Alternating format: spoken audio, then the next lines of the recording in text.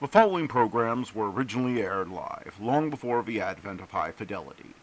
They were also duplicated using a variety of primitive technologies.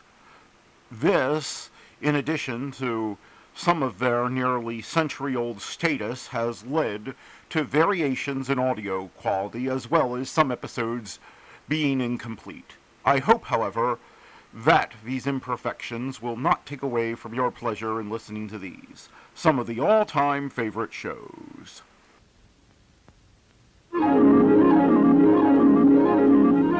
The following program is brought to you in living color on NBC.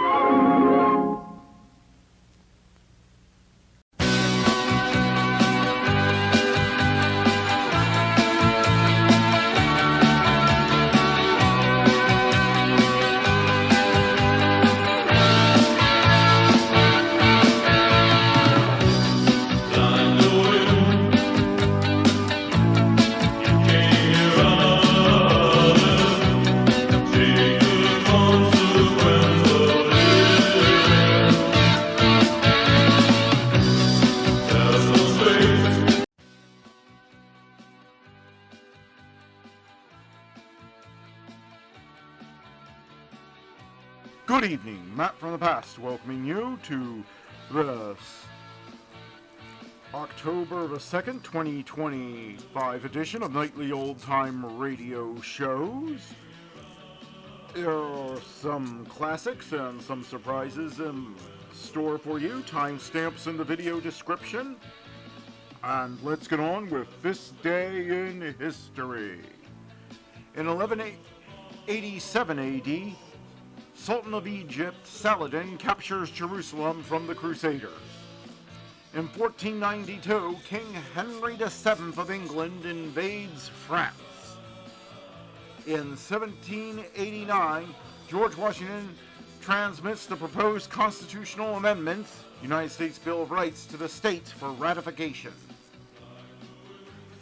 In 1928, prelature of the Holy Cross and the work of God, known as Opus Dei, founded by Catholic priest José Escravi in Madrid, Spain. In 1944, Polish Renaissance resistance fighters capitulate in the Warsaw Uprising after an estimated 250,000 people are killed.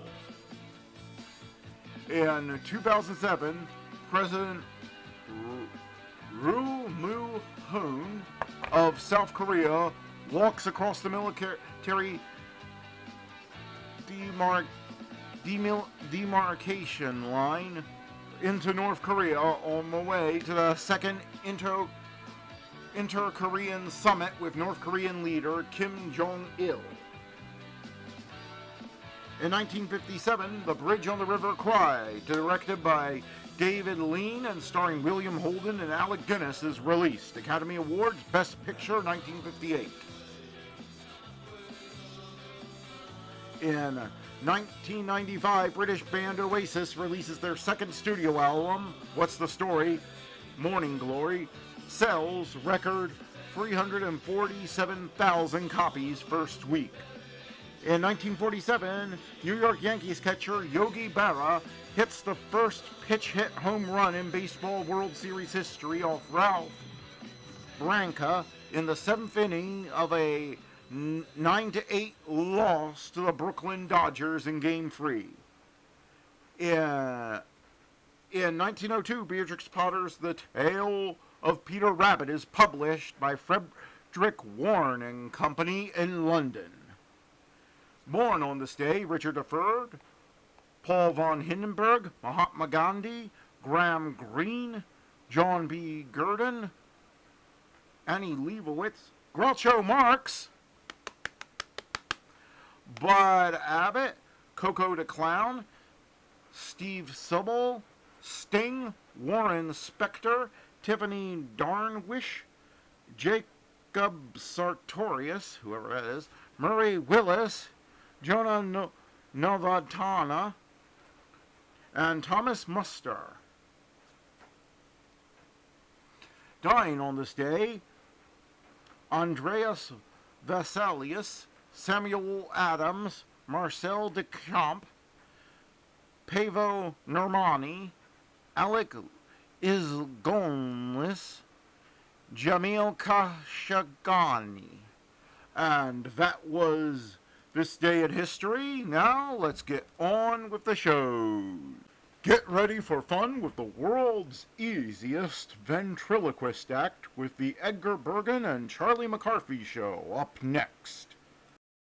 Ann Harding, Dorothy Lamour, W.C. Fields, Edgar Bergen and Charlie McCarthy, Richard Rogers and Lorenz Hart, Ray Middleton, Werner Jansen, Don Amici. This is the Chase and Sanborn Hour.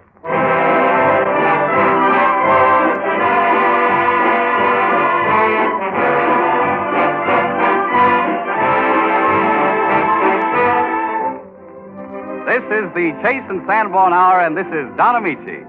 Tonight we welcome back to health and heartiness W.C. Fields. In this we are joined by Edgar Bergen and his famous dummy Charlie McCarthy, Dorothy Lamour, Hollywood's latest singing glamour girls, Dick Rogers and Larry Hart, two of America's leading composers, and Ray Middleton to sing Rogers and Hart's most striking composition, golden-haired Ann Harding, back from the London stage, and her husband Werner Jansen, America's foremost conductor, who interprets one of the hit tunes of the day, Too Marvelous for Words.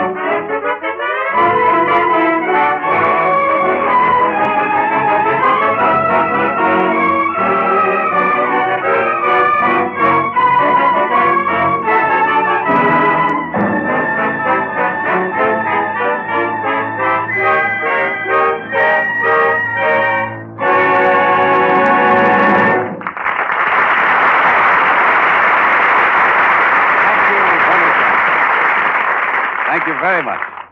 Moving along from right to wrong, meet Edgar Bergen and Charlie McCarthy. Ventriloquist Edgar Bergen brings his top-headed dummy, Charlie McCarthy, and speaks for both. But when Edgar speaks for Charlie, his own lips never move, and you'd swear that the words are coming out of Charlie's mouth.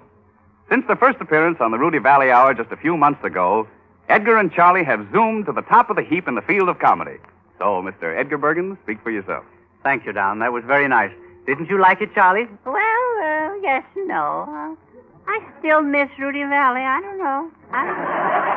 Just not happy, that's all. Not happy in Hollywood? No.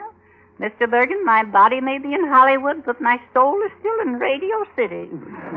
Well, after you've been here a while and met everybody, Charlie, you'll soon learn to like Hollywood. Uh-huh. Mr. Michi, how long have you been here? Oh, just about a year, I guess. Uh-huh. What do you do? Charlie. What? No, don't you know Charlie Don is in pictures? Oh, is it really? Yes. Ooh, fascinating work, that extra business, isn't it? Don Amici's a star, remember? You saw him in One in a Million. Oh, yes, of course, yes. Which one was he? Well, why, he was Sonia Henny's leading man. Oh, Sonia Henny. Swell skate, huh? Yes, Charlie, she's positively lovely. Yeah? Well, if you're so positive about it, you don't happen to know her phone number, do you? You certainly overrate yourself, young man. Oh, I don't know about that. I did pretty well with the stewardess on the airplane coming out here. Oh, yes. Such service. Served me lunch, and she talked to me, and she slapped my face. And you certainly deserved it, too, young man. Yes, such conduct on the plane, it was shameful. What did I do that was wrong? What did I do? Name 5 things. In the first place, what in the world possessed you to go back there in the washroom and drop pop bottles out of the airplane? Oh, that. Oh, that, yes. I was playing bomber. And then you talked to the pilot. Yeah, but why? I don't know why they serve those at lunch in those paper cups and those paper dishes. Oh, well, that's to save weight. Oh, was that so? Yes, every pound counts. Oh, that's it. Yes. Mm-hmm. Is that why they made the hand towels so small, too? Oh, I didn't think the hand towels were so small. Well, they were so small, I was almost ashamed to put them in my suitcase. Well, now, I'm really ashamed of you, Charlie. Are you really? Yes. Don't you ever stop to regret your actions? Oh, I'm too busy thinking what to do next. Anyway, we got here, didn't we? Yes. That's the important thing. Yes. Now, I suggested tomorrow we should visit the studios or go fishing. No. I'm sorry, but tomorrow I have to look for a house in the suburbs. Oh, do you? Yes. And then, of course, comes the servant problem. Oh, that's that. Well, if you get stuck for a butler, remember, I'm trained. That's right. Yes, you rehearsed me, remember? To go as Rudy Valley's valet? That's right. And if I remember correctly, you were a terrible mess at it. Oh, I wouldn't say that. I remember everything you told me. You do? Mm-hmm. I see. I'd be glad to help you out temporarily. And besides, I can use the cash. Yes. Well, I'm not sure that I can use you. Well, I'm sure I can use the cash. Well, I believe in letting a boy work for his money. Yes, you've proven that. Yes. And I will consider you. Yeah? Yes. But remember, Charlie, always efficiency. Oh, yes. And always courtesy. Oh, definitely, my lord. Yes. And the name will be Bertram. Good old Bertram. Yes. And at no time must there be any incident. Oh, thanks to fault, my lord. Oh, And remember, Charlie, Thursday I rest. Quite so. I see no visitors on Thursday. Oh, don't you? No.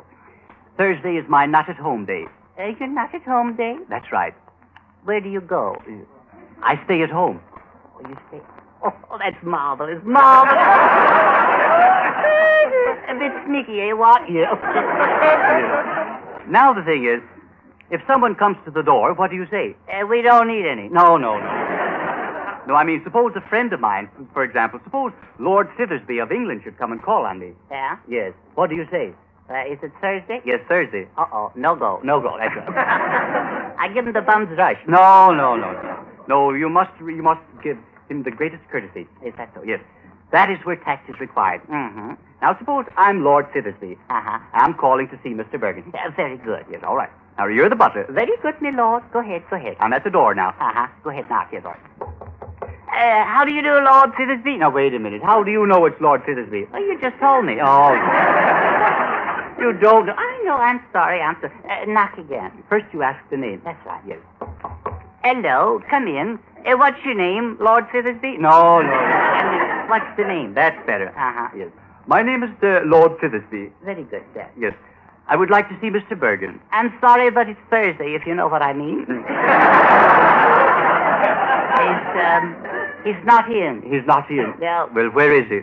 He's in and he's out. He's in and he's out. He's puffing about, as it were. Well, just what is he doing? At the moment, he's sleeping. Sleeping? Yes. Then he's not out. No, he's all in. He's all in. And that's why I didn't go out. But if you think you're going to see him, you're out of luck. Yes. But I'm Lord Sithersby from the Isle of Wight. Is that so? Yes. Well, I suggest you wait until tomorrow. No. Do I get the job? Well, not so fast, you see. Now, there's a questionnaire to fill out. Uh-huh. I don't know anything about your character. Well, I'm taking the same chances with you know. Yes, I know. Now, what about the salary? Oh, the salary. Yes, there is the salary, I hope. Yes. Well, the salary, it will be a small starting salary. A small starting salary. Yes. Mm-hmm. But it will start. It will start. It can limp along. Oh, yes. Could you say how small it would be? I'm awfully sorry, Charlie. I can't say how small it will be. Oh, They don't make money that small, huh? Oh, go away.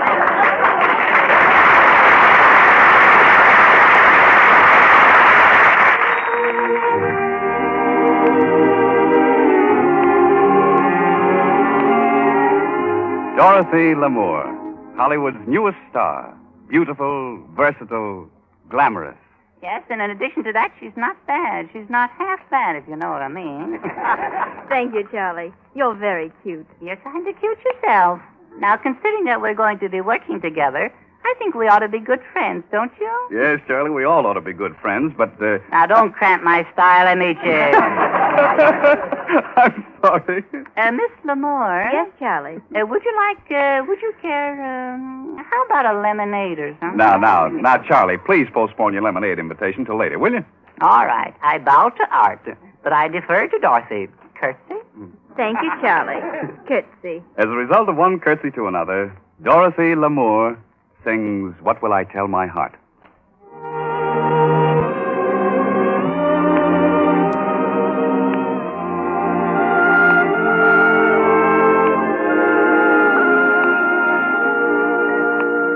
I'll try to explain to friends dear the reason we two are apart. I know what to tell our friends dear, but what will I tell my heart? It's easy to say to strangers that we played a game from the start. It's easy to lie to strangers, but what will I tell my heart when I smile to hide all the tears inside? What an ache it will bring. Then I'll wander home to a telephone that forgot how to ring. I could say you'll soon be back, dear, to fool the whole town, maybe smart. I'll tell them you'll soon be back, dear, but what will I tell my heart? When I smile to hide all the tears inside, what a ache it will bring. Then I'll wander home to a telephone that forgot how to ring. I could say you'll soon be back, dear, to fool the whole town, maybe smart.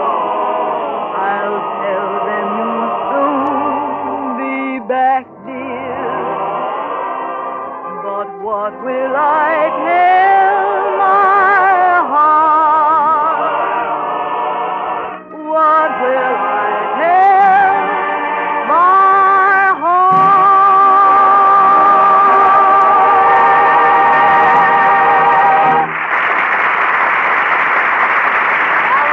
Miss Lamour, Baba. I might even say bravissima. How about knocking off that schooner of lemonade now? Thank you, Dorothy. John Heaston, may we hear from you? Thank you, Don Amici. I want to welcome everyone in the United States and Canada to this new hour of radio entertainment sent to you by the makers of Chase & Sanborn Coffee. Chase & Sanborn Coffee is the superb blend that gives you more value for your money. More value in two ways: a richer, more satisfying flavor and a very reasonable price. Chase & Sanborn Dated Coffee is a blend of the world's choice coffees, and you get it at the peak of its marvelous flavor. For as soon as it's roasted, every pound is rushed to your grocer by the same rapid delivery system that brings him his Fleischmann's fresh yeast. The date of delivery is plainly marked on every bag. This system guarantees freshness and full flavor. It also makes high-priced containers needless.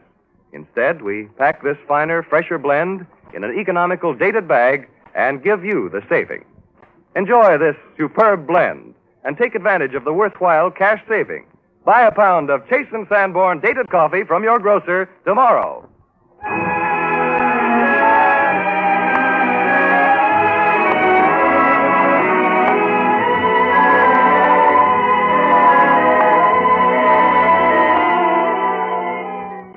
Guardsman, one of the most brilliant plays ever presented by the Theatre Guild. Tonight, to add sparkle to Ferenc Molnar's clever lines, we give you Miss Anne Harding. It is a privilege to play opposite so great an actress and so lovely a person as Miss Harding. Thank you, Donna Meacham.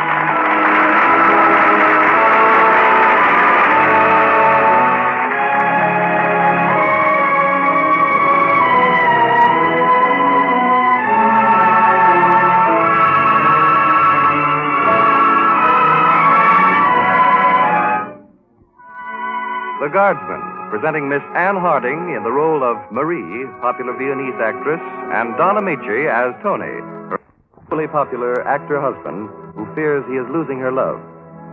Tony decides to test Marie. Disguised as a Russian guardsman, he makes love to her. He confides his plan to their old friend, Dr. Bernard. And now we find Tony, dressed as the guardsman, alone in his own living room with Dr. Bernard. It's not so easy, Tony, to play a part and fool your own wife. Either I'm a good actor or I'm not. And if I can act for money and for fame, why can't I do it to test the love of my own wife? Well, I must admit the guardsman's uniform becomes you. Any woman would find it hard to resist you. But she has resisted me, Bernard. Once this afternoon, I was afraid she wouldn't. But to see her conquer her feeling for this guardsman, crush it, that means more than happiness, dear friend. That means peace of mind. Then she is true to you? There is no doubt of it. And a woman who can be true to her husband when I am the lover will be true always. But what did you do about Olmutz? Didn't you tell her you were playing 3 performances there? Oh, I sent a wire and called it off. But she thinks I'm there. I actually left for the train and rushed next door, put on this uniform, mustache, wig, and presented myself for tea. Prince Vasily Samsonov. You sound very convincing with that accent. Not for nothing, Bernard, did I once visit Russia. Dr. Bernard is so easy. Oh, that is nice of him. Bernard, what do you think of my conquest? Rather nice, isn't it? Well, what else can one expect when you are the lady? Oh, forgive me. This is Prince Vasily Samsonov, Prince, Dr. Bernard. I have been most correct in my behavior so far. And therefore, the presence of this Dr. Bernard. Dr. Bernard will not prevent me from saying before him as a witness that there is nothing I would not do, nothing I would not sacrifice. If I... You know what I would say. Oh, I know, but I want to hear you say it. What do you want to hear? I want to hear the end of that long sentence. I want to hear you say you love me. Oh, great heavens. Bernard, he doesn't understand. Bernard, look at him. He's no beauty. But at last, a man who has no ringing voice. A man who, thank heaven, is neither intelligent, nor brilliant, nor melancholy, nor sentimental. Bernard, this simple, honest, stupid... Come see, he doesn't even know how to behave. But, dear old friend, at last, after all these years, our man. Yes, but now with my congratulations, may I leave you? Oh, must you? I must. I really must. I only stopped in to make sure that you were not too lonely. You'll forgive me, friend. But certainly. Friend, do you realize what life has done to us? I do not know what is happening to me. And you do not know what is happening to me. You should have known I would burn with a great flame once you set me alight. Now you're afraid. I am mad. My happiness has turned my head. I do love you. You do love me? I love you. I adore you. I worship you. Are you as happy as I? I am unspeakably happy, and I am going to kiss you. When shall I see you again? Tomorrow. Tomorrow at 5. Tomorrow at 5.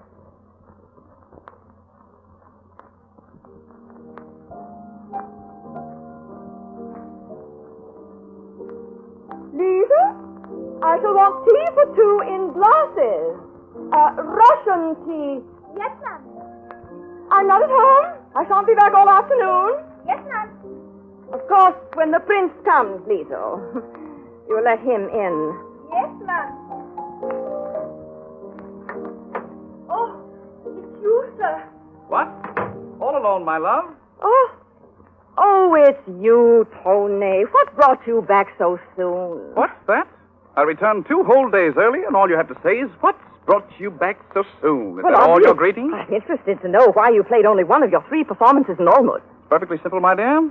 morning I received a telegram from our own theater saying that Krauss was ill and that they would put on Hamlet. You know perfectly well that when I play Hamlet, there isn't even standing room, so... Oh, I know. Spare me the rest of the press notices. Well, in short, here I am with my sweet little wife.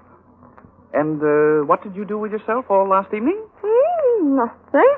Oh, weren't you bored doing nothing? No. You didn't go anywhere? No.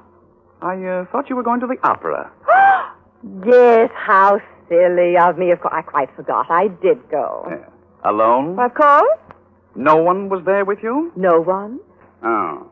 If I tell you I was alone, I was alone. Of course, but someone mentioned something about a soldier, a guardsman. Guardsman? Guardsman? What do you mean? You were in box number 4, first here. Oh, I see. You paid someone 10 gulden to spy on me. 20 gulden, possibly. Throwing your money away. Very well, that was where I sat. But you didn't exactly sit in the box. You spent the greater part of the evening in the anteroom with the guardsman. That is not true. Mrs. Spengler, the usher, says it is. Mrs. Spengler, the usher, is lying. All right, I'll send for her. Just a moment. Is this a joke? Oh, no, this is not a joke. And you really, seriously think that while you were away working for me, that I was entertaining soldiers? That I, who gave up her freedom, her whole life for your sake, that while you were away, I should be entertaining soldiers? Oh, for heaven's sakes, don't get so excited. How could you do that to me? Oh, my dear, this has really gone the... I can't stand it any longer. No, I feel all is over between us. All it... Oh, Marie, now don't say such things. You know how madly I love you. That you suspect me? No, I do not suspect you. You believe lies about me? No. I don't believe anything wrong about you. You're not saying that because you really believe. No. I'm going away. I must. Marie, now, listen, you can't go, darling. What would I do without you? I should die. You really mean it from your very, very heart that you don't believe those malicious lies? Of course I don't believe them. I swear it. You love and trust me? I love you and trust you. And it was all lies and slander. It was all lies and slander. Oh, my darling. How I must love you to be able to forgive this. But I do forgive you. I shall love only you, darling, forever and ever. And you believe in me? I believe in you. Oh, please forgive me. I'm so in love with you that... Why are you crying? Oh, if I could only tell you why I'm crying. Oh, now, my sweet. Now, don't cry anymore, please. Now, you rest while I go and change my clothes. Oh, if you men only understood your wives, you'd go away and leave me alone for a while. I'm so nervous after this dreadful scene. I'm a wreck. Very well, my love. To show you how considerate I am of your nerves, I'll go. As soon as I change my...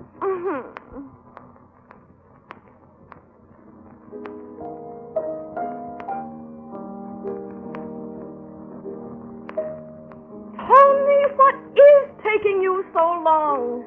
I thought you were going out. I'm ready now. Precisely 5 o'clock. His Majesty himself could not be more punctual. Oh, good afternoon, Prince. I began to think you weren't coming. Really? What does all this mean? Are you trying out a part? Are you acting? No, darling, you're doing the acting. You're even in costume. Yes, I am, and I hope you realize why. And instead of begging my forgiveness, now that you're exposed, instead of realizing that the moment has come when even your lies are of no avail, you were... What does this mean? Doesn't this guardsman's costume make everything clear? Yes, dear. Well, then what are you doing? What am I doing? I'm going on with our little comedy from where we left off last night. Comedy I've been playing for your sake since yesterday afternoon. If you wish, we can keep it up, but I really think we've had enough of it by now. You mean you've been acting ever since yesterday afternoon? Of course I've been acting. Did you think for a moment that you could fool me, your own wife, just by dressing up in that ridiculous costume and putting on those absurd whiskers? What? I knew you all the time. I don't believe it. Well, why not? You trust yourself to play a difficult part well enough to deceive even me, and yet you don't think I can play a much easier one, though my acting ability is fully equal to yours. Oh, now Better, possibly? Now, let's not go into that. We are not discussing my acting. Oh, but we are. If you can play the guardsman well enough to fool me, why couldn't I play the woman who believed in the guardsman well enough to fool you? Because I simply could not be recognized, whatever you may say. Oh, you couldn't disguise your kiss. It was so entirely your own. It's impossible not to recognize it. Yes, I was afraid you recognized my kiss. And then your eyes. What was it I told you the day that you first told me you loved me? What was it I told you about your eyes? That the look in my eyes... A sweet, warm, sad look. That betrayed me. Yes. You're looking at me like that now. Well, I don't want to. Oh, but you are. And I am to believe that you recognized me the very first minute. The very first minute. Well, then why didn't you tell me from the beginning? Because I wanted you to play the comedy out to the end.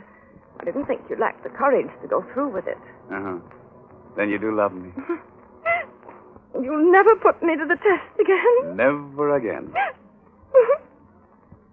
And you love me? Oh, I am so in love with you, darling. Oh. Why are you crying now? Oh, I could only tell you why I'm crying.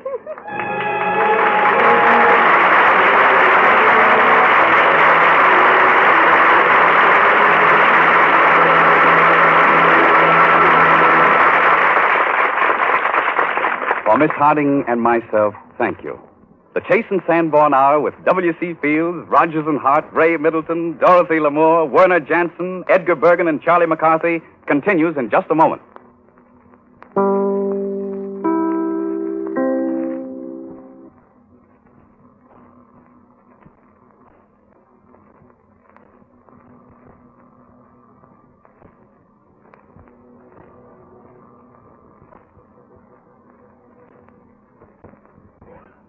You know, Mr. Bergen, Yes? I've always wondered why they ring those bells. Oh, have you? Yeah. You don't suppose it's to wake up the people, do you? Well, I see you're back, Charlie. Yes, indeed, Mr. Amici. Yes, indeed. I go, but I return. Yes, that's inevitable. The Chase and Sanborn Hour continues. Two of the loveliest melodies Jerome Kern has ever written are The Way You Look Tonight and Our Song, Werner Jansen and the orchestra.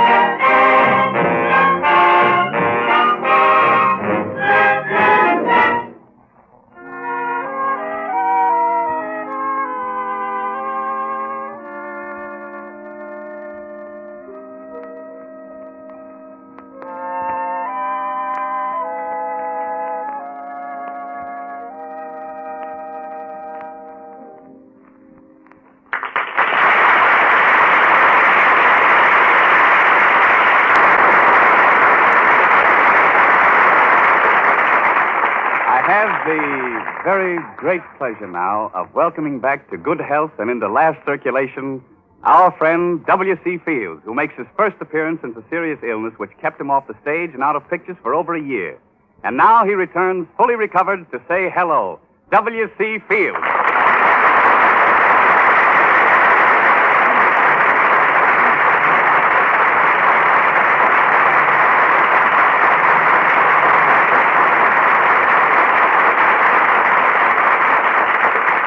Well, Mr. Fields, I'm sure you'll feel at home because here's your old Follies piano player, Werner Jansen. Oh, yes. Hi, Jackson. I've known Werner Jackson for quite a spell. Mr. Fields, the name is Jansen, Werner Jansen. Oh, yeah, that's right, Jansen. Yeah, hi, Werner. Cute little fellow, isn't he? What, how's everything? Mr. Fields, that's Charlie McCarthy. Oh, yeah, so it is. How are you, Charlie? How do you do, Mr. Fields? How do you do? He's put on quite a little weight since I saw him last time, Mr. Bergen. Now, Mr. Fields, listen. Will you tell us about the accident that started your illness? Oh, yes, half a tick. You are Mr. Bergen, aren't you? No, Mr. Fields. That's Miss Harding. Oh, yes, I see. Yes, I know Miss Harding very well. How's your partner, Mr. Laurel?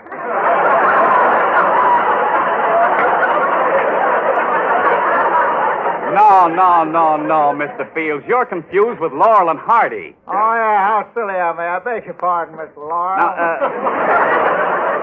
Mr. Fields, listen. Everybody is impatiently waiting to hear about your recovery. Now, if you'll kindly... Yes, certainly. Excuse me, Mr. Bergen. No, I'm Don Amici, remember? Oh, yes. Remind me to ask the dummy a few questions after I said hello to the folks.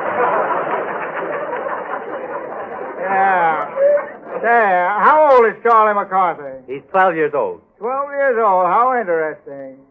I wonder if the little nipper will sing me a song. Yeah, I will if you give me $10. $10, eh? He's more than 12. Well, he's really older than he looks, you see. He was hewn out of an old oak tree. His face looks as though it's hewn out of a piece of sassafras root. How is that so, huh? Well, if they had to cut your face out of a piece of wood, they'd have to use redwood for a nose. And an ample bit of it, too, I might say. You too, eh? Charlie. All right, Mr. Fields. Now about that serious illness of yours. Oh, yes, of course. I was pretty redwood for a nose. He's a pretty fresh little punk, isn't he? Redwood for a nose. You're full of termites.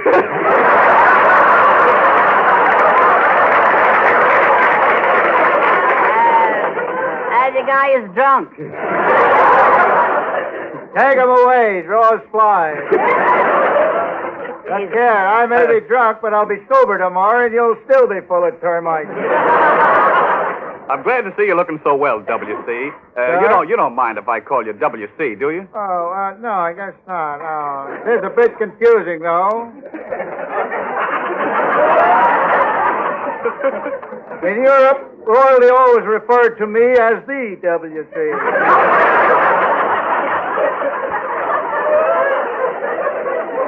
You know, John Amici, I could call you D.A., but the folks would think I was in trouble again. You know, from the reports I got, you surely have had your share of trouble. They said you were at death's door. Yes, I was. Well, what did the doctors do? Oh, they did everything in their power to pull me through. Fine lot of boys, those medicos.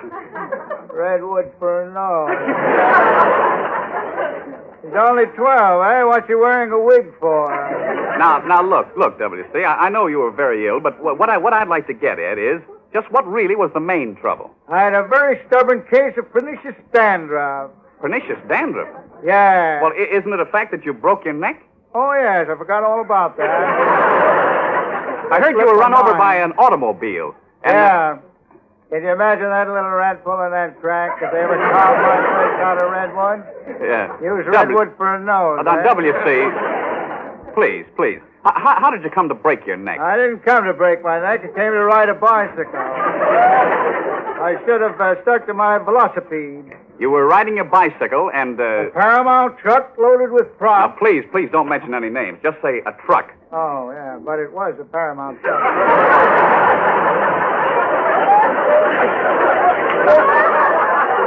Yes, I know, but this is a Chase and Sanborn program. Well, I could say it was a Chase and Sanborn truck. Yeah, that's fine.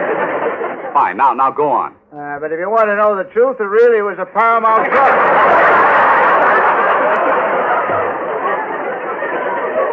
I'm sorry I mentioned it. Now go on. Well, anyway, a truck Yeah, a truck. owned by Paramount.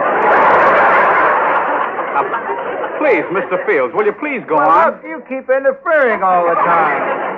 A Paramount truck backed over me and broke my neck. Could I say a Paramount truck loaded with Chase and Sanborn coffee? Would that be all right? Can you imagine that little rat Redwood for a nose? Yeah, and I didn't like that ample bit of it, too. Wonder how I'd like to have my nose filled with nickels. Wouldn't mind that, would he? Now, Mr. Fields, you've told us the truck ran over you and you broke your neck. Now, please, forget all about Charlie. What happened next? Well, they took me to a hospital. You were in the hospital for quite a siege, weren't you? 10 weeks. Of course, you had a pretty nurse. The one I had false teeth and a glass eye. But I suppose you would say she was pretty. And she was gentle as a mountain lion. And she weighed as much as a Paramount truck.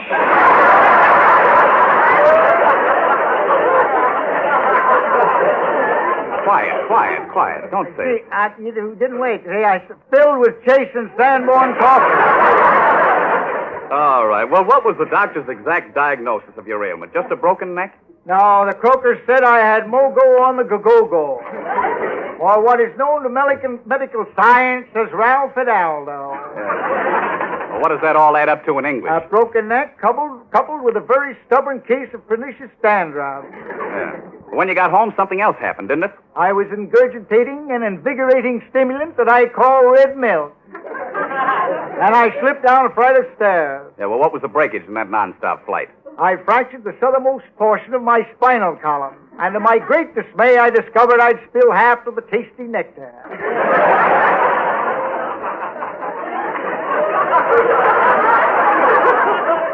Can you imagine that little rat? Redwood for a nose? Don't let him get away, will you? Hold him. Yeah, now, after your three-point landing, what did they do? Oh, they refilled my glass, and off we went to the hospital. Yeah. Clang, clang, clang. WC. What is this sound I hear? Wait a minute. The ambulance is coming. Yeah, yes, look. the sirens ringing Yeah, clear. but WC, now wait See until the pretty nurses laugh and dance WC, and shout. wait a minute. We Whilst the brave interns Wait a minute, just bring the stretchers out. WC, now wait a minute. Doctors brandishing their sharp knives. WC, will you wait a minute, please? Say, I wrote most of that myself. It's pretty good. Where were we? I don't know where you were, but there I was in my same beloved cot back in the hospital. Yeah, you weren't out of the hospital long, were you? Just long enough to drink my lunch.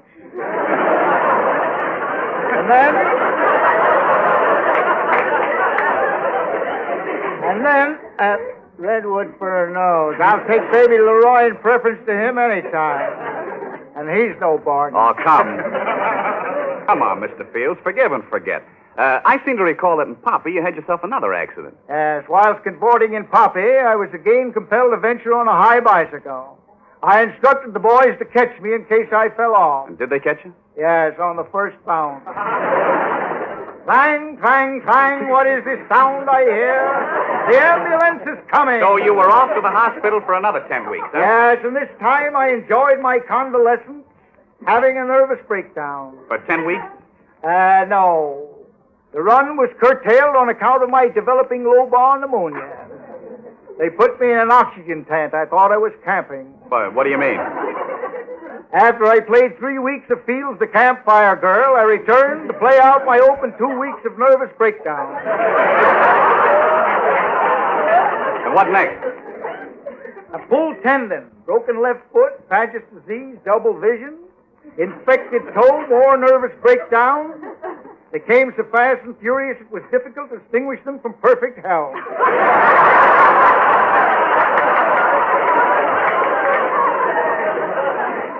I had Miffentiff and Buffindale. What? Oh, don't ask me what they are. And a slip sacroiliac. A slip what? Sacroiliac. S-A-C-R-O hyphen. You're on your own from there on. Well, the doctors cured you of everything, didn't they? Yes, everything but that stubborn case of pernicious dandruff. It was ferocious, Ratty. Clang, clang, clang. Clang, clang, clang, clang, clang, clang, clang, clang. Thank you very, very much.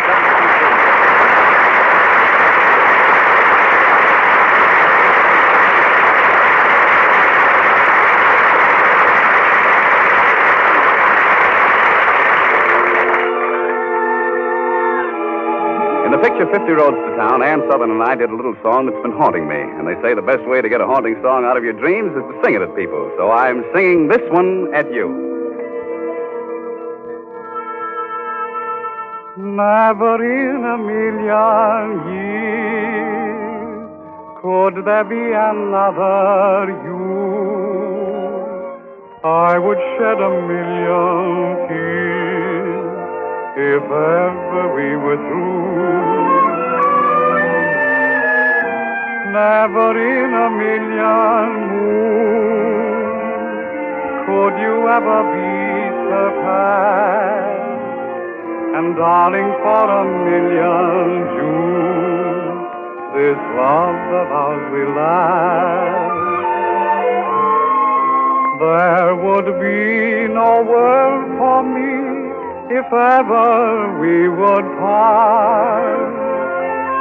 Where I go, your name will be right on the tip of my heart.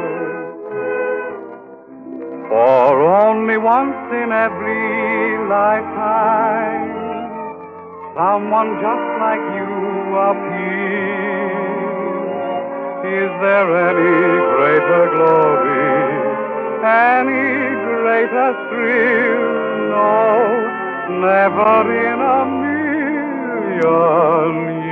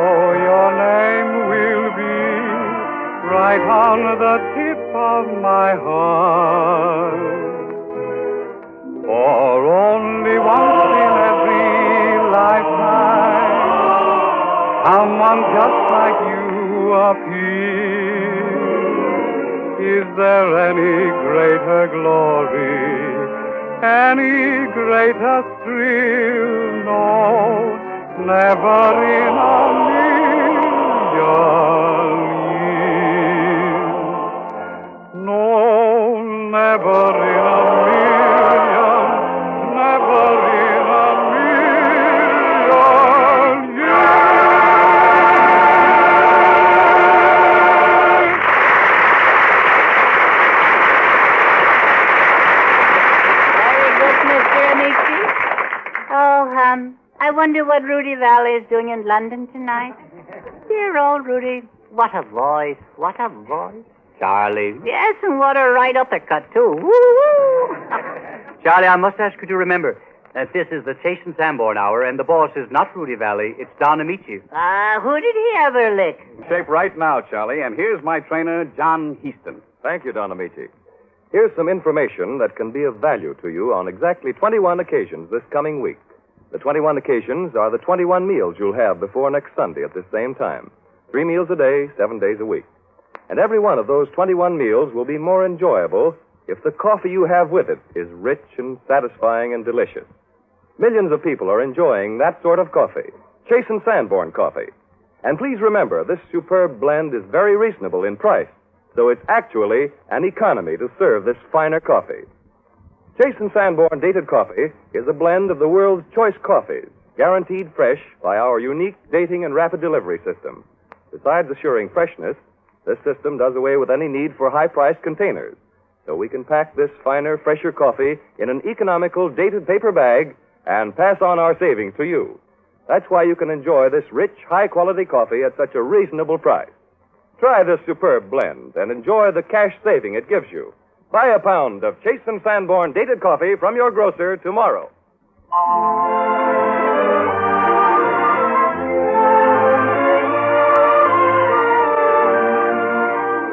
My Heart Stood Still is just one of the many great songs written by Dick Rodgers and Larry Hart. Ever since the first Gary Gaieties down to their latest Broadway hit, Babes in Arms, there's been a pungent freshness in everything they write.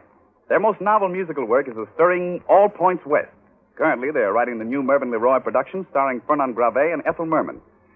Say, Larry, which comes first in writing a song, the words or the music? Well, Dick, how do we usually answer that question? It can happen either way. And it usually happens neither way. We usually start with a title. Title was an idea. Then I write a tune to it. I write a lyric to the tune. And there we are. Yeah, well, there you are, but where am I? We're still trying to find out which came first, the chicken or the egg. Well, maybe you'd better ask a couple of other roosters.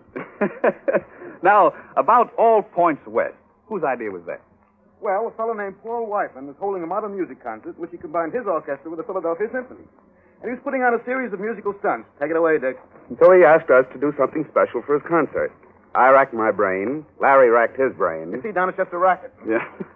We tried to get the most characteristic American sound. We settled on a train announcer. From this idea came All Points West, a combination tone poem, oratorio, and one-act play. Sometimes it sings. Sometimes it doesn't. Sometimes it rhymes. Sometimes it doesn't. And how did you discover Ray Middleton to sing it? Oh, we can't take credit for that. No, Ray was suggested. We showed him the manuscript. He proceeded to read it and sing it off as if he'd rehearsed it 1,000 times. And if you know All Points West, that's almost a miracle. And we're delighted he's doing it tonight. And so are we. Ray Middleton in All Points West by Rodgers and Hart.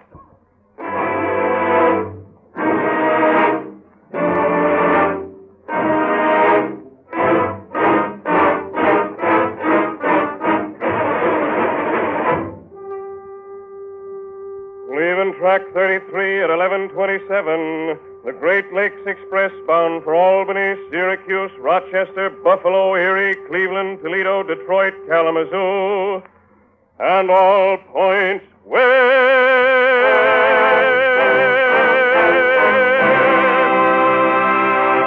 Clear enough, ain't it? Don't stand too near the mic. That's the secret. Remember when we used to call 'em through megaphones? Had to yell our lungs out, now it's easy. See that salesman with his sample cases and his wife. She's kissing him goodbye, a long, long trip. She's whispering in his ear, he promises. Oh, yes, he'll be true. Oh, yes, he'll be true. Ha, ha. So salesmen get around, must be marvelous. Home is where your satchel is, and fun on the train. Fun on the train. I never get in 'em. There's a mother saying goodbye to her boy. Go west, young man. She's crying. They always cry. You'll be going to get a job out there. They say there's lots of jobs for any young man out west. I ain't so young anymore, but I'd love to go. Where the breeze smells fine from the sage and pine, and the sun turns rock into gold. I have heard when you ride on the prairie so wide, you forget that a man can grow old. For the Rockies rise to the sunburned skies, and the world opens up like a fan. But for me there is dust, there is dirt, there is rust, while you go with young man, while you go with young man.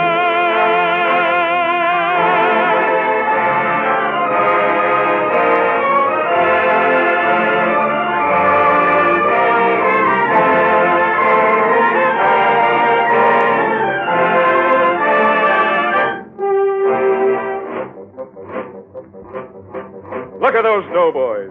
You ask where those rookies are going? Plattsburgh, where the camp is. That's where they train. They line 'em up each morning, and boy, they got to shine. Each button must be buttoned before they get in line. The drummer starts in drumming, the bugle starts to blare, with uniforms a-gleaming and noses in the air, and noses in the air. At night there's beer and smoking, and maybe shooting craps. They sit together joking until it's time for tap. Da-da-da, da-da-da. What a life! I never get anywhere. Number 42 for Boston? Yes, miss. Leaves right away on track 7. College girls, 8 of them. Ain't they pretty? Finishing school, they call it. They used to call them flappers. Now they're dead. How young they are. How sweet they are. How clean they are. How fresh and beautiful. Their hands are soft. Their eyes are bright. At night they sleep and dream their hearts away. Life is a dance to them. It makes me feel a little old to see young girls, how young they are.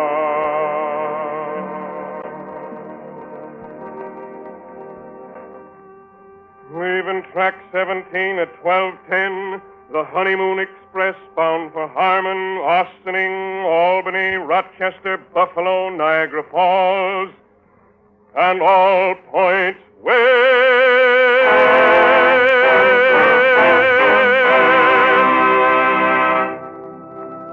Look at that guy. No honeymoon for him. Poor guy. He's handcuffed to a cop.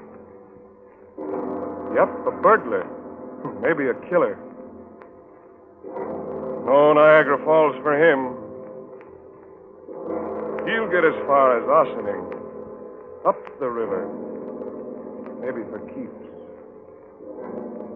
How mad he looks. What's he mad about? At least he's going somewhere. There's a honeymoon couple with all their friends and relations. Rice they're throwing, an old shoe.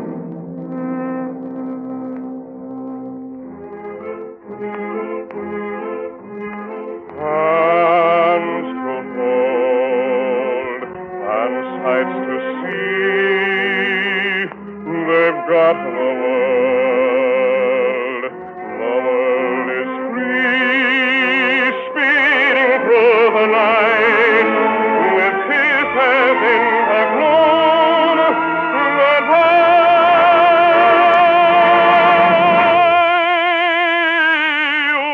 pretty bride and happy groom, goodbye.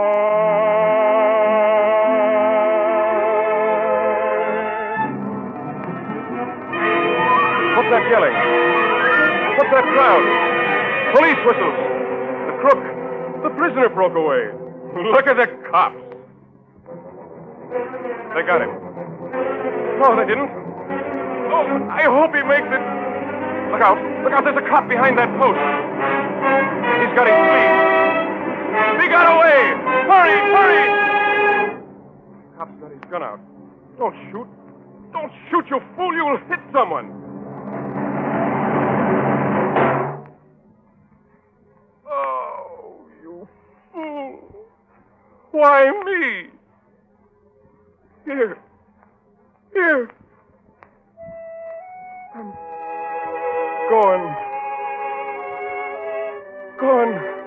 on track 7 at 12. Oh, sights to see, to go.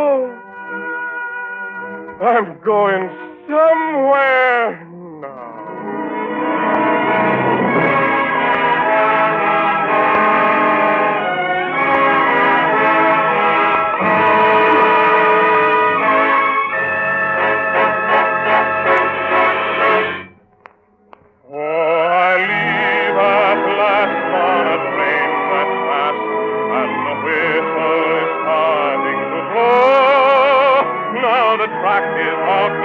And the chief engineer says all points west, let go. Says all points west, let go.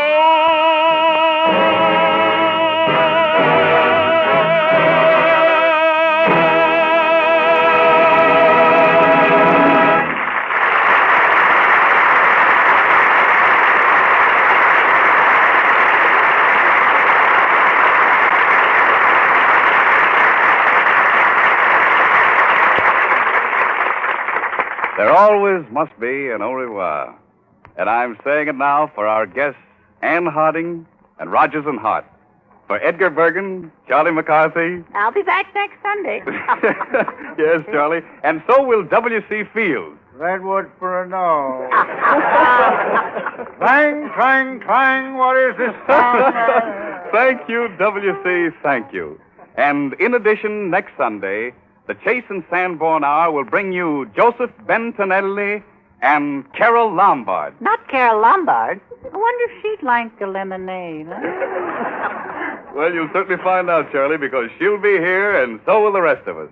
And that means W.C. Fields, Dorothy Lamour, Werner Jansen, Edgar Bergen and Charlie McCarthy, Joseph Bentonelli, Carol Lombard, and yours sincerely, Don Amici. Until next Sunday at the same time, au revoir.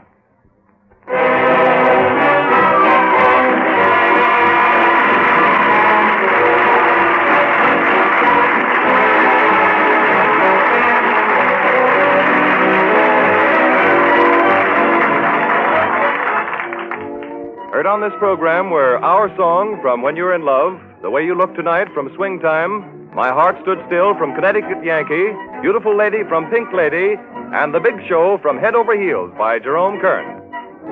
Next Sunday at the same time, same station, Don Amici, newest 20th Century Fox star, will introduce another Chase and Sanborn Hour with W.C. Fields, Dorothy Lamour, Werner Jansen and the orchestra, Edgar Bergen and Charlie McCarthy, Joseph Bentonelli, and Carol Lombard. Be sure you're listening next Sunday. The National Broadcasting Company.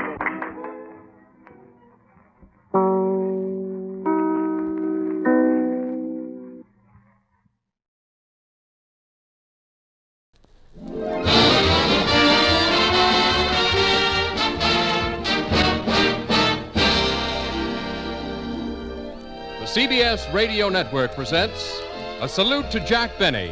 Tonight, transcribed from New York, Hollywood, and Korea, you'll hear Ethel Merman, Ronald and Benita Coleman, Mary Livingston, General James Van Fleet, William S. Paley, Ray Bloch's Orchestra, and the Abbot of the Friars, Milton Berle, all gathered to celebrate Jack Benny's 20th anniversary in radio.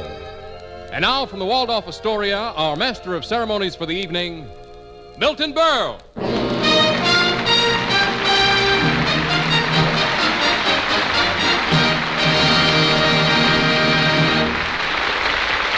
Thank you, ladies and gentlemen.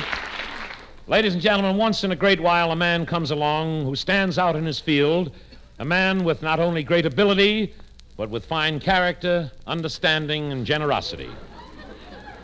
We know this man for his great accomplishments, his progressive thinking, and his remarkable leadership.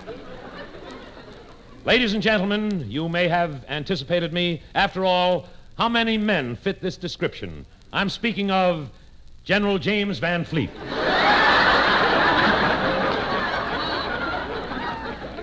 Milton. We'll hear from the general later. And now a very few words from Jack Benny. Ladies and gentlemen. Those of you who are familiar with our profession know that we of the theater have an organization known as the Friars. Years ago, when Jack Benny was a young friar... Cousin Milty. It's Uncle Milty. Oh. Well, anyway, Benny wanted to know why the Friars had never given a dinner for him, and they told him he hadn't earned the decision, or honor, I should say. It had to be some memorable occasion. That kind of a mistake I can't figure out at all.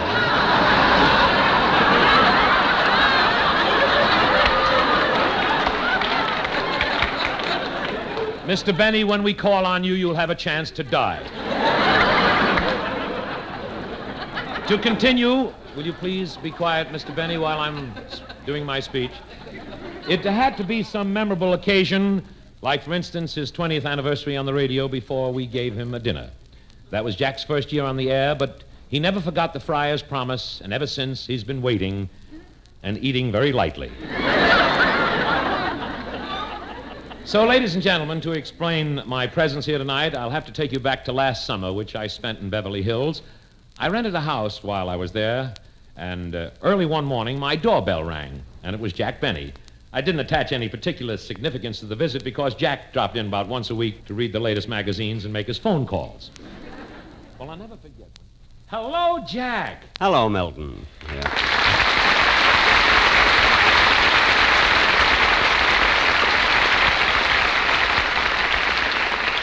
Jack, the New Look magazine just came in, and there's an easy chair by the telephone. Thank you. Look at this picture of Dagmar in Look. Gee, it's a big picture.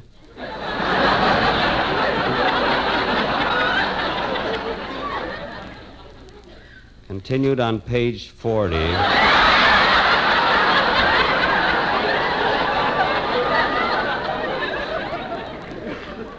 See, where are my glasses? Oh, here they are. Gee, it's not a picture of Dagmar at all. It's a B-29. Now, Milton, I came over here today for another reason. Remember the Friars promised to give me a dinner on my 20th anniversary in radio? I don't remember anything like that. But, Milton, it's in the record. You're the abbot of the Friars, and I'm holding you to it. Jack, let go of my lapels. If it means that much to you, when you get home, call Jesse Block in New York and tell him that I said to go ahead and arrange the dinner for you. When I get home? Oh, all right. You can call him from here. Thank you. You're welcome.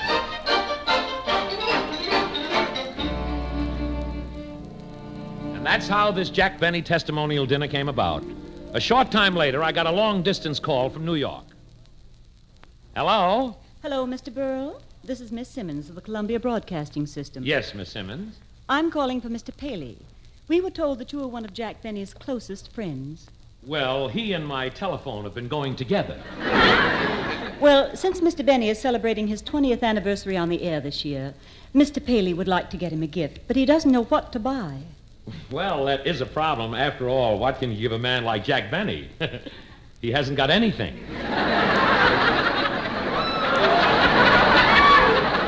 Let's see, Miss Simmons. Have you thought about giving him money? Money? Money?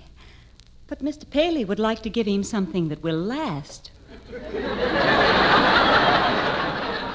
I guarantee you, when Benny gets his hands on a buck, that's the last of it. But, Mr. Berle, money is such a cold gift. Believe me, he's not interested in heat. Well, thank you, Mr. Burl. I'll tell Mr. Paley what you said. Would you mind laughing it up when you tell him? Yes, Mr. Burl, Thank I you will. very, very much. I knew Jack would be interested to learn that Mr. Paley had phoned, so I went around to see him. But Rochester said Jack had gone out with his violin to play at a gypsy wedding. So I dropped over again the next morning.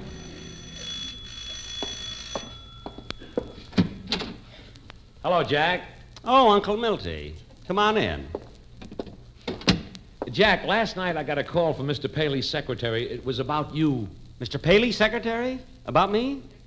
What'd you say? What'd you say? What'd you say? Is he mad at me? Is he mad? Is he mad? No, Jack. No. No, Jack. Take it easy. He isn't mad. Your radio show wasn't even mentioned. Oh, good. Take it, Jack, calm down. Calm down, will you? Take it easy. Jack, what's the trouble? Why are you so nervous? You've been in the business for 20 years. That's why I'm nervous. Tell me, Milton, what did Mr. Paley want? What did he want? What did he want? I mean, what did he want? Come on, tell me. What did he want? Well, if you'd stop asking me, I'd tell you. Now, just a minute. I'll be able to speak to you. Look, Jack, Mr. Paley wants to give you a present for your 20th anniversary on radio. And he wanted to know what I thought you would like. Naturally, I said cash. Milton, you didn't. Cash. What must he think of me? A man like Mr. Paley. I'll take his check anytime.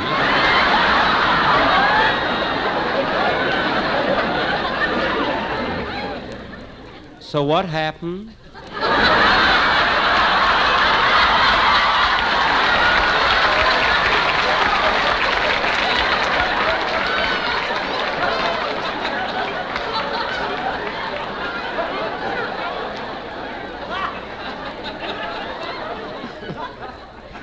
Shall I tell him? Well, I'll tell you what happened, Jack. When his secretary, when I spoke to her, she seemed to feel that money was too cold. Well, who cares about heat? Jack, I already used that joke. Oh. Now, who's stealing from who? That's whom. I'm sorry. Say, Milton, not to change the subject, but when I'm in New York, I'll have a few free evenings, and I don't mind working. So if you should happen to hear of any weddings or anything, keep me in mind. All right, Jack. Well, I got to run along now. Okay. Say, if you get a chance to remind Mr. Paley about, you know what, tell him it would be very acceptable, you see. All right. See you in New York, Jack. Yeah. So long, Milton. So long, sport. Gee, that was a good-looking suit Milton had on. I wonder if he's got as much money as I have. Nah. Well, I might as well get packed. When I hear about a gift from Mr. Paley, I get ideas. I wonder how much he would give me. No, that'd be too much. On the hand, you never can tell, you know. After all, what's $20 to a man like Mr. Paley? Da-da-da-dum, da-dee-da-dum, da-da-da-dee-dum. It might be 30 or even 40. Just a minute. Oh, hello, dollface. Hello, Jack.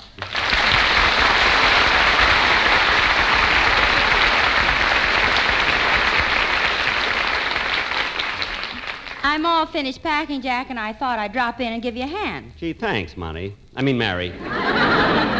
on in. I was just getting my things together, you know.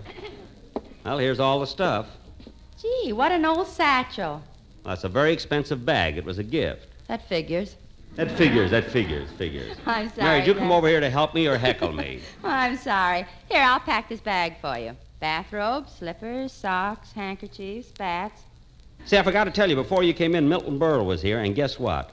Mr. Paley is getting me a present for my 20th anniversary. Isn't that nice? Yes, and I'm glad you reminded me, Jack. Are you taking the airline's limousine out to the airport? No, a friend of mine is going to drive me out there. Why should I ride in their limousine and sit with a lot of strangers? Well, I better pack my personal things. Hand me that, Mary. Which one? The one with the curls or the one with the bangs?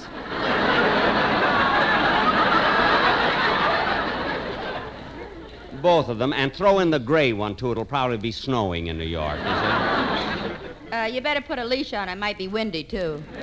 Very funny, Mary. There's the door now. Busy, busy, busy. I should have waited until I left town before I gave Rochester his day off. Oh, I'll get it, Jack. See, have I forgotten anything? Mouthwash, shoe polish, Setlets powders, vitamin pills, and pablum. And here's my bank book. Gee, the last page is almost all filled up. Da-dum, da-dum, da-dee-da-dee, da-dee-da-dee-dum. I'll need a new one. I'll need a new one. Jack, that was a fellow outside with a meat truck. Oh, that's Murray, my butcher. What did he say? Well, he has to make a few deliveries, but he'll be back in a half hour to take you to the airport.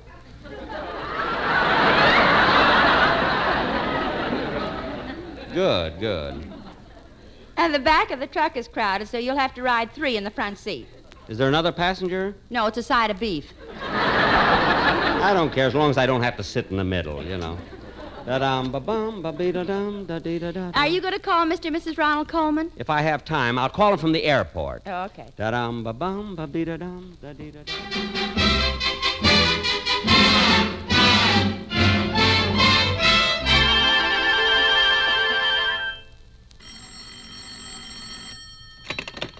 Hello? Hello, I have a call for Mr. or Mrs. Ronald Coleman. Well, this is Mrs. Coleman.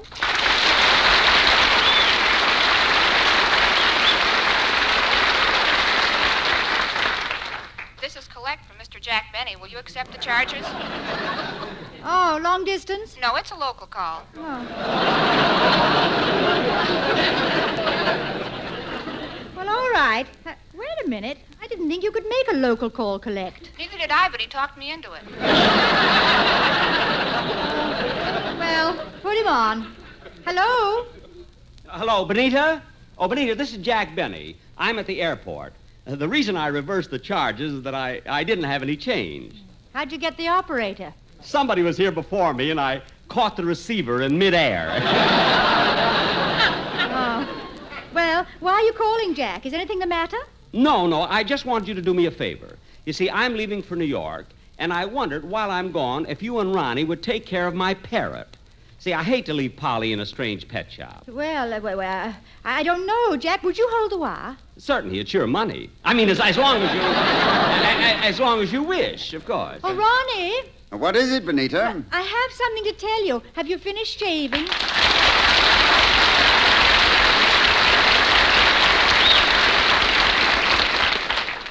Finished shaving? What difference does that make? Well, I don't want to tell you while you still have the razor in your hand.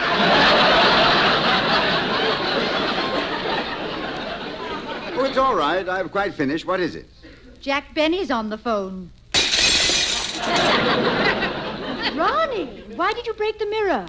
Well, as long as we're having bad luck, let's have a reason.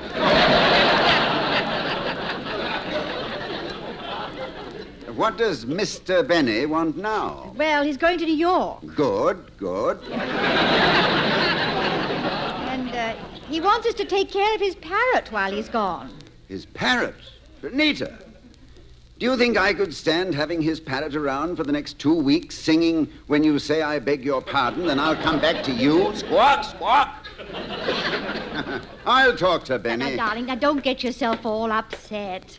Hello. Yes, Benita? This is Ronnie. Oh, hello, Ronnie. Look, I'm going to New York because the Friars Club is giving me a testimonial dinner. Jack, Benita told me what you wanted, and it's out of the question. We cannot take care of your parrot. You can't? No. And frankly, I think a request like that is an imposition on your part.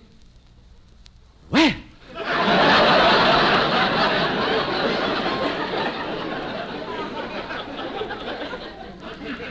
You mean? That's definite, Jack, and I see no reason to discuss it further. Well, all right, Ronnie. That's the way you feel about it? Goodbye. Goodbye. What did he say, Ronnie? Well, for once, my dear, I did the talking. I told him we wouldn't take care of his parrot, and that's all there was to it. What's Jack going to New York for? The Friars are giving him a dinner. But why? Well, they've given dinners for everybody. I suppose they've simply run out of people. Yes. I read something about it. It's his 20th anniversary on the radio. Say, Benita, do you think we'll have to buy him a gift? Oh, I suppose so. He's already taken out ads in the trade papers thanking us for it. He's a sly one. He does the same thing at Christmas. Well, if we have to give him something, we'll just... I'll take it, darling. Hello? Hello, Ronnie. This is Jack again. Yes? Ronnie, the reason I called back is that I've been thinking that perhaps I was too harsh with you a few minutes ago, especially when I hung up. Oh, on the contrary, Jack, it was I who was harsh with you. Oh, that's just like you, Ronnie, trying to take the blame. But this time I won't let you. Oh, but I want the blame. No, Ronnie, our friendship means too much to both of us. Now, let's not allow a silly quarrel to come between us. And, Ronnie, you don't have to take care of my parrot. Just leave her in my house alone. No one to take care of her. No one to feed her. No one to cover her up at night. No one to change her water every day. No one to talk to her. No one to even care if she wants a cracker. Just leave her there, Ronnie. Goodbye.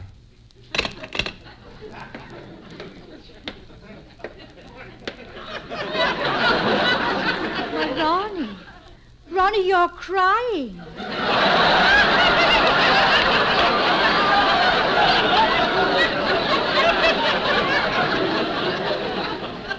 Who was that you were talking to? Betty Davis.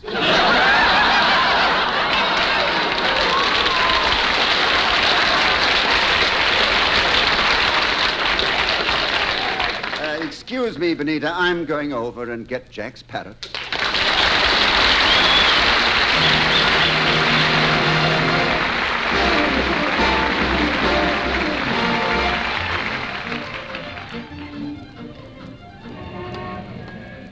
Gee, it's good to be back in New York again, walking down Broadway, the Great White Way.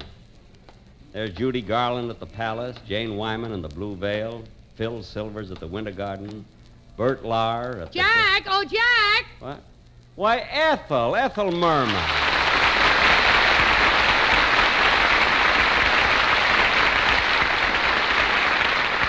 Jack, when did you get in town? A few days ago. Oh, say, Ethel, you know about the dinner the Friars are giving me for my 20th anniversary on the radio? Yes, I heard about it, and I'd love to go, but I don't think I can make it. But why? You don't have to bring an expensive gift, you know? I mean, I'd appreciate almost anything. It isn't that, Jack, but I'm going to be busy. Ethel, let me tell you something. There'll be a lot of important booking agents and producers at the dinner, and who knows? If you got up and sang a few numbers, you might get yourself a job. A job? But, Jack, There are no buts. You're still a young woman, Ethel, and you should be working. You know, if you make good on a club date, you might land a part in a show. Jack, I'm trying to tell you that I'm in a show. I mean on Broadway. It is on Broadway. Call Me Madam. It's in its second year. It is? Jack, what's the last show you saw? Peg o' My Heart. It was great. I'll never forget that scene when she came home with the baby in her arms and her father put her out of the house. They don't write shows like that anymore. Jack, why don't you do a play on Broadway? Oh, there's nothing I can do. That's right. Wait a minute. Don't give up so easily. Okay, what kind of a play could I do, Ethel? Oh, I can see you doing something by Shakespeare. Hamlet, King Lear, Richard III, Romeo and Juliet. Romeo and Juliet? But Ethel, Laurence Olivier did such a wonderful job as Romeo. I was thinking of the other part. That always happens to me when I wear the curly one. Try to get to my dinner, will you, Ethel? I will, Jack. It'll be wonderful.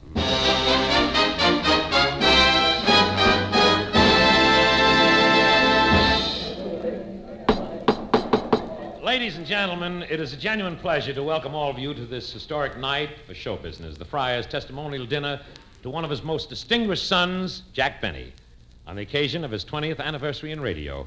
Gathered here are important personages from every part of American life and more stars than there are in the heavens.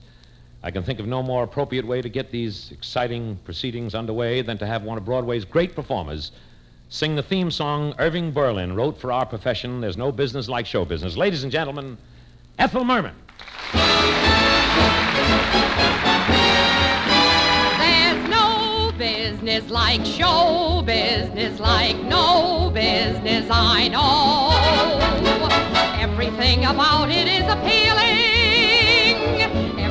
the traffic will allow.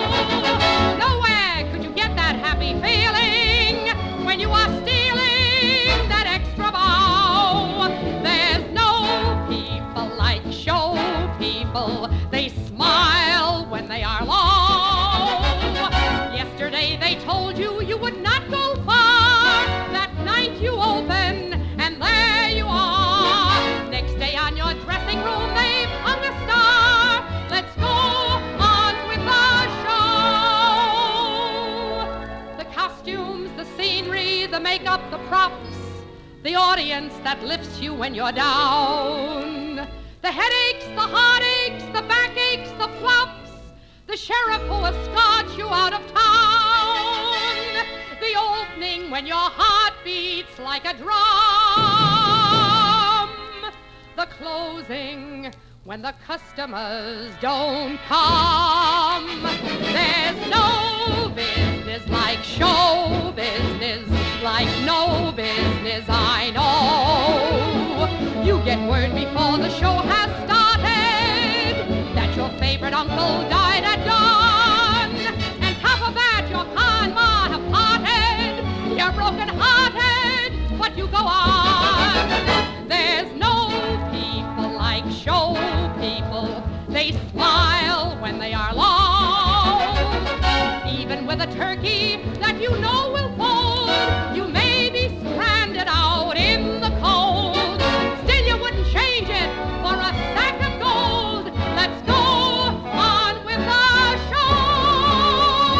Let's go on with the show.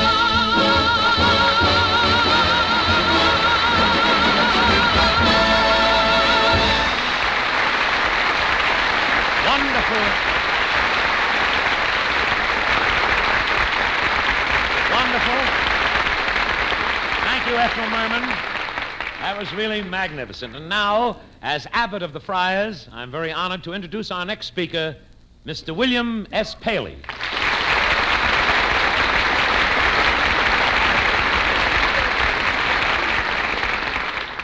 Thank you, Mr. Burrell, and good evening, ladies and gentlemen. Gee, he speaks well, doesn't he? I wonder what kind of a present he's going to give me. Quiet, Jack, quiet, please. When a man reaches the stage in his career where his friends and associates set aside an occasion to honor his achievements, then indeed that man may consider himself a success. Hey, Milty, did Mr. Paley mention what he was going to give me? No, and be quiet, will you? Jack Benny is a success, not only because of his inherent talent, but because of his diligence, perseverance, his loyalty, and his unquestioned perspicacity.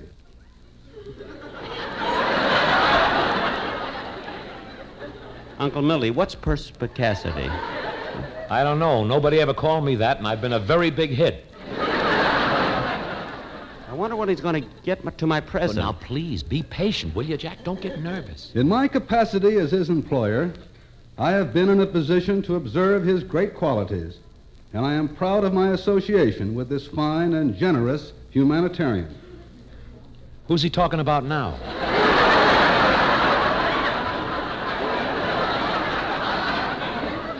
It's still me. Why doesn't he get to my present? Why don't you shut up? All right.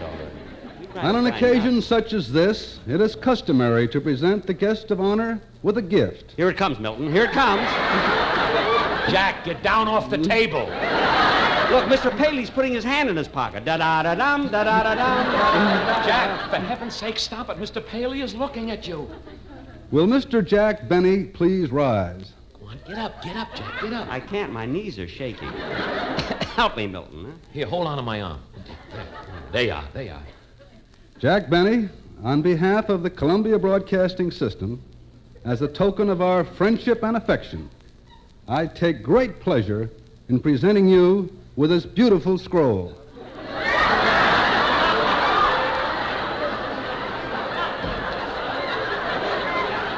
Scroll?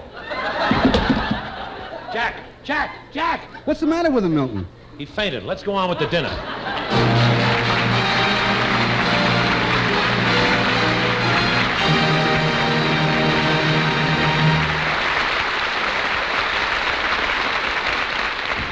Ladies and gentlemen, We've had our little fun at Jack's expense, but speaking seriously, we at CBS love Jack Benny, and I know that our listeners would want to join with me in thanking him from our hearts for the pleasure and wonderful entertainment he has given us since he started on the air.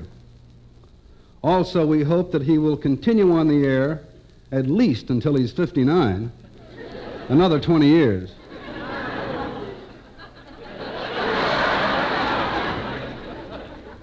Jack has always lived up to the fine, unselfish tradition of show business. And again, he has been among the first to give of his time and talent for worthwhile causes. During the past summer, Jack went to Korea to perform for our troops who were so badly in need of entertainment. There he made friends of both GIs and generals. May we take you now to Korea, where you will hear the voice of the commanding general of the 8th Army, General James Van Fleet. As Commanding General of the 8th Army, I am very happy to have this formal opportunity of expressing my appreciation to Mr. Jack Benny and his entire troop of performers for their fine work among my troops in Korea. A good soldier is a soldier who can relax at the proper time and enjoy himself. Mr. Benny and his associates afforded my command that opportunity for relaxation. Speaking for them, Jack, I know their morale was enhanced considerably by your recent visit. It's my belief that you are an American tradition in the entertainment world. In Korea, for my men, it was like seeing and meeting an old friend, because for these many years, you have been coming into our American homes as our welcome guest. Thanks, Jack, for coming over. 8th Army wishes you continued years of success.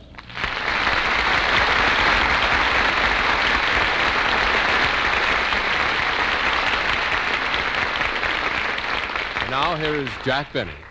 Ladies and gentlemen, this was really a thrill for me, and I want to thank my friends in and out of show business for making this one of the great occasions of my life. 20 years on radio, and they give me a scroll. Well, maybe on my 40th anniversary, they'll give me a frame for it.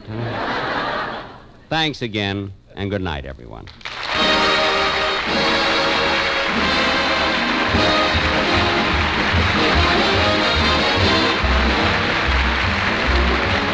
Salute to Jack Benny was a special transcribed program brought to you by the CBS Radio Network, when the Jack Benny Show can be heard every Sunday. Milton Berle appeared through the courtesy of the Texas Company. This program was coordinated by Jesse Block and Bruno Zerato Jr. It was written by Hugh Wedlock, Howard Snyder, and Al Schwartz. Salute to Jack Benny was directed and produced by Irving Mansfield.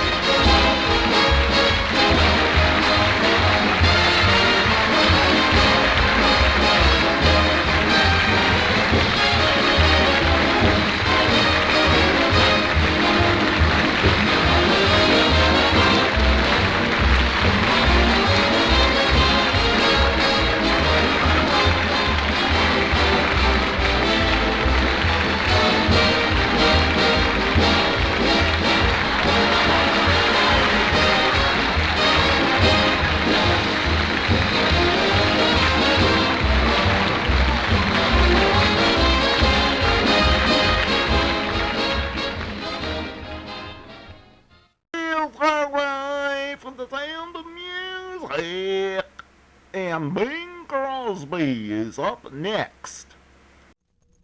We have delayed the start of our regularly scheduled program to bring you a bulletin from CBS Radio News. Washington. President Eisenhower tonight instructed that official condolences be sent to the Russian government on the death of Premier Joseph Stalin, whose death was announced by the Moscow radio a little more than an hour ago. This bulletin has come to you from CBS Radio News. We now resume our regularly scheduled program.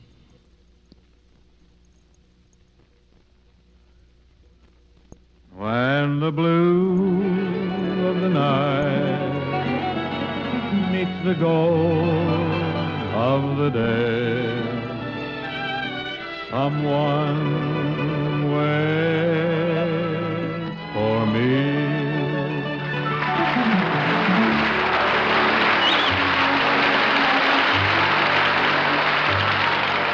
is Ken Carpenter welcoming you to the Bing Crosby Show, brought to you by the General Electric Company, makers of famous, dependable kitchen and home laundry appliances, produced and transcribed in Palm Springs, California, with John Scott Trotter and his orchestra, Judd Collins of the Bears, and Bing's guests, Jimmy Boyd and Joe Venuti. And now, ladies and gentlemen, from the Plaza Theater in Palm Springs, California, we bring you a carpetbagger from Los Angeles, Bing Crosby. Thank you.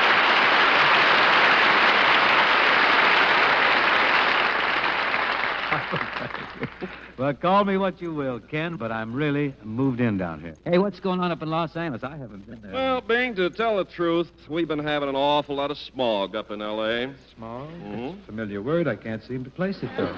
You remember smog, Bing? Yeah? That thick, gooey stuff you used to grope around in Los Angeles before you moved down here? Oh, yes. Dear Southern California. Where else can you choke to death in a sunsuit in the middle of winter? I tell you, Bing, that smog has been so thick that, well, no flying saucers have been reported for a week. They're up there, Ken. They're flying around. Folks just can't see them.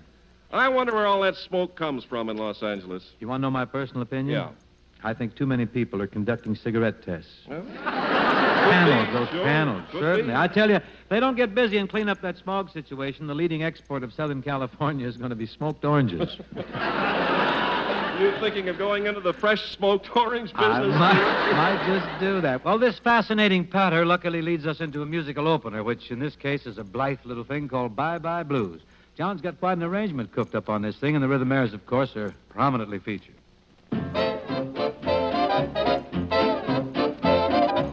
Bye Bye Blue, Bye Bye Blue.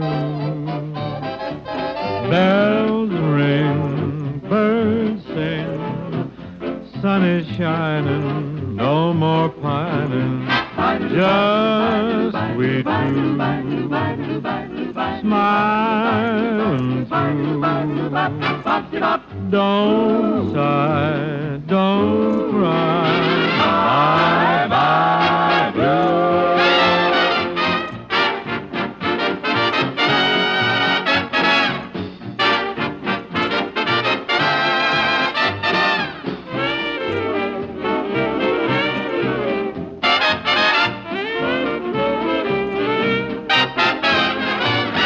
Just we two,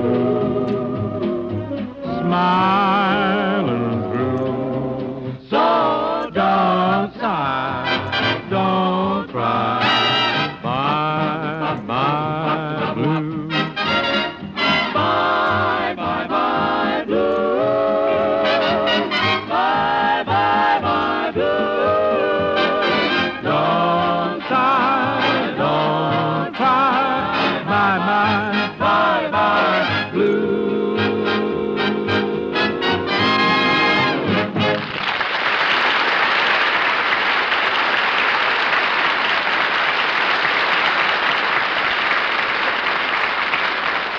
Ken, an exhausted Indian runner was at the gates of the stockade this morning with the startling news that the new General Electric food freezer is one of the thriftiest appliances you can have around the home. Well, your Indian runner was absolutely correct, Bing. The new GE food freezers are thrifty nifties indeed.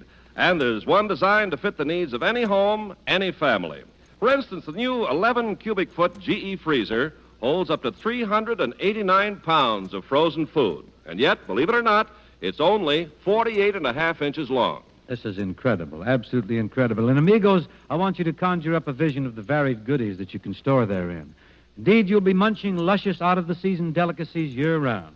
And, Ken, I understand this GE freezer is a real hit with the little dogs. Oh, why not? Everything in it is in easy reach of even the smallest, most sawed-off gals. They're handy removable baskets for easy loading and unloading. And with a GE freezer, ladies never have to shop in bad weather. And, Madame, with the General Electric freezer, you can save heaps of money by buying food in quantity at peak seasons when prices are low. Then, too, you'll never be caught with your larder short when Junior comes home with 6 or 7 menu bandits unexpectedly.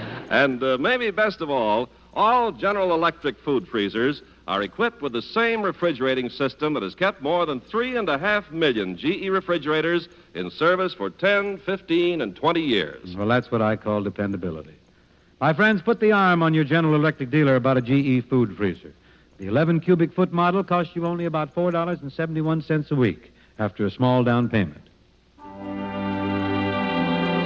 The song business seems to be reaching back more and more into the files. Here's a revival of a song by Rock Hillman and Johnny Napton. Rock Hillman used to play guitar for Jimmy Dorsey.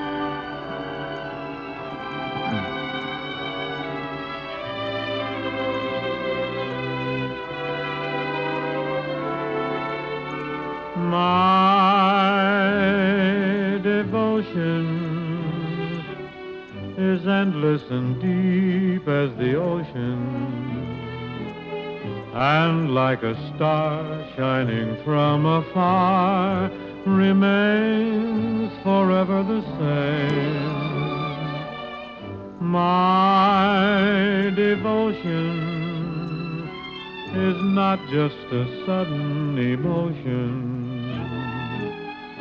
It will be constantly burning, and your love will kindle the flame. What a sweet beginning to the dream I planned. All I own is yours alone. Your wish is my command. And this sensation was never a mere fascination. Here in my heart, one sweet day it started, then with time it grew. My devotion to you.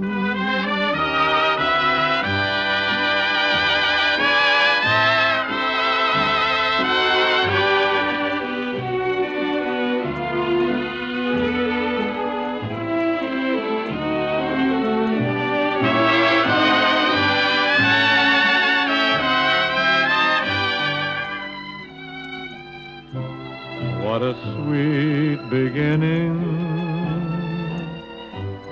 to the dream I planned. All I own is yours alone.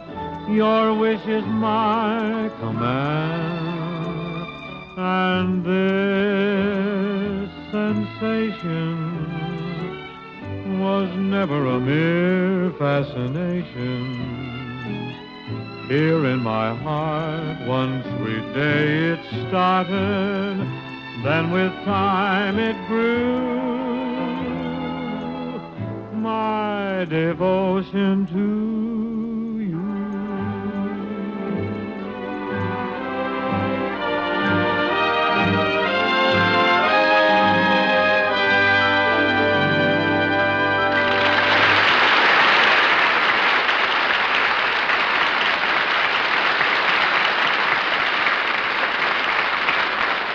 Now, ladies and gentlemen, I'd like to present a 14-year-old boy.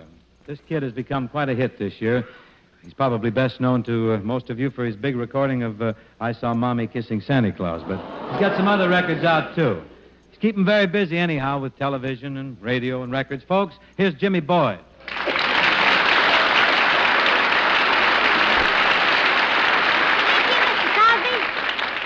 Jimmy, it's very nice to have a talented 14-year-old boy with us here this evening.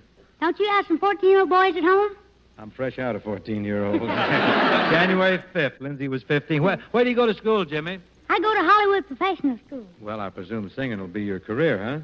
Well, yeah, and I picked the guitar, too. You know, your records are very good, Jimmy. And a couple of months ago, I saw you on Perry Como's television show, didn't I? Yes, sir. You've got some nice credits for such a short time in show business. And you're with Al Jarvis's program in Hollywood 3 days a week, too, aren't you? Yes, sir, and I just finished a show with Bob Hope. Well, we can't count that. Okay.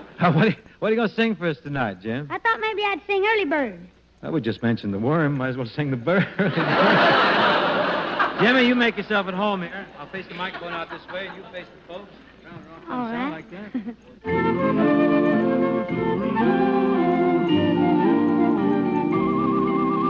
Hello, hello, little early bird. What have you seen? What have you heard? Hello,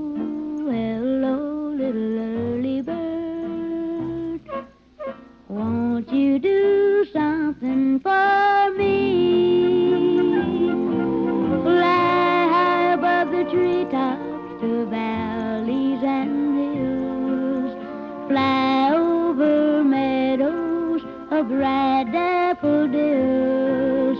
You'll see a little white house with green windowsills and someone who's waiting for me. Hello, hello, little early bird. Give her a kiss, then tell her this. My heart is longing to sing to her. Give her my love, early bird. Hello, hello, little early bird. What have you seen? What have you heard? Hello, hello, little early bird. Won't you do something for me? Fly above the treetops, the valleys and hills. Fly over meadows of red daffodils. You'll see a little white house with green windowsills and someone who's waiting for me. Hello, hello, little early bird. What have you seen? What have you heard? Toodaloo, toodaloo. Give her my love, early bird.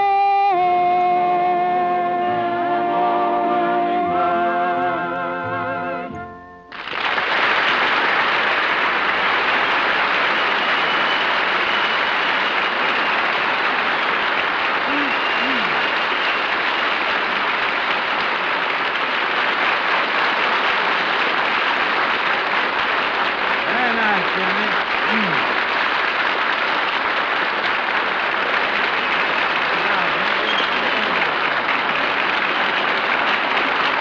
Jim, that was real appealing. Real nice. You got a record out on that tune, haven't you? Yes, sir, Mr. Crosby. Say, speaking of records, we're going to do a duet, you know, you and I, on this song, Open Up Your Heart. Did you buy my record of that song so you could learn the tune? I bought 2 records of it. 2? Well, that's mighty generous of you. How come you bought 2 of my platters? Well, my mother and I picked out one of your records, and going home in the car, I stayed on it and broke it. I see. So we had to buy another record. Which you also sat on. No, sir. Well, I thank you for your remarkable self-control. James, let's hit Open Up Your Heart, huh? Okay, doke. Okay, John, we're coming out of shoot 5 here, Jim and I. Here we go.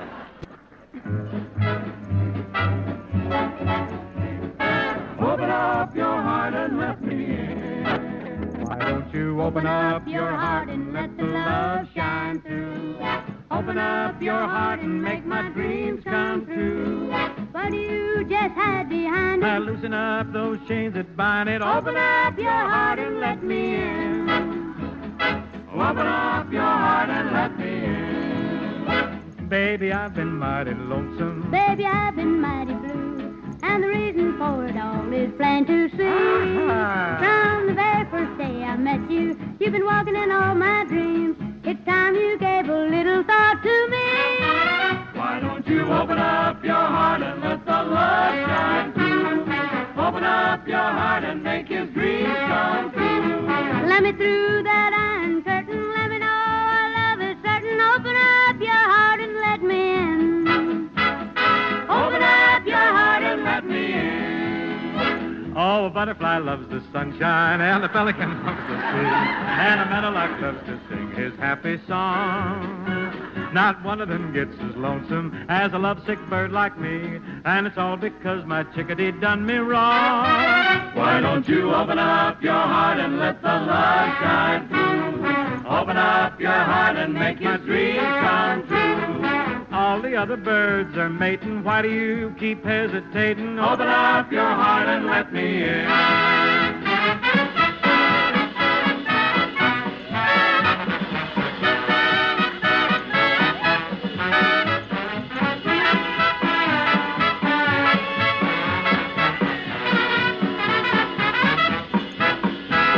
If I never do get to love you, if I never get that delight, if I never do get you for my blushing bride. If the wedding bells never ring out, if I never do hold you tight, Well, it won't be because I never tried. Why don't you open up your heart and let the love shine through? Open up your heart and make his dreams come true. throw away the key that fits it. Tell him I'm the one that gets it. Open up your heart and let me in.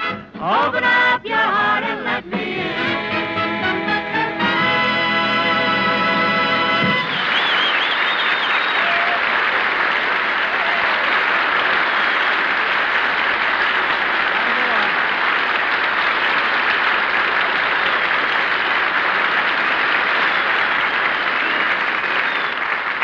Now, madame, lend a kindly ear, if you will, to our lad Ken Carpenter, who tells of a wonder oven that changes size, shape, and speed. A dandy found in the new General Electric Stratoliner range. Well, actually, Bing, this new Stratoliner range has 3 ovens in one. Yes, I know that. First, the giant-sized master oven, massive enough to prepare a complete repast for 18 knife and fork assassins. Then, easy as pie, it converts into an economical speed oven for the one shelf cooking you do every day. And just like that, you can convert it once more into a broiler for that wonderful charcoal-type broiling GE's so famous for. Now let's move from inside to topside and gaze in thrall for a moment upon the cooking range. General Electric cowl rod cooking units. They're clean, they're fast, they're superb. Why, they're more than human. Right, Bing. And you know, one of those Calrod units is extra fast. In fact, it's been proved the fastest home electrical cooking unit by independent laboratory tests of 5 leading makes. Yes, sir, this little cooker is a soon dude. And Ken, when one considers the GE range also has the new automatic deep well fryer, it then seems only logical to consider a hasty trip down to one's GE dealer. N'est-ce pas? Oh, mais oui. Especially so because this great new General Electric Stratoliner range costs only about $4.94 a week after a small down payment. Believe me, friends, it's the greatest investment since Peter Minuet shelled out $24 for the Isle of Manhattan. Now, ladies and gentlemen, the moment has arrived when we present our violin virtuoso, fellow who is currently on tour through the Coachella Valley, Mr. Giuseppe Venuti.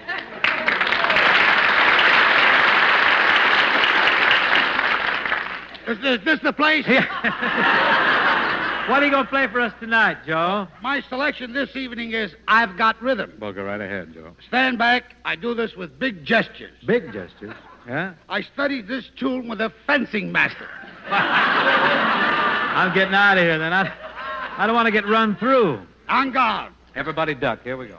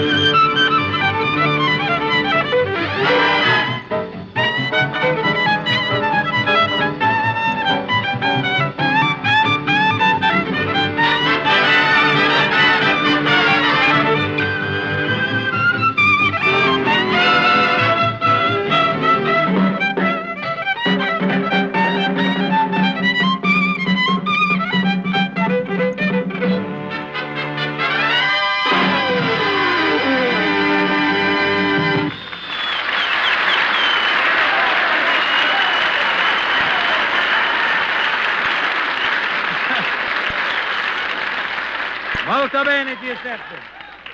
You know, I was over at the dollhouse the other night running through some songs with the Guadalajara boys who work over there, and they reminded me of a Spanish-type song that I recorded a couple of years ago, and they said they'd like to hear it again, so for the Guadalajara boys, here it is.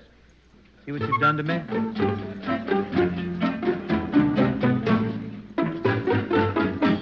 The lovely senorita says no, and I believe her, but oh, why do her eyes say quizás, quizás, quizás? That Spanish moon is brighter tonight. It must know something, all right. That's why her eyes say quizás, quizás, quizás. We should go back and dance with the rest of the dancers. And yet I have the feeling that her heart's not in her answer. The lovely senorita says no, but I'm not willing to go. Not while her eyes say quizás, quizás, quizás. Siempre que te pregunto que cuándo, dónde, yo siempre me respondes quizás, quizás, quizás. The lovely senorita says no, says no, says no. But why do her eyes say maybe, maybe so? We should go back and dance with the rest of the dancers. And yet I have the feeling that her heart's not in her answer. The lovely senorita says no, but I'm not willing to go. Not while her eyes say quizás, quizás, quizás, quizás. Stand by, senor.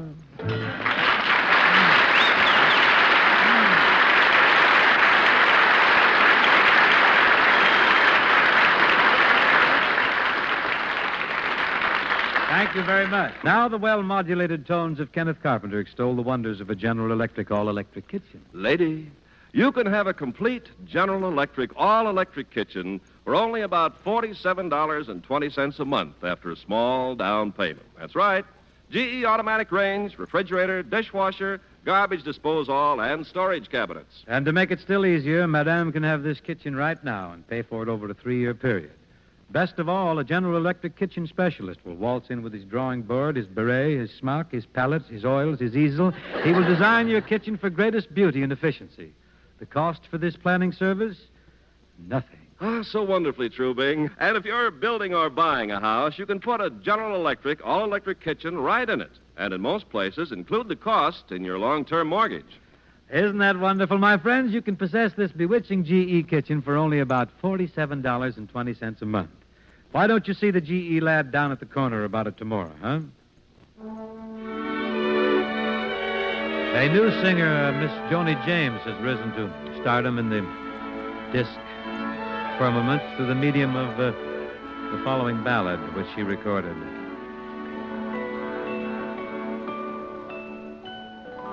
Why don't you believe me? It's you I adore. Forever and ever. And I promise more. I've told you so often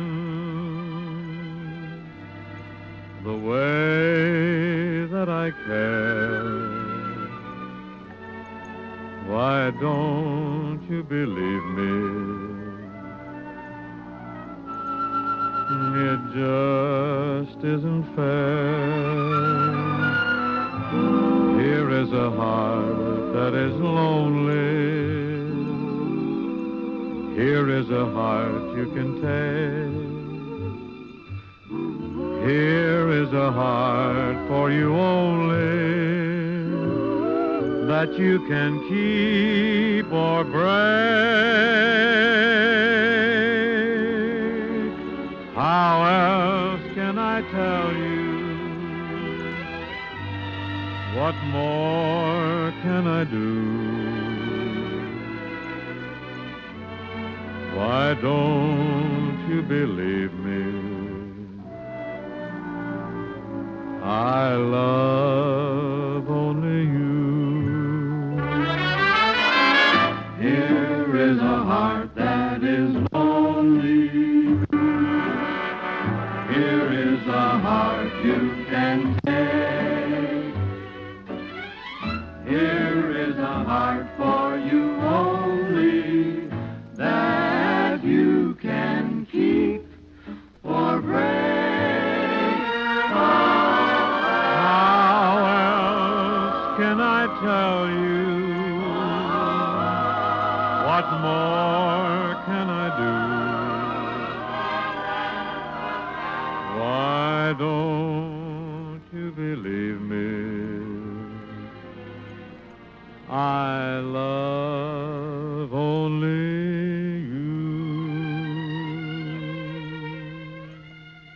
I love only you.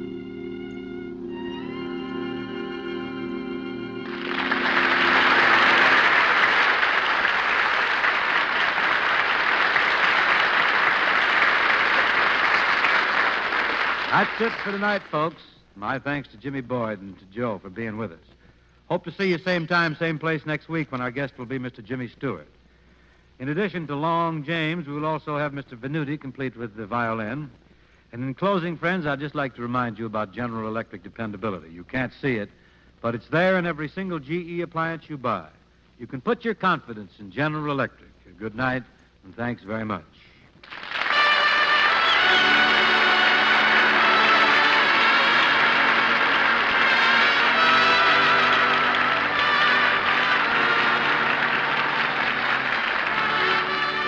The show for General Electric was produced and transcribed in Palm Springs, California by Bill Morrow and Murdo McKenzie. Tune in next week and hear Bing and his guests, Mr. Jimmy Stewart and Mr. Joe Venuti. Bing's guest, Joe Venuti, is currently appearing at Howard Manor in Palm Springs. This is the CBS Radio Network. I came all the way out here one time, went all the way back to Philadelphia with a blank from Bob Hope, covered something like 6,000 miles. No, I've never forgotten that. Left a scar on my soul. What happened? I never told Hope. Well, what happened? I just came back again. Something goofed out. I'm going to tell him. You don't. Here, take this. All right. Here's some ice, and there's water. Now, fix your own drink, because I'm the lousiest drink mixer in the whole world. My wife makes it too strong, too. I make them too strong or too weak or anything. I'm leave this door open in case the phone. Where's the water over here? Son of a bitch, we sat in here yesterday and today, my writers and myself, all day yesterday this morning, and wrote practically 2/3 of a whole new show for my Shower of Stars. And we didn't like the first stuff. Where are you going to do? Right here. I'll be back. All right. Sat here and spent all day, but I think we got some good stuff out of it. Sometimes under pressure, then I bring all my guys, you know. How many fellows do you have, Jack? Well, I only have 4, really, but there are 2 that work on the Shower of Stars, 2 other guys. But they were under pressure with this because they had this extra, they had this show to do and didn't find out who was going to be in our cast until almost the last minute. That's always the help, isn't it? Yeah, that's awful. I should have known it a long time ago. And so they were in a spot, you know, and they had to write anything until we had to fix it up. So we sat there and we got pretty good results, you know. What did they do? Walk up and down the room and think? No, we work in a very, very funny way. It's too bad that people can't be in to watch us work sometimes, a fellow like you, for instance, Pete, because... I'd be curious. I really would. Well, I'll tell you, the only thing that it would do, it's sometimes when writers may know that somebody's in there, then they might feel like pressing. Like phrase up a little bit. Or they'll press. Each one thinks, oh, I ought to have a joke, or I ought to have something. And this way, you see, these fellas have been with me for years, and they know that I don't pay any attention to who gives me which joke, because there isn't a week where each one of them doesn't come up with something great, or one week one fella might have a better idea, the next week it's somebody, and I don't try to remember because they're all good, or I wouldn't have them with me in the first place, you know. And the one doesn't have to be good on Tuesday, he can be good on Wednesday, you see. And sometimes I might be the fella that comes up with the idea or the joke, you know. But we sit around. But what I'm trying to say is, when we write, we have a lot of fun writing. And we, as I told you, I think the other day in the that we don't do any, there's no pressure on the writing, because we don't try to have any particularly great show. You see, we merely try to have a good show, and then if it turns out fine, great. So there's no pressure, and by having no pressure, you sit down. We're allowed to stop writing and tell a lot of jokes. We have a girl here who does my script girl, you see. We sit around, we tell a lot of gags. What does she do? Copy we stop down? Huh? What's the script girl do? Oh, sure. Well, she writes only when we are definitely writing on the show. But if we're thinking of jokes, she'll put down each thing we say, so in case we want to go back to it. I get it. We won't forget it, you see. But we sit around, and isn't that the pressure that you see with a lot of people working with writers, or writers working alone, where they just sit down and see, now we have to be here from 8 o'clock in the morning till so-and-so and get this much done by 12 o'clock. And I never found this. Start with a situation or start Oh, with yeah. an idea? No, we start with an idea. Now, we start with an idea. For example, what did you start with yesterday? Well, yesterday we started with, see, we had already had the sketch written. That merely had to be tightened up a little bit, you see.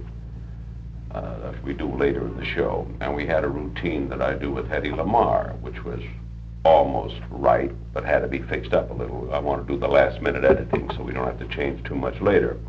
But, we wanted to write, I didn't like the opening monologue.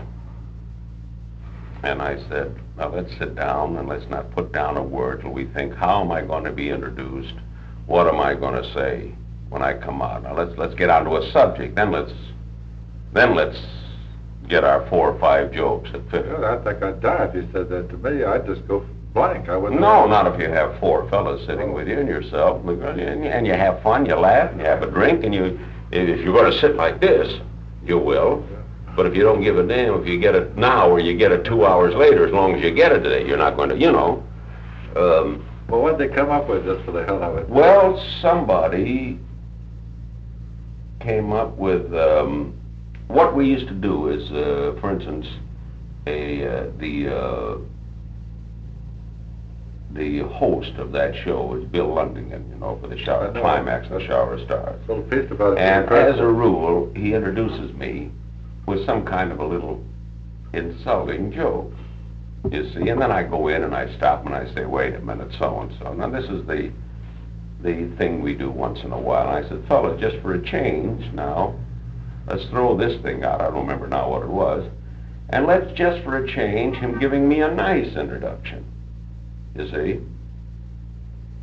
So, I said, let him just say something plain, like, now, ladies and gentlemen, the Shower of Stars welcome you to the program, and the Chrysler Corporation takes great pleasure in introducing a man who needs no introduction, Jack Benny. Now, I come out, and then I talk to him, well, that was very nice of you, Bill, to give me such a nice, it's the first time you've done that in a long time, and then he tells me why, and we gradually, why he's doing that, and from that we've gotten the jokes. And finally, one of my writers says, I got a great idea, as long as you want to do that. Have him say, ladies and gentlemen, a man who's been in show business so many years that he needs no introduction, and here he is. And don't mention your name. Now, you walk out, but have the audience rehearse not to give you one hand. And after you stand there, the audience will naturally laugh because they're in on it. Then you see you're getting no applause with that marvelous introduction about needing no introduction. So then when I see I didn't get a hand, I merely turn to the host, Bill Lundigan. I say, Bill, I'm afraid I was wrong. Let's try it your way. So then I walk off, and then he says, ladies and gentlemen, even though he has been in show business a long time, he still needs an introduction, and here he is, Jack Benny. Then I come out. And then we went into a routine about how surprised I was. I just can't get over the fact that in all these years and everything that when you didn't mention my name, that they didn't know who I was. Now, this gave us a subject. You see, now you can go, if we want to, we can go 15 minutes with that. But we can't. We only go 2 minutes or something. But it gave us, what I'm trying to say is, springboard. It's a springboard. There's no, with my character and everything, there's no, there isn't a writer, or even myself, who's not a writer. I'm more of a co-writer, an editor, you know. By the way, Pete, if you ever want a good co-writer sometimes, take me. I could use one. Yeah, take me, because I'm an awfully good editor. I may not help you much in original jokes, but boy, can I edit. And what was that story that you started to tell me, the funny story that your friend just told you?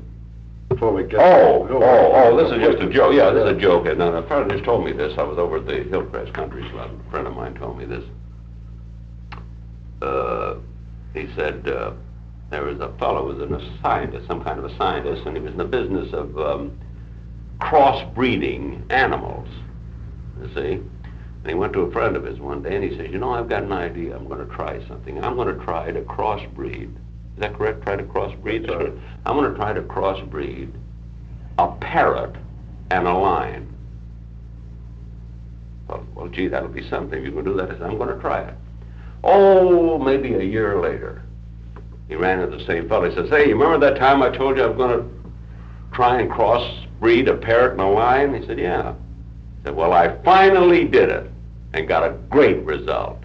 The fellow said, no kidding, what is it? He says, I don't know, but when it talks, you better listen. Isn't that a great joke? Isn't that a great joke? In fact, I wrote it down. Irving Brecker. I got to write it down so that I don't. Irving Brecker told me. So that you don't what? I don't forget it. I want to tell some folks tonight coming over to my house. Jack, there's 2 or 3 questions that came out of our lunch meeting the other day I wanted to ask you about before I forget about it. One of them has to do with Tarzan Bilko, that routine about the wire he ended up by sending you, and how you first met him. You advised him not to go into television. Can you go through that again? Well, you see, Phil Silvers and I have been very, very close friends for a good many years, you see. Although we don't see each other too much because he's in New York and I'm here, but this had nothing to do with friendship. Even Bob Hope, who lives here, was a very close friend of mine. I can't see him very much. But however, Phil Silvers, when he was such a big hit in that show, Top Banana, and he was thinking maybe he should go into television, I was the one who was sort of sincerely advising him not to go into television. And the reason for that was I felt that he was such a big success as a Broadway star in shows that he should go into one show after another and not be worried about television and show every week and writers and everything. And I meant it in all sincerity. I didn't know he was going to be this big. If I thought he was going to be this big, I wouldn't have advised him against it. But I thought, well, maybe if he does a television show, it'll only be as good as some of the good ones, while on the stage, he can be the greatest. And he agreed with me. He said, Jack, you're right. I'm going to try just to stay on the stage. But the next year, another big Broadway show didn't come along. You know, they don't come along every minute. So he was forced to take to television, with the result that he not only found a great format, but even though both he and I were nominated for many Emmys, he won all of them. So, this struck me so funny that I was the fellow that advised him not to go into television. Then he beat me by winning all the awards, that after he won the Emmys, I sent him a wire. And I said, dear Phil, you wouldn't listen to me, would you?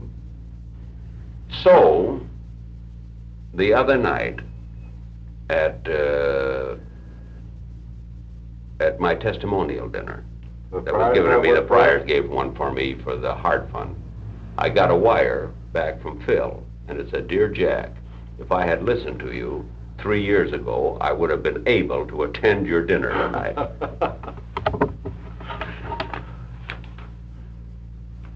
Then there was something wonderful. Who was it that there but for me go I? Was that? No, that was Georgie Jessel. Would you tell me about that? Well, Jessel has always been very, very complimentary to me and about me, you know. And evidently, he thinks I'm pretty good, I'm always grateful when somebody who I think is quite as brilliant as Jessel, and a man in our business, thinks that. I'm very flattered, Well, see? it should be, I think, yeah. And because we feel that people in our business are sophisticated, at least in our line of business, you see. So when somebody like Jessel likes me, I feel quite flattered. And he, in introducing me, he said a very, very nice thing. He was talking about... Introducing you where, Jack? At the testimonial Same dinner. dinner. For me, yes. He was the Toastmaster, you see. He said something meaning that... he said something about that I had good taste and that I knew exactly what to do for each occasion.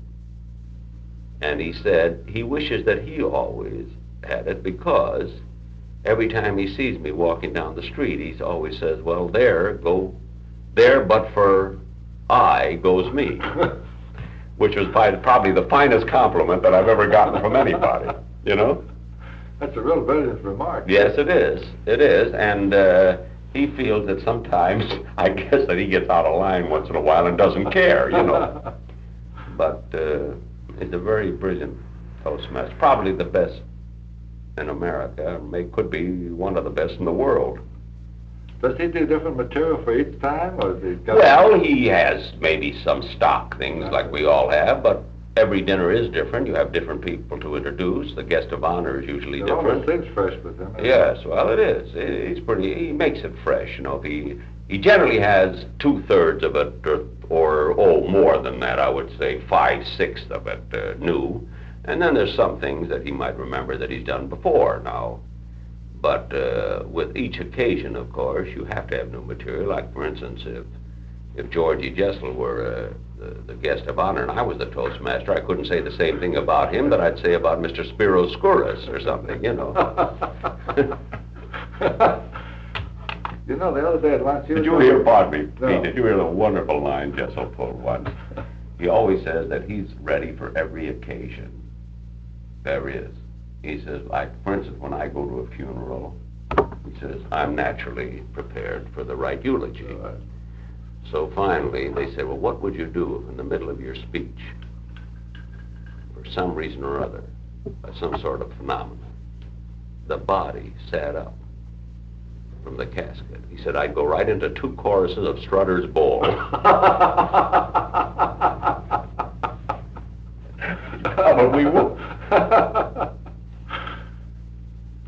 You were telling me the other day that what I thought was fascinating and interesting, that the business of what seems ad-lib, it has to be worked out, it has to be planned. For example, when you and Bob Hope get together, Yes. and it seems like you're just sort of tossing each other balls out of left field, that there's really all...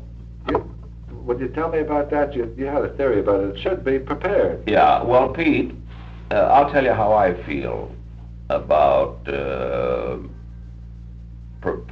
prepared comedy and about impromptu entertainment and ad-libs. I like to ad-lib the same as everybody else. I'm maybe not as good as some people. I might be better than others. I think I can ad-lib through situations when I'm a Toastmaster. I think I can ad-lib when a speaker gets up and sits down and leaves me an opening. Hold your own. Huh? Yes, I think I can get up and think of something to say that would be apropos of what he had just said.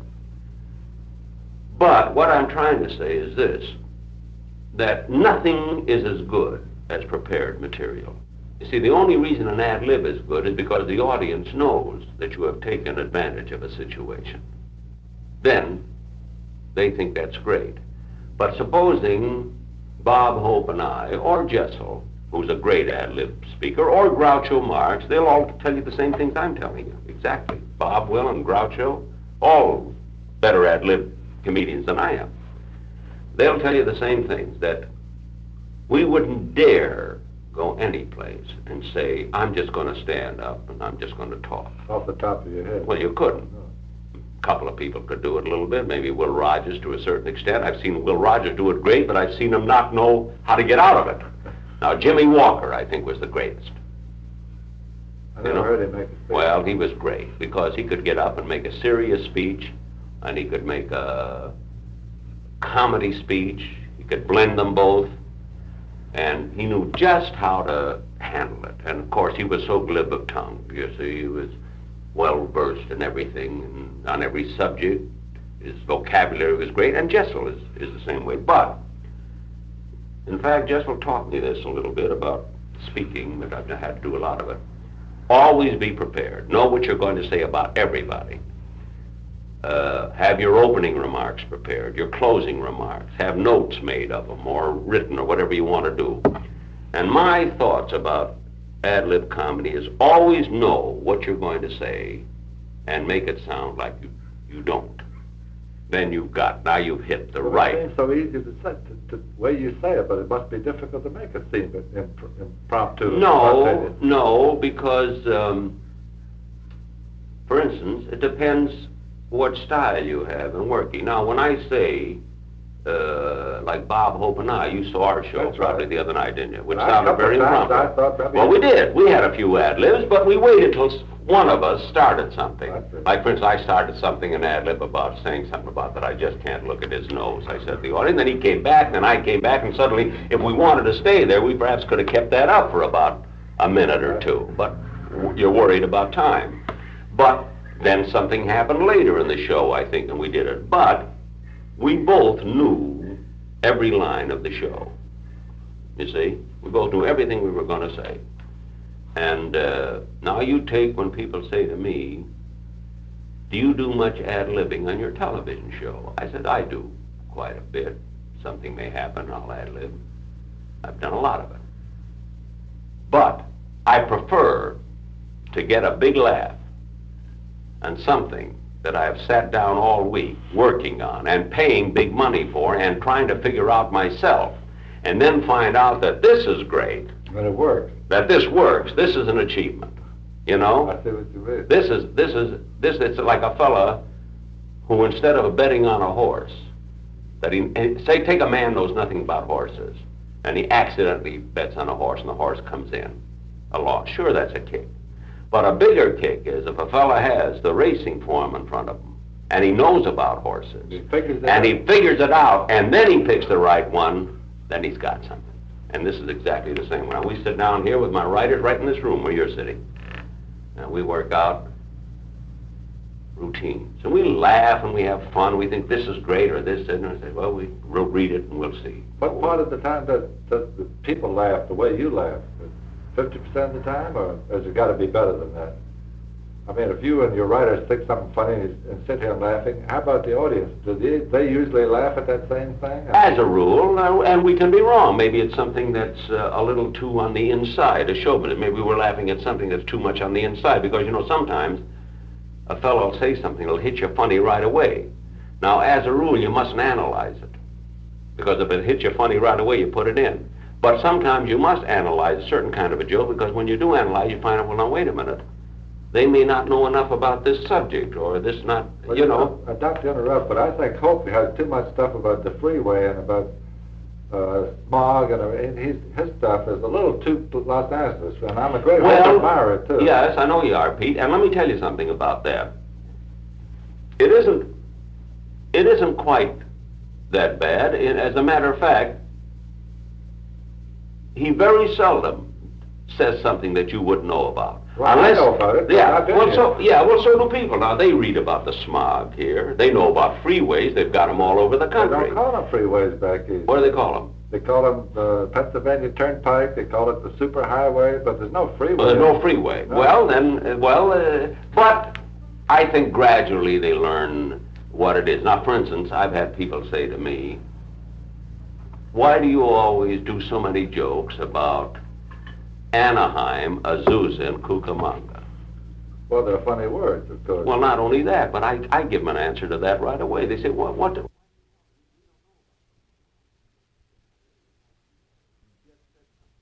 They're towns, don't you? Now, you know that Azusa, Anaheim, and Cucamonga is not New York, Chicago, and Philadelphia. So you've never heard of them, so you know they are. Now, here are the basic things you know. You know those are 3 towns. Is that right? I said, yes. I said, you know there must be very, very small towns. You've never heard of them. And the way we do the joke, you know they must be near Los Angeles. Now, you've got 3 towns near any place you want to mention where you live in the East. And all you have to do is figure out, there's nothing to figure out. And then they say, yeah, I guess you're right. Every town has 3 funny names near it. And certainly, it's just that sometimes people are looking for trouble. For instance, I had a thing happen to me in New York recently. Now, this is interesting, I think. I was going to New York because I gave a concert at Carnegie Hall with the symphony on October 2nd. I read the review. Yeah, did you? Well, anyway. Very nice reviews. Yeah, they were. They were written, of course, by the musical critics, which was nice. Now, what happened was, I thought, now, to have the proper television By the show, way, was that televised? No, because I want to do it all over, you see. But anyway, I thought a great radio program would be my preparing. Radio or television? My television show was my preparation for the concert in Carnegie Hall. Wouldn't you think it would be great? So I did it. I had Wallenstein, the great guest conductor, as my guest on the program. I did practicing with the violin, and I did all kinds of things. And it was a very, very funny show. It turned out just great. And got great reviews and everything. But some critic in New York said that I spent too much time advertising Carnegie Hall. And when I got to New York, someone says to me, what about this reviewer? And someone said that you spend too much time. So I said, well, that's the silliest thing I've ever heard. Either the show was funny or it wasn't. Now, I'm not advertising a product. I'm advertising there's a benefit concert going on in Carnegie Hall. Now you've got... Was your show a benefit? I didn't know. At Carnegie Hall, yes, all my concerts. I said, now here you've got Carnegie Hall, one of the well-known places of entertainment. Like Madison Square Garden. That's right. I'm going to give a concert which is ridiculous in itself. It's so incongruous.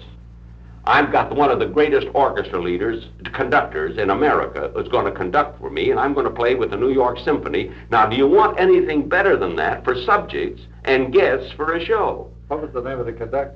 Alfred Wallenstein, who also conducts, I don't know how many times, in Carnegie Hall. Now, the musical world knows him, and even if they didn't, they knew when I introduced him who this man was when he came on my show. Now, I said also at this party, I said, let me ask you something. Supposing I did an entire half-hour show of going to, what's the name of that small town in North Carolina that has, where they have the American tobacco farms? I forget. But there is a place. Durham? Well, there's a place like it. But supposing I went, I spent the whole half hour visiting the farm where Lucky Strike cigarettes, where they get their tobacco. And the whole half hour was about Lucky Strike cigarettes.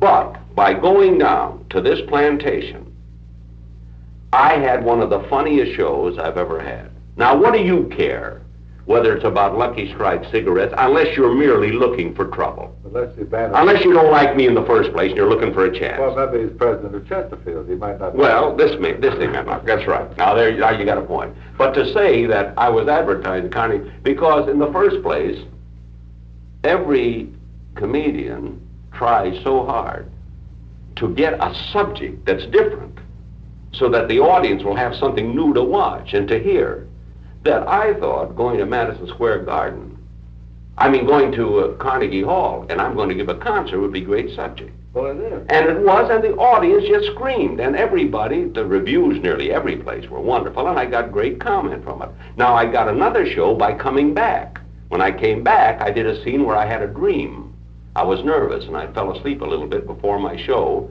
I tried to relax, and I had a terrible dream, and I dreamt that Spike Jones Orchestra was playing for me instead of them, and I dreamt that George Burns was a devil and came into my dressing room and made me this great violinist, and that Spike Jones was the director.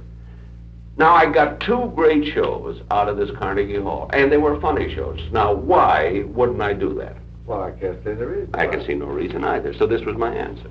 Speaking of George Burns, was it you or Wayne Tiss who said that wonderful thing about Burns was talking about Trendexes and Nielsen's? He said, the fewer times you go on, the better you are. Do you remember that little conversation?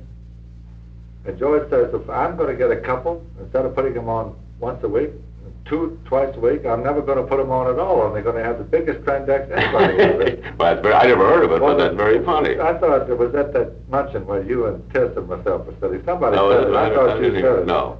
Well, according to Tiss, that's what... No. Truthfully, you know, that's a fallacy. Not in every case. I don't know whether fallacy is the right word here, but, you know, in some instances, when you only go on once in a while, it's great. But as a rule, the oftener you go on, the better you are, the better your shows Of course, are. I believe Groucho's right to go on once a week. I never miss one at Groucho. That's right. I don't think he agrees with me. He probably thinks he goes on too often. No, he's on once a week is just great. Now, it's good for me to be on twice a month, once every 2 weeks.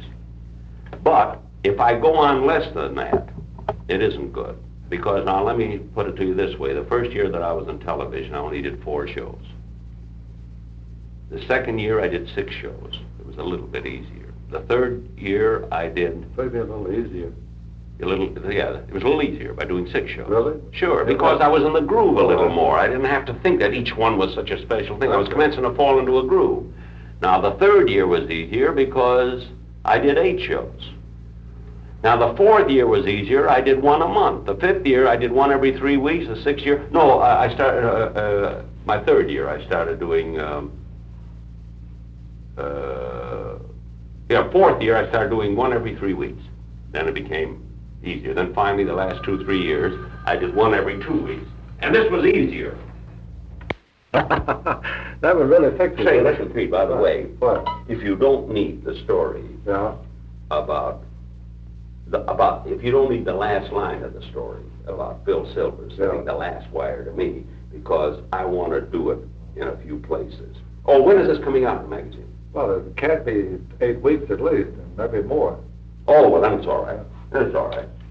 Then it's all right. Because I want to do it at my concert here, April. I want to do it at my concert here, April. It takes us 5 weeks to print anyhow, you know, and I have written the thing, Oh, I see. Well, I got to, I want to do it at the concert, and I want Phil to send me that wire again. You know, I want to read it at my concert here, which is April 25th. I know what it was. I was talking about how much easier it is to do it once every 2 weeks. Yeah, now it's much easier for me to do it once every 2 weeks because now I'm in a groove and I can always keep from, all the shows can't be good, but I can keep from being lousy, let me put it that way, or I think I can. Now, in some cases, it's easier for some people to go on less often because if they're just doing comedy shows like the reviews with no particular characterization like I have with all the different facets, you know, like being stingy and being a coward and having a Maxwell and Rochester and I don't know, all the different things that I'm associated with, makes it a little easier for us to do it oftener, you see, because if we get on a subject, we can always play it off of my character, you see. That's why it's better for me to be on often. It builds then. Yes, it builds up. But once a week would be a little more difficult because, see, once a week, not only would we have to think of ideas all the time, but we would have to accept them because we haven't got time. Twice, when I do it once every 2 weeks, even if there's an idea I don't like. You can be more selective. Well, look what I just did for the, I just told you about the Shower of Stars, where I didn't like the whole first half, and we just rewrote it in a day and, practically a day. See? And I got time to do it. Your friend Crosby feels very deeply that maybe there are all kinds of reasons that people, you know, they don't want you in your living room very often. Well, of course, Bing hasn't been in people's living rooms very often. Maybe No. that's the reason. I don't know. I know that... Because all I can say is that I'm awfully glad every night, once a week, Roadshow comes on, and I'm always there, and I'm always happy. I never get tired That's of right. it. What about I Love Lucy? And Burns and Allen, all high-rating That's shows right. and everything, all up there, and they've been gone every week. I Love Lucy, been #1 for years. Absolutely. And you don't get tired of Mr. Van Doren, although he's probably going to get knocked off, or if he hasn't already been. One of the things I wanted to ask you about, and I don't know how the hell you talk about it, except you seem so articulate and so hip to show business, and after all, you spent a couple of years at it. Yeah. But to me, you've always been, and people have told me, including Hope and Crosby, that you're a master of timing. I don't know what exactly timing is. Is it a matter of waiting, have the courage to wait? In Hope's case, I think it's a matter of having enough guts to just stand there and do nothing for a while, you know, and look around like this. Now, is that part of timing, Jack? Well, timing is a peculiar thing to explain. Now, I will say this. You can learn it, but you can only learn it if you basically have it. By that I mean, if you never have any timing, if you never had it, even at the start, if you never had it. What I'm trying to say, you got to have it to start with, and then you can only improve on it. I see. But if you never had it or have no idea about timing, then, of course, nearly every comedian times pretty good. I mean, any of the real comedians that they know. Yes, or you wouldn't be, because that's the first thing you have to have is timing. Now, some may have better timing than others, but they have it in their own way. Bob Hope's timing is to keep on talking after a joke and then stop and go back. Mine is to definitely a dead weight after a joke and look at the audience. You see, everybody has a different way of doing it. But timing, I think, is something that you learn without knowing it by being in show business a good many years. As I say, if you had it to start with, and if you love the business so much and your work, you gradually are doing it a little better and a little better and a little better, and you don't know it. Like, for instance, let me say this way. Now, Gracie Allen, I think, Gracie Allen and Judy Holliday have timing that I think is the greatest, and Bea Lilly, too. Gracie, I would say I'd pick 3 girls like that. Now, I'm sure, I don't know about Bea, I think Bea knows what she's doing every minute, and I think Judy does. But Gracie, whose timing is almost, it is perfection. This is the greatest timing in the whole world. Gracie doesn't know that she really has it. She doesn't know that she knows she has it because she knows what people say and what people are thinking. But she has no idea at all why she has it. She has always worked like this. I can go back 30 years when Burns and Lamb were doing acting vaudeville, and she had that timing then. Now, she must have improved it some, but as far back as I can remember, the man who's really improved in that time is George. But Gracie's always had it. Gracie's always had it. Now, she couldn't tell you any reason. She couldn't tell you why or how. And the biggest mistake you could ever say to Gracie, I had this happen once. I'll tell you a peculiar thing about timing. George, Burns and Allen and I were on the same bill together in Newark, New Jersey, about 32 years ago. I can remember like it was yesterday. And for about 2-3 years, Gracie's been doing, they've been doing the same routine those days in vaudeville. And she had one joke that I used to love the way she told this joke. Now, this is a true story that I'm telling you. I don't recall the joke, but I recall the incident. And when she came off the stage one day, I said to her, Gracie, I always stand in the entrance when you do that one joke. because the timing of that is true. She said, which joke is that? And I told her. The next show, she did the joke very badly. She did it so badly after that that George had to take it out of the act and then says to me, Jack, next time don't be so complimentary, mind your own damn business. It took a long while before they could put it back in again, because the minute she was conscious of what she was doing, it was no good. See, the minute she had to think and say, come to Joe and say, this is the joke Jack likes, then you start to do something with it, you see? So timing is something that you can't think about when you're working. The only time you think timing a joke is if you know that there should be a certain pause here. You see, the pauses are all up to an audience. Well, it takes a lot of guts to have to pause, doesn't it? Not if the audience is laughing, because you see, you only pause while they're laughing. They don't have to scream, but while they're laughing. Now, just before the laugh dies out, you carry on. Or, if you have a feeling that they'll stop and start again, you just stay and look at them. But you better have that. You better have that feeling. You better be sure. You better be sure. You know, are there certain jokes that I know that if I just keep looking, they'll start again? You know. Then there's some that you got to go. Otherwise, you got to catch it just before they stop dead, if you can possibly catch it that way. You know.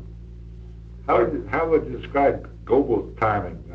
You did fairly good on You and Hope, for example. Well, I think Gobel has very, very good timing. I did too, but I wondered how a band. Well, he has a timing of a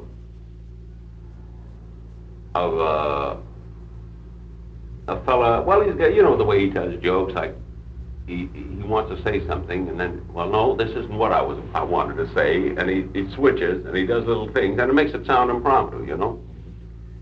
Now I know when I sometimes have to make a lot of speeches at banquets, or let's say I'm a Toastmaster. Now there's a trick with that sometimes. For instance,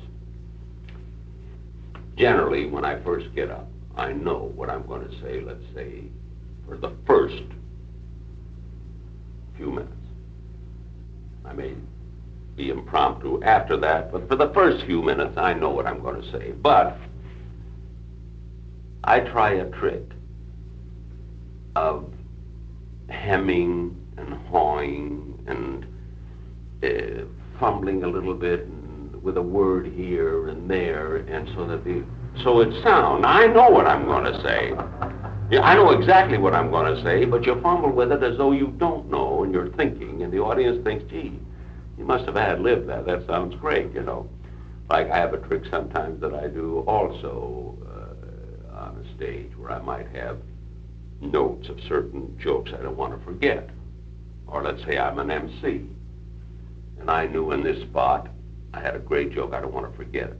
Now, maybe I was just about to forget it. I'd say, now, ladies and gentlemen, I take out my card, and I say, I'd like to introduce next, and suddenly I see this joke I forgot. I'd like to introduce next, oh, by the way, I must tell you a funny thing happened to me. And they say, gee, this fellow thinks I didn't at all. I saw it right there, you know. And there are tricks to it, too, you know, because you can't remember everything, you know. Oh, God, no. You can't, but if you write it down, there's a tricky way of going into it, you know. You make off you're all through, and then all of a sudden you keep talking and talking. And I did that on my stage show. I don't want to sound like I'm bragging here. No, I'm just trying to answer people. I'm just trying to get the... I'm trying to answer questions about at least the way I try to do it, you know. But I think, going back to what we were talking about timing, I think most of the good comedians have good timing. I say there can only be a difference in, is one better than somebody else, one not quite as good. Take Ed Wynn, true sensational timer. Now Ed Wynn used to time jokes. Of course, he was the perfect fool, as you know. Ed Wynn. Oh, well, Ed Wynn to me, during the days of the old musical shows in New York, the days of the Follies, and I would say I'm one of those who always agree that Jolson was the world's greatest entertainer in everything he did, whether he told jokes or I think he told a joke better than anybody else, sang songs. He was really the world's greatest entertainer, and during the days of his, really in the heyday, his magnetism, I don't think anybody's ever come up to it since then. And Ed Wynn, in the same way, in his style of comedy, which was fool, but the perfect fool fit him, he had a timing that was just wonderful. He had the kind of timing and delivery that made him such a fool, but he was an honest fool. He was sincere. You believed everything he said because he used to laugh and think the funniest thing happened, and would be a thing like he said something about his uncle whose head was knocked off or something, and he was still walking around, and he'd tell you a story about it, and by God, you'd almost believe it. Then maybe 10 minutes later, a fellow would walk across the stage with his head off, and it was, oh, Uncle must have just got back from so-and-so, you know? I was always there to see him do so good in The Great Man. Yeah. I think he's going to be on one of my showers for Stars. Have you seen The Great Man? I haven't, but they say it did a No, I great didn't job. see it yet. I'm going to see it right here. Right. Philadelphia, I think. Yeah. Isn't he? Oh, yes. Yeah. Wonderful, wonderful comedian. You know, I used to laugh so hard at him, Pete, in the New York shows, that Mary wouldn't go in with me the same night that I went to see him. Most of the time she wouldn't, because I would laugh and it would be almost obvious that I was trying to get attention. You know, and Mary said, gee, Jack, sometimes embarrassed. I said, I can't help it.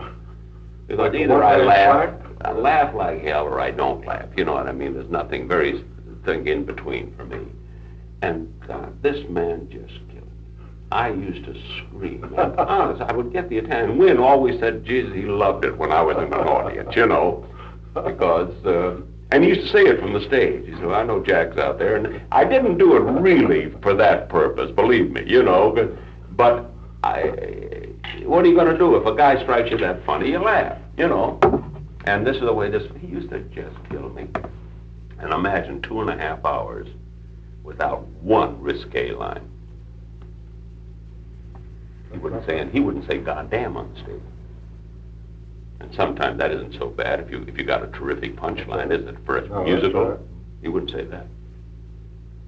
I remember he did a scene once where he had a fix. Did they have real standards about this? Huh?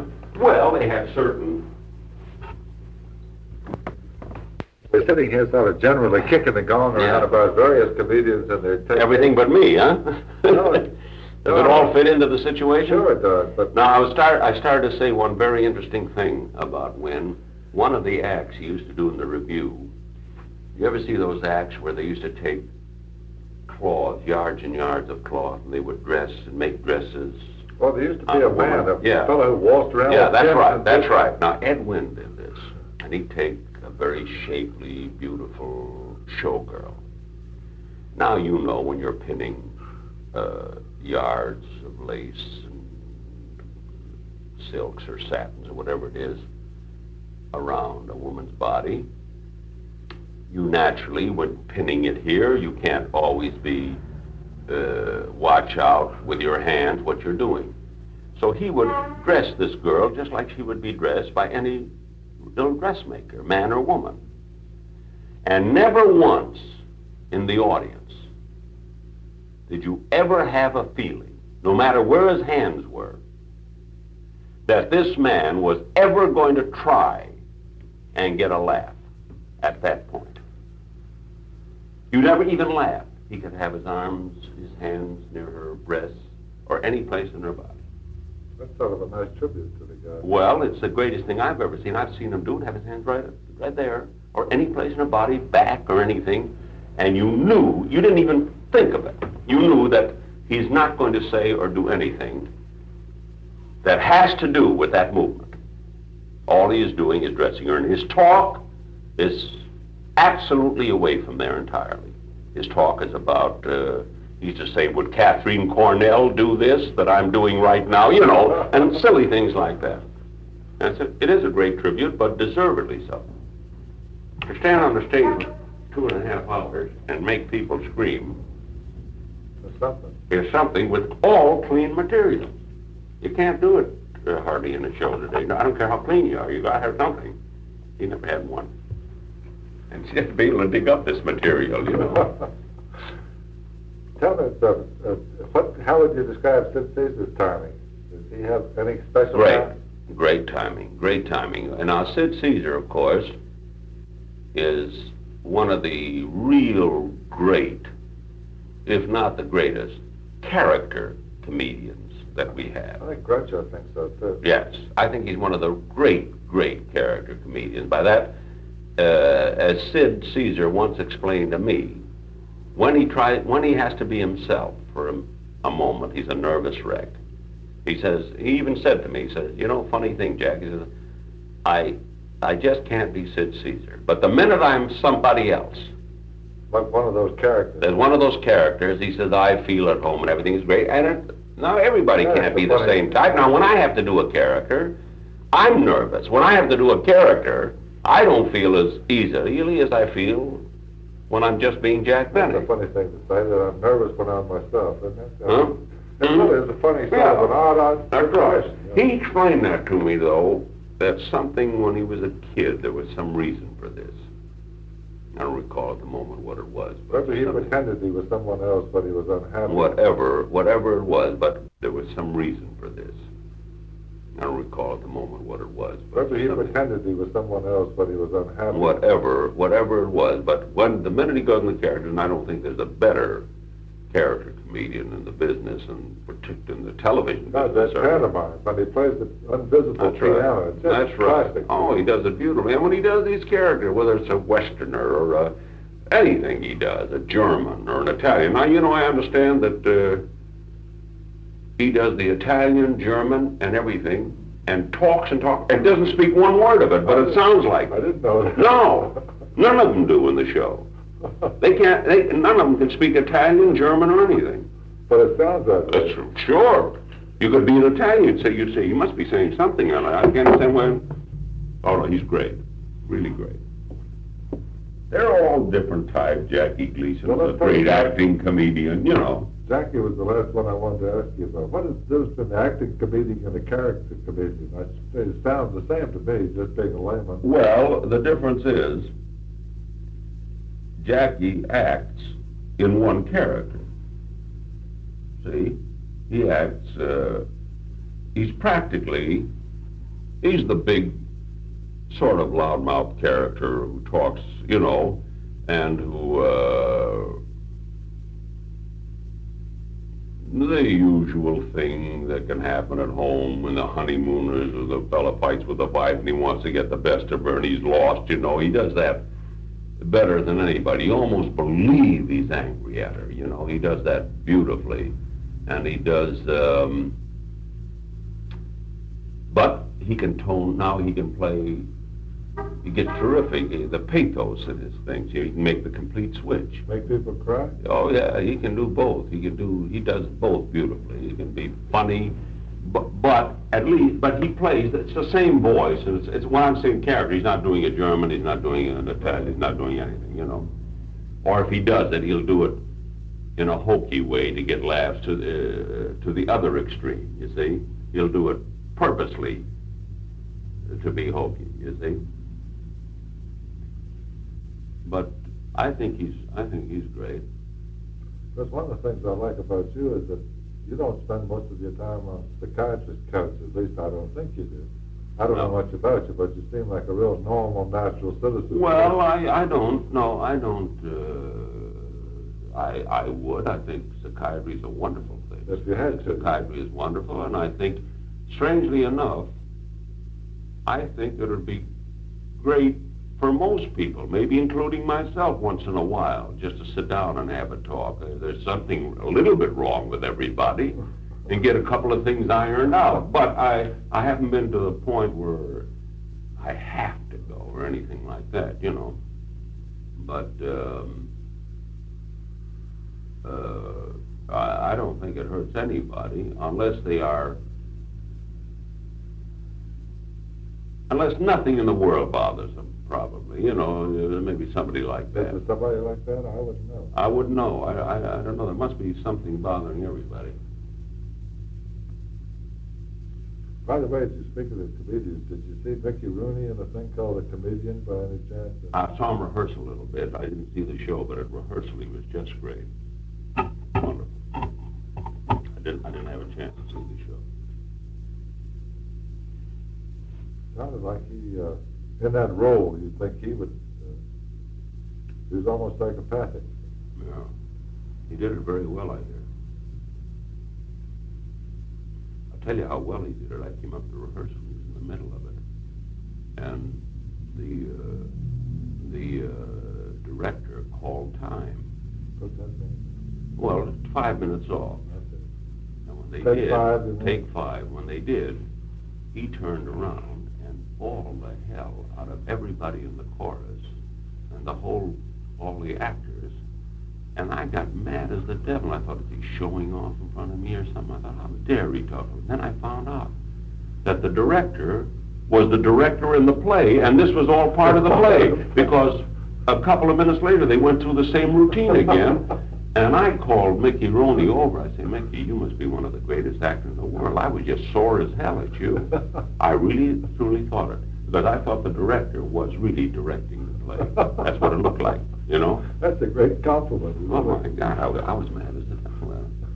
I couldn't understand it because it looked... And, of course, they just looked at him really like they were also out of the play for a minute. Imagine if I'd ever got up and said something. Jeez, it's a good thing I didn't. Wasn't too fresh there. Are there people that raise hell with the cast and the directors and the musicians and things and rehearsal about it?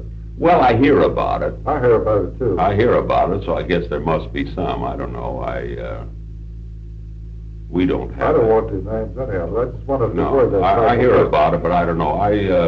We don't have that kind of confusion on our show. There's no confusion or no troubles or, once in a while there might be an argument. Somebody loses his head for about a minute. You have to, but that's about as far as it goes. You see, everybody, when you're well organized, everybody has his own job, but they contribute just the same. But the contribution isn't my running over to see what's in the camera when I know the cameraman and the director knows, or mine isn't directing movements when I know my director knows that better than I do. Any discussions we would have is generally about a piece of business or a joke. Is it good or isn't it? You see? Now, I understand there are some comedians who not only want to be in it, star in it, but they want to look in the camera and they want to direct it. Well, this means to me that they have no faith in their cameraman and director. Give that an egomaniac. Whatever it is, I don't know. Well, if I didn't have that much faith in them, then I wouldn't want them. And any suggestions I make during a program, I generally sit pretty quiet and let it go on because I think I've done my part when they finish the script. But any suggestions I make are always open for discussion, because if everybody agrees with me, or let's say out of our group, if 5 out of 7 agree with me, I think, well, I guess I'm right, let's do it. If 5 out of 7 don't, then I say, I guess I'm wrong, we won't do it. That's about as far as we get. Sounds like it's sort of a happy show. It is. It really is. We have a lot of fun rehearsing, and it's... Sounds like a very pleasant way to earn the It is, and most of the people, well, it's not easy. By that I mean we still have to work all the time. I get tired. I get mentally tired. Preparations and everything, maybe not enough rest. Of course, not enough rest has a lot to do, I'm to blame for this, because in the middle of it, I run to New York and give a concert, and I run to Philadelphia and give a concert. This means I run around seeing shows, and I go to parties. Well, this isn't anybody's fault but mine. I read that you were over at the opening at Dean Martin. Yeah. You see, all of this is excitement in the middle of your work and everything, but nobody held a gun up to me and said, you got to go to Dean Martin's. You know, I did it to myself, you know. But I enjoy it. I have a lot of fun. Is there any the business, there used to be a discussion of live versus film television. That's all. I never hear that anymore. That sort of died down. Apparently, it doesn't make any difference anymore, does it? Well, no. I think there is a preference, though, to some people's shows. I think my shows, most of my shows, people like me live better than film, unless I have an especially good film. Clear and sharp and well. No. Yeah, a real funny, real good show. But otherwise, they prefer live because I have, there's more of an intimacy there, because I generally open talking to the audience and things like that, which is difficult to do. Now, there is a feeling. You get the feeling come through. That's right. Well, I'm glad to hear you say that, because I think there must be something. It comes through on live. It doesn't quite come through on film. But if it's good entertainment, you know. Well, the laughter on live is different from the laughter on film, isn't it? Well, the laughter on live is right there, and you can time it the way you want it. The laughter in film, you got to leave it open, and then you play it for an audience and use the audience laughter as a cue track. Oh, I see. You see where to put in laughs on a film, you see. But you should use, anytime you put a laugh track in a film, when you play it to an audience, you should use very good judgment. You should be very intelligent in putting laughs, any laughs into a film. Now, television films need laughs because they're generally played in a home to one or two people, I three didn't know people. that. I thought they were so used to me. What? That they were played in a home to one or two. Oh, I see what. Oh, I mean, only one or two people. While a movie, there can be 500 to 5,000 watching. Right. You see, the movie has its laugh track by its audience. That's right. You see, but we don't. So therefore, it's necessary. But I think you have to be very, very careful. I think it should be very delicately done. I think a big laugh.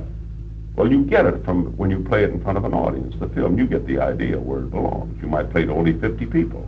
And you know where you're. Well, you don't just take a laugh track and double them in. You really play these things to an audience. Yes, but if you only play to 50 people and you get a big laugh, then you want to have the laugh sound as though there are 250 people. But where I say you have to be careful is if a gag or a piece of business just calls for a snicker, just put in a snicker. If it calls for a giggle, put in a giggle. If it calls for an anticipatory. Is that the right word, anticipatory? If it calls for that kind of a laugh, where they're anticipating something and they're sort of giggling, then you must put that in. Now, when you got a sock laugh, you must put a sock laugh in it, you see? Just like it would happen, because I figure this is what would happen if I were doing a live show. Now, with a live show, I don't have to worry. But you have to be fairly modest and humble about what kind of laughs you're going to get, I suppose, or you go overboard. Well, yes, a lot of people, I think, do, but I'm very, very careful. I've gone in, I've seen a lot of the dubbing thing, and sometimes they might dub it without me, and I've taken out a lot of big laughs and made them small. I've taken out laughs where they didn't belong at all. Now, I've also said, wait a minute, fellas, this joke is too big. You got to put in a bigger laugh in here. Because this joke, if I was doing this live, and I did this piece of business, they would not only laugh, but they would applaud at the end of it. Because I have that, you have that feel about what would happen right here. Well, you've been in it long enough to know. That's right. Now you gotta be modest, but you've got to take advantage of where the audience would actually laugh. Then what happens is, then the people watching at home do not notice the laugh track. See, it doesn't catch bad if they do. Yeah, you see, by that I mean if they notice the audience is laughing loud where they shouldn't be, then they notice that immediately. Well, that's a good rule of thumb. If they notice the laugh track, then it's bad. It's bad.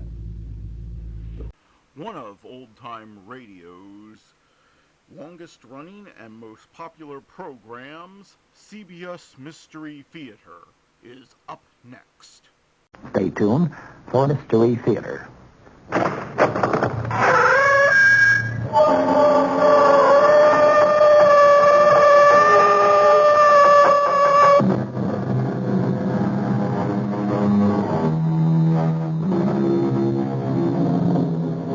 Come in.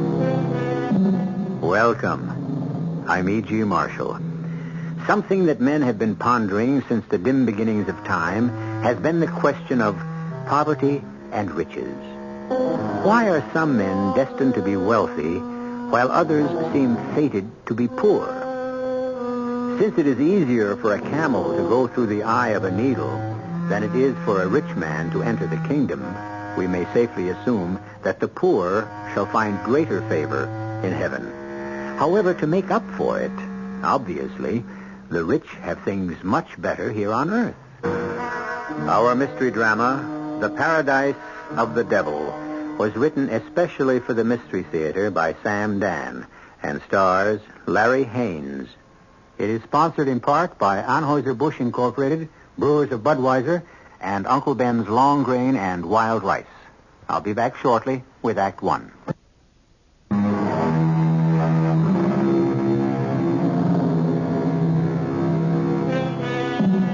There are those people who will always make money, whether times are good or times are bad.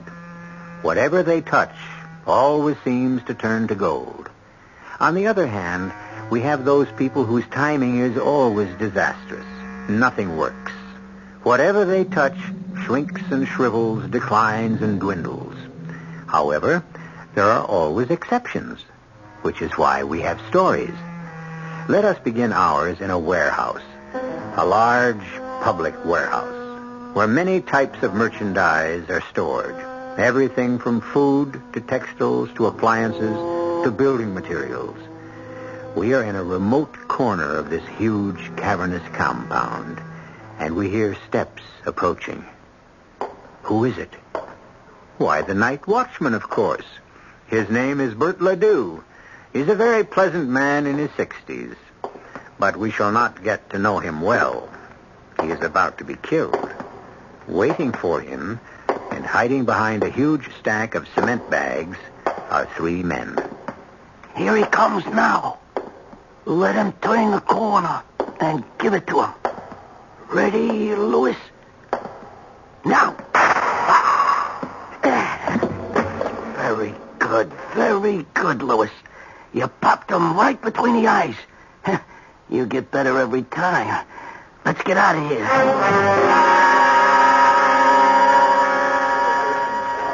Yes, miss? You don't remember me, Sergeant? Well, let's see. Should I? I suppose this tells me everything I need to know. Look, miss, can we help you? I'm Mr. Ledoux's daughter, Louise. Ledoux. You don't even remember his name, and it's only been a week. Oh, I remember. Bert Ledoux. You said to come back in a few days. You might have news for me. Louise, let me talk to you off the record. About what? The facts of life. Thank you, Sergeant, but I know them. Oh, no, you don't. What I'm going to tell you could cost me my job. Then why risk it? Because you're old enough to be my own daughter.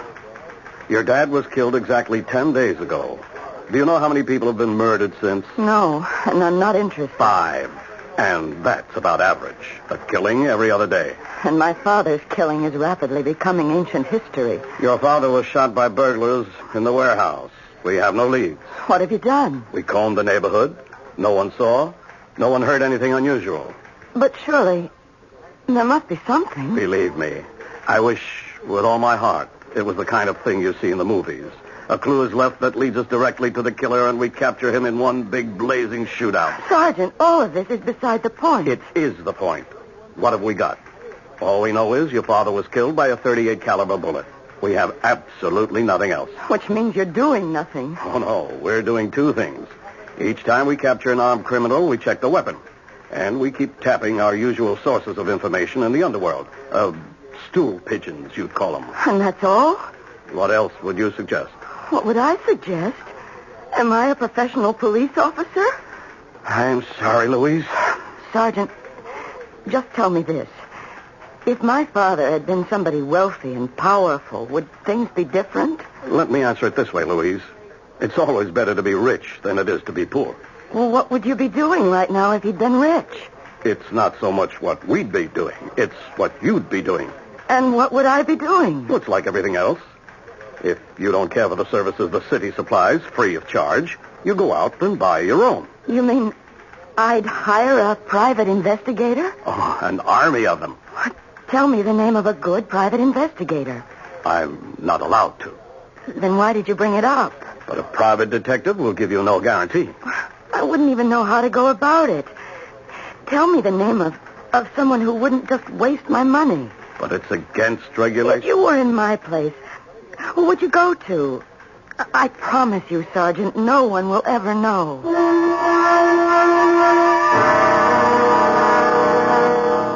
Well, if the police haven't been able to get me where, Miss Ledoux, what makes you think I can do any better? Well, because you think I'm smarter?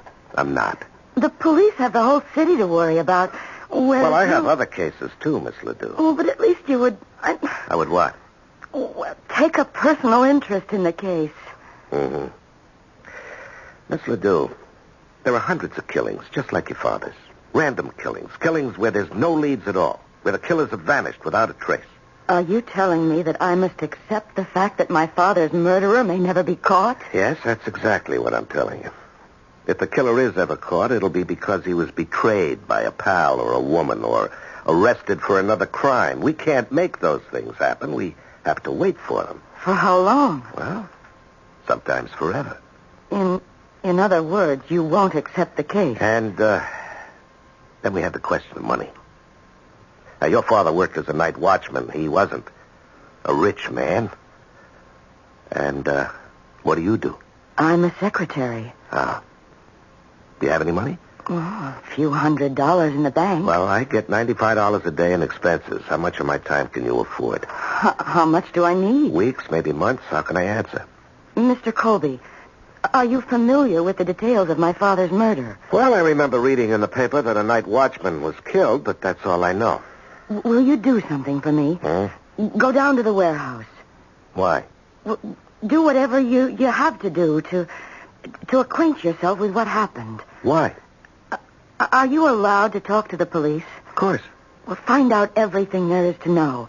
And after you do that, if you're convinced there's nothing more to be done, well, that's the way it'll have to be. But if you feel there's something there, anything at all, I'll raise the money to pay your fee. How? I said I would raise it.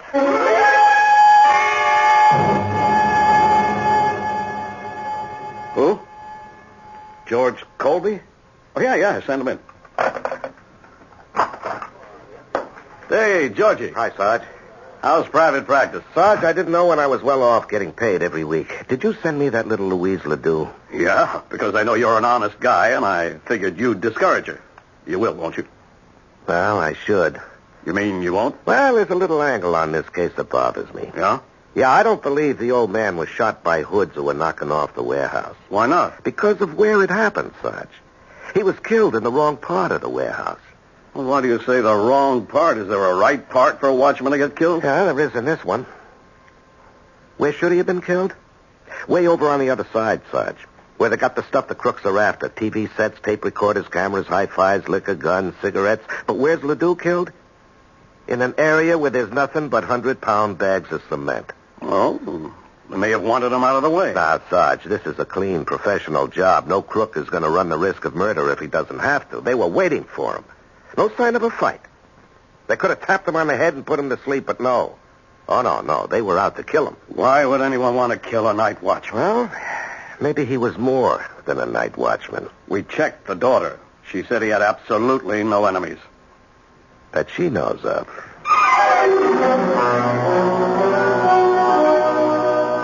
But why? Why would anyone deliberately kill my father? He was the nicest, sweetest... Yeah, I know. To you, he was the nicest, sweetest guy in all the world. Other people may have held a different opinion. Well, talk to his friends.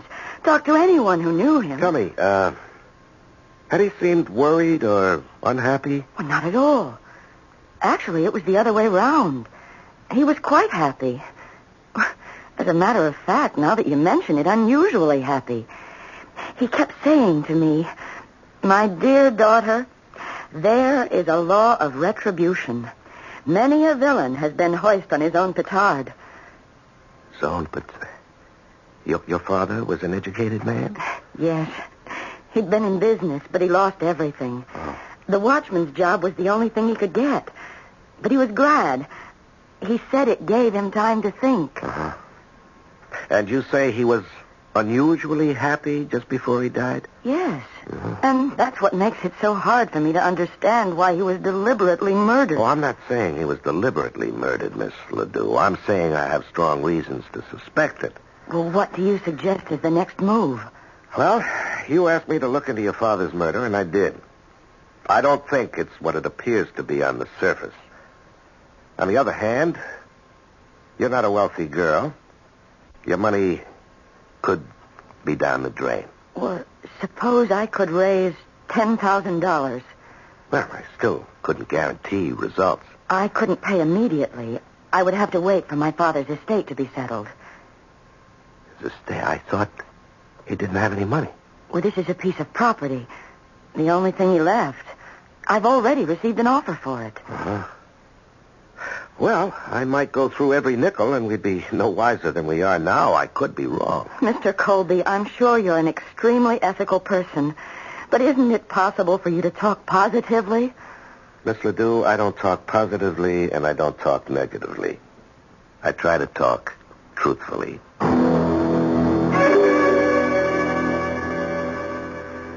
Ah, Miss Ledoux, please come in. Have a seat. Thank you, Mr. Hawkins. I read about your father's death. Please accept my deepest sympathy. You're very kind. Now, Miss Ledoux, how may I be of service?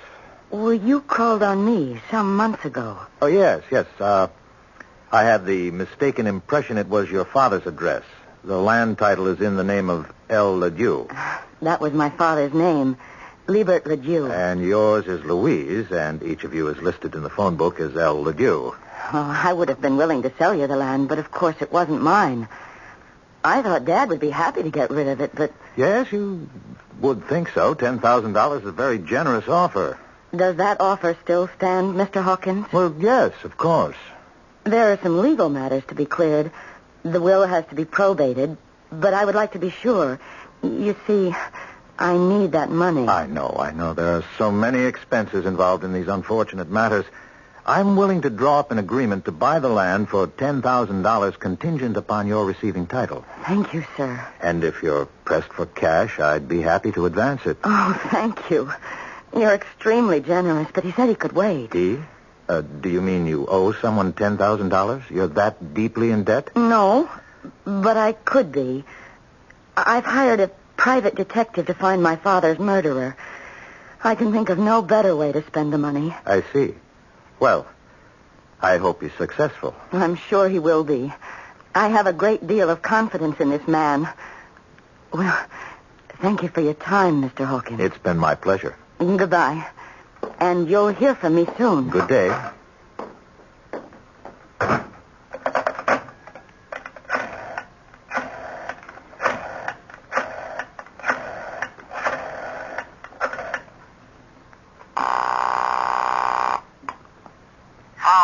Richie?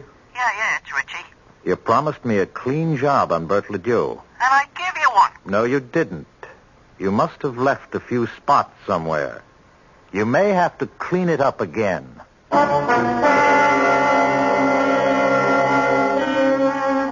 They say cleanliness is next to godliness, but obviously some of the devil's disciples are in favor of it also. At any rate, as our friends in the sports world would put it, we have given you the matchups. It's Louise Ledoux and George Colby against Mr. Hawkins and Richie. Richie and Hawkins have already scored. But this game has only begun. There is more action when I return with Act 2.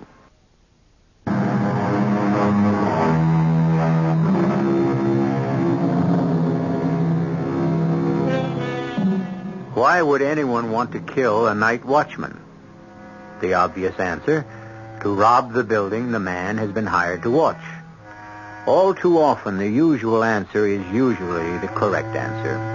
But Liebert Ledoux, evidently, was not your usual night watchman. For one thing, he has a most unusual daughter.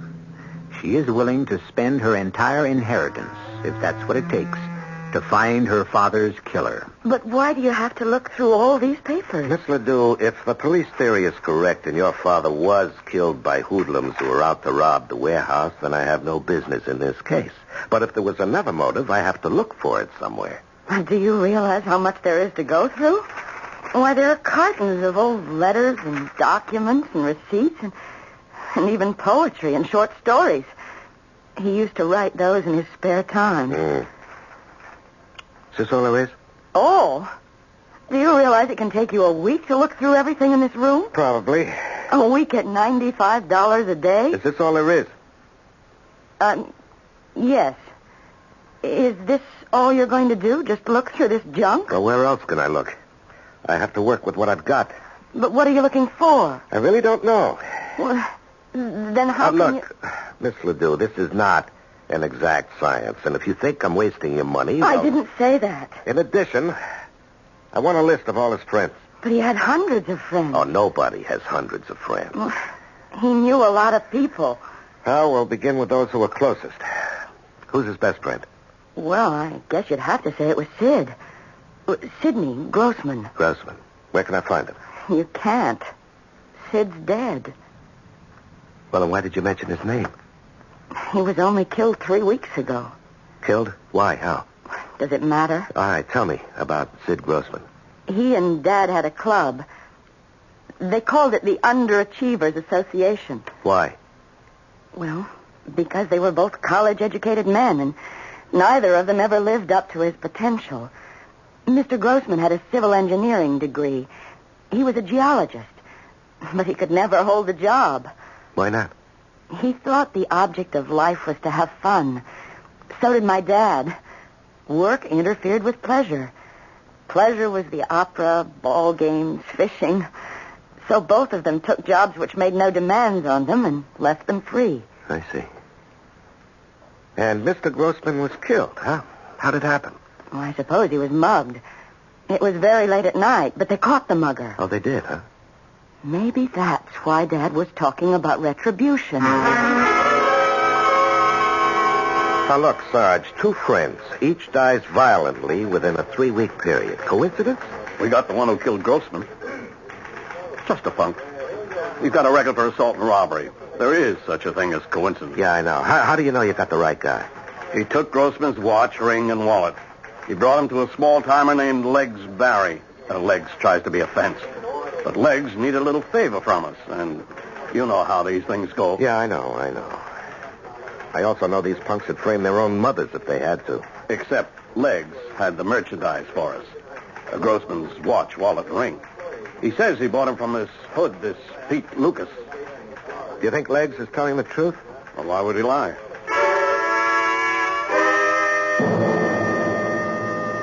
I'm being framed. Oh, sure. You're a fine, upright example of red-blooded American manhood, and the police are trying to railroad you. Look, you want to tell them corny jokes? Go into show business. I'm a bum. I never was nothing else. I can't even remember how many people I robbed. And maybe you don't remember robbing Grossman. That one I remember, because that one I didn't do. And you can believe it. Stupid fudge. They don't get me for all the ones I knocked off, but for the one that I didn't... Yeah, life is funny that way, Peter. Tell me, if it wasn't you, how come you fenced off his watch, ring, and wallet? I didn't fence him. This stoolie, this rat Legs Barry, he says I fenced him. Now, why would he lie? Well, they got his girl on a drug charge. He's making a trade. How come he's got the dead man's possessions? Because the mug who done it fenced the stuff with him. Well, why not turn that guy in? Because... How would I know? Well, whoever did it could only have been some punk. Now, why would Legs risk a perjury rap? Don't ask me what's going on. I don't solve crimes. I only commit them. All right. Don't be flip with me, Pete. If you didn't do it, why's the finger on you? Look, I never killed nobody in all my life. Pete, you're not answering me. I want to know if you were fingered, why? Why? Okay, maybe the guy wasn't mugged. Maybe it was... something else. Like what? Maybe they wanted to look like he was mugged, so that's where I come in. If you want to have everybody think it was robbery, then I'm the one who can make everybody happy. After all, don't I have the rep? Huh? Well, the jury takes one look at me and I'm up the river. You talk about they. Who are they? I don't know. Huh? Ever hear of a man named Bert Ledoux? No. Is there anything buzzing in your circles about Ledoux and Grossman? No. Look, don't be stuck with that underworld code nonsense. What code? If I knew something, I'd sing like a cage full of canaries. I didn't do it.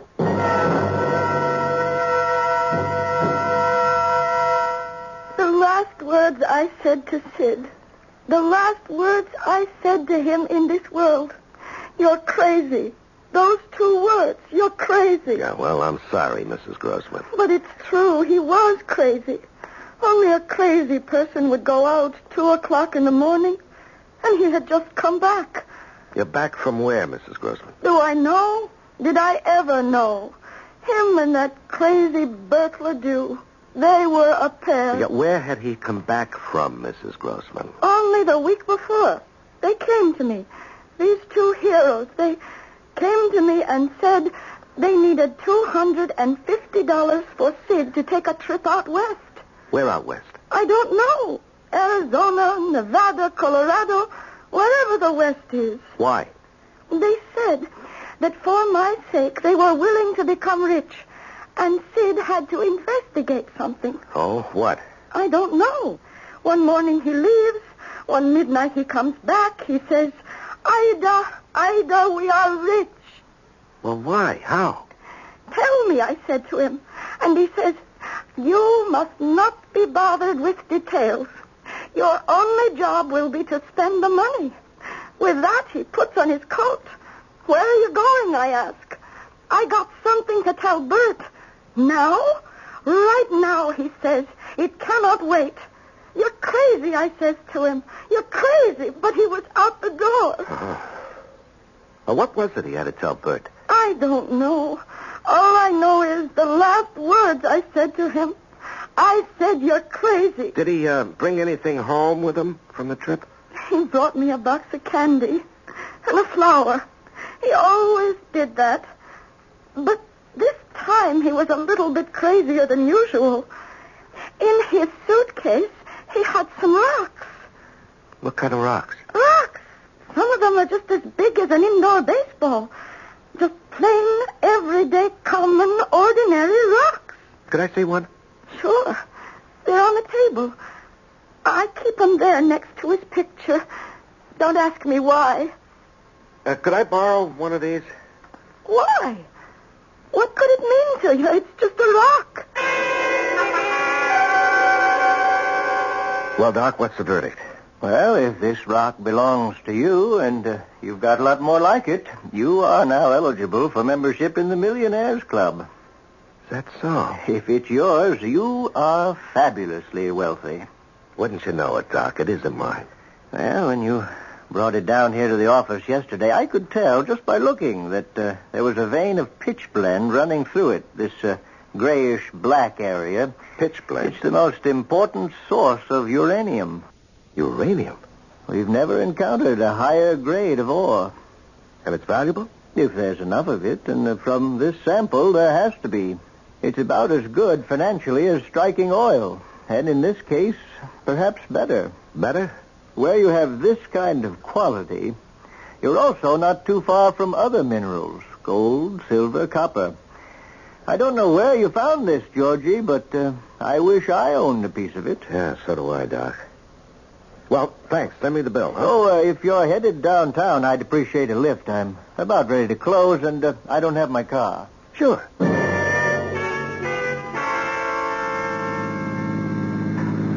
George, I always wondered, what makes a guy want to become a private detective? Oh. What makes a guy want to become a geologist? What are you looking at? You keep glancing into that rear view mirror. Somebody's coming up behind us. Well? I'm not sure, but I think I noticed that car before. He was parked just down the street from your office, Doc, and he's been following us ever since we left. Aren't you going a little too fast? This is a pretty steep hill. There's something about that car. Oh, that idiot. He wants to pass us. Look out. What's that nut trying to do? He's going to run us off the road. Hold on, Doc.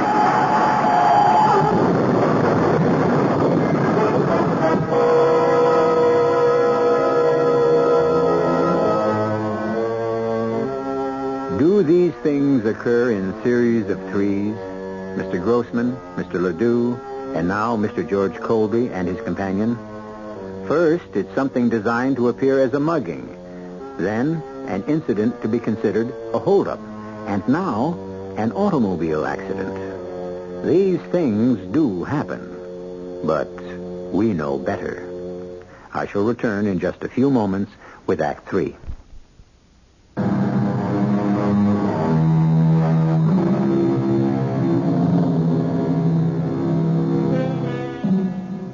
They were just two carefree elderly men. They owned little more than the clothes on their backs. Or did they? In less than a month, both were dead, seemingly victims of random violence.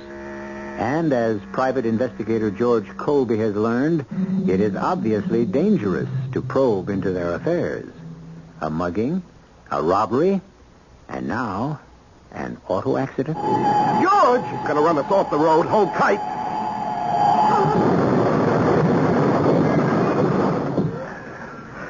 Doctor, I think I'm okay. All right, take a breath. Try to move your arms and legs. Anything hurt? I think I'm okay.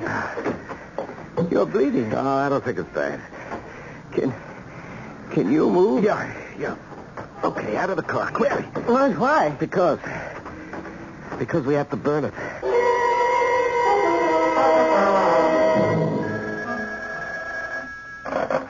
Hello? Mr. Hawkins, it's your buddy, Richie. I just seen an awful accident. A car went off the road and into the side of McGregor's Hill. You know that steep one? Are you sure of him? Well, I seen the car. It had blown up, burning all over the place. Well, that's good. He ain't gonna bother nobody. It's a clean job.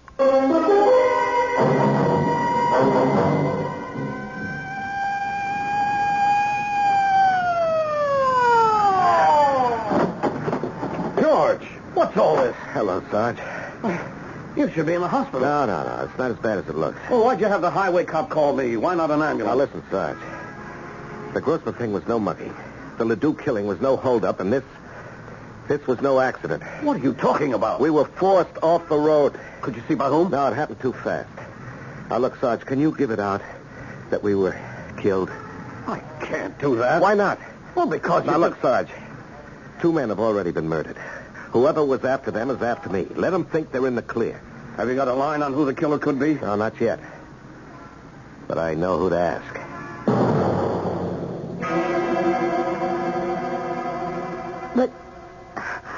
But you're supposed to be dead. Well, you can see for yourself. It was on the news. Private investigator killed in accident along with noted geologist. Uh-huh. And what did you think when you heard that news, Louise? What did I think? Mm-hmm. Well, I didn't know what to think. I thought about you, and I felt terrible. Did you stop to think that 3 people connected somehow with your father were now dead? Well, no. Well, you have a great deal to explain to me.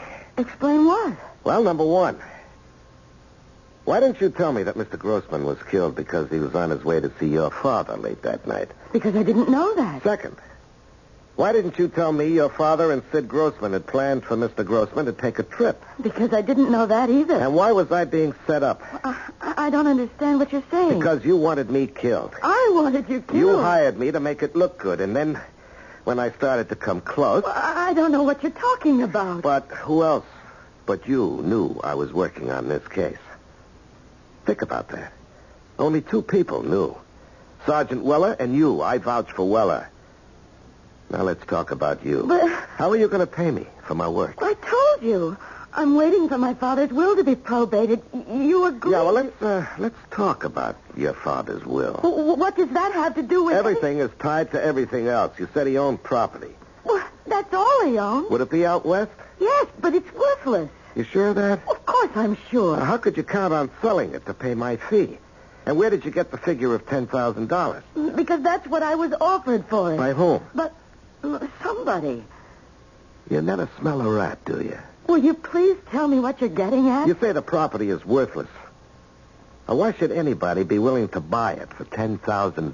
Oh, that's nothing. $10,000 is nothing? It's only $10 an acre. Your father owned 1,000 acres. Of what? Sand, rocks, hundreds of miles from nowhere. 1,000 acres of, let's see, do you know how much money that land is worth? It's just desert. It's got what could be the richest load of uranium in the world. There could also be gold, silver, copper. It's a treasure chest. So that's why the man wanted to buy it. Which man? Oh, let me think for a minute. Let me think. Mr. Colby. I know now who killed my father. Who? Who's the killer? I am. You? You went into that warehouse and fired the shot that No, killed... I didn't go there. I didn't hold the gun. I didn't pull the trigger, but it happened all because of me. Of course. And now I know why they tried to kill you, too. Mr. Colby, I am not the only one who, in addition to Sergeant Weller, knew you were on the case. There is another person. Who? The man who wants to buy the land from me. What's his name? Hawkins. Gerald F. Hawkins. How come he knew? Well, because I told him. It slipped out. I mentioned that I needed money to pay a private investigator to help find my father's killer. He's the only other person who knew. All right. Now, why do you say you killed your father? I said I was responsible. A couple of months ago, a man called on me. Are you L. LeDew, he asked. I told him I was. He said I was the owner of record of a piece of property in Nevada. I said he must mean my father. And he said, of course, Liebert LeDew, your father must still be alive. He said, I sold him the property 30 years ago, and now I want to buy it back. Did he say why? Well, because it was worthless, and he didn't know it at the time, and he had come into some money, and he was trying to, to clear his name by making it up to people. He struck me as a very kindly gentleman at the time. Yeah, so this, Mr. Hawkins went to your father. Well, Dad must have turned him down. Mr. Hawkins came back to me, and he said, do you suppose I might be able to convince your father to sell? He'll never get another chance. And this way, he'll get 10 times his money back. And what did you say to Mr. Hawkins? Well, I see now. I signed my father's death warrant. Oh, come on. I told Mr. Hawkins, once my dad decides that's the end of it, if the land were mine, I'd be glad to get rid of it. Don't you understand? He took that to mean that if Dad were out of the way... No, he'd have killed your father anyway. Taking his chances with you. Now, about this land... Well, I'll show you. Here. I have the papers in my pocketbook. Why didn't you show these to me before? Read the pamphlet. It goes back over 30 years.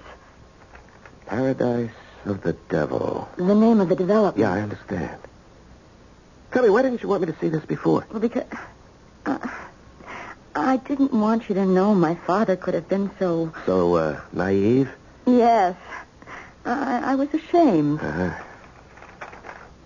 Paradise of the Devil. At first sight, a desert inferno, but there's magic in this land. Deep underneath run the waters of life. Healthful, invigorating waters of youth. The paradise of the devil can become a spa to rival the great watering places of Europe. Stake your claim to unbelievable wealth, only $1 per acre. Act now before it's all gone. And my father believed it. My father bought it. You know, in a way, the guy who hustled this was right. There's unbelievable wealth under that ground, and the swindler swindled himself out of it. Now he wants it back. He can't get it back now that I know. Now, what are you going to do? What evidence do we have that Hawkins killed my father? I don't believe Hawkins actually killed him. Hawkins probably bought the murder. I still don't think we have any hard evidence at all. Then there's a possibility that Hawkins can go free. Well, there's always that possibility. I hired you to find my father's killer. And I did. To my satisfaction. What about the law? Oh, well, for that we have to dig. Very well. You dig. Right now, I can afford to have you dig forever. What do you want now, Snoop? Some more information, Pete. You know, you could spend the rest of your life in jail. Unless... Yeah? Unless you help me get you out of here. Why should you care about me? Oh, I don't, Pete. And the world would be much better off if you remained in the clink, but you're part of something else. Now, Do you know a guy named Hawkins? No. Well, have you ever heard of a guy named Hawkins? That's different. Yeah. Yeah, I heard of a guy named Hawkins. In what connection? He would need a strong arm from time to time. He ever hire you? Me? Nah. Why not? I'm too nice for him. He uses Attila the Hun. Attila the Hun? His real name is Richie. Where can I find Richie? I don't know. Try a couple of joints along the strip.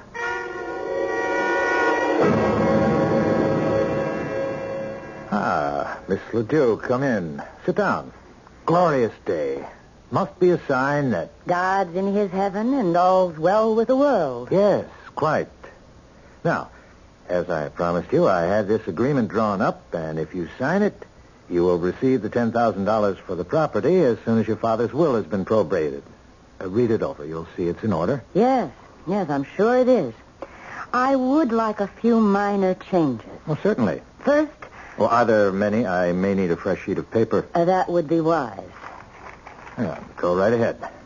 I, Gerald F. Hawkins, admit complicity in the murder of Liebert Ledoux and Sidney Grossman. Miss Ledoux, what are you saying? I think you heard me. This was so I could swindle Mr. Ledoux's daughter out of some uranium-rich property. I really don't understand. I hope you see this gun I'm holding in my hand. Now, Miss Ledoux, don't be foolish. You can't prove anything. Right as I tell you, or I'll kill you. You'll go to prison. I'll have avenged my father's death. Don't turn around, sister. Drop the rod. Richie. Yeah, Richie. I come by for my pay, and I hear this little show going on. Come on, sister, drop it. That's nice. We have to get rid of her. She knows. Yeah, we'll get rid of her. I'll make it clean. First, we get rid of you, pal. What? I just found out what's going on. All the uranium in the world.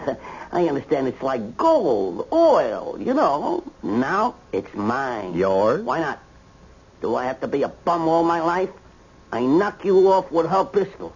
She did it because you're responsible for her old man's death. No, Richie. You are, ain't you? You hired me. I took care of both of them for you. Ledoux and Grossman. That's true, ain't it? Yes, but I paid you. I'll pay you more. Now I knock you off. Then I make her sign a bill of sale, turning the land over to me. I'll never... Don't say that, sister. Once I start to convince you, you'll beg me to let you sign. Then, filled with remorse, as it says in the books, you turn the gun on yourself. Richie, you're crazy. Sure he's crazy. Hey,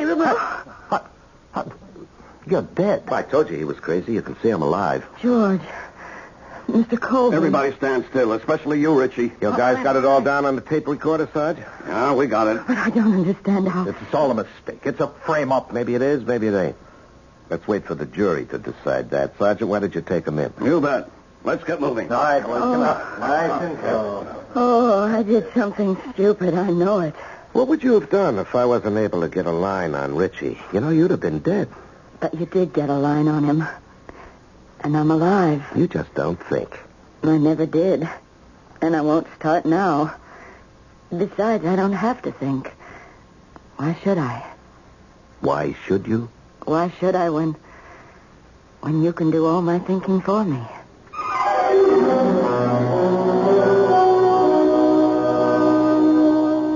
She was always quiet. A hard girl for her co-workers to figure out. So, they thought she was a little bit off. That's because she was poor and single. Now that she's rich and married, she's merely a delightful eccentric. I never told you the world was fair. All I ever wanted you to believe at this stage of the program is that I will be right back.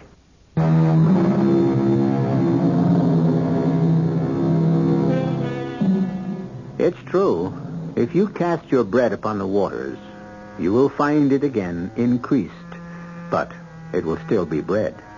On the other hand, there are some people who cast bread and recover cake. Who is to say that good-natured, gullible, trusting Bert Ledoux, who was cheated by everyone, wouldn't have had the last laugh after all? Who can say he didn't make a really smart investment 30 years ago? And actually, it's not that he wasn't smart. He just didn't have enough luck. Our cast included Larry Haynes, Bob Caliban, Catherine Byers, Peter Collins, and Gil Mack. The entire production was under the direction of Hyman Brown. Radio Mystery Theater was sponsored in part by Buick Motor Division. This is E.G. Marshall inviting you to return to our Mystery Theater for another adventure in the macabre. Until next time, pleasant dreams.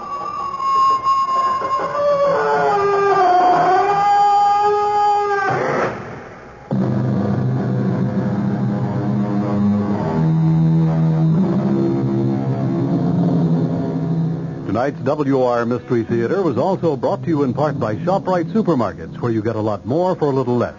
The preceding program was furnished by the Columbia Broadcasting System. Classic British comedy in the form of Steptoe and Son is up next on nightly old-time radio shows.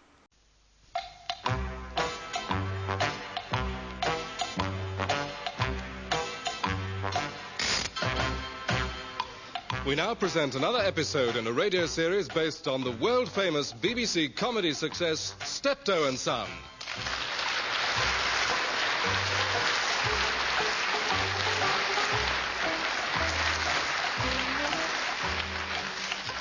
With Wilfred Bramble as Albert and Harry H. Corbett as Harold.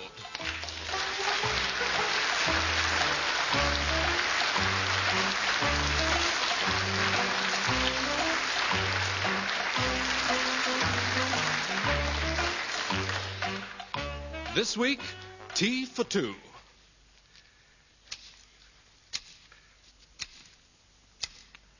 Rule Britannia, Britannia rules the waves. Oi, keep it down. What? I'm working. Yeah. U M P H R Y. Pumphrey. Yeah. Oi. What? That is my pile of election addresses. Well, You have just put one of yours on it. Did I? Yes, you did.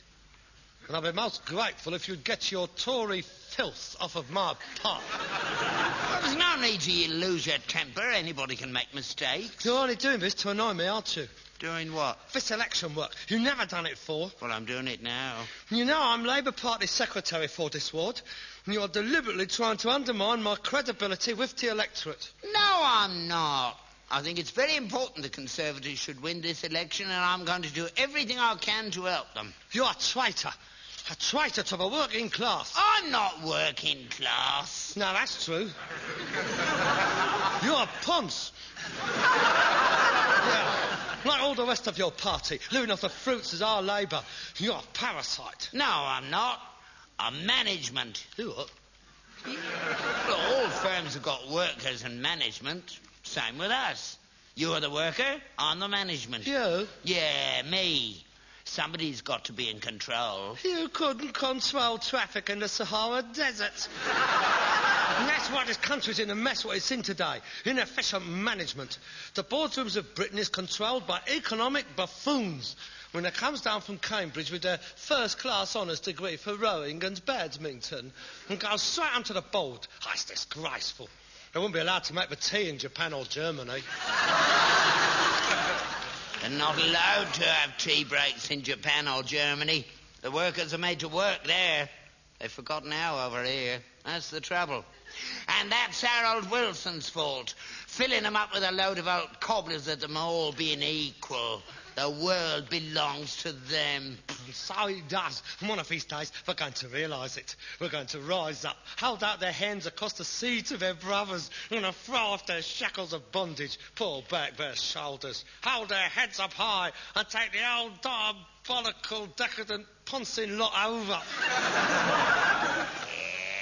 Not in this country they won't, mate. And you know why? Because half of them is Tories. Every year more and more working class are voting Tory. It's getting very worrying for people like me. Class of person voting Tory now has gone right down the pan. Don't seem right that scruffs on council estate should be allowed to vote for gentlemen like Sir Alec. How you can sit there with your fundamental orifice hanging out of your trousers, and talk like that. I really don't know. I just don't understand it. People like you completely bemuse me. I want to give up sometimes. Every time the Labour Party loses an election, I just want to give up. I think, what's the point of me keep struggling? You're a bad sport, a rotten loser. Oh, Dad, it's not a cricket match. It's our whole future's at stake. Our future's never been so bright since Mr. Heath got in. Oh, God. Oh, if it wasn't so pathetic, I'd laugh. Ted Heath, oh dear, Captain Nemo. Playing the organ as his boat slowly sinks beneath the waves. Well, I don't know how I bother about arguing with you. You know nothing about politics. Who don't? You don't. Have you read Adam Smith's Wealth of the Nation? No. John Stuart Mills? No. George Bernard Shaw? No. Sidney and Beatrice Webb? No. And I don't suppose you've even heard of Karl Marx? Oh, yes, I have. He's the one that played the harp. You ignorant, twisted little peasant. Karl Marx wrote a book called Das Kapital. That's the greatest book ever written, which is the Bible of socialism. Yeah, there's only one Bible I read round here, and that's that one up there. It's down there, propping the sideboard up. Well, it's been for the past 20 years. It shows how often you read it. Yeah, I know it anyway. Good. In that case, you will be fully aware of the fact that Jesus Christ was, in fact, a socialist. How dare you? How dare you blaspheme in this house? Well, of course he was a socialist. I mean, everything he did, everything he preached, his every action, a socialist. It don't make him a socialist just because he shared out his loaves and his Lillian Gish with the 5,000. His Lillian Gish? That's not all he did. He threw the moneylenders out of a temple. Of course he did. They're not right to be in there. Business should be conducted on the premises intended for it. You wouldn't want to see a branch of Barclays Bank halfway down the nave at Canterbury Cathedral. Oh, dear, that wasn't the point he was making. It was a specific rejection of the capitalist ethic. What he was in fact saying was that in the nature of things, I mean, all things being equal, by and large, it's...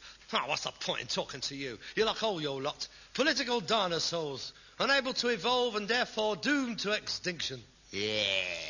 Well, we chewed your heads off last June, didn't we? Clobbered you out of sight, we did. We shall return. This by-election will be a reaffirmation of faith in Harold and the principles of social democracy. And with my help, the decline in the fortunes of the Labour Party will stop here, in Old Drums Lane, Shepherd's Bush West. We're on our way back, brother. Don't you call me brother. I'm your father. All men his brothers. Here, look at this electoral roll. Mr. and Mrs. Amanda Hagagoon Hassan. Bloody silly names. Not of him. There's not an English name down this street. I don't know why they bother having by-elections round here.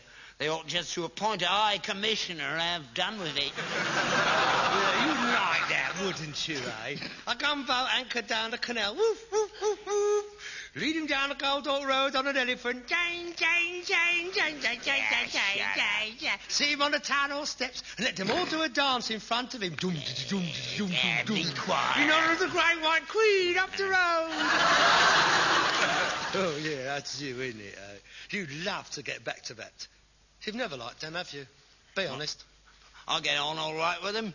At least I know them all round here. I talk to them. You don't. You just talk about them. How lovely they are. You patronise them, you do. I don't patronise them. I love them like brothers. I'm always telling them not to worry. They're just as good as we are. Yeah. Well, I mean, I don't quite put it like that. I'll tell them that... What? Well, things like, what a great man Gandhi was. What a good cricket team they've got. And anyway, it's not all that long ago. We were as illiterate as well. What road are you on? Oil Drum Lane. So am I. I don't know why you're bothering with Old Drum Lane. You ain't got no chance. Our canvass returns show 100% support for Labour. Except for you. Well, that don't tally with our returns. Out of 48 households in this street, 47.5 are voting Conservative. You're the only commie round here. Not commie. I'm a Social Democrat. Same thing. It's not the same thing. We're perfectly prepared to tolerate an opposition party as long as they don't include little fascist pigs like you. I don't know who's been doing your canvassing, but I must be a right carrot, whoever he is. When did you do your canvass? Yesterday. So did we. What time? 2 o'clock. Ah, we did ours at 2:15. Are you suggesting that there was 100% swing against us by the time I got down to the end of the road? Precisely. So much for telling them what good cricket teams they've got. You got right up their nose. I'm very sorry, I just cannot accept your figures. Well, please yourself. You'll find out. Wait till polling day. You'll be as sick as Harold Wilson was when the furniture van pulled out. I'll give you fair warning, Father. I shall stop at nothing to see that the Labour Party regains at least one seat, but it lost only through an act of midsummer madness on the part of the electorate. Cobblers. That, I take it, is a quote from your candidate's election address? Now, if you will excuse me, I shall go and put my coat on. I shall go out and deliver the good word to the people of Shepherd's Bush West.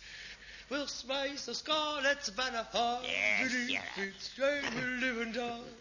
Well, as your son, one who cares about your health and strength, I'm tempted to offer to deliver yours for you. But as your implacable political opponent, you can go get stuffed. Save the scarlet banner. Yes, be quiet. Farewell. Yeah, the scarlet banner. Hey, what's this? He's taken the wrong pile. He's got my election addresses. I'll never live this down. The Tory manifesto's been delivered by the ward secretary of the Labour Party.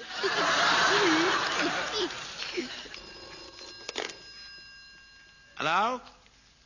Steptoe and Son. Best prices paid for old rags, woolen, scrap metal, brass, lead, zinc, copper and tin. How's this cleared? Who?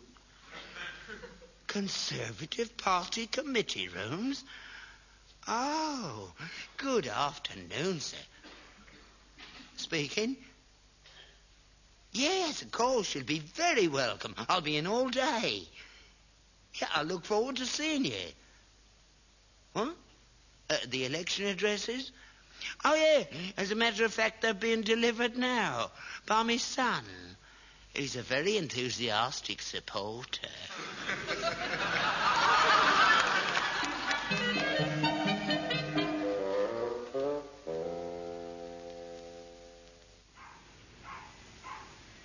Is this the place? Yes. Oh, but this is a junkyard. Do you really think it's suitable? Oh, I think it's ideal. The press will be very interested. Give the photographers a field day. I suppose it'll make a change from semi-detached. It'll make every front page in the country. Good afternoon, gentlemen. Can I help you? Mr. Steptoe? Yes? Delighted to meet you. My name is Cadwell, secretary of the local Conservative Party. Oh, yeah. First of all, may I say how grateful we are for the invaluable assistance you're giving us during this campaign? Not at all. It's my duty. We've got to keep old Wilson and his red scum out, haven't we? Yes, quite. May I introduce Mr. Peregrine de Burville from the Conservative Party Central Office? Pleased to meet you, sir. My pleasure. As you know, Mr. Steptoe, this is a vital marginal seat, and it is terribly important that we retain it. And so Central Office have decided to pull out all the stops. All the big guns are coming down in support of our excellent choice of candidate, Mr. Gosling. Gosling, yes. John Gosling. Yes, thank you. John. Yeah, he's a good man, good man. Well, as I was saying, all the big guns. In fact, the biggest gun of all is coming. What? No. Precisely. Our leader, the Right Honourable Edward Heath. coming here to Shepherd's Bush? Yes. His Meet the People campaign paid handsome dividends in the general election, and we are sure to be of equal value here. Blimey. We haven't had any big knobs down here since Wilfred Pickles did ever go at the tram depot. Mr. Heath will be spending an hour touring the district, and he's expressed a desire to take tea with one of the residents. Very informal, just a few dozen photographers, reporters, television, you know the sort of thing. Ah, yeah, good idea. He does it very well, doesn't he? Very natural. Seems at home with anyone, don't he? From the highest in the land to the lowest. God bless it. Yes. Well, the point is, Mr. Heath has asked me to say that he would consider it a great privilege if you would do him the honour of inviting him into your house to take tea with you. Teddy? Coming here? To this place? Yes. Oh, no. No, I couldn't ask him here. I mean, look at it. It's in a shocking state. Oh, come now. Mr. Heath is a man of the people. I'm sure he's been in worse places than this. Eh? I mean, I'm sure he'd be absolutely enchanted by these quaint old world surroundings. Don't you think so, Cadwell? What? Oh, absolutely. Quite. Well, what do you say? I don't know what to say. I'm speechless. I've never had such a great honour bestowed on me in my life. Then you're quite amenable to the idea. I shall be proud to extend my hospitality to one of the greatest men of our times. Oh, capital. I'll have to get in an extra pint of milk. What kind of tea does he drink? Oh, well, I'm sure he'll be quite happy with whatever you drink. How many sugars? Oh, just put it in the bowl and he'll help himself. Ah, I'll have to get a bowl. We usually take it straight out of the packet. Oh, I'll get some of them biscuits in. What kind of biscuits does he like? Them chocolate banana ones is nice. As you wish. Or custard creams. Or them ones with the little round bit of jam in the middle. You can dip them in your tea. Yes, but I think perhaps a plain one would be much safer. Yeah. Too many of them fancy ones might make him a bit Uncle Dick. Lay on some other stuff. I'll get some sandwiches. Fish paste, lemon curd, or perhaps he'd like a fried egg sandwich. They're nice. Oh, no. Better not. The yolk squirts out of the sides when you press. I'll get a sliced loaf, because I always cut doorsteps. Well, don't go to too much trouble. A cup of tea and a biscuit will be fine. Don't you worry. Leave it to me. I'll see you won't go home hungry. I know he hasn't got anybody to look after him. Oh, well, it takes all types. Right. Right then. Tomorrow afternoon around 4:30. We'll be in touch before then. On behalf of the Prime Minister, may I say we are extremely grateful to you for inviting him. Oh, not at all. He can bring Dredgley, Maudsley, and old Enoch, if he likes. We got plenty of chairs. Yes, I'll tell him. Cadwell, where are you?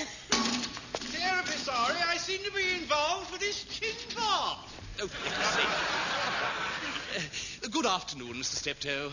I could get some fish and chips in if he wants something more substantial. Teddy's coming to tea with me. I better go and whitewash the bog out.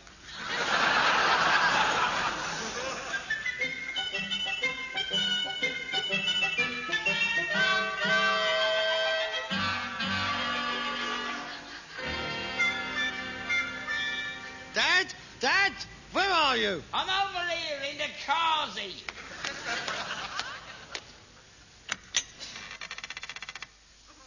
What the hell's going on here? Mind that door. The paint's wet. What are you doing? Well, what's it look like? I'm doing it up. It's a disgrace. You can't expect decent people to use a place like this. I had never bothered about it before. It's taken me all my time to get you to hang one of them blue things down it. Ah, there you are. How's it look? It looks very nice. It looks better than the house. I think I'll move in here. You stay out of here. You not using this until after he's gone. You can use the one in the underground. Till after he's gone? Ah, we're going to have a visitor. Toilet paper? We've never had toilet paper before. Who is it? Who's coming? Wouldn't you like to know? Magazines. The Yachting World. The Organist Weekly. Who's coming? Harold, we've been picked out. We've been honoured. Oh, come on, stop playing about. Who is it? I'll give you 3 guesses. The bank manager? No. The vicar? No. Work with all wills? No. Well, give up. Who? Ted Heath. Ted Heath? Mind out. Gangway. Ted Heath? Come back here. Hey, where are you going?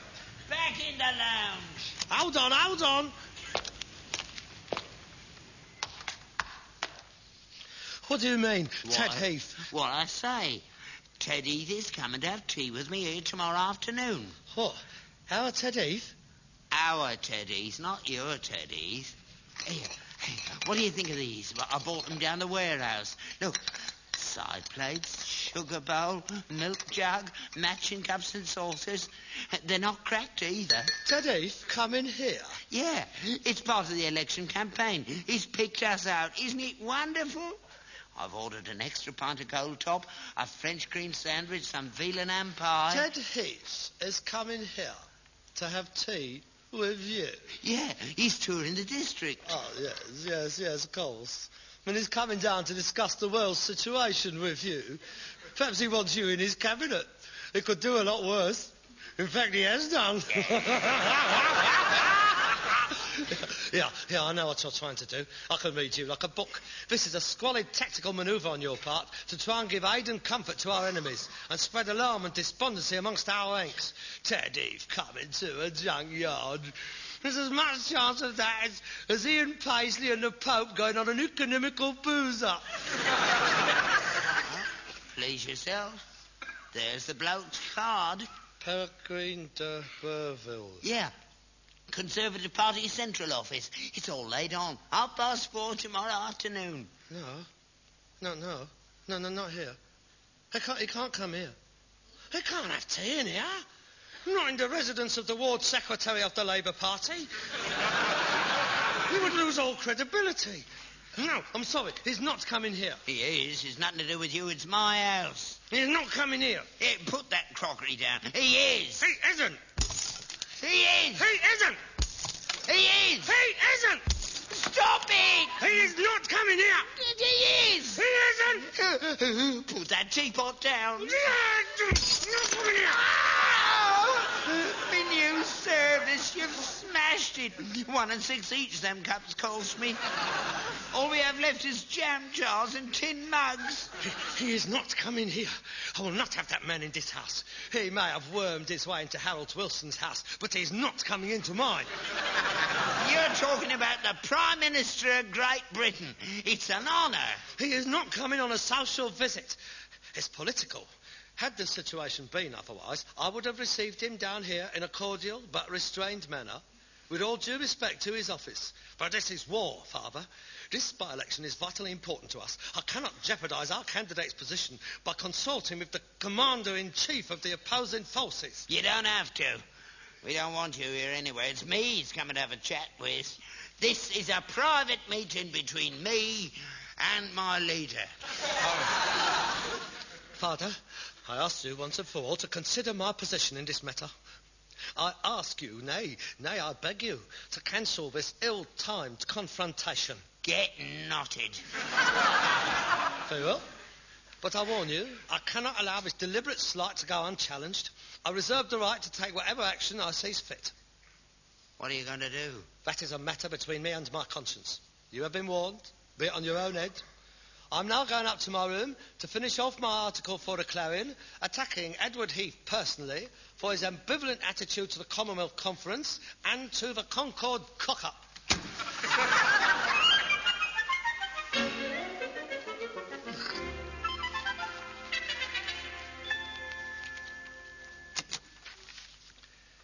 Good afternoon, Father. Oh, they look nice. Oh, how in keeping. Condensed milk sandwiches. Leave alone. They're for Mr. East. I thought you was gone out. Now, I'll change my tactics.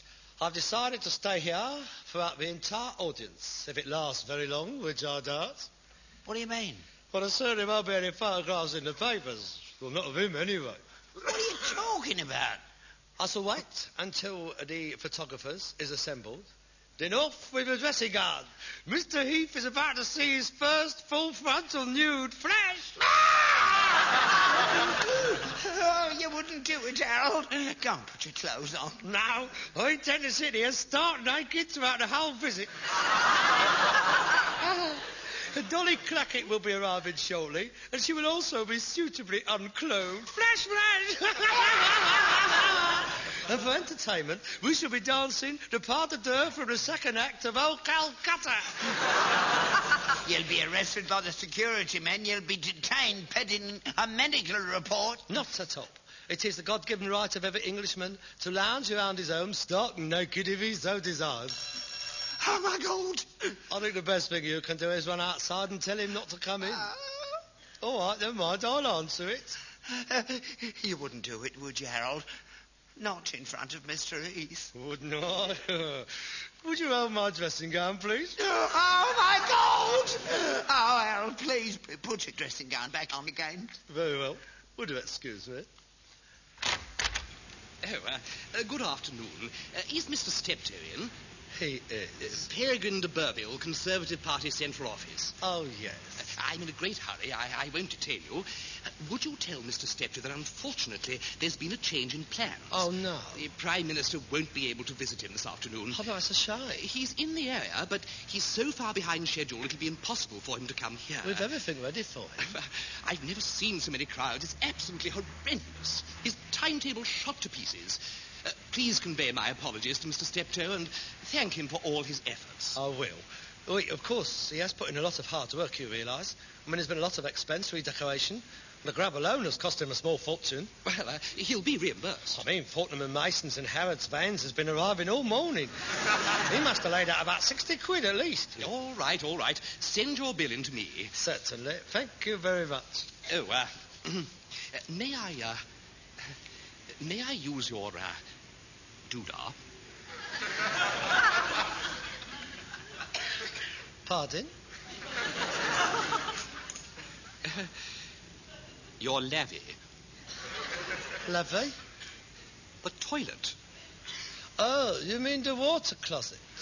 Oh, by all means, help yourself. Not in here, it's out there. The affluent society hasn't reached this part of the world yet. Thank you. Not so. Good afternoon. Well, that's seen him off.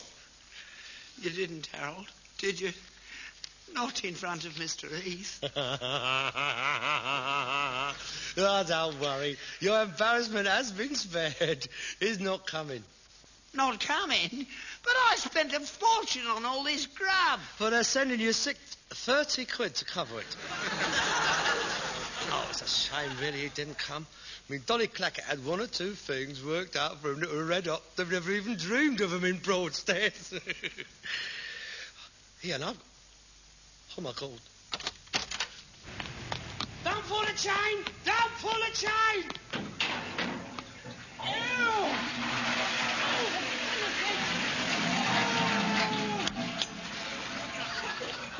Get this bucket off my head! Oh, for goodness sake, what will Mr. Heath think? I mean, Look, it's only red paint. I'm sorry, it's so well. I can't apologise, please believe me. You see, it wasn't meant for you. It won't move, mate. What will Mr. Heath Could you come over to the welding cylinder? Just over here.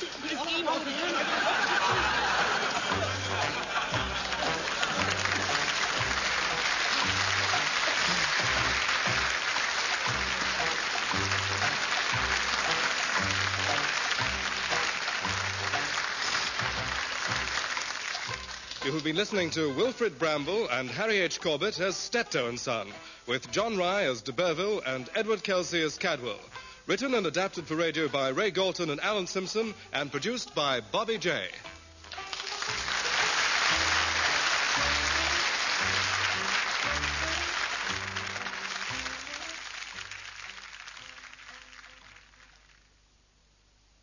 Up next, do you dare set foot in the Black Museum? This is Orson Welles, speaking from London.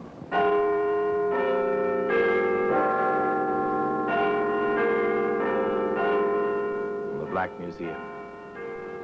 Here in the grim stone structure on the Thames, which houses Scotland Yard, is a warehouse of homicide, where everyday objects, a picture frame, a coat hanger, a file folder, a baby buggy, all are touched by murder.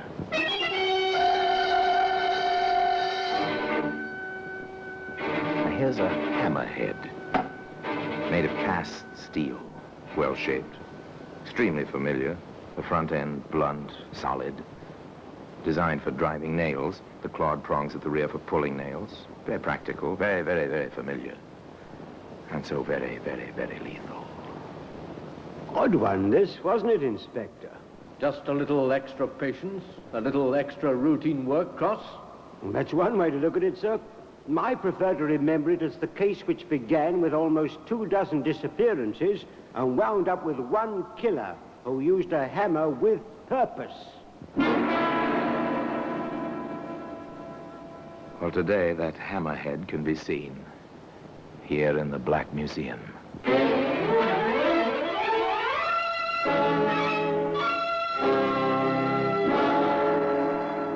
From the annals of the Criminal Investigation Department of the London Police, we bring you the dramatic stories of the crimes recorded by the objects in Scotland Yard's Gallery of Death, the Black Museum. In just a moment, you will hear The Black Museum, starring Orson Welles. Now, The Black Museum, starring Orson Welles.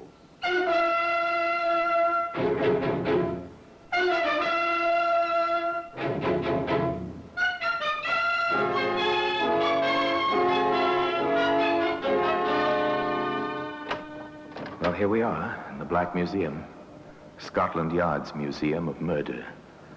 Beyond these walls, the Thames seethes with a commerce which is life to London. Within these walls, where some of the river's dampness exudes from vaulted stone, there is quiet, very sinister quiet, a kind of silence which inevitably surrounds objects touched by horror and fear. Yes, here lies death. Behind glass doors, peaceful, inanimate objects on deal tables. The authorities have provided suitable identification in labels and neatly lettered cards. The motives, actions, and the reasons why these objects rest here now were all provided by murderers. Here's a calendar. It's the usual 12-page printed piece with a picture of a pretty girl to decorate it. The holidays are marked, as usual, in red. One other day is marked as well. The day and date of a murder. Strangely, that red circle led to capture and conviction, of course, to execution. All right, here we are. Here's the hammerhead I told you about. It's an efficient tool. It's hammerhead, type used by generations of carpenters, by millions everywhere for work around the house. Hardly a home is without one. And one would expect that a story involving such a tool would begin in somebody's home. On the contrary, this tale begins in the direct antithesis to a home. It begins in a London railroad station. Let me have my bag, will you? Yes, sir. Your check, please. Right you are. Thanks, sir. Here it is, sir. Hey, that's not my bag. Mine's a Gladstone. I'm sorry, sir. Just let me see the checks. Oh. What's wrong? Are you sick? No, sir. It's just my hand. You cut yourself? That's blood. Yes, I know. But it's not a cut, sir. It's from the bag. Well, open it, man. Don't stand there. Yes, sir. It doesn't seem like much of a lock on it, sir. Oh. What does one do now, sir? When you find part of a body in a valise, you call the police, of course. What else? Yes, please wait. Yes, I'll call them. Yes, call the police. Start the wheels moving, the wheels of police routine, which grind slowly but inevitably toward discovery. In this particular situation, the call led eventually to the office of Inspector Church at the yard. Information, Cross. The contents of that valise at Charing Cross belong to a torso found in Brighton. Another one in Brighton, sir? Number 23. 23 girls missing. Just unreported. Photos available, sir? In most cases, Here's the assembled composite of the latest. Pretty little thing to wind up so widely separated as London and Brighton. Here's the setup for now. I'm assigning a man individually to each case. Identify any found bodies, trace the known missing. I'm taking Daisy Baker myself. You'll take over here, and all the information will channel through you. Very well, sir. Why the Baker girl for yourself, sir? Oh, she is, or was, the common-law wife of Jamie Marsden. That one. You remember him? Oh, picked him up in his first conviction myself. Rather a long record, hasn't he, sir? All petty crimes, short sentences. In any case, the Baker woman's been reported missing by her sister. It might be worth a trip to see the sister. Her name is Crandall, Ruth Crandall. Before I drop in Marsden, I think I'll visit the lady. A routine call to inquire the reasons for a woman's worry about her missing sister. Inspector Church found Ruth Crandall at home. So, when I planned to go down to stay with Daisy, well, to see her anyway, and the wire came, well, you see how it is, Inspector. May I see the wire, Mrs. Crandall? Yes, I have it just here, in the desk. Yes, here it is. I see. Going abroad. Good job. Sail Sunday. Will write. It doesn't tell us very much, does it? Well, I tried to call.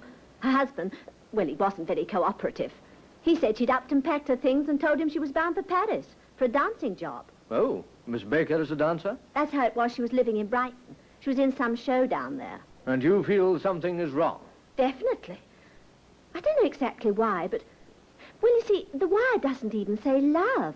And that makes it seem strange, too, doesn't it, Inspector? Perhaps, Mrs. Crandall. And you've no other information, nothing you can put your finger on? No. Except, of course, that I haven't heard from Daisy since the wire came.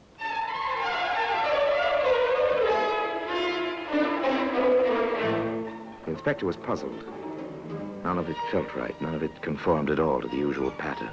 Ruth Crandall had nothing factual to go on, and a woman's instinct is never evidence on which to base an arrest or a conviction. Still, the inspector took the train to Brighton and called on Jamie Marsden at 35 Park Row. Yes? You remember me, Marsden? Copper, ain't you? Yes, Chief Inspector Church, CID. Well, come in, Inspector. I don't suppose this is a social visit. No, I'm a bit busy for that sort of thing. Oh, well, sit down anyway, Inspector. Just a few questions. Well, go ahead. I hear you married since we last met. Yes, I did. Nice girl. She home? Well, no, as a matter of fact, she's gone off to Paris. Her job as a dancer over there. So her sister told me. Yeah, well, she wired her sister.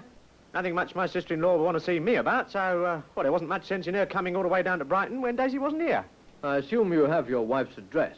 No, Inspector. Oh? We had a bit of a dust-up before Daisy left. She, flounced out of here, all kind of mad, as you might say. Mrs. Crandall know this? No. Mrs. Crandall don't take to the likes of me, so I saw no reason to tell anything she didn't have to know. If Daisy wants to reach her, she knows where. Well, that's it, I suppose. You'll be here if I want to see you again, Marsden? I'm moving. 3 rooms is a bit large for me, seeing as I was on my own these days. The, new place is at, Maitland Street, number 26. It's a good bit cheaper, more suited to my means. A check of the habitual haunts and acquaintances of Daisy Baker drew another blank. Some had heard she'd gone off to Paris. No one knew where. Meanwhile, the reports on other missing girls were equally discouraging. That's the lot, eh, Cross? That's the lot, sir. Oh, and another missing one reported makes an even 2 dozen, sir. Have they tried the picture of the girl we found in Charing Cross on this new report? Not the same girl, sir. Too bad. No luck with Marsden, I presume? No luck at all. Edgy sort of fella, that one. Yes, he ought to be. He's much too familiar with us, and he knows it. Well, there's no help for it. It'll have to be a house-to-house search. The usual district, Inspector? All of Brighton. Rather a large order, Inspector. Finding 14 missing girls and identifying 6 of 10 bodies is quite an order, Cross. There's no help for it. It'll have to be done. Chances are we'll have to lend Brighton... The hard, dull slogging of police routine. Divide a city into sections. Assign groups of detectives in pairs to each section, then walk from house to house, from cellar to attic, pausing for the questions. Try to locate someone who has seen something, who may know one of the missing persons by sight. Try. Keep trying. Well, there was nothing there. jobs like this, Inspector, that make me wonder why I wanted to be a policeman. It's jobs like this, Shaw, that make good policemen out of ambitious young men. Well, next address. 26 Maitland. I expect Jamie Marsden won't be looking for me this quickly. Marsden? Who's that? Oh, petty criminal. His wife was reported missing by her sister. Turned out she'd gone off to a job in Paris in a huff. Knock on the door, Shaw, will you? Yes, sir. Sordid kind of story. Even a touch of the dope racket in it. Yes? My credentials. CID. Also a search warrant. Well, your men certainly didn't waste any time. Please come in. Waste any time? Yeah, I called the police about 5 minutes ago. They said they'd sent someone over. Are you the landlord? I am, Inspector. Well, we're here on the matter of our own. However, what's the trouble? Notice anything, sir? I do. How about you, Shaw? Yes, sir, I do. It's from this room. The tenant is out just now. Left his door locked. Name of Marsden. Well, is that so? Just as well we have the search warrant. Try your shoulder on that door, Shaw. Yes, sir. Oh. We've never had anything like this before, sir. Well, nothing much here unless it's on the walls. There's a trunk in the closet, sir. Drag it out. Cut those cords. Yes, sir. Good Lord. May I stay outside, Inspector? Yes, of course. No wonder Marsden isn't home. Well, Daisy Baker didn't go to Paris after all. Took quite a beating, didn't she? Looks like a blunt instrument did the job. Call headquarters, Shaw. Pick up order for Jamie Marsden. Well, today, that hammerhead can be seen here in the Black Museum. In just a moment, we will continue with The Black Museum, starring Orson Welles. And now we continue with The Black Museum, starring Orson Welles.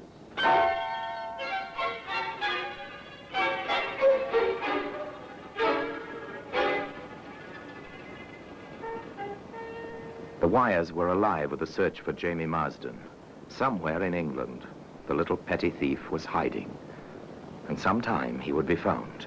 According to Chief Inspector Church, the man almost undoubtedly killed Daisy Baker. And there's no question that he had her body in that trunk, moving it with him. an inquiry into the whereabouts of missing girls had blossomed into a full hunt for a murderer. The premises at 26 Maitland Street, Brighton, were given a thorough going over. Detective Shaw reported... Nothing, sir. Not a trace of anything except that trunk and the body. To which Inspector Church replied...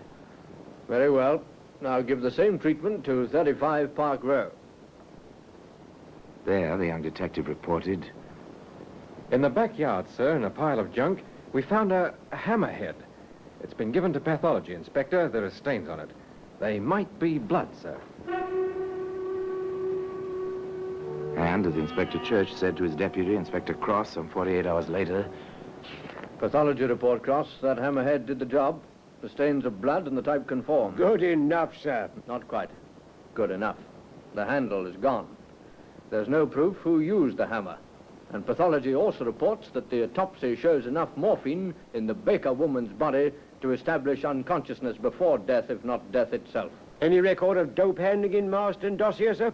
Nope. We haven't been able to tie him into that yet. Well, we'll see after we find the gentleman in question. Meanwhile, have them get me Brighton on the wire. I have a routine job for Detective Shaw. Too many loose ends in this one. The call was made to Detective Shaw in Brighton. Armed with a postcard, a file number, and a hand-lettered menu, Detective Shaw invaded a certain telegraph office in Brighton. Yes, sir. Always glad to cooperate with the police, sir. Can you find me the original of this wire? I think so, sir. Just a moment, please. This is it, I assume, sir. It has the same file number. Yes, that's it. Going abroad, good job. Thank you very much. Now, if you'll just let me compare the writing on the blank with these samples I have with me. Detective Shaw noted his comparisons and went to the telephone. A few moments later, he put a call through to Inspector Church at the yard. Go ahead, Shaw. What have you got? They had the original, sir. I compared it with the postcard with the Baker woman's writing on it. I'm no expert, sir, but it's obvious the two writings are absolutely different. That's that, then. I had a specimen of Marsden's writing, too, sir. Where did you get that? From a restaurant, where the man worked for a while as a waiter. The menus there are handwritten. It was part of his job to write them out. Good man. There's no question about it, sir. Marsden wrote that wire and signed the baker woman's name to it.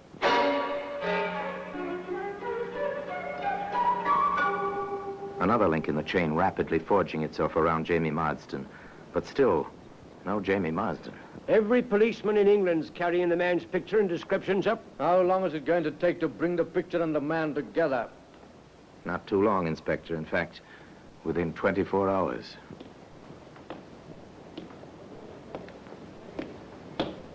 Here, you. Just a minute. You want me, Constable? Stand over there, in the street light. Very well. No weapons. Now, why should I be carrying a weapon, Constable? I'm just an ordinary citizen. Let's have a close look at you. Yes, I'm sure of it. You'll have to come along to the station house. You're being taken in charge. What for? You're Jamie Marsden, unless I miss my guess by a mile. Don't you know there's an all stations broadcast out for you? You're the most wanted man in England this minute. That was in Manchester. Very shortly thereafter, Jamie Marsden faced Inspector Church and Deputy Inspector Cross in their office at the yard. All right, Marsden, let's hear it. All of it. I didn't kill her, Inspector. I didn't kill her. But you knew she was dead. Well, if you mean, did I put her in the trunk? I did. But you didn't kill her. No, sir. You've got to believe that. Apparently you seem to understand that it's somewhat difficult to believe. Well, that was the whole thing from the beginning. All right. Let's go back to the beginning. Well, me and Daisy got together down in Brighton about a year ago. How? Oh, she was dancing in a coot show and I was barking a booth a little way up the sidewalk. Well, sort of got into the habit of meeting her after closing time. Then, well, we reckoned that two can live as cheaply as one, so, well, we put in together and started housekeeping. Were you pushing any of the stuff her way? I didn't know she was on the stuff. No, not for months. Inspector, you've got to believe it. Yes, it seems that a lot of things we've got to believe. You heard, Cross, Marsden. I'm, shall I say, skeptical, too. Keep talking. I'm honest with you, sir, I am. Keep talking. Well, Daisy's sister came to visit. We didn't get along. If I'd have killed anyone, it'd have been that sister. What she came for, except to be nasty and snoop, I don't know. Back to the story, Marsden. Yeah, all right, sir. Well, like I was saying, we got together and everything was fine. Oh, we had a couple of fights, but, nothing much. Then Daisy said as our sister was coming down again. I got real mad. I slammed the door. You didn't slam Daisy. I may have cuffed her a bit, sir. Nothing serious. Anyways, I went out, and I stayed out for a couple of hours. I come back, and the place was awful quiet, and I thought, well, maybe Daisy had gone out or taken a shot or two or something. I walked into the bedroom. That was at 35, where we had the 3 rooms. You walked into the bedroom and let her have it, right, Marsden? No, sir, wrong. She'd had it. Oh, it was awful, Inspector. She was real bashed up, she was. Well, why didn't you call the police? Me? With my record? Who'd have believed I didn't do it? You don't believe me now. I never killed nobody, just been put away for small things, but I got a record. Nobody had listened, I reckon, so I got real scared. I did the first thing that entered my head. Which was, Marsden? I got an old trunk and I stuffed her in it, and then I took the sheets and all down to the cellar and I stuffed them in the furnace. Well, the rest you know, Inspector, and that's the truth, so help me.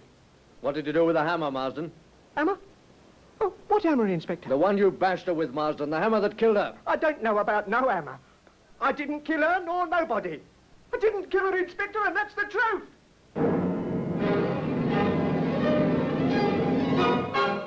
They worked on Jamie Marsden for 3 days. They tried every trick, every question they could think of, but no one could shake his denial. Jamie Marsden insisted he had not killed Daisy Baker, and that was that. Weary and exhausted, Chief Inspector Church faced his deputy. You know, Cross, I am almost beginning to believe Marsden myself. If he did kill her, it's completely out of the pattern. His kind of criminal almost never kills. I know, but somebody killed her. Even granting Marsden's story, somebody killed her. Well, then, where do we go from here, sir? Where would you doubt there were? There had been other men in this woman's life. Have you any doubt about it, sir? Do you suppose the sister would have any ideas? Well, it's a place to start in any case. Check. Then let's get on with it, Cross, and ask the Brighton police to work in that angle. The sister, Ruth Crandall, place to start on a new angle at any rate. The 2 CID men paid their second visit to Mrs. Crandall. I suppose, Inspector, you've come to ask me to testify at Marsden's trial. Nasty little man. As a matter of fact, we haven't. We don't have enough evidence yet to send Marsden to trial. We're booked on suspicion, that's all. Not enough evidence? Oh, it hardly seems possible. The papers were full of it. The newspapers aren't the police, ma'am. Of course not, Mr. Cross. But after all, he did keep my sister's body with him. He did run away. I know, Mrs. Crandall, but there's been no weapon that relates to Marsden. No weapon? The hammer's head? Well, after all, that's a weapon. Did you say a Mrs. hammer, ma'am? Crandall, we came here to ask you about another man in your sister's life. Have you any ideas? I know this much, Inspector, that my sister was no better than her reputation. Heaven knows I tried. All my life I tried. When my husband died, I offered her a home even. No, she persisted in the disgraceful kind of life she was leading. She even boasted to me once that she liked it. As for knowing the kind of men she went around with, really, Inspector, you've seen how I live. How would I know anything about things like that? I see. Well, Mrs. Crandall, if you think of anything which may be of help, we'll appreciate your letting us know. 2 men with a purpose left the neat suburban residence of Daisy Baker's sister. Shortly after their return to Scotland Yard, the teletypes, the telephones were all busy. Reports were swift in coming in. Here's word from the hardware store, sir. A hammer was bought. The janitor at 35 Park Road did see someone that day. They found a taxi driver in Brighton who remembers. One of the neighbors places the date exactly. Says she remembers the house was empty because her little boy was ill and she wanted to borrow something. Here's the final touch. Local bus driver remembers the trip from out there to the railroad station. The final touch. And once again, 2 men from the CID went visiting. We've traced your movements all that day, Mrs. Crandall. Your neighbor remembers your house was shut up. The bus driver remembers how you asked if you'd reach the station on time. A taxi driver in Brighton remembers taking you to 35 Park Row. The janitor saw you there. And the hardware dealer right round the corner from here has a record of his sale of a hammer. To you. You shouldn't have mentioned that hammer, Mrs. Crandall. We never told the newspapers about finding it in the backyard at Brighton. I was right. She wasn't fit to live. Everyone pitied me on account of my sister. They looked down on me. I never felt better in my life than when I hit her, and then broke the handle off the hammer and burned it in that furnace at that awful house. If only I'd been a little more careful. Then you'd have to have tried that Marsden fellow. You'd have to have hung him. Perhaps. Now then, Mrs. Crandall, are you ready to come quietly? And today, that hammerhead can be seen here in the Black Museum. Orson Welles will be back with you in just a moment. Now here in person is Orson Welles. In due course, Henrietta Crandall paid the usual penalty for premeditated homicide. The purchase of the hammer was sufficient evidence of the intent to kill. As for Jamie Marsden, product of the London slums of bad company and evil ways, Jamie went free. But not for long. 6 months had barely passed before Marsden was picked up for possession of a deadly weapon and sentenced to serve 90 days for simple theft. And as for the hammerhead, well, here it is, in its usual place, in the Black Museum. So until next time, till another story about this same place, I remain, as always, obediently yours.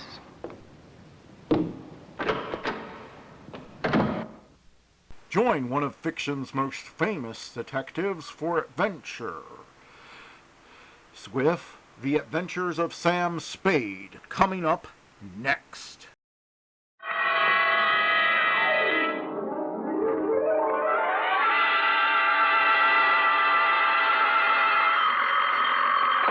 Sam Spade Detective Agency. Me, sweetheart. Sam, how importune. I was just thinking of you. Me and who else? Both my ears were burning. No, Sam, no. With regards to our shortage of office supplies. Don't give it another thought, Ep. This was going to be a short report. Short and sweet, Sam? Hardly, Angel. In fact, barely. Well, Sam, if you had asked me, I could have told you. That girl was merely trying to stir up a tempest in her boyfriend's teapot. Again? It was perfectly observant to me, Sam, that she had sour grapes written all over her. Sour apples, Effie, but you're warm, and that's why I'm so fond of you. Oh, thank you, Sam. I'm glad I could be of help, though I must confess the apples are over my head. Well, don't feel bad about it. That's how Newton discovered the law of gravity. Stay where you are. I'll be right down to dictate my report on the Apple of Eve caper.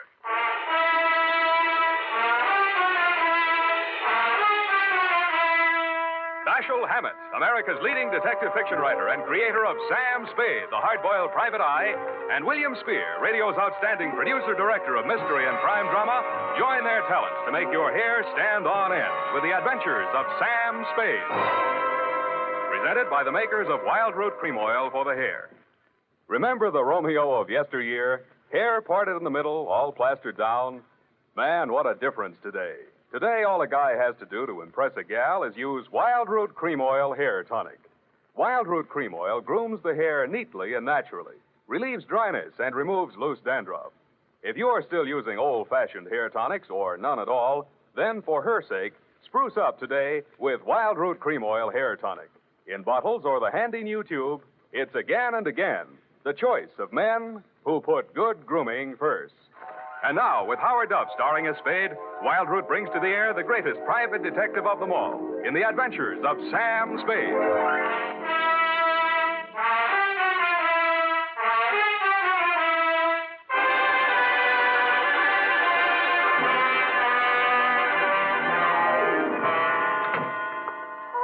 Oh, Sam. Come right in. Sure. Why are you so nervous? Oh, nothing, really. I'm just glad to see you, dear. Oh, I'm glad to see That's you. all. Come on, out with it. What are you hiding behind your back? Well, it's a surprise, Sam. So you just run along into your office, and I'll be right with you. Surprise, huh? Let me think. Father's Day? No, surely not. Oh, no, Sam, no. It's just as regards our shortage of office supplies. I do hope you'll be able to mince your words. What's all that junk you got stuffed in between the pages of your notebook? Where? Oh, well, Sam, you see, improvisation is a child of necessity, so, to stretch our supplies, I just cut up some old strips of waste paper in case we run out of the genuine. Well, very ingenious. Shall we commence? Yes, but not too many corrections, Sam. I'm afraid this eyebrow pencil might not last. Well, don't bear down on it. Where was I? No place, Sam. Date? I already have that, Sam. This one goes to... Hey, Yes, Sam? the calendar. Where is it? Calendar? Which calendar, Sam? You know perfectly well which calendar. It's been hanging there on the wall for 3 years. The one from Harold's Club in Reno. Oh, that old calendar. It was out of date anyway, Sam. That calendar was timeless. It was not, Sam. It was vulgar. That's a lie. I met the girl who posed for it. In more modest circumstances, I hope. Put it back. Now, Sam, don't. What did you do with that calendar? You mustn't incite yourself, Sam. Let me see that notebook. Yes, Sam. Old waste paper, indeed. An art treasure mutilated, and for what? To serve your own base purposes. Just because you were too absent-minded to order a few office supplies. But I frequently alluded to our dwindling resources, Sam.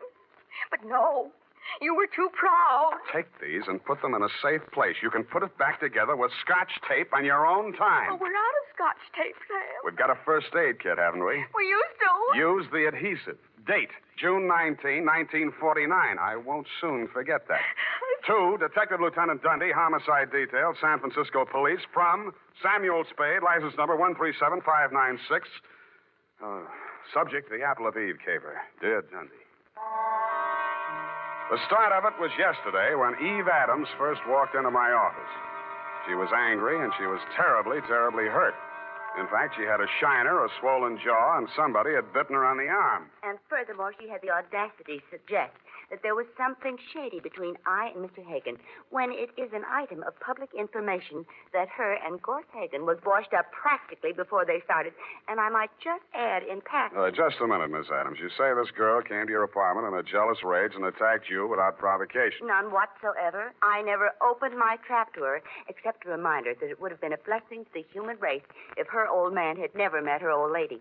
And if she thought those 3 layers of pancake on her puss could fool a blind man as to her true age, and seeing as what her mouth was, she should never open it for fear of what might come out. I see. And the girl's name? Down at that flea bag where she works, she's billed as Dream of Love. And is she ever a nightmare? Dream of Love. That's D-R-E-A-M-A? It says there, but I do not intend to take this episode lying down on my chin, Mr. Spade. Why, if it had not been for the timely arrival of my concergy, that cheap nail would have brained me with my own gin bottle. I see. Landlady broke it up. And you say she threatened to return with a gun and blast you if you continued seeing Mr. Hagen. That is a fact. And she is just cheap enough to try some low trick like that. Mm-hmm. And what do you want me to do, Miss Adams? I want you should pay a formal call on that dame and tell her that upon the very next occasion of any violence or threats thereof out of her, I'm going to yell cop.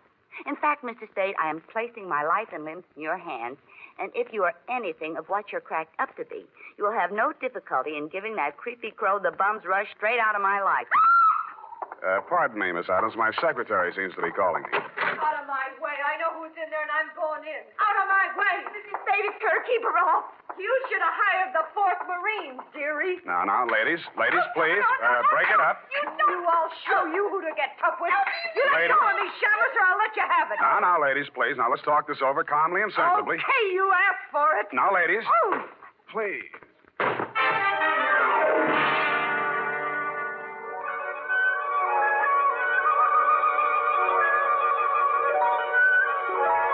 Sam, wake up.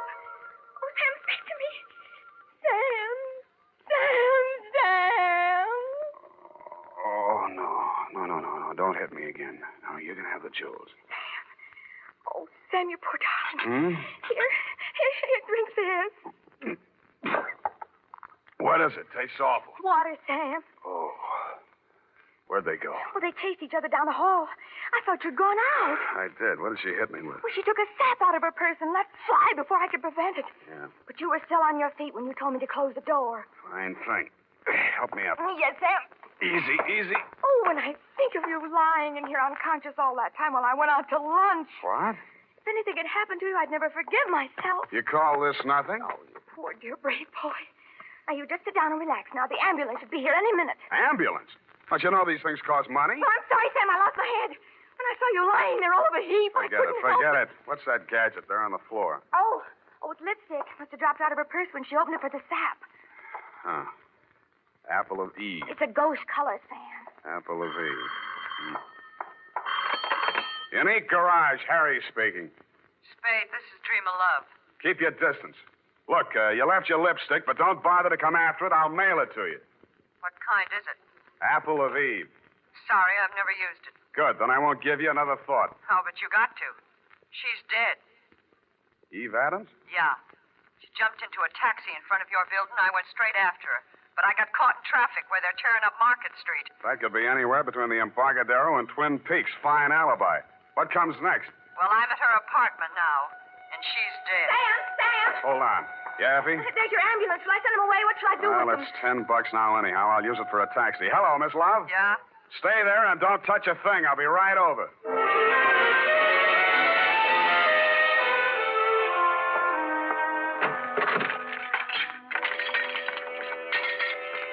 Dreamer hadn't waited, if that was really where she'd called me from. Eve Adams was on the bedroom floor in front of a dressing table. There was broken glass all over the floor. The place reeked of perfume. The front of her negligee was splashed with red. I looked for the wound, but I didn't find any. Then I looked at her hands. All the nails on her left hand and 2 on the right were the same color as the stain on her clothing. Evidently, she'd been seated at the dressing table putting on nail polish when the murderer entered the room. The back of her head had been creased by the well-known blunt instrument, such as a heavy sap. I felt the bumps on my head and looked at the overturned nail polish bottle on the dressing table. It was called Apple of Eve.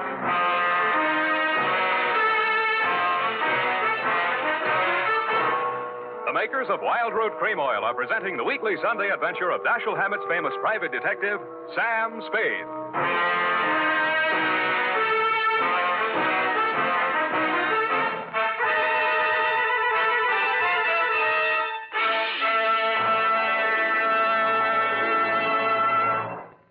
Now, here's important news on good grooming. If you want the well-groomed look that helps you get ahead, socially and on the job, listen. Recently, thousands of people from coast to coast who bought Wild Root Cream Oil for the first time were asked, how does Wild Root Cream Oil compare with the hair tonic you previously used? The results were amazing. Better than 4 out of 5 who replied said they preferred Wild Root Cream Oil. Remember, non-alcoholic Wild Root Cream Oil contains lanolin. It grooms the hair naturally, relieves dryness, and removes loose, ugly dandruff. So if you want your hair to be more attractive than ever before, get the generous new 25-cent size of Wild Root Cream Oil, America's leading hair tonic, on sale at all drug and toilet goods counters. It's also available in larger economy bottles and the handy new tube. By the way, smart girls use Wild Root Cream Oil, too, and mothers say it's grand for training children's hair. Get Wild Root Cream Oil. Again and again, the choice of men and women and children, too.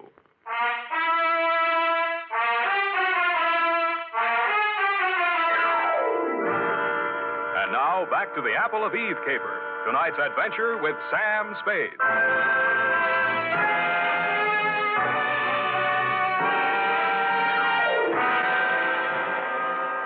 Second time around the murder apartment, I noticed something I hadn't caught the first time. Some smears of Apple of Eve nail polish that didn't show very distinctly against the rust-colored carpeting, but left a clear trail across the kitchen linoleum. When I opened the back door, I smelled burning cloth. There was an incinerator just outside, and from it I fished a man's shirt, partially burned. The initials in the pocket were still intact, so were the red stains under them. The initials were G.H. The stains were, you guessed it, Lieutenant dear, Apple of Eve.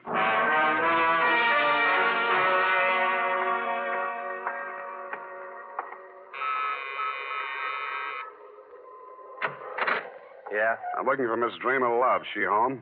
No, she isn't. Thanks. I'll come in and wait. Hey, wait a minute. Okay, you're in. What do you want with her? She's in a little trouble. You a cop? When do you expect her back? I don't know. What's this trouble? She threatened to kill a woman, and now she's dead. Who? A girl named Eve Adams. Why would she want to kill Evie? The way I got it, they were locking horns over a guy named Gorse Hagen. You know him? Yeah, and I wish I didn't. Who is he? He used to run a gambling ship down at Malibu till the law turned it into a bait barge. Now he calls himself a yachtsman. But if you're trying to connect him up with my sister, it's a bad connection. She hasn't seen him in years. His idea or hers? Hers? And mine. Then what was the beef? And who are you? I'm her brother. Eddie's my name. And why would there be any beef between those two? Evie was my sister's best friend, and she was engaged to me. Then this news must be quite a shock to you. You're taking it like a little soldier. She was asking for it. I warned her. I begged her to leave town with me. But no, she couldn't sneak off like that without letting Gorse know the score. I told her he'd kill her before he'd let her go. Mm-hmm. You live here, Eddie? Yeah, what of it? Where do you keep your shoes? In a closet, kidder. Where do you keep yours? Under the bed? Which closet? In here? Hey, wait a minute, Get your hands off of me. Let me see your warrant. It better be good or you're going out of here on your head. Take your hands off me, Eddie. Let's see that warrant. All right, I got a warrant, Eddie. Here.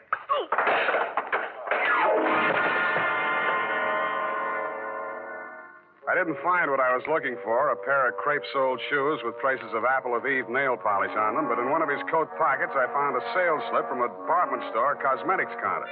There were several items, but the one that interested me said, 1 lipstick nail polish set, Apple of Eve. About then, I smelled brandy, and a voice behind me said, What happened to the kid? Huh?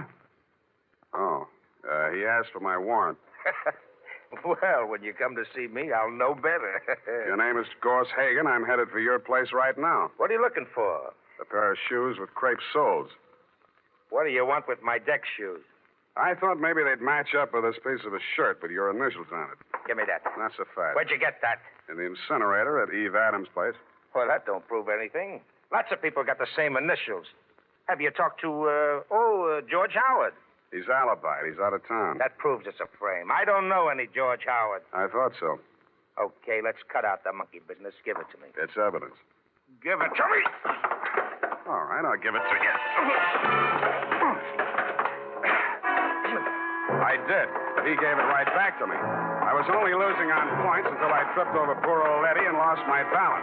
That's when he gave me the coup de grace. I wasn't quite unconscious, but somehow I just didn't feel like getting up. And when the apartment door opened, I opened my good eye just wide enough to see Dreamer Love walk in. Gorse, what are you doing here? I come to help you, Dreamer. I don't need any help from you, Gorse. I told you that 3 years ago. You killed Eve Adams. Why? You're wrong, Gorse. I haven't seen Evie in ages. Why did you kill her? All right, I did it. Yeah? Why? I was jealous. Seeing the two of you together after all we'd been to each other. Go on, laugh at me. I committed murder out of love for you. It's very funny, isn't it? I'm very fond of you, Dreamer. My poor little Dreamer love. I'd give you anything, honey. The shirt from my back. Here. Here's a piece of it on the counter. Where'd you... I see you're impressed. Me, too. Come on, we'll go someplace where we can be alone and talk things over. Oh, no, Ghost, please. I can explain everything. You can explain in the car on the way down to the boat. Come on. You're hurting me. Oh! No! Come on, out the door.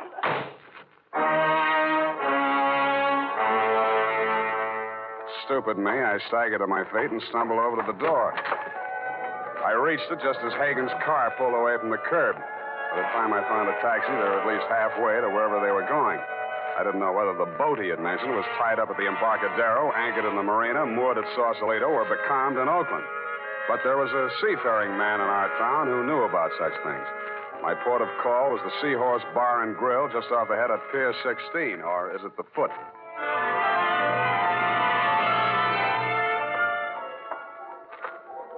Captain Pasoldi? Key is silent, son, as in Prasad. My mistake. Salty by name, salty by nature. Only one salty thing I can't abide. Saltwater toffee. And my teeth, you know. Here, have a lifesaver. Well, thank you, sir. You're very generous. No, it ain't money, matey, but it's straight from the mint. A joke, wasn't it? Hey, what's up, sonny? You in the hole again? You catch my drift? Yeah. What do you know about a yachtsman named Gorse Hagen? Oh, nicely put, matey. If there's anything lower than a yachtsman, he's it. Mm-hmm. Where does he keep his boat? Well, now, she's still afloat.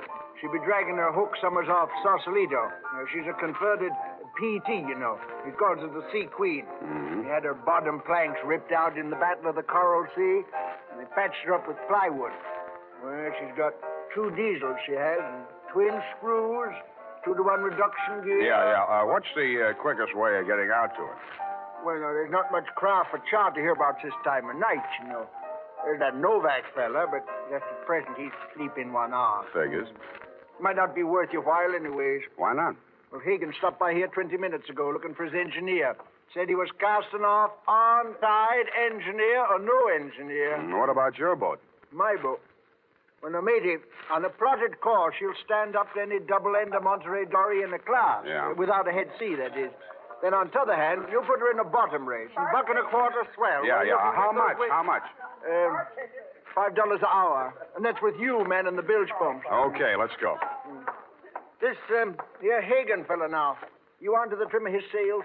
Sails on a PT boat? Oh, not the boat, sonny, the man. Cut of his jib. No, I didn't notice that, but he was wearing crepe-soled shoes. I'll tell you about this Hagen, matey. Fella once tried to board him. A customs officer, no less. What's up? Picked him up 4 days later in a gill net with a fish gaff stove clean through his neck. Here, have another lifesaver. You may need it.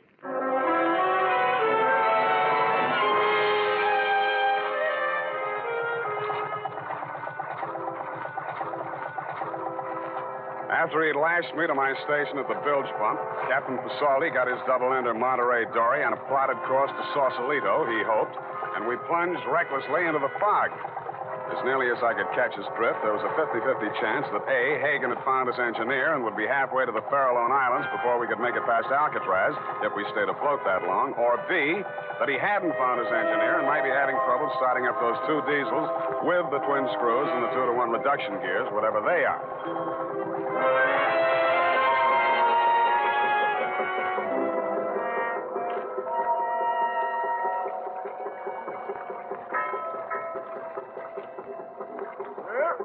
She lies, matey. Which one? Oh, about 5 points to port. The gray one with the high freeboard. Uh-huh. You get up on the port deck, matey. The ladder's round on the landward side. I'll swing round and put you on it.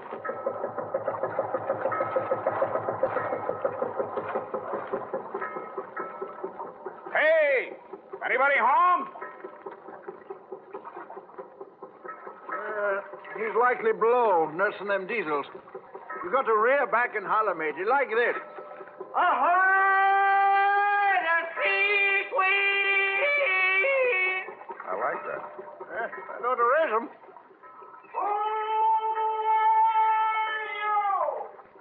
Captain Salty, board the lugger Crabtree. For supercargo, request permission to board, sir. Spade! I want to talk to you, Hagen. Captain Salty.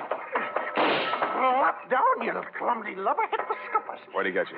Don't write the note. Hurts amidships, huh? Here. How do you run this thing? I got to get you to shore. That's throttle. There's your forward gear. Don't pull her back all the way. She'll die. The vacuum tank. You lie still.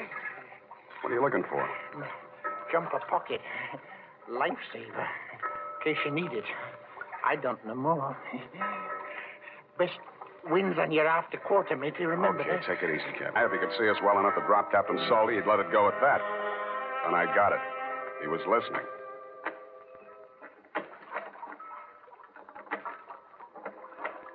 Somebody was pulling out from shore in a rowboat.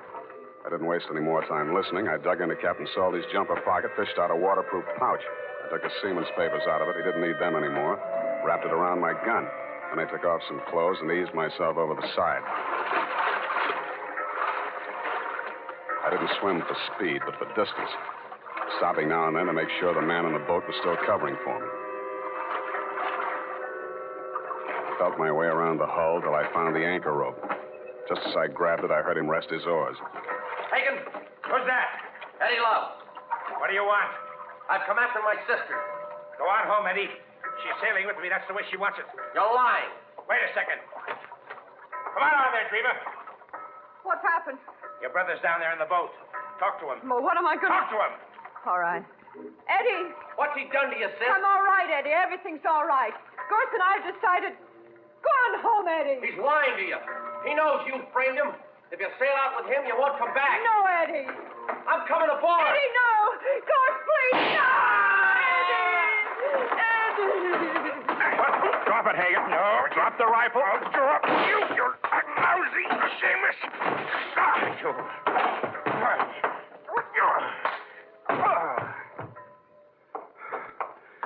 Sam, did he hurt you? No, I've been kicked in the stomach before. It takes a woman to kick you in the teeth. I'm sorry. I don't care what you did. What burns me up, you didn't do it right. I hate a bungler, especially a female bungler. I'm a bungler. You're the one. It would have worked if you hadn't gone poking in the incinerator. I should have called the police. They'd have known what to do with evidence like that. They've been wanting to get something on Gorse ever since repeal. Listen, Angel, any flatfoot could have seen through that setup. Eve Adams was sitting in front of a mirror when she was maced. She saw the murderer enter the room. She got it in the back of the head. That means she trusted whoever walked up behind her. That also means the evidence of a struggle was fake. But the nail polish on Gorse's shirt. You put that nail polish on her fingers after she was dead, laid that trail to the incinerator with a pair of Gorse's shoes where any flatfoot was supposed to think he'd try to destroy the incriminating shirt. But the dumbest thing you did was lying to me about that matching lipstick you dropped in my office. That made you look guiltier than anybody, because anybody could have planted that fake evidence. I didn't kill her. I'm not a murderer. Your brother might have got off easy. Crime of passion. Oh, please don't say that. I can't bear the thought that after everything I did, it's all come to nothing. Here. Have a lifesaver. You may need it.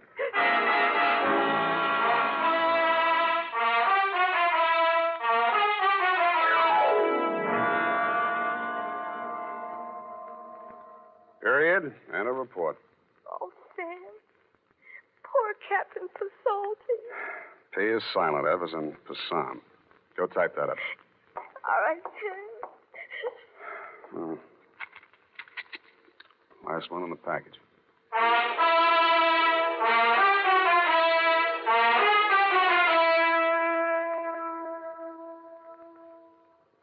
And now, listen to this. If you want the well-groomed look, listen.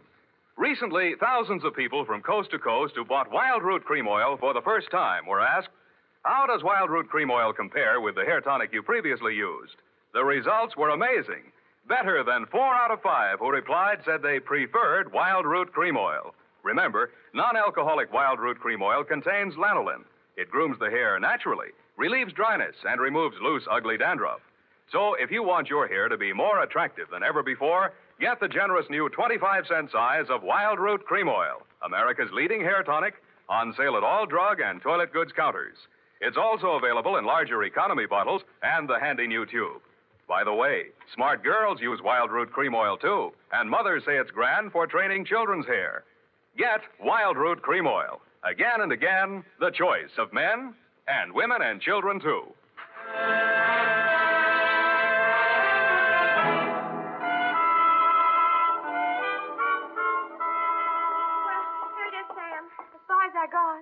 stopped you?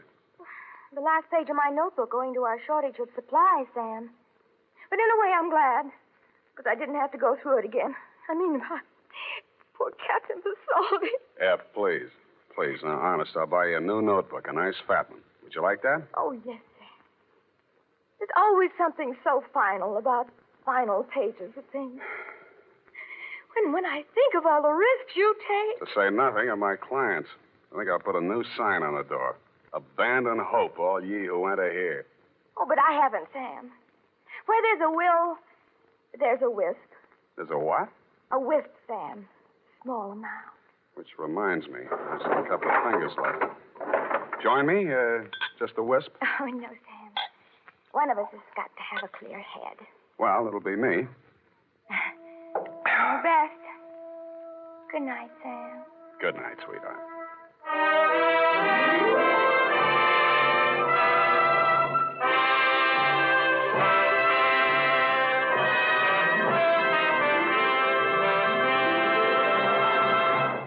The Adventures of Sam Spade, Dashiell Hammett's famous private detective, are produced and directed by William Spear.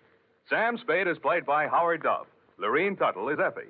Howard Duff can now be seen starring with Yvonne DiCarlo in Universal International's Technicolor production of Calamity Jane and Sam Bass.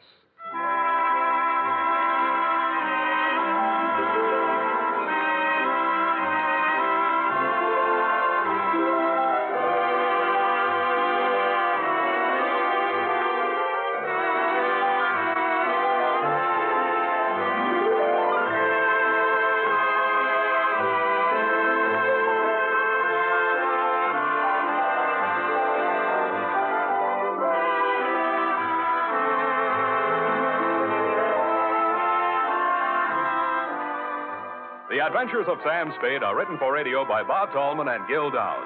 Musical direction by Lud Gluskin, with score composed by Renee and Pierre Garrigang. Join us again next Sunday when author Dashiell Hammett and producer William Spear join forces for another adventure with Sam Spade. Brought to you by Wild Root Cream Oil. Again and again, the choice of men and women and children, too. This is CBS, the Columbia Broadcasting System.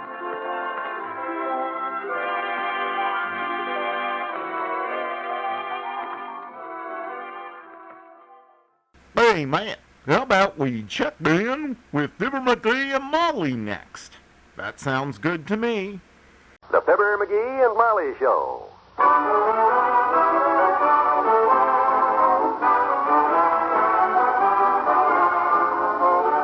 Every weekday at this time, NBC brings you Fibber, McGee, and Molly transcribed.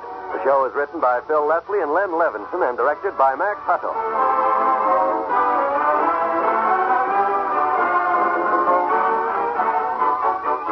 Fibber and Molly will be with you in a minute. If the car in front of you should jam on his brakes to avoid a stray dog, if a child should dash across an intersection, if a tire should blow out, could you stop in time to save a life? Slippery roads, fogged windshields, poor visibility, all of these factors mean that you must be more alert in following simple safety rules. Always get the feel of the road before you accelerate. Try out your brakes to discover just how slick the road surface may be, and adjust your speed to driving conditions. Check on your driving habits. Keep your windshields clear of fog. Be certain your headlights and wipers are in working condition.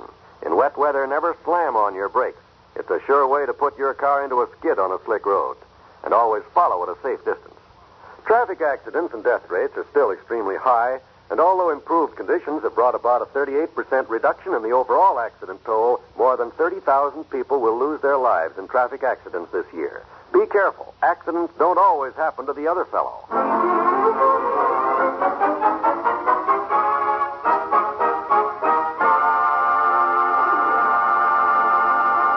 Yesterday, Mr. McGee received a letter from the Kitchican Ketchup Canning Kitchen regarding his latest brainchild, the McGee Jet Ketchup Gun.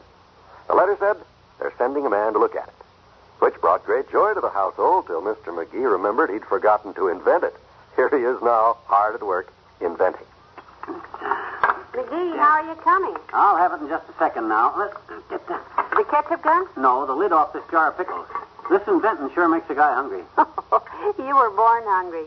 How are you coming along with the invention? Oh, so-so. I've been studying all the other types of stuff that come in the same type can. You know, them spray gun type cans. That's where I got the idea in the first place. I wondered what became of my hair lacquer. Well, you can have it back now. It's the wrong type of nozzle for ketchup. You see? Just sprays out a fine mist. Put ketchup in there and it wouldn't be practical. Not for eating, anyhow. Of course, if you wanted to become a redhead in one easy application... And have all the men say, get a load of that tomato? No, thank you. Please, my dear, leave us not be facetious. Kindly leave us leave out the levity.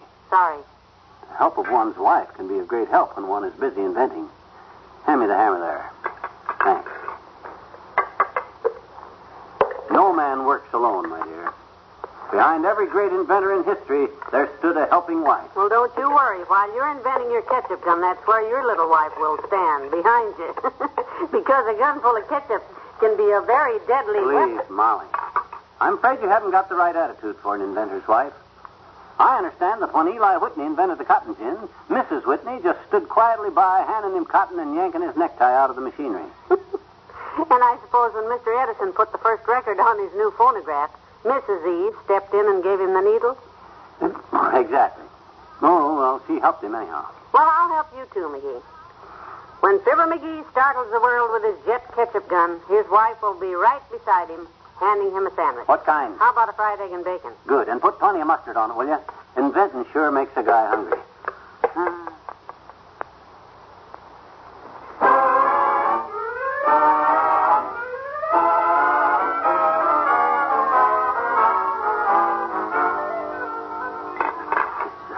Boy, that does it. If this baby don't take the market by... Hey, Molly, I got it done. Come and take a look at it. Really? You're finished, huh? Yep. You know, McGee, for the first time, I'm excited. How does it work? I'll demonstrate. You see this little cap here? That's to keep the nozzle clean. Very sanitary. I merely take that off, get...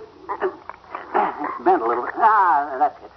Now, this is the nozzle, see? And all you do is you merely press the nozzle down, like so. There. You see? Oh, let me try it. Sure, go ahead. Only easy now. Easy on that nozzle. The valve's kind of hard to control. Like this? Why, McGee, it's working. Sure. Let me try it on something. This piece of bread will do. Oh, it's so pretty. Oh, it's nothing that any red-blooded American boy couldn't invent. It's a matter of using the old gray cells. Brains, you know. What you doing? Tasting the ketchup. Tastes funny. Oh, well, I haven't got quite finished yet. Probably tastes a little bland on account of I didn't get all the whipped cream out of it. Whipped cream? Yeah, that's what I used for my ketchup gun. One of them whipped cream containers from Kramer's drugstore. Only I filled it up with ketchup. I see. Well, that explains the sweet, creamy flavor of your ketchup. But where'd you get that strong, rubbery taste in it? Rubbery? Oh, that's on account of the pressurized air. That come out of an old spare tire.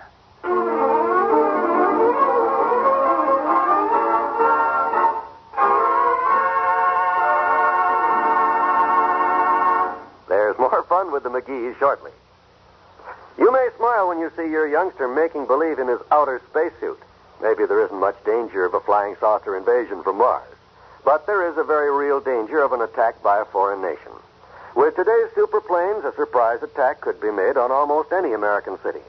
No one can even imagine the cost in death, destruction, and the weakening of our entire national defense system.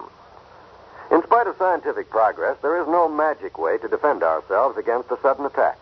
Our Air Force Command is always alert to protect us. But it needs a ground observer corps working 24 hours a day throughout the year.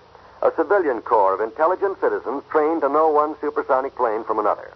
Right now, this ground observer corps needs more than 300,000 volunteers, especially on the East Coast, the West Coast, and the northern states. You can be proud to sign up for the Silver Wings of the Ground Observer Corps. Write or phone your nearest Civil Defense Center, or write Ground Observer Corps, Air Force, Washington, D.C.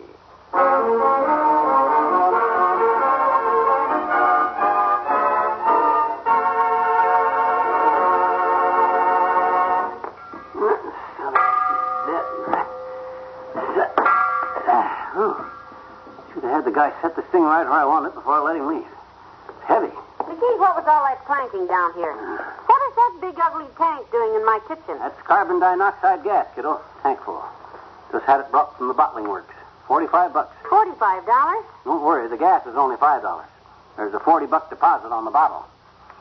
This is the stuff they use to whip up the whipped cream and for ice cream sodas and all stuff like that there in the soda fountains. I'll just hook it up to this ketchup can and it'll have all kinds of pressure. No rubbery taste, too, either. Well, I don't know. You just watch now, kiddo. I hook the valve like this into the nozzle of the tank. Like that. And I just turn this handle here. Ooh. Boy, that is precious. McGee, you must have wasted $2 worth of gas. And all you did was give me a wind-blown bob. Oh, I see what I've done wrong. The peevish counterspans here on the transporter instead of the Magahini. Yeah, that'll catch it. Now watch. Careful now, that thing scares me. Don't you worry, kiddo. You see, there's nothing to it. The McGee jet ketchup gun is ready to shoot. Now I'll show you how it works. Keep your fingers crossed, Molly. Don't point that this way. I don't like loaded guns, especially ketchup guns. Oh, you like this one, Molly. I'm aiming this gun at $1 million, kiddo. Now watch. Hey, this is it. Oh, it works just perfect. Look at that fluffy ketchup. Don't it look good? I bet you there's no rubbery taste to this stuff, kiddo. It's the CO2 that does it, the carbon dioxide, you know. Go ahead, taste it. Carbon dioxide, you say? Isn't that the gas that if your car motor's running and the garage is closed, they bring a pull motor and No. That's carbon monoxide. This is dinoxide. Two different kinds of oxides. But are they good to eat? Molly, this is the stuff they mix ice cream to make ice cream sodas. But did anybody ever mix it with tomato ketchup? Oh, no, but gee whiz, well, if you're afraid to taste it, well, I got to try it out on somebody. Hey!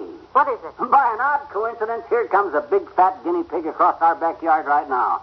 Come right in, guinea pig. Oh, the door's open, Doc. But McGee, suppose it isn't good. I mean... He's a doctor, ain't he? Hello, Molly. Hiya, Noisy. Hello, Doctor. Well, good afternoon, GP. GP? Yeah, you're a general practitioner, aren't you? You get it, Molly? Yeah. You know, Doctor, you're getting to look more like your medical satchel every day. You could put that bag on top of your neck and carry your head in your hand, and nobody'd ever notice the difference. Oh, McGee, don't do. Hey, what's that I smell so spicy, Molly? Not the conversation, that's for sure. That's ketchup, Doc. Ketchup. You see this? It's my new invention. Oh? McGee's jet ketchup gun. Going to put an end to trying to shake the stuff out of them old-fashioned bottles. Oh, sure. One little twiddle on this little trigger, and you get an even flow of delicious, fluffy ketchup. And you invented it? It won't work. Oh, you want to bet? Mm-hmm. Like to make a little gamble? Gamble? Yes. If that stupid-looking contraption works, I'll buy you the best steak dinner in town tonight. Okay, I can't wait to stick you for a 2-pound porterhouse. Molly, you got a hamburger left over from lunch? That I have. Right here. And it's still warm. Good. Put it on a bun for the good doctor. Now I'll decorate it. No fair. Let me try it. How do you operate this bomb? Just shake it gently. Now point the nozzle down on the burger, Doc. Uh-huh. Now press the button. Not too much. Oh, I love your hamburgers, Molly. You love it so much, stop drowning it in that ketchup. Hey, this seems to work. If this is really ketchup. What you think it is? Strawberry-flavored whipped cream? Go ahead, taste it. I will. It's ketchup, all right. Is the ketchup all right, Doctor? Oh, but delicious. Feeling no pain, eh, Doc? It's mighty tasty. You know, Molly, that smells pretty appetizing. How about fixing one up for me, huh?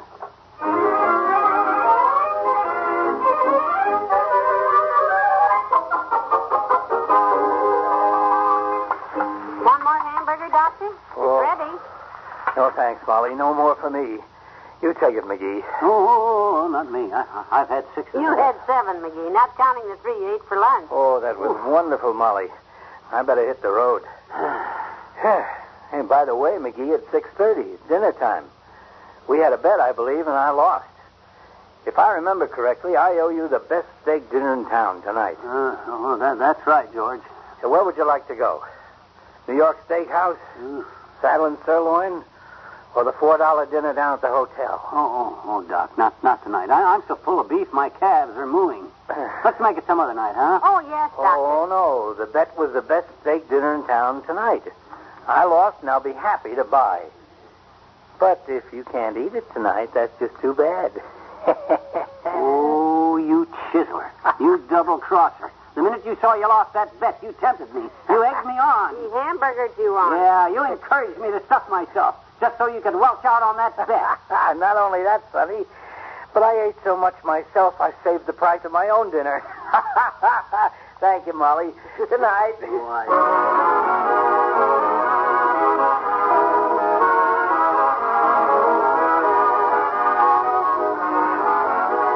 We'll say goodnight to Fibber and Molly in a moment. More great radio entertainment awaits you tomorrow evening when you set your dial to the NBC Radio Network. You'll enjoy the laugh-packed Bob Hope Show as Bob brings you another of his typical topical monologues, as well as a special guest star. Then in the musical department, you'll hear Les Brown and his band of renown. When it's time for the Bob Hope Show, it's time for laughs. So be sure to set your dial to the same station tomorrow night. Then right after Bob's show, listen to Phil Harris and Alice Faye. It's a mirth-quaking 30 minutes of music and situation comedy that will keep the chuckles coming from beginning to end. Phil and Alice have long been favorites of radio listeners from coast to coast, and you'll truly enjoy their programs each Friday evening on the NBC Radio Network. Also on Fridays, you can hear the quarter-hour programs of the ever-popular Dinah Shore and Frank Sinatra. Each of these wonderful entertainers brings you 15 minutes of music to keep your feet a-tapping. So be sure to join us here at the NBC spot on your radio dial for both the Dinah Shore Show and songs by Frank Sinatra tomorrow and every Tuesday and Friday evening.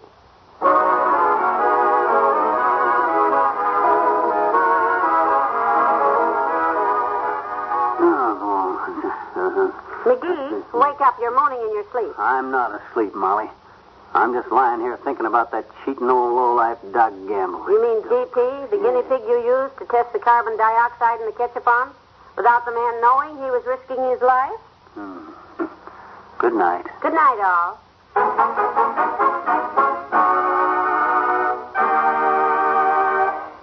NBC has brought you the Fibber, McGee, and Molly program, transcribed with Arthur Q. Bryan as Doc Gamble. This is John Wald inviting you to be with us again tomorrow night when Fibber, McGee, and Molly meet Mr. Miggins, a man from the Kitty-Can Ketchup Canning Kitchen. Will Miggins buy the McGee jet ketchup gun? Will Fibber become a millionaire overnight? Will Molly be draped in diamonds and mink? Will you listen in tomorrow night? This Saturday, hear your road show with Bill Cullen on the NBC Radio Network.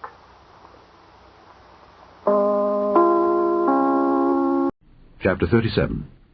And Bezaleel made the ark of shittim wood. 2 cubits and a half was the length of it, and 1 cubit and a half the breadth of it, and 1 cubit and a half the height of it. And he overlaid it with pure gold within and without, and made a crown of gold to it round about. And he cast for it 4 rings of gold to be set by the 4 corners of it, even 2 rings upon the one side of it, and 2 rings upon the other side of it. And he made staves of shittim wood, and overlaid them with gold. And he put the staves into the rings by the sides of the ark to bear the ark. And he made the mercy seat of pure gold. 2 cubits and a half was the length thereof, and 1 cubit and a half the breadth thereof. And he made 2 cherubims of gold, beaten out of 1 piece made he them, on the 2 ends of the mercy seat. 1 cherub on the end on this side, and another cherub on the other end on that side. Out of the mercy seat made he the cherubims on the 2 ends thereof. And the cherubims spread out their wings on high, and covered with their wings over the mercy seat, with their faces one to another. Even to the mercy seatward were the faces of the cherubims. And he made the table of shittim wood. 2 cubits was the length thereof, and 1 cubit the breadth thereof, and 1 cubit and a half the height thereof. And he overlaid it with pure gold, and made thereunto a crown of gold round about. Also he made thereunto a border of an handbreadth round about, and made a crown of gold for the border thereof round about. And he cast for it 4 rings of gold, and put the rings upon the 4 corners that were in the 4 feet thereof. Over against the border were the rings, the places for the staves to bear the table. And he made the staves of shittim wood, and overlaid them with gold to bear the table. And he made the vessels which were upon the table, his dishes and his spoons and his bowls and his covers to cover withal, of pure gold. And he made the candlestick of pure gold. Of beaten work made he the candlestick. His shaft and his branch, his bowls, his knops, and his flowers were of the same. And 6 branches going out of the sides thereof, 3 branches of the candlestick out of the one side thereof, and 3 branches of the candlestick out of the other side thereof. 3 bowls made after the fashion of almonds in one branch, a knop and a flower, and 3 bowls made like almonds in another branch, a knop and a flower. So throughout the 6 branches going out of the candlestick. And in the candlestick were 4 bowls made like almonds, his knops and his flowers. And a knop unto 2 branches of the same, and a knop unto 2 branches of the same, and a knop unto 2 branches of the same, according to the 6 branches going out of it. Their knops and their branches were of the same. All of it was one beaten work of pure gold. And he made his 7 lamps, and his snuffers, and his snuff dishes of pure gold. Of a talent of pure gold made he it, and all the vessels thereof. And he made the incense altar of shittim wood. The length of it was a cubit, and the breadth of it a cubit. It was 4 and 2 cubits was the height of it. The horns thereof were of the same. And he overlaid it with pure gold, both the top of it and the sides thereof round about, and the horns of it. Also he made unto it a crown of gold round about. And he made 2 rings of gold for it under the crown thereof, by the 2 corners of it, upon the 2 sides thereof, to be places for the staves to bear it withal. And he made the staves of shittim wood, and overlaid them with gold. And he made the holy anointing oil, and the pure incense of sweet spices, according to the work of the apothecary. It's elementary that Sherlock Holmes is up next on nightly old-time radio shows.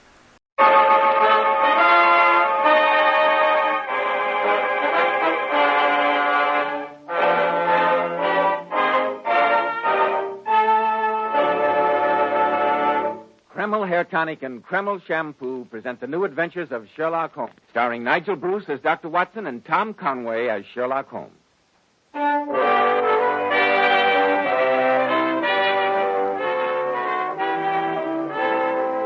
Well, once again, it's Monday night and time for our weekly visit with that excellent host and dean of storytellers, Dr. Watson.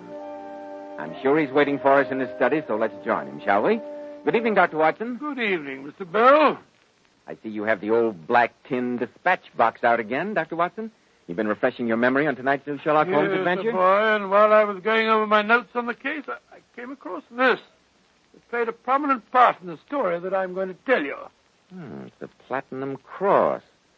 Is that some kind of medal, Dr. Watson? It is, Mr. Bell, it is. It's the Cross of St. Hilarious, one of the highest decorations of the small European kingdom of Grosnia. Presented to Sherlock Holmes, I suppose. Yes, Mr. Bell, though before he was awarded it, the 2 of us went through one of the strangest and, in some ways, the most embarrassing experiences of our entire career. I call the story The Adventure of the Innocent Murderess. Sounds exciting. We'll be ready for it in just a moment, Dr. Watson. Men, in summer when you go without your hat, does your hair get dry, wild, and unruly looking? After a swim, does it feel sticky and stringy?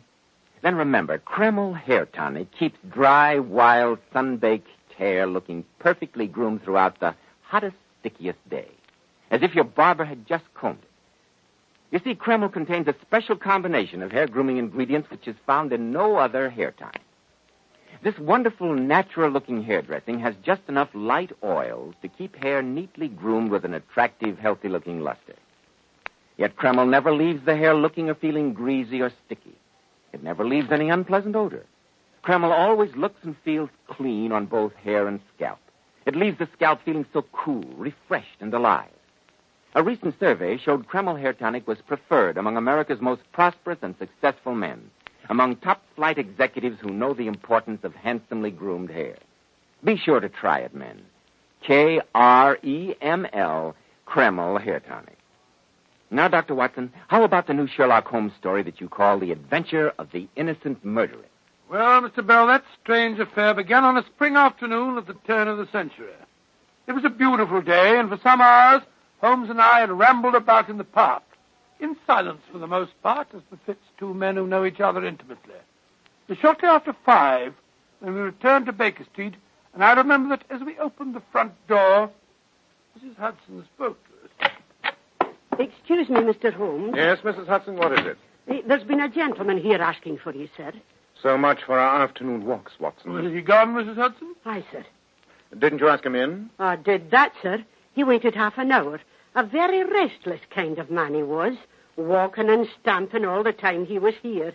And finally, he ups and out. And all I could say wouldn't hold him back, Mr. Holmes. Oh, you did your best, Mrs. Hudson. Did he leave his name? Oh, no, Doctor. But he was a foreigner. I swear I've never seen him here before. He'll be back, I'm sure. Thank you, Mrs. Hudson. Aye, sir. Were you expecting a clown, Holmes? Had I done so, chap, I would not have spent the past few hours wandering about with you in Regent's Park. Oh, I wonder who he is. He left us one clue to his identity. I don't see any clue. This pipe on the table is not one of yours. A nice old briar with a good long stem. Well, can you deduce anything from that? Very little, except for the obvious fact that its owner is left-handed, is a muscular man with an excellent set of teeth, careless in his habits, and with no need to practice economy. Oh, come, Holmes. That's a little far-fetched. On the contrary. But I think that's our client now. Meet him on the stairs, will you, Watson? Yes, indeed. Now we'll have something more interesting than his pipe to study. This way, sir. So I thank you, Mrs. Hudson. You are Sherlock Holmes. No, my name is Watson, Dr. Watson. Oh, then you must be Mr. Holmes. Since there are only 3 of us in the room, that would seem an eminently logical conclusion. Please, do not make fun of me. I am bewildered foreigner in your country. Oh, my friend is only joking, sir. Do sit down, won't you, Mr... My name is Priskop. Igor Priskop. And I do not wish to sit down. It pleases me to walk as I talk. It soothes me. And I am in great need of soothment. Mr. Priskop, I shall be delighted to give you any assistance I can. I'm only sorry that I was out when you called earlier. I myself was desolated. But I will waste no further time in desolation. Mr. Holmes, you have in the past performed great service to my country. And what is your country, sir, may I ask? The kingdom of Grozny, my friend. Small in area, but great in tradition. Mr. Holmes, as Igor Priskop says, you have helped us in the past. In a modest way, Mr. Prescott. Though your government was generous enough to award me the Medal of St. Stephen. First class, a high honor. You were also presented with the Medal of St. Arcadu, second class, as well as that of St. Michael and the 7 subsidiary angels. Oh, yes, I got one of those. That one I regret to say is of slight importance. Uh-huh. But now, Mr. Holmes, I come to you as an emissary of Grozny and ask you for your greatest service. As I recall, Mr. Prescott, my greatest services to Grozny were under the regime of the People's Party. The party to which I belong. And if our newspapers are accurate, that is the party which is now out of favor. I do seem to remember reading something about that in the Times the other day. I am happy to see that you are both so well informed. Let me now explain this situation to you further, my friends. There is now an international committee of powers meeting at The Hague. They are trying to decide if the royalists rightfully control Grozny or if your party does. That is right, Mr. Holmes.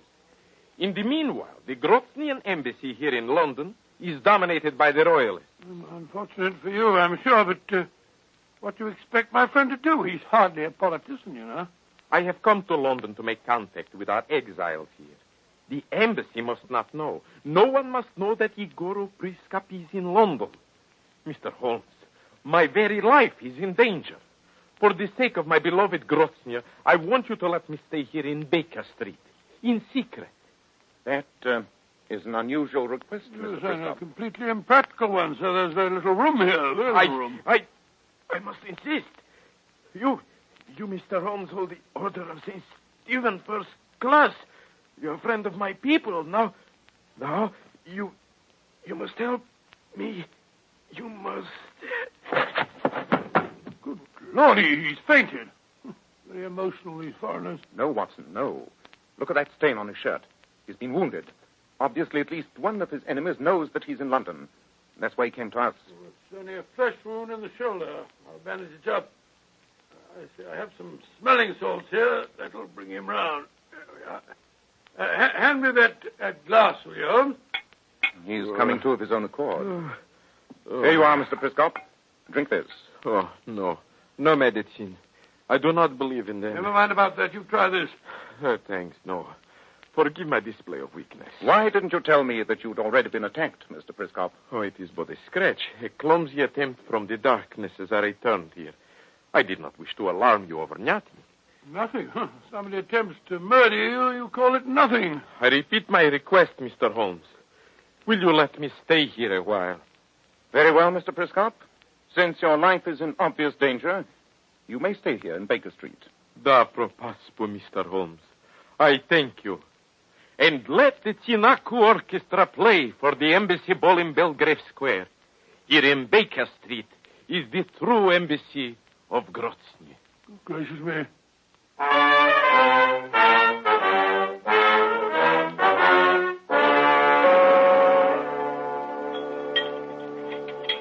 There are 2 nice brown eggs facing you, Watson. Why glower at them? Why not get on with your breakfast? Oh, I've got no appetite, Holmes. The whole routine of my life has been turned topsy-turvy since you let that fellow Priskop stay here. It's a pity that this modest flutter of excitement should upset your lives to such an extent.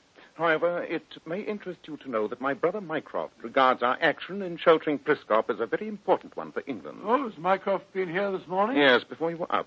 As you know, Mycroft is the unofficial oracle of our Foreign Office. He feels that the Grosnian royalists are so closely allied to the court of Prussia as to constitute a menace to our country. Good gracious me. However, he also feels that the Committee of Powers at The Hague will rule in favor of the People's Party. If that does happen, the fact that we have helped Prescott will place the Foreign Office in a very favorable position with the new government. I see. Well, that makes it rather different. I think I will tackle those eggs after all. Where is Mr. Prescott now? In the next room, conferring with a political friend of his by the name of Carlu Tarfush. I must say they do have extraordinary names. Carlu Tarfush. Sounds like a double-barreled sneeze. Ah, Mr. Tarfush. Allow me to introduce my friend, Dr. Watson. Dr. Watson, how do you do? And how did you find your compatriot? Oh, in splendid spirits and in splendid hands, Mr. Holmes. On behalf of Grosnia, I thank you both for giving him sanctuary. Nothing at all. Very happy to have been of any assistance. Right. Come in. I must be leaving, gentlemen. Good day to you. And again, my most sincere thanks. Oh, pardon. Got a parcel, gents. It's for a Mr. Prispop or something like that. Oh, here you are, young fellow. Lad, I'll take it. No, I want to give it to Mr. Holmes. Lummy. Just wait until I tell me old mum I've talked to the great Sherlock Holmes. She won't half be proud. Here you are, Mr. Holmes. And here's a shilling for your trouble, my boy. Cool, Bob. Thank you, Governor. Better be careful, Holmes. That package is addressed to Prescott. It might be a time bomb, you know. It's sent from the Weintraub Importing Company. We'll see if Mr. Prescott ordered any delivery from there. Ah, there you are, Mr. Prescott. This package just came for you. Were you expecting it? Oh, yes. Apropos, Mr. Holmes. It is from the Weintraub Company. It must be my Vinku. Your what? Vinku. Vinku, the wine of my country. Where would Grosnia be without Vinku? The distilled essence and life of whortleberries. No English drink can compare with it. Perhaps you will join me in glass? I think not, thank you. It's a little early in the day. Well, I quite agree with you, Holmes. Then I shall retire to my room alone and sample this Grosnian nectar. I shall see you later, gentlemen. How can he keep a clear head if he starts drinking at this time of the day? I doubt if the essence of whortleberries is too potent. At least to a Grosnian. Great Scott, there's someone else at the door. We have all the privacy of Paddington Station. Come in. Ah, so. Good morning, young lady. What can Where is he? Tell me where he is. First, tell me who you are, please. Sam Lavi McCarthy. Where is Prescott? Lead me to him. Mr. Prescott is under my protection. Before you see him, I insist on knowing your business, madam. You are hiding him. But I will find him if I have to search every closet in his house. This door leads to another room. Perhaps he's in there. Come back. Grab her, Watson. No, mistress. Prescott, you traitor! You will betray him. She's insane. She's insane. There. Justice is done. Do with me what you will. Quick, Watson. How's Prescott? He's dead, Holmes. Shot through the chest, another through the arm. The third shot broke the bottle of wine. Justice has been done.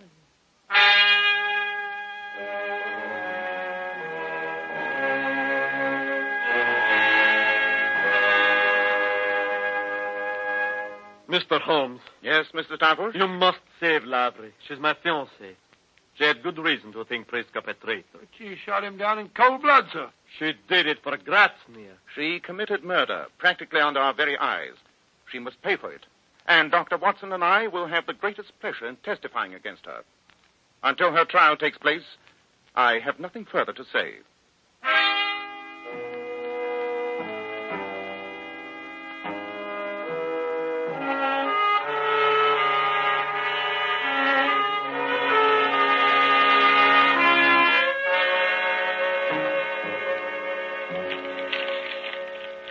You seem particularly engrossed at the Times this morning, Holmes.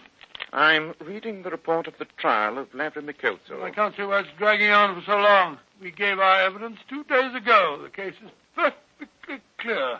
She shot Igoro Priskov, or whatever his name was, before our eyes. She's a murderess. They should hang her. Sir Francis Jackson, her counsel for the defense, apparently does not share your opinion. He's an extremely clever man. After cross-examining the police surgeon yesterday, he asked for an adjournment until noon today. On what grounds? He wishes a fresh post-mortem made. The police surgeon had not examined the contents of the stomach of the dead man. Why, no should he, Holmes? Priscoff was shot to death. We saw it happen. What's Sir Francis up to? I think I'm beginning to suspect, Watson. And I pray for the sake of my own reputation that I'm wrong. However, it's no use sitting here in Baker Street surmising. Let's go over to the Old Bailey and hear what the post-mortem report discloses.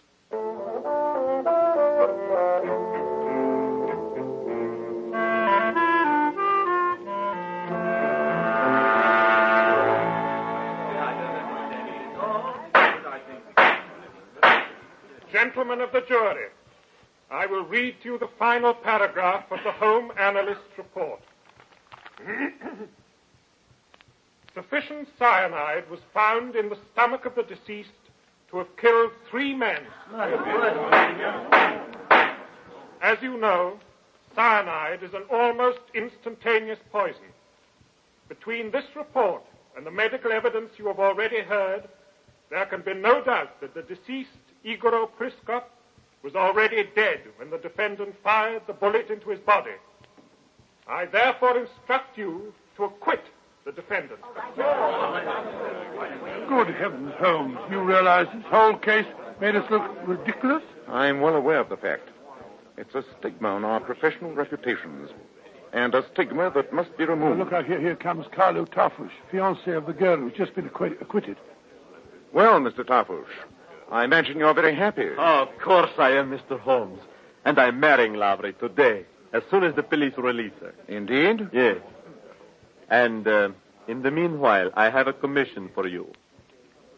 Find the real murderer of Igor Priscoff. Find him, Mr. Holmes, or you will become the laughingstock of all Europe.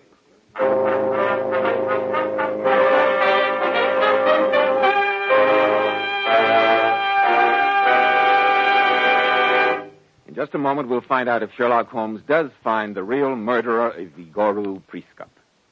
Men, on hot, sticky summer days, your hair needs extra special care. And when you buy a hair tonic, why not buy one that does lots more than just keep hair looking handsome? Why not get your money's worth and buy Kreml hair tonic? No other hair tonic keeps the hair more neatly groomed and attractive looking. Kreml gives hair such a handsome, clean-cut appearance. It keeps the hair perfectly groomed throughout the hottest, most humid summer day. It never looks or feels greasy or sticky. In addition, Kreml is simply great to lubricate a dry scalp. At the same time, it removes itchy, loose dandruff and leaves the scalp feeling so clean, cool, alive, and tingling. And if your hair is so dry that it breaks off and falls when you comb it, Kreml actually helps condition the hair, in that it leaves it feeling so much softer and more pliable. So buy a bottle of Kreml at any drug counter. Ask for an application at your barber shop. Use this highly specialized hair tonic daily for better groomed hair, a more hygienic scalp. Kreml, Kreml Hair Tonic, a nationwide favorite among America's most successful men. Well, Dr. Watson, it seems to me that you and the great Sherlock Holmes are in a bad spot. A man poisoned and then shot under your very eyes. Yes, Mr. Bell, but I can assure you that Holmes, as soon as he returned to Baker Street from the trial, plunged into a fine frenzy of activity. He was examining the top of the table under his microscope for traces of poison where the bottle of wine had been shattered. You've been hunched over that microscope for hours, Holmes. No results yet? Not as yet. Well, I was just reading the Evening Gazette. There's an interesting article on the Grosvenor situation. Oh, what does it say? The committee in The Hague has ruled for the People's Party. And our friend Carlo Tarfush, the one who married the girl Lavry, is to be the new ambassador here in London. Indeed, how very interesting. It goes on to say here that they've established that the dead man, Igor Priscoff, never was a traitor. The poor girl was deceived by false evidence. The villain who deceived her has fled to Germany. I was right. This stain, beyond question, is that of wine mixed with cyanide. Now to track the history of that bottle. We know that nobody tampered with it after it went from the messenger boy's hands to Priscoff's. Therefore... But how are we going to find that boy again? This is a job for my band of street urchins, the Baker Street Irregulars. Round them up, Watson. Tell them I'll give a golden sovereign to the boy that brings him to me first.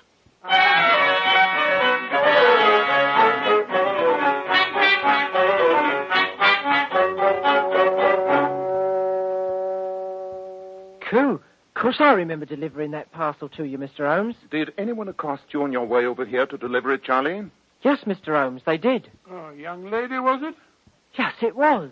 How did you know, sir? Describe what happened, Charlie. Well, Mr. Holmes, she spoke to me on the street. Nice and friendly she was. And then she took me in a tea shop and gave me a raspberry tart and a nice big cup of tea. Where did you put the parcel? On the chair beside me. Oh, it's easy to see what happened, Holmes. She switched the parcels. Quite. Charlie, was the young lady a foreigner? Yes, Mr. Holmes. She didn't half talk funny like. Look at this photograph.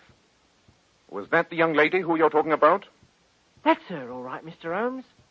Blimey, you know everything, don't you, sir? Not quite, Charlie. Here's 5 shillings for your trouble, and I'll be off with you. Cool, 5 bob. Thank you, Governor. So the girl was guilty all the time, but I don't see a motive. I do. And we're going at once to the Grosnian embassy. Remember, she's now the ambassador's lady. I intend to let her know that I do understand.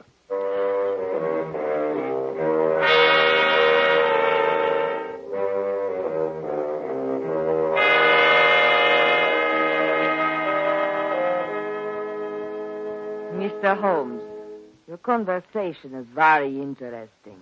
But surely I do not have to point to an intelligent man like yourself that I've been tried and acquitted of murder. Under your delightful Anglo-Saxon law, double jeopardy, I cannot possibly be tried again. Oh, just the same, you're a murderess. Am I? You were no passionate patriot. You never believed in that forged evidence. You simply killed Igor Priskop because, with him out of the way, you knew that your future husband would become the ambassador. In my country, we have a proverb. Inshko narvili greshko lumaken. What on earth does that mean? Ammunition is more persuasive than strategy. Mr. Holmes, you have no ammunition. There is nothing you can do to me.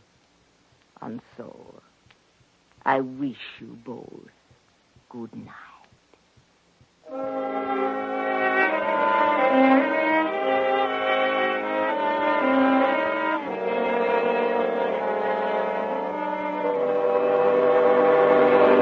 There must be some way of catching her, Watson. There must. Well, you've been outwitted before, Holmes. People forget it. They don't like to remember your triumphs. To blazes with the people. I must account for this to myself. Hand me that evening paper, will you, Watson? There you are. Where was that article on Grosnia that you read to me earlier? The second page, I think. Ah, here it is. But I have ammunition, Watson.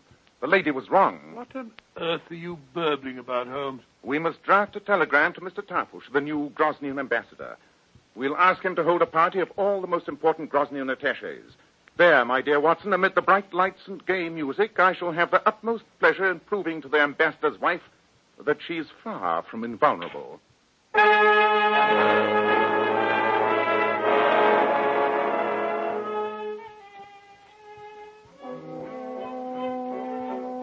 Mr. Holmes. Yes, Mr. Ambassador? The attaches are waiting in the library. You said that you would expose poor Priskop's murderer. Now, why should we wait any longer? I shall be most happy to explain it now. Come on, Watson. Right you are, Holmes. Your wife is in the library, too, Mr. Tarfush? Yes, Mr. Holmes, and she is as curious as I am. Now, here we are. Ladies and gentlemen, at my request, Mr. Sherlock Holmes has been trying to find the murderer of poor Igor Priskop. He tells me that he is now ready to make his report. Mr. Ambassador, ladies and gentlemen, I realize that my revelation will be something of a shock to you all. I have proof beyond doubt that the person who murdered Igor Priskop by poison is the same person who fired those shots into his already dead body. Your own wife, Mr. Ambassador. But that is ridiculous, Holmes. We know that she misguidedly shot at Priskop after he was dead. But she did not poison him. I can prove that she did. I have the boy outside, Mrs. Tarfush, that you took into the tea shop when you changed the bottles of wine. I have the evidence of the stains on the table that show traces of the poisoned wine. Do you wish me to prove my case? Lowry? Why do you not answer him? I do not wish to, Carlo, and I do not have to. Under English law, I cannot be tried again. But, Lowry, you stand accused before your fellow countrymen. Perhaps I can clear up a slight misapprehension.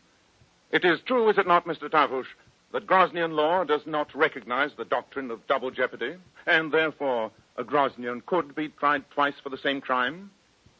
Of course. It is also true, isn't it, that the Committee of Powers in The Hague has recognized that the People's Party has been all along the true government of Grosnia? That also is true, Mr. Holmes. And an embassy is extraterritorial. Acts committed there are punished by the laws of the nation whose embassy it is. You are correct, Mr. Holmes. This embassy here is Grosnian ground. So was 221B Baker Street when Mr. Priscop was murdered. Therefore, your wife committed her crime in Grosnia. She may still be arrested, tried, convicted, and executed by Grosnian law. Mr. Ambassador, I demand that your embassy guards arrest this murderess.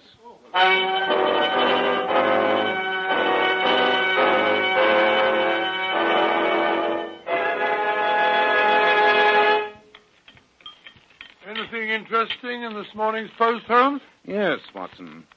And when you come to write your story of the Grosnian murderers, these 3 missives will provide colorful footnotes. Oh, what are they? The first is a note from Carlo Tavush. He is resigning the embassy and entering a monastery. He says, I served his country but destroyed his life. Well, I'm afraid he loved that dreadful woman. What else did you get? The second is a package from the Grosnian government. Good Lord. Look.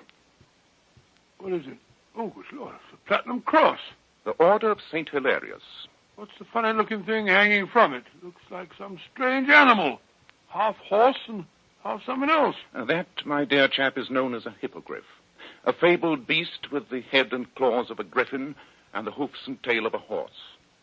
The Order of St. Hilarious is a high order, but St. Hilarious with hippogriff is higher still. I'm very flattered. What was your third communication? A letter from my brother Mycroft. He says, thanks to your work, Grosnia has signed a British oil concession. The Empire is grateful. That's very nice, Holmes. Yes, Watson, yes, very nice. But just grateful? I mean to say not even grateful with hippogriff?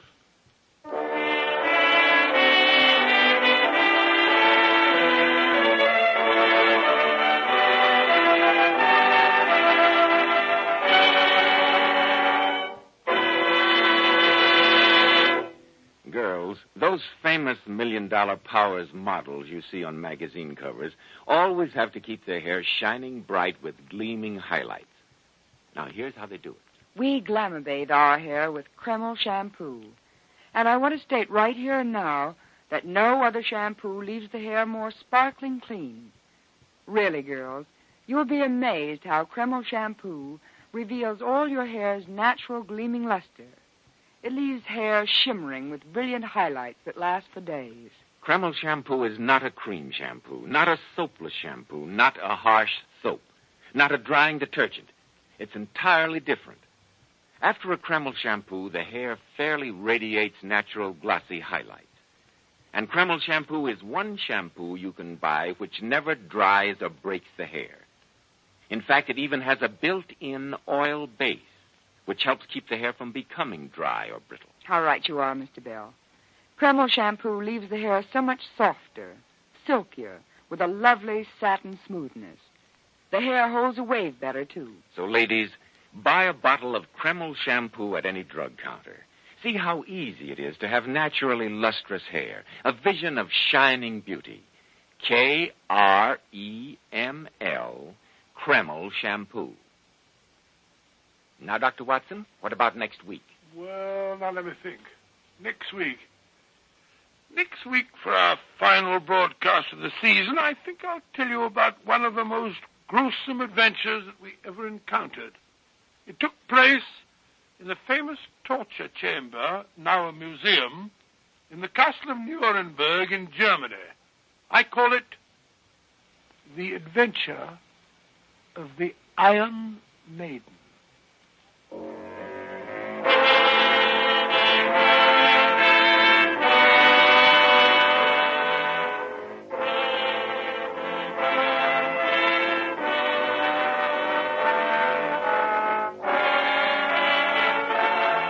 Tonight's new Sherlock Holmes adventure was suggested by an incident in Sir Arthur Conan Doyle's story, A Scandal in Bohemia. Nigel Bruce appeared by permission of Universal International Pictures. Tom Conway through the courtesy of Eagle Lion Pictures. The Sherlock Holmes series is produced by Tom McKnight, with original music composed and conducted by Alex Steiner. This is Joseph Bell speaking for Kreml Hair Tonic and Kreml Shampoo, inviting you to be with us next week at this same time, when Dr. Watson will tell us about the adventure of the Iron Maiden.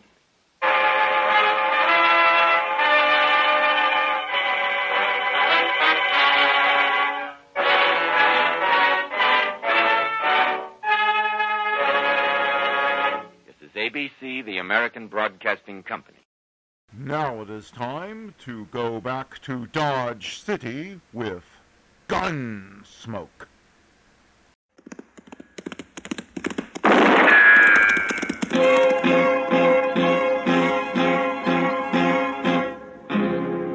Gunsmoke, brought to you by L&M Filters. This is it. L&M is best, stands out from all the rest. Around Dodge City and in the territory on West, there's just one way to handle the killers and the spoilers, and that's with a U.S. Marshal and the smell of Gunsmoke.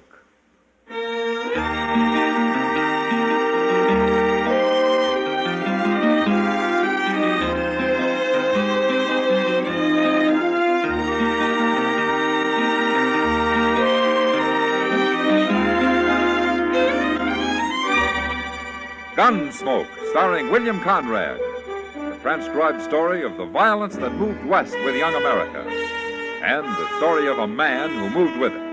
I'm that man, Matt Dillon, United States Marshal. The first man they look for and the last they want to meet. It's a chancy job, and it makes a man watchful and a little lonely.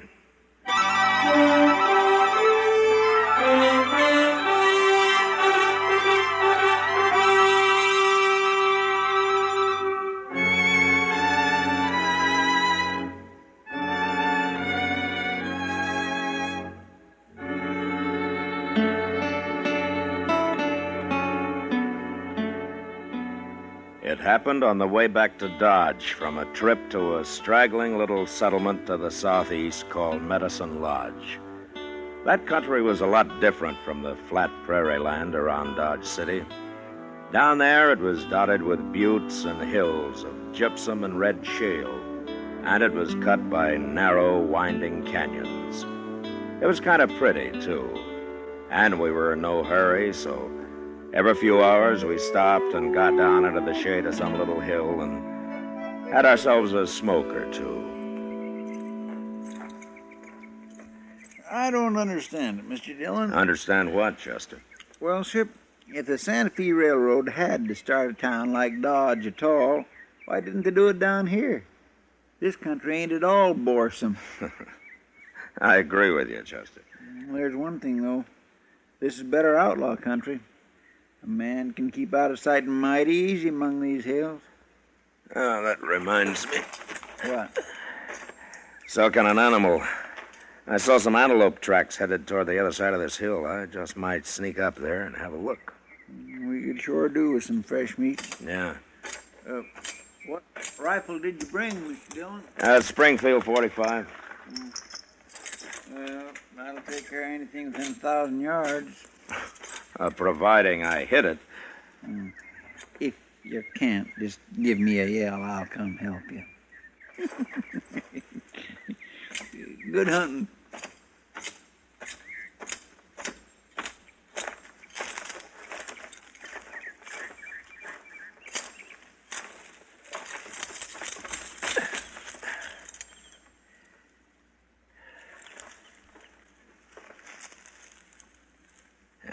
Nothing. Not an antelope in sight. Hey!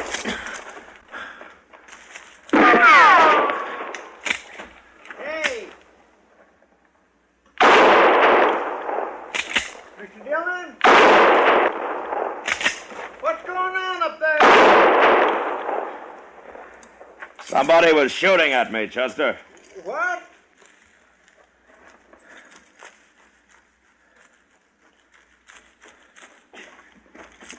He hit you? No. Well, can you see him? If I could, I'd have had a bullet in him. You didn't see him at all? Well, I saw the smoke from his rifle. Well, then maybe you hit him. And if I didn't, it came awful close. Can I take a look now? No, you better stay where you are. What was he shooting at you for, Mr. Dillon? Well, I'll ask him when we get close enough, Chester. I know where he was. We'll skirt that hill to our left there and come up on his flank. I don't like getting bushwhacked.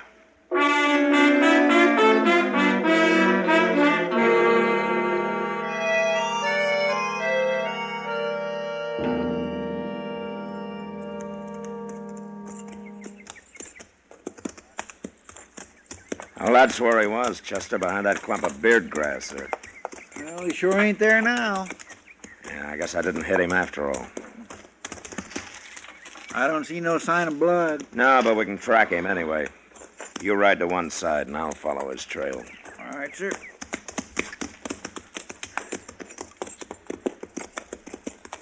You yell out if you see anything at all, Chester. Yes, sir, I sure will.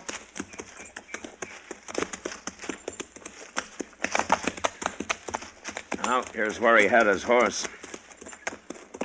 Wait a minute. No, by heaven, those are mule tracks. Hey, look. Beyond them trees there, Mr. Dillon.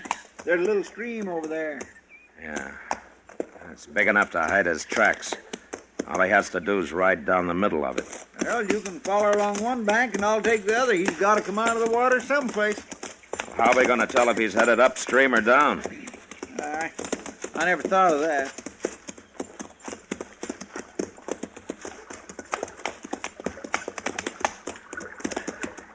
Now, here's where he went into the water, Chester. I'll go over and see if he rode straight across. Oh, wait a minute, Mr. Dillon. What? Come on down here.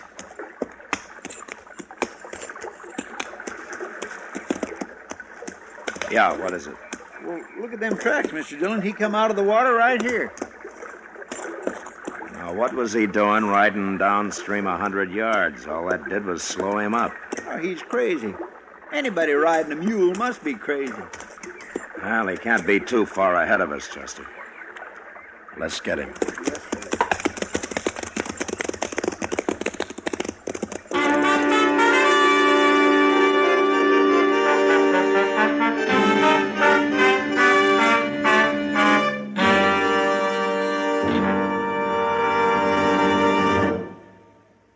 This is it, L&M filters. It stands out from all the rest. Miracle tip, much more flavor. L&M's got everything. It's the best. L&M is best. Stands out from all the rest. L&M's got everything. Everything? Everything. Best flavor? L&M stands out for flavor. The Miracle Tip draws easy. Lets you enjoy all the taste. Best filter? L&M stands out for effective filtration. No filter compares with L&M's pure white Miracle Tip for quality or effectiveness. Best tobaccos? Highest quality tobaccos. Low nicotine tobaccos. L&M tobaccos. Light and mild. Every way, L&M is best. Stands out from all the rest. How easy they draw. How mild they are. L&M is sweeping the country. It's America's best filter tip cigarette.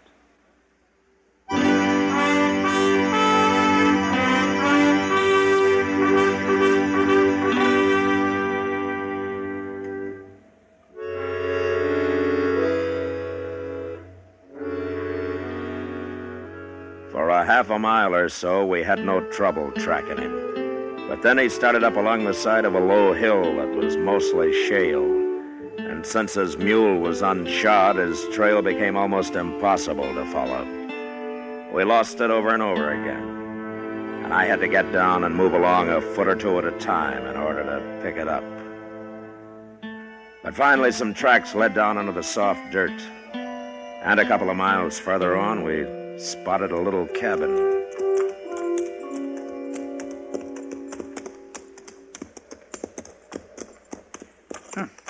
Looks like he ain't nothing but a nester, Mr. Dillon. Well, he handles a rifle better than any nester I ever saw. Yes. We better go on foot from here, Chester.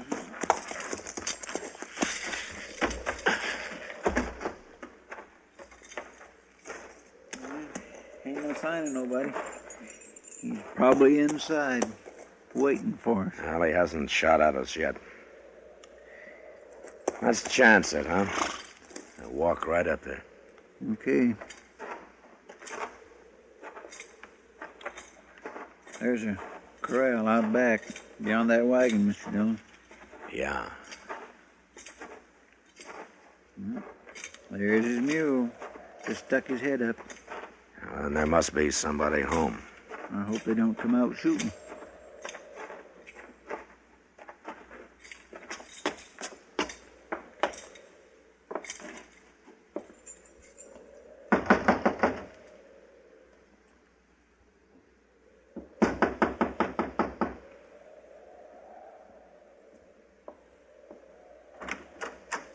How do you do, ma'am? What do you want? We're looking for your husband. Is he home? We don't know who people are out here, mister. My name's Dillon, and this Chester Proudfoot. How do, ma'am? Never heard of you. We're strangers here. This ain't a good place to be, mister. You better keep riding. We gotta talk to your husband first, Who ma'am. you jawing with, Liza? Well, there's a couple of strangers standing here, Mr. Peavy. We got nothing for strangers. They want to talk to you. Get him away from the door. I'll come outside and talk to him. Mr. Peavy said to get away from the door. All right, ma'am. He's coming out now. You stay here, Liza, and keep Paul out of the way, too. I want to see what's going on. Go back to your room, Pa. He carries that rifle like a Blue Ridge Mountain man, Mr. Dillon. Yeah. My wife says you want to talk to me. What about? Your name's Peavy? Albin Peavy. I'm Matt Dillon, Peavy. It don't mean nothing to me. I'm a lawman, U.S. Marshal. That don't mean nothing to me, neither. We tracked you here, Peavy, you and your mule. Tracked me? What for? Because I don't like getting shot at. I don't know what you're talking about, Marshal, but I ain't proud to have you standing here in front of my cabin and putting blame on me. I said we tracked you here. What difference does that make? I didn't do no shooting, and you can't prove I did. If I was you, I'd clear out and leave people to their own business. You try to kill a man, and then you get mad when he complains about it, huh? Why should I try to kill you? It don't make sense to kill a man you don't even know. I never shot at a man without cause in my life, and that's the truth. Anything else you want to tell me? No. Except to leave me alone. All right. Come on, Chester. Well, Mr. Dillon, you can't let him get Come away on, with I it. said. Yes, sir. We just gonna ride off and let him get by with this, Mr. Dillon? We're gonna ride off, Chester, but we'll be back in the morning. We'll be back every day for a week if we have to.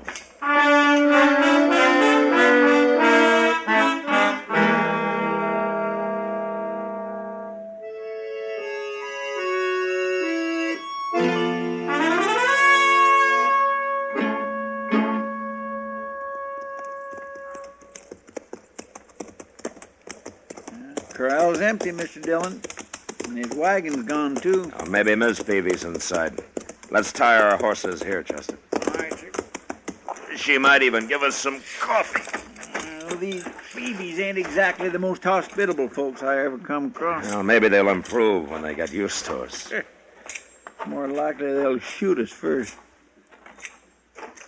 Wait a minute, Chester. What? Over there, coming around that hill. It's Peavy's wagon. But who's that driving them mules? That's a woman. Probably Miss Peavy. Where do you suppose they've been? Out shooting strangers, probably. Well, they'd be better off if they spent their time fixing this place up some. It's going plumb to ruin. Yeah, Peavy's got other things on his mind, Chester. Yeah, he sure has. He acts like a man riding a shotgun, doesn't he? Fancy letting his woman do all the work.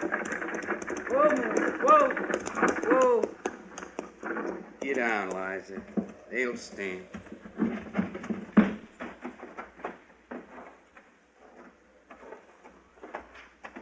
Morning, Peavy. Ma'am. I thought I told you to leave us alone. You did? Then what are you doing back? Well, I thought you might be a little more friendly than you were yesterday. I guess I was wrong. I ain't got time to be friendly. No? Marshal, I'll tell you straight out so you won't get any wrong ideas. There's a man in that wagon. What? He's dead. Shot dead. And we're going to bury him now. Who is he? His name don't matter. But I didn't shoot him. You can go look if you want. He's been dead most of the day now. Well, what are you doing with him? I found him laying out there, so as I got the wagon and brought him in, I'm going to bury him. You're going to a lot of trouble, Peavy. Why? I found a man laying dead on the ground. I ain't going to ride off and leave him there. Where did you find him? Out that way, a few miles. What difference it make? None, maybe. You want some help? We don't need no help, Marshal. All right, we'll leave you to your work. Let's get our horses, Chester.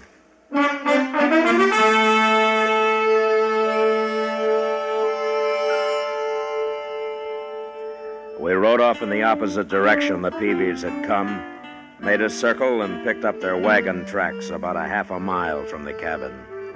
It was an easy trail to follow, and an hour later we found the spot where they'd picked up the body. It proved what I'd suspected all along. So we turned around and rode back toward the Peavy cabin. We were about a mile from it when we saw an old man and a woman ahead of us, both armed and both riding mules. Yeah, they've seen us, Mr. Dillon. They're stopping. Good. They don't look none too friendly neither, do they? And nobody does around here. Hello? He won't even wave.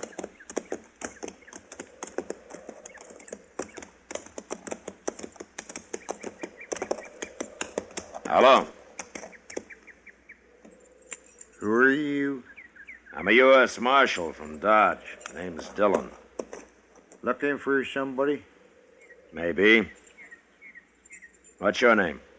Cade. Jack Cade. This here's my wife, Ellen. It ain't us you're looking for, is it? You live around here, Cade? Few miles from here. Albin Peavy, a friend of yours? Not hardly. Shut up, Ellen. Well, if you're not friends, what are you doing here, Cade? Man can ride where he pleases. Sure. But when a man and his wife start out carrying rifles and are headed for Albin Peavy's place, it might be different. You keep out of this, Marshal. Us Cades don't need no lawmen. Who is it, Cade? Your son? What's he know about Ben? I told you to shut up, Ellen. I'll do the talking. Ben, huh? Is that it, Cade? Did Peavy kill your son, Ben? All right, you're so smart, I'll tell you. A man like Peavy don't deserve to live. He killed Ben, then he stole him. Run off with his body. Man can't get lower than that. How do you know he killed him? I found Ben last night, that's how. Last night? I couldn't handle him alone, so I went home after Ellen. Then it got dark and we had to wait there till morning. And he was gone by then. I knew it was Alban Peavy stole him, and he killed him, too. But he's gonna die for it. We're gonna face him straight on and get it over with, fast. Ellen's as good a shot as I am, Marshal. Look, Kate, if Peavy killed your son, I don't blame you for being mad. But he must have had some reason for killing him. It ain't none of your bother, Marshal. I keep telling you. All right, I'll have to make it my bother. Don't move, Kate. You're covered. Miss Kate, you hold that rifle down or I'll have to shoot your husband. Pretty sneaky, ain't you? Get a rifle, Chester. Yes, sir. All right, give it, Miss Kate. Take it. And I'll take yours, Kate. Go ahead. You got another rifle? Where? At home. And I'll get it, too. You're not going home, Kate. What do you mean? We're going to go see the Peavies first. Like you say, we're going to get this thing over with.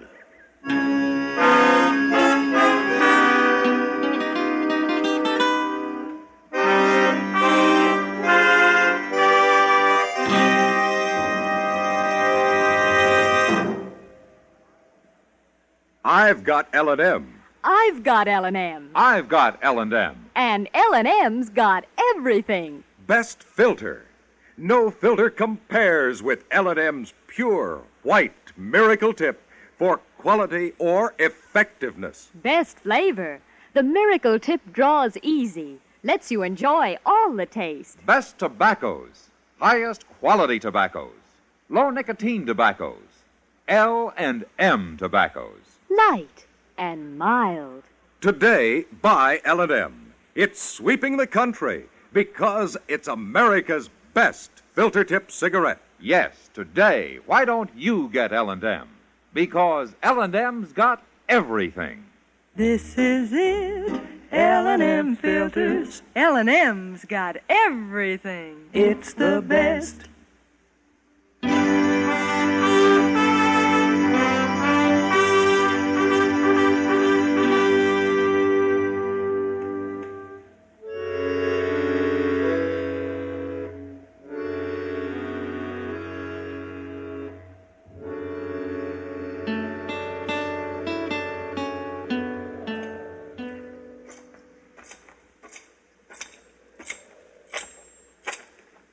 The cabin's empty, Chester. Where have they got to? You stay with the Cades. I'm going to take a look around back. I hope Alban Peavy shoots you, Marshal. And I hope he doesn't. Keep an eye on him, Chester. Yes, sir. You stand real easy now, Cade, and quiet, too.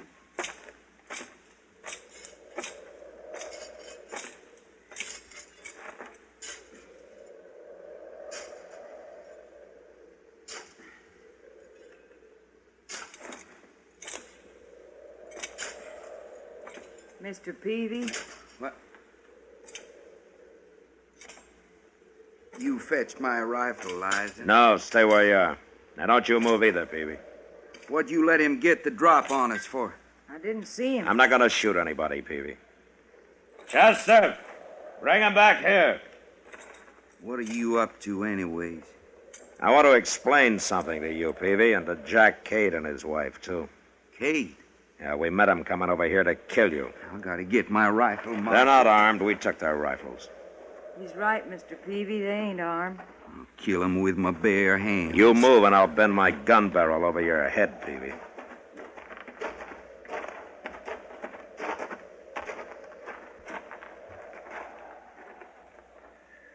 Look at that, Marshal.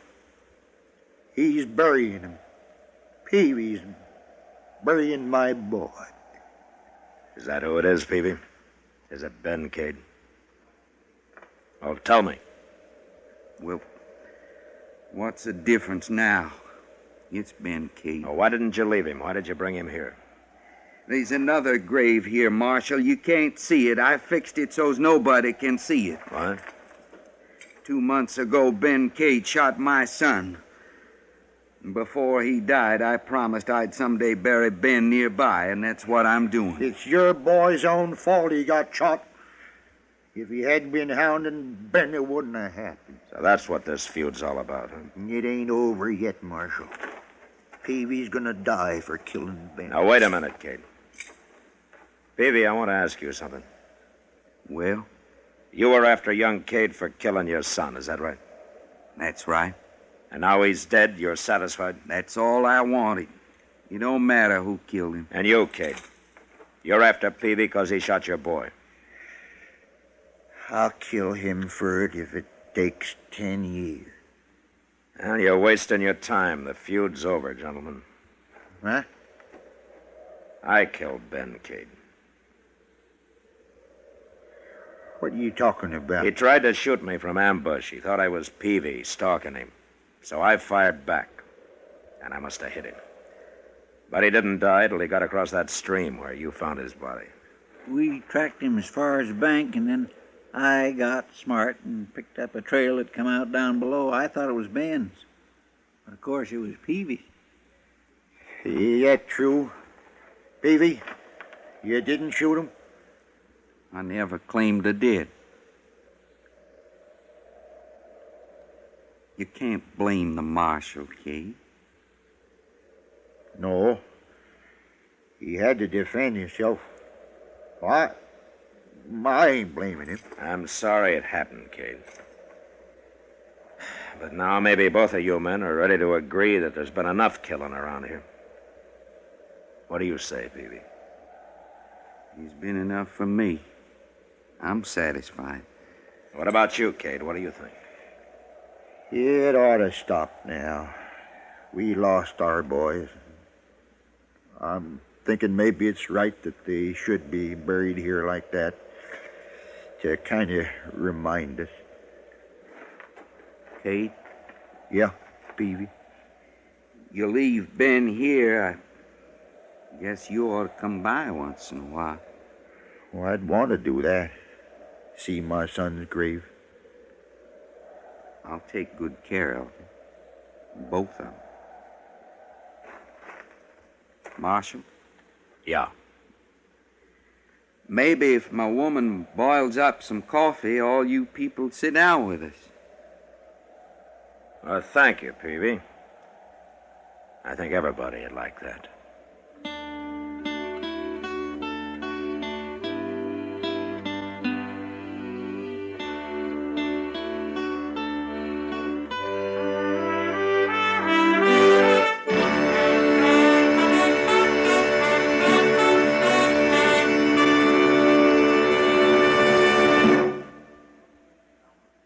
And now our star, William Conrad. Thank you, George. Mild and plenty quick on the draw. That's L&M for you. And the pure white miracle tip on the business end of every L&M filters out everything but the taste of the world's finest tobaccos. All you have to do is pick up a carton of L&M's and you'll see what I mean. L&M stands out from all the rest.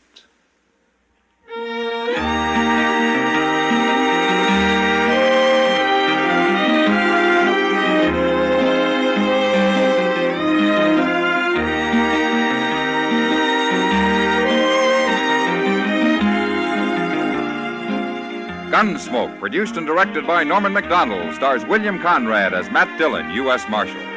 Our story was specially written for Gunsmoke by John Meston, with music composed and conducted by Rex Corey. Sound patterns by Tom Hanley and Ray Kemper.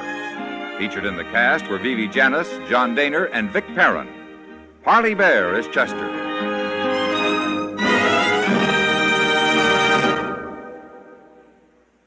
Stop! Start smoking with a smile, with Chesterfield, smiling all the while, with Chesterfield. Put a smile in your smoking, just give 'em a try. Light up a Chesterfield, they satisfy. Put a smile in your smoking. Buy Chesterfield. So smooth, so satisfying. Chesterfield.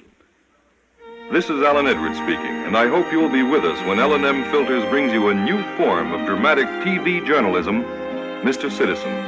I'm the host, but you are the star. It's your program because it's the true story of you or your neighbor at a time of crisis, emergency, or inspiration. Next week, next month, next year, Mr. Citizen may be you. So watch for Mr. Citizen. Check your local TV listings for time and station.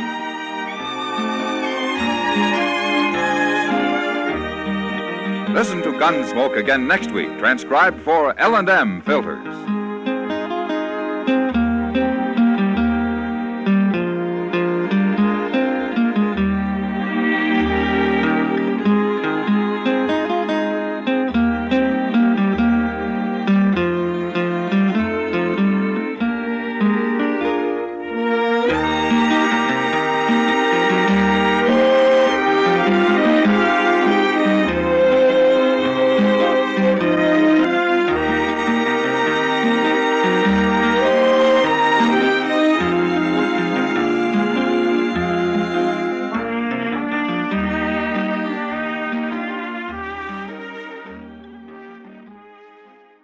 Our next guest will give you the laughs, just don't ask him to lend you money.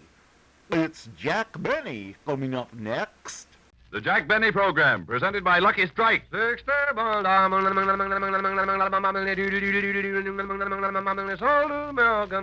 Let your own taste and throat be the judge. For smoothness and mildness, there's never a rough puff in a Lucky Strike. For smoothness and mildness, there's never a rough puff in a Lucky Strike. Yes, let your own taste and throat be the judge. For smoothness and mildness, there's never a rough puff in a Lucky Strike. And that's because LSMFT, Lucky Strike means fine tobacco. Fine, light, naturally mild tobacco that gives you smoothness and mildness. And no wonder, for years, Lucky Strike has maintained America's largest and most complete cigarette research laboratory. Prior to the auctions, the buyers for Lucky Strike send sample leaves from all tobacco-growing areas to this great laboratory for scientific analysis to help determine which tobaccos are really fine. And this is only one phase of the constant research that helps make possible Lucky Strike's unconditional guarantee. Check the cigarette you are now smoking. Among all leading brands, only the makers of Lucky Strike put an unconditional guarantee on the pack. So smoke a Lucky. Let your own taste and throat be the judge. For smoothness and mildness, there's never a rough puff in a Lucky Strike. So round, so firm, so fully packed, so free and easy on the draw. Make your next carton Lucky Strike.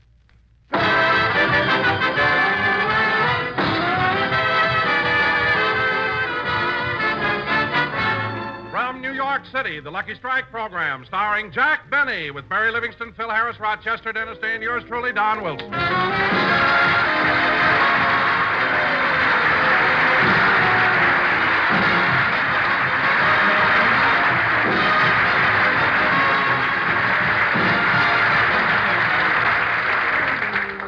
Ladies and gentlemen, this is our second week in New York. So let's go out to the Acme Plaza Hotel where Jack is staying. Our little star is still in bed. Boss, wake up. Mr. Benny, wake up. Huh? Oh, it's you. Yes, boss, it's time to get up. Come on, open your baby blue eyes and look at me. There. Now, here's your teeth. Smile at me.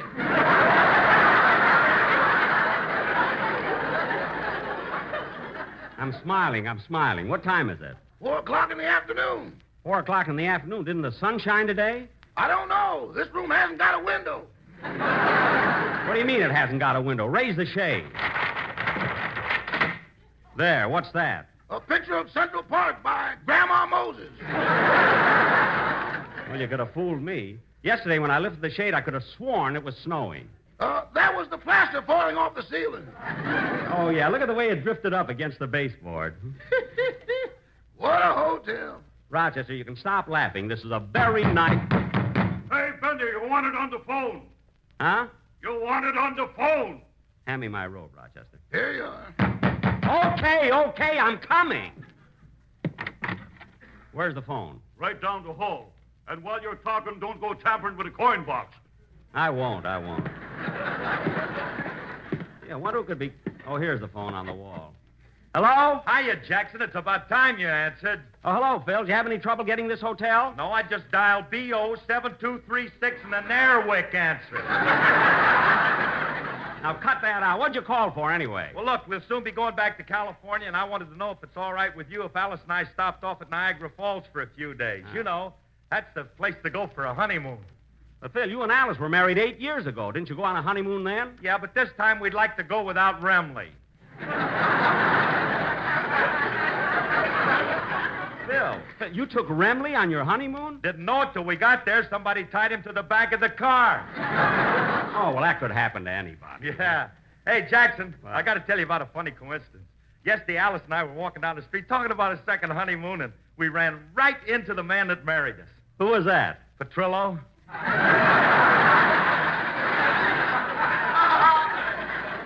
Petrillo? How could Petrillo officiate at your wedding? Why not? My dues was paid up.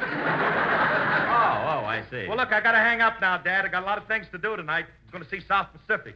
South Pacific? You're going to see South Pacific? Yeah.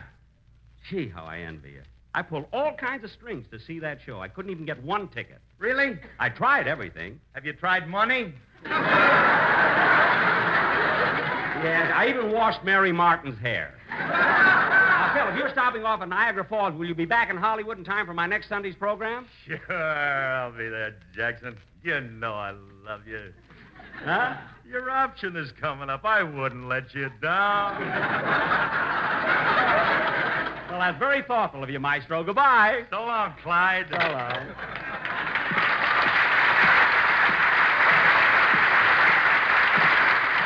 Bye-bye, baby. Da-da-dum, da-dum, bum, bum, bum, bing, bum, bing. Who was it, boss? Mr. Harris. Well, I better get dressed now. Miss Livingston said that she might...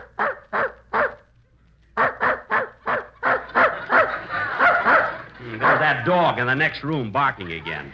Kept me awake half the night. I got a good mind to complain to his owner. His owner lives at the Sherry Netherlands.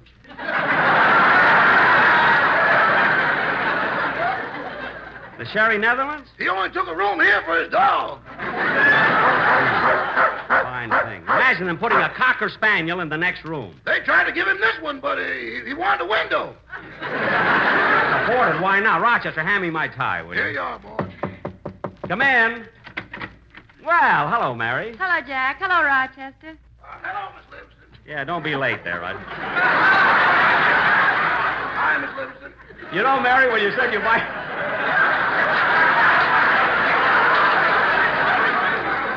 Can't wait till he goes to the races. You know, Mary, when you said you'd come right over to this hotel, I wasn't sure that you would. Well, I have a confession to make. I only came out here out of curiosity. Oh. And, Jack, this Acme Plaza certainly is different. What do you mean, different? Well, I walked into the lobby. I asked the clerk for your room, and he said it was 6 floors down. All right, so you had to take the elevator. Some elevator. They lowered me in a bucket. Mary. They got a picture of John L. Lewis in the lobby. Mary. And the bellboys are on a 3-day week. Oh, stop. Be happy you found the place. Do you have any trouble? No, I was lucky. I got in a cab and said, "Driver, do you know where the Acme Plaza is?" And he said, "Yes, ma'am, I used to live there when I was out of work." Now I know you just made that up. No, I didn't, Dad. Say, have you got your program all set for Sunday? Most of it, Mary, but I don't know what to do about a commercial. The Sportsman Quartet didn't come to New York. Boss, you mentioned that yesterday, so I took the liberty to ask some friends of mine to come down and audition for you. Oh, thanks, Rochester. And you know, Mary, I thought that on the opening of the show, I might play my violin. I haven't done that yet in New York. Oh, Jack, nobody wants to hear you play Love and Bloom. Mary, I've learned a new one, Some Enchanted Evening. Wait till I get my violin, and I'll play it for you. Here it is, boss. Thanks. Oh, Mary, this'll be swell now. Okay. Oh, wait a minute. Wait till you hear this.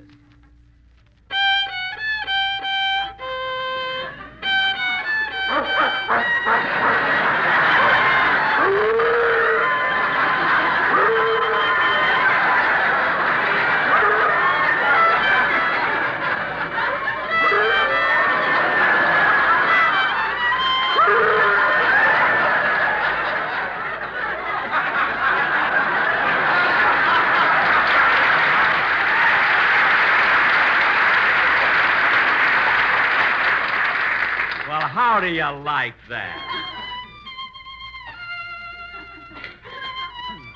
Hey, listen. There's another violinist in this hotel. That's the dog. He's playing at the Palace this week.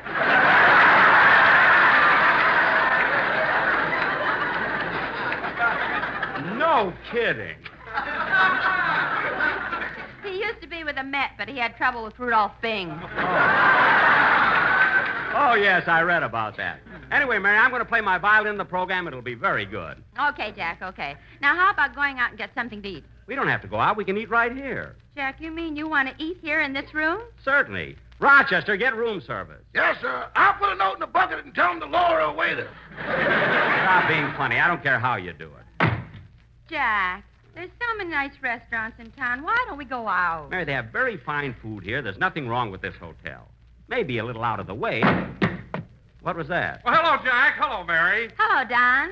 Don, I didn't expect to see you. How'd you know where I live? Well, I didn't. I was walking along the street and fell down an open manhole. Gosh, what a beautiful view of Central Park. Ouch! Don, what happened? I tried to stick my head out the window. Look, Jack, it's snowing. Yeah. Oh, that must be the waiter now. Come in. Mr. Benny, Yes? Rochester told us to drop by. He said you were looking for a singing group. Oh, yes. Come on in, fellas. It was nice of you boys to come over. What do you call yourselves? The Ink Spots. The Ink Spots.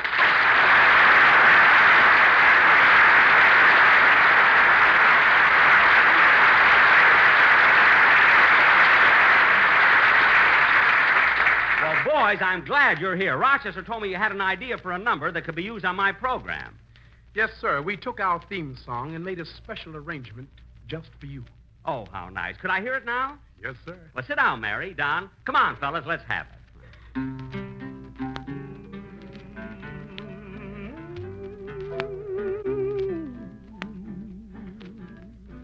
If I didn't care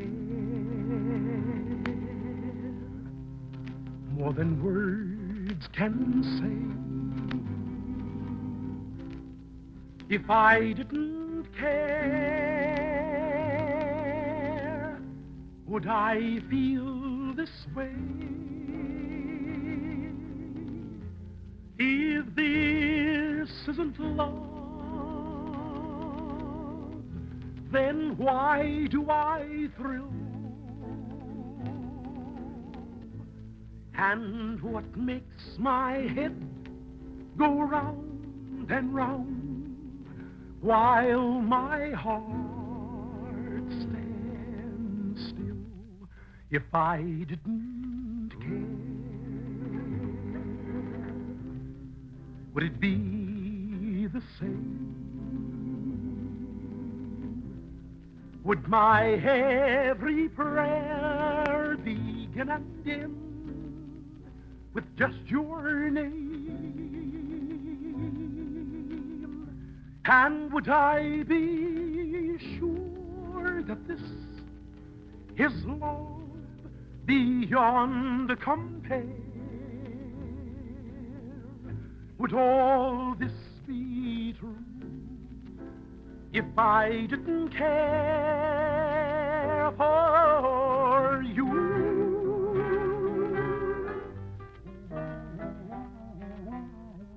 Honey child, if I didn't care, if I didn't care what I smoked, baby, I'd smoke any kind of a cigarette. But I do care, honey child. That's why I always smoke Lucky Strike. I smoke Lucky's because they're so round, so firm, so fully packed, so free and easy on the draw. And another thing, baby, there's never a rough puff in a Lucky. Lucky Strike. LSMFT was a cigarette.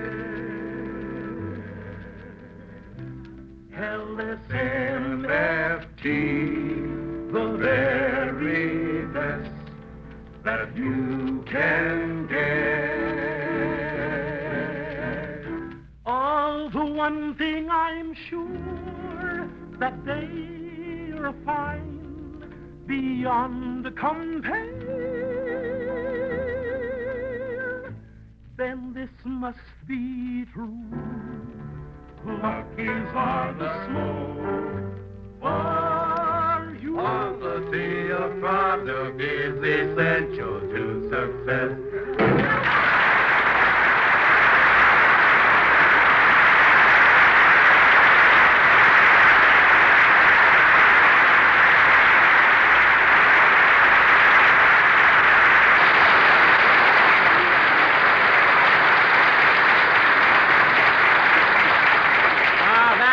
That was really wonderful, boys. Absolutely wonderful. And rehearsal is tomorrow at 11 o'clock. Thank you, Mr. Benny. We'll be there. Goodbye. So long.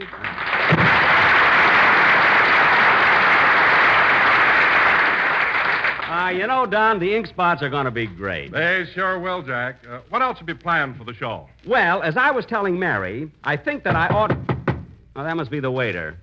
Come in. Room service.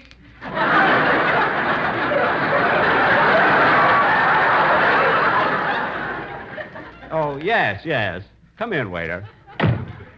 Mary, what do you want to eat? Oh, I don't know. Waiter, let me see that menu. Here you are, kid. Mary, let me look at it. Now, let's see. Beef stew, wieners and sauerkraut, goulash, spaghetti and meatballs, porterhouse steak. Say, that's reasonable for a porterhouse. That's the old price. We had to raise it. Oh. How much is it now? 45 cents.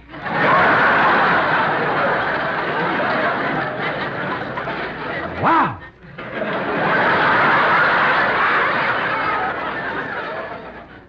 Jack, Huh? can't we go somewhere else? Don't worry about it, Mary. The food is fine here. Oh, all right. Waiter, have you any lamb chops? Yes, ma'am. I'll have that, too. Waiter, we'll all have lamb chops. Yes, sir. Would you mind saving the bones for the guests in the next room?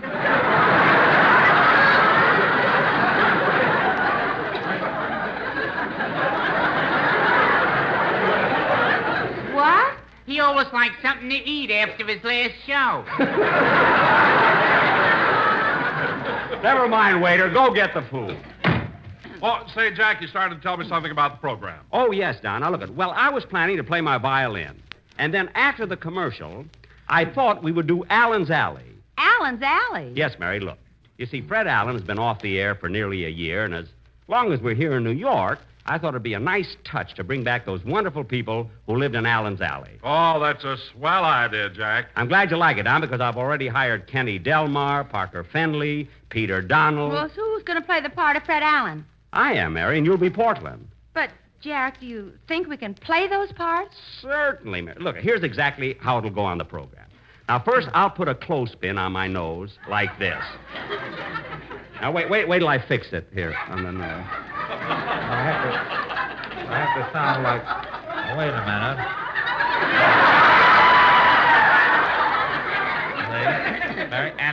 And then you say...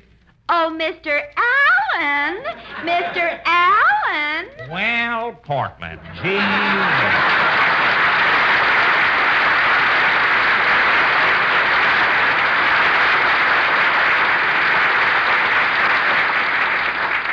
Well, Portland, I see you're reading the newspaper. What's new? Well, here's an interesting item in the personal column. A personal ad? Read it to me. Here it is. 2 handsome young men with sniffles would like to meet 2 attractive young ladies with fever. Object to share 4-way cold tablets. Gad, what romance. Come on, Portland, let's go down to Allen's Alley. And what is your question tonight? My question tonight is, do you think television will replace radio? Shall we go? As the man said when he stepped on his bathroom scales, I'm on my way.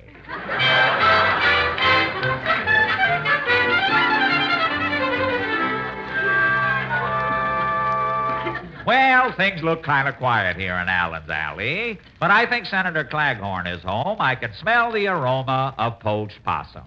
I'll knock on his door. Somebody say somebody pizzicatos my pie.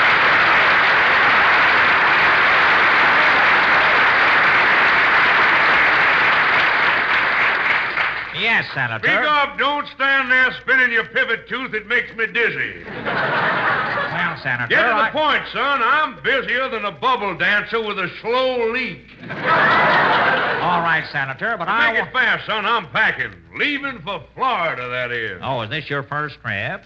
Son, I've spent so much time down in Florida, people think I'm Mayor O'Dwyer.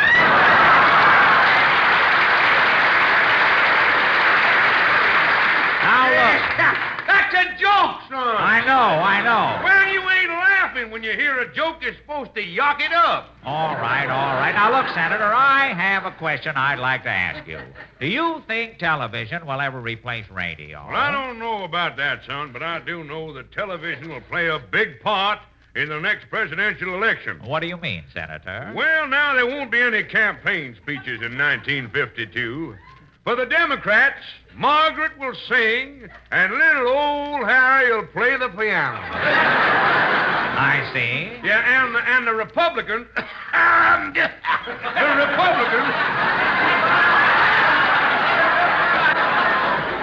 Republicans, they're going to make a song and dance team out of Taft and Hartley. Well, Senator, if television will play such a big part, who do you think will win the next election? Milton Berle. So long, son. So long. So long. So long.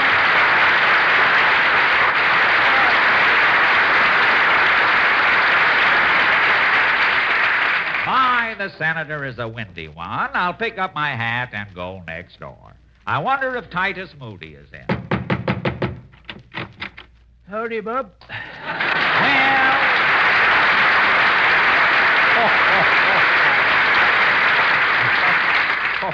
Well... Say, Titus. Say, Titus, what's the matter? You look like you've been crying. All night long. Crying all through the night? What's wrong? Oh, my friend Lem Hawkins. He up and died. Oh, that's a shame. When did Lem die? Last spring. Wait a minute, Mr. Moody. How come you're crying now if Lem went last spring? He died during the planting season. I was too busy then. How old was Lem? 97. Died of old age, eh? No. It was an accident.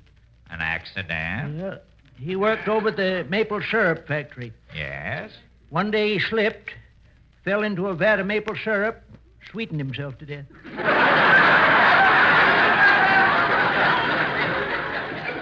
No. Yep.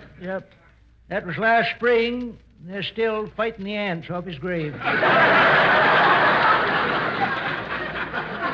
Well, Mr. Moody, enough about the saccharine Mr. Hawkins. I'd like to ask you a question. Make it fast, Bub. I got to go slop the hogs. Mr. Moody, do you think television will replace radio? Why, no. The farmers, they'll never go for television. Why not? Well, sir, I bought a television set myself, put it in the hen house to step up egg production. And did it work? Well, first I tuned in the wrestling matches for 'em. That didn't do any good. It didn't? No. When Gorgeous George come on, the hens would just sit there and pant. Uh-huh. Then I tuned in Faye Emerson. Yes? I'd just sit there and pant. I see. Finally, I found the program that made the hens lay eggs. Hop Along Cassidy. How did Hoppy make those hens produce? Well, sir, every time Hoppy shot his gun, they'd lay an egg.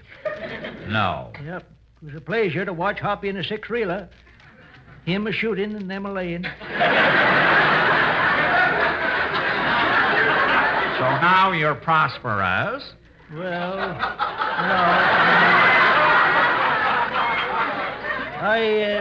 I would have been, but in one picture, Hoppy double-crossed me. Hoppy double-crossed you? How? Why, he pulled out a machine gun. All my hens dropped dead trying.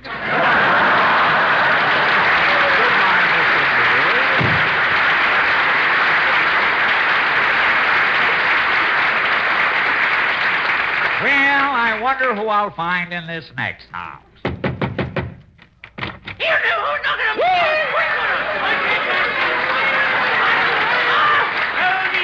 Well, hey, Jack Cassidy.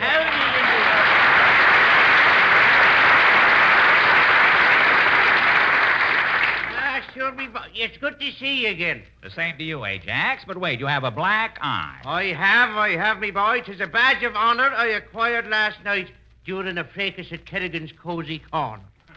You mean you were in a fight? Tell me what happened. I will. Last night, you see, I entered Kerrigan's Cozy Corner, a peaceful man, with nothing on me mind but the delights of a tall foaming glass of beer. Yes? So I ordered me beer, you see. And over comes Kerrigan and questions me credit. I see. Well, when Kerrigan cast aspersions on me credit, we exchanged a few words. Then we exchanged a few blows. And Kerrigan started hitting me over the head with a bottle of Four Roses. And what happened next? He switched to Calvert.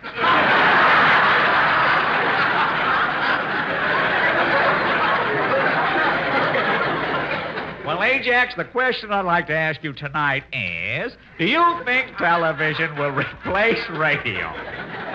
Well, now, me boy, that's a hard question to answer. You see, in my house, we have both a television set and a radio. I see. And what do you listen to most? My wife. Goodbye, you boy.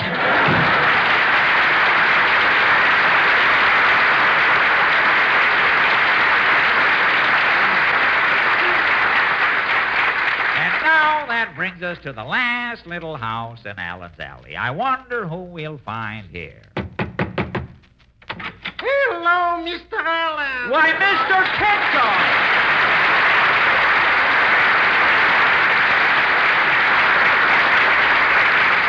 Tell me, Mr. Kitzel, what are you doing here in New York? Well, Mr. Allen, last week in Hollywood, I was walking down Sunset Boulevard, and as I passed a radio station, a man with a hook dragged me into a quiz program.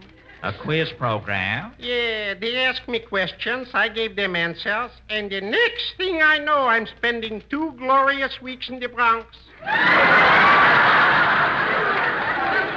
that's wonderful. Tell me, Mr. Kitzel, are you having a good time? Mr. Allen, every night a different show. Really? What shows have you seen since you've been here? Oh, I saw The Rat Race, Death of a Salesman, Miss Liberty, and last night I saw Max's Little Darling.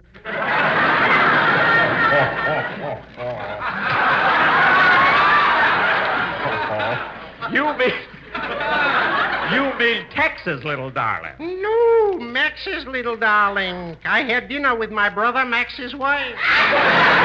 Oh. Some little darling. She weighs 240 pounds. 240 pounds? On the present rate of exchange. Well, getting back to the original question, I'd like to ask your honest opinion. Do you think television will replace radio? For this, I'm in no position to venture an opinion. You're not, eh? No. I'll admit that I didn't rush out to buy one. Being very practical, I listened first to what people were saying about it, whether they were making them good enough, and whether it was worth the investment. And after debating to myself pro and con, I finally decided it was here to stay, so last week I went out and bought one. A television set? No, a radio. Dad, what a display of confidence. Well, that's all I wanted to know. Goodbye, Mr. Kitzel. Goodbye, Mr. Benny. What? With those blue eyes, you didn't fool me for 1 second. Well, thank you. So, you see, Mary, it'll be a cinch to do Allen's Alley on the program. But first, let your own taste and throat be the judge. For smoothness and mildness, there's never a rough puff in a Lucky Strike, and that's because LSMFT, Lucky Strike means fine tobacco. Fine, light, naturally mild tobacco. Listen to what Mr. B.V. Bowen, an independent tobacco buyer from Timminsville, South Carolina, recently said.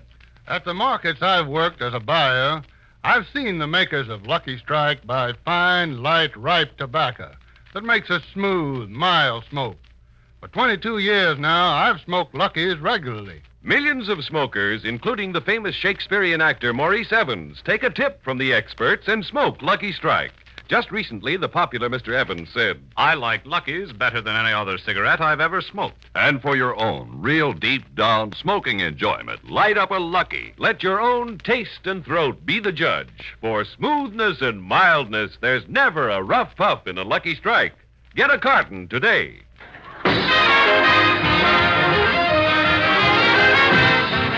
Ladies and gentlemen, I just want to say we've had a very pleasant 2 weeks here in New York, and next week we'll be broadcasting again from Hollywood, California. Good night, everybody. Be sure to hear Dennis Day and the Day in the Life of Dennis Day. Stay tuned for the Amos and Andy Show, which follows immediately. This is CBS, the Columbia Broadcasting System.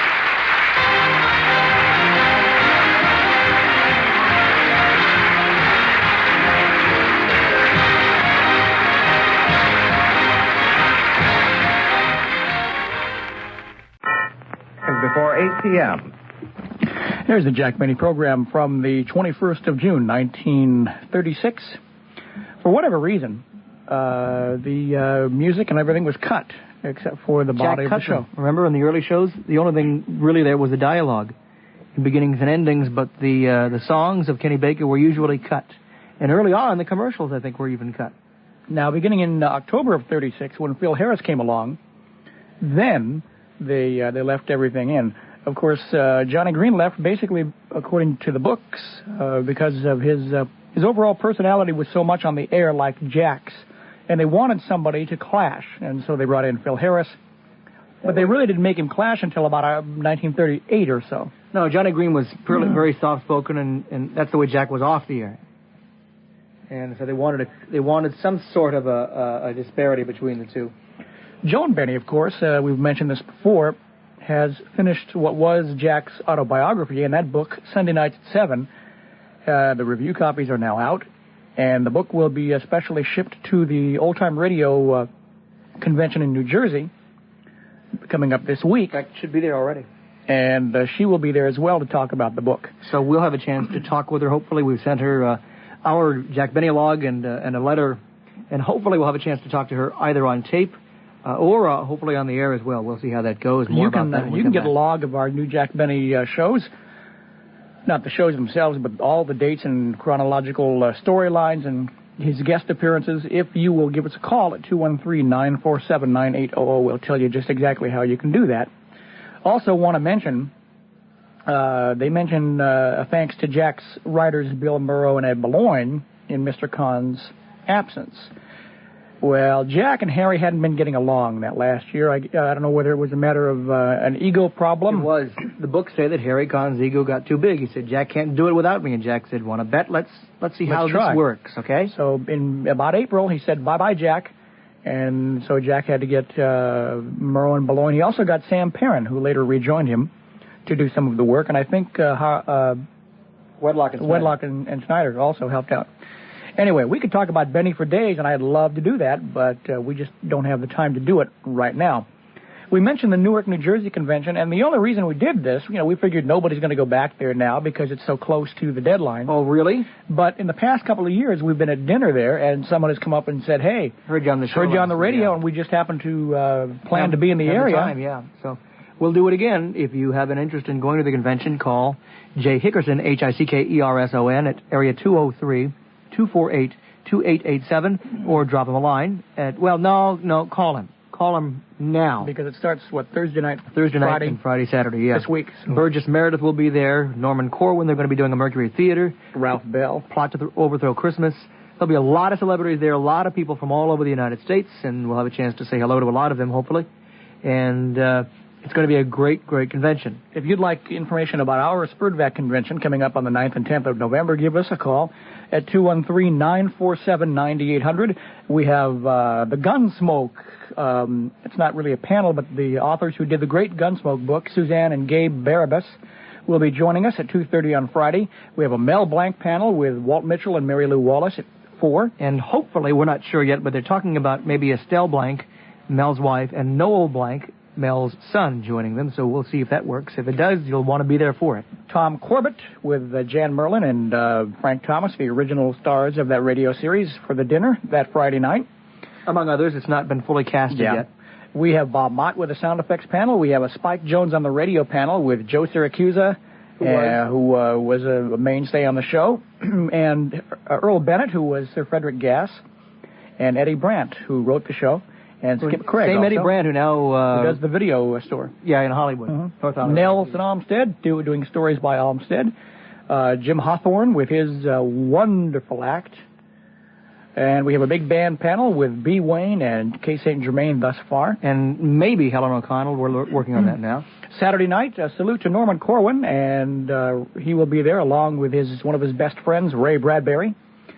And also the Casebook of Gregory Hood, a great drama. We've heard a few of those. A wonderful drama featuring Les Tremaine. If you'd like information about the convention, 213-947-9800. We'll mention that again before we get off the air. We also want to play right now an interesting... Also, a lot of radio people from those years will be with us. Well, We've sure. got probably 50 of them. Art Gilmore and June Foray, just to name a couple. Andre Baruch, B. Wayne. Yeah, we'll go on and on forever here, but we can't. Well, we'll mention that maybe as time permits. We got an interesting show in the mail the other day from the discs of Vic Perrin. His widow Rita has donated them to Spurdback. And among the discs was a brief 3.5-minute recording of Latitude Zero. This is Vic's portion of the show. Yeah. Oftentimes the stars would have their portions recorded, so we don't have the whole show, just one disc. And it's such a popular show, everybody wants to know, when are you going to get more of those shows in? Well, we don't know. We only have one full show in this brief excerpt, but we thought you might like to hear it. Back to July 19th, 1941, and Latitude Zero.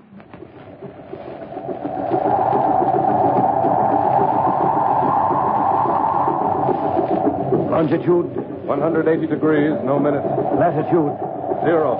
All hands at stations. Stand by for dive.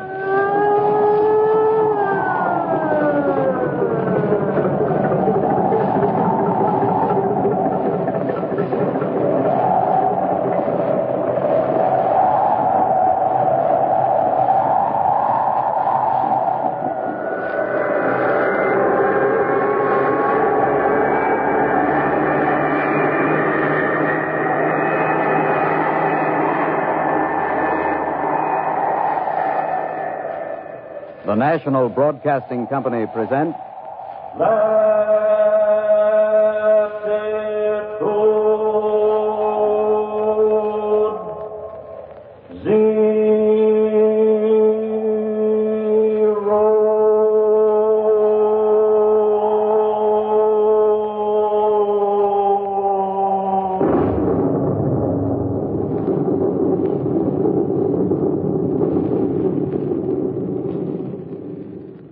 Latitude Zero. Adventure fans, attention. Here is the most exciting and fabulous adventure story you've ever heard. Latitude Zero, created especially for radio by Ann and Ted Sherdeman. A story of 5 men against the world. Heroic men with ideals and the courage and strength to fight for them. Latitude Zero.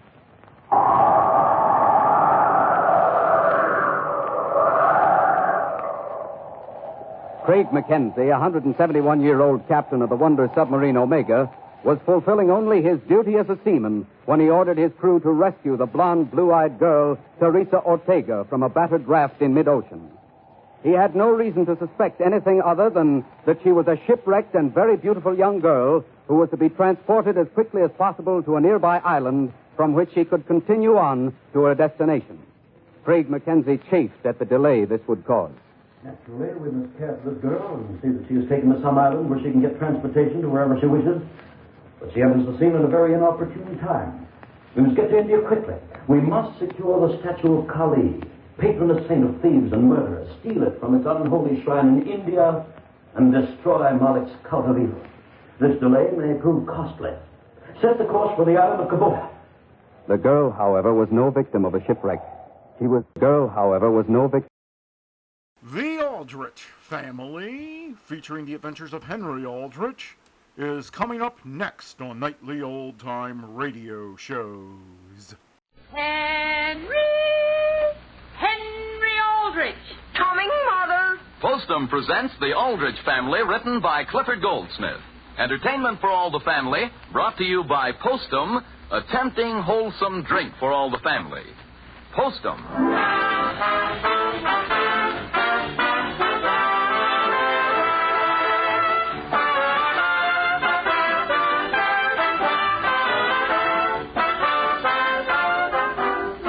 Before we join the Aldrich family, may we offer you a friendly challenge?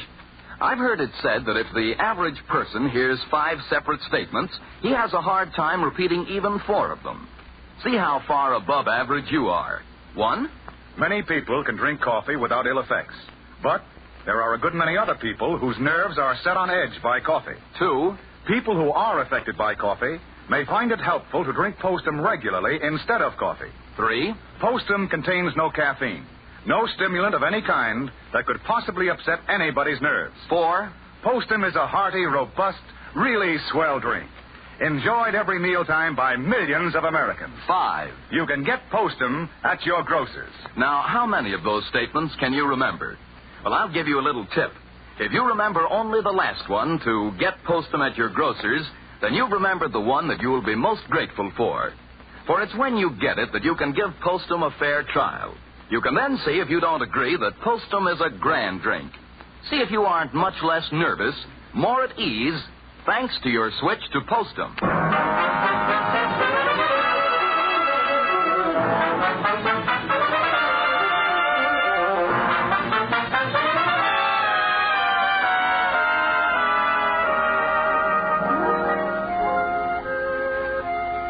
One of the attractive things about teenage youngsters is that they manage to get a lot of fun out of things which, to their elders, are apt to be pretty much of a bore. Let's see how Henry Aldrich handles the problem of moving day, for instance. The scene opens in Kathleen Anderson's living room. Now, wait a second, Homer. Kathleen asked me to lift that box for her. Henry, will you take your hands off it? You're only making it heavier. I know, Homer, but everything I've picked up, you've tried to grab, too. Anybody think the Andersons weren't able to move without your butting in? All right, then, take it. And I hope you break your back. Well, gee whiz, Homer, that's a nice thing to do. Right on Kathleen's mother's hardwood floor. They're moving out of here, aren't they? And someone's moving in, aren't they? Henry, did you hurt yourself? No, I didn't hurt myself. Homer, could you give me a hand with this? I thought you wanted to lift it yourself. Wait a second now, and I'll put this other pile of books in. Oh, you're going to put more in it? Henry, we have to get everything we own out of here by tonight. You do? Yes, Henry. Well, gee, where are you going to have dinner? I don't know. Listen, Kathleen, why don't you come over to our house for dinner? Over to your house? Really, Homer? Homer, over to your house? And now, wait a second. Why should she want to come over to your house? Why shouldn't she? Because, Homer, in the first place, your mother and father are both on a diet. And you know what that means? What does it mean? Henry! Yes, Mrs. Anderson? Are you calling I? Could you come here and help me with this stepladder? Yes, sure. Homer, move that box of books out on the porch for Kathleen. Alone? Is it too heavy for you, Homer? Well, I'll tell you. Listen, Kathleen, why don't you all come over for dinner? As long as your mother's going to have all your dishes packed. Oh, I don't think we should impose on your mother and father like that, Homer. Well, that's the beautiful part of it. If you come over, my mother will have to cook something good for a change. No, Homer, I don't think we'd better. Now, would you move that box, please? Okay. Say, I've got a better idea, Kathleen. I'll go home and ask my mother. Then I can explain the whole thing. And if she says she'd rather we wouldn't come, will you be frank and tell us so? Oh, gee whiz, Kathleen, you don't have to worry about a thing like that. Hey, Homer, how about coming down in the basement and give me a hand with a barrel of stuff? I've got to beat it, Henry. As soon as you get the barrel up, move that box of books there.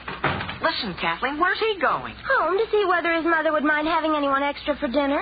You mean you're going? You're going?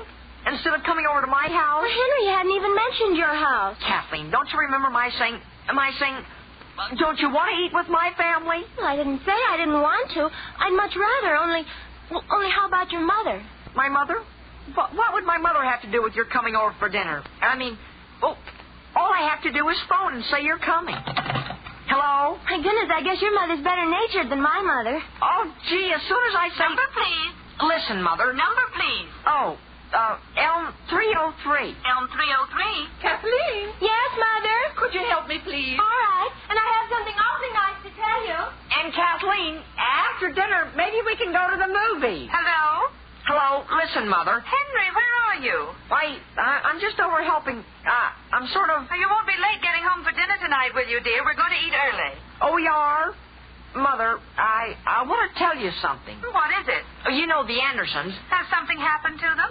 No, they're in an awful predicament. They have to get out of their house by tonight, see? Really? Where are they going? Over on Center Street. Well, that'll be nice. Well, don't be late, will you, dear? Wait a second, Mother. I haven't finished with their predicament. Dear, I can't stand here and talk with you. I'm putting out applesauce. You are? Well, that's good. How would you... Well, what would you think of sort of helping out and asking Kathleen to come and eat with us? Henry, this is no time to ask anyone for dinner. I've got jars and applesauce all over the kitchen. But, Mother, she's very fond of applesauce. Frankly, Henry, I don't like you bringing home a guest when I'm working as hard as I am. But, Mother... Dear, you may have her any night but tonight. Henry! Look, Mother, let me explain something. Henry, there's nothing to explain. Henry! Mother, listen. Goodbye, dear. But, Mother... Henry, did you get your mother? Yes, and... Boy, Well, that's wonderful, because Mother says she'd be glad to let me go. What's that? Well, that's fine.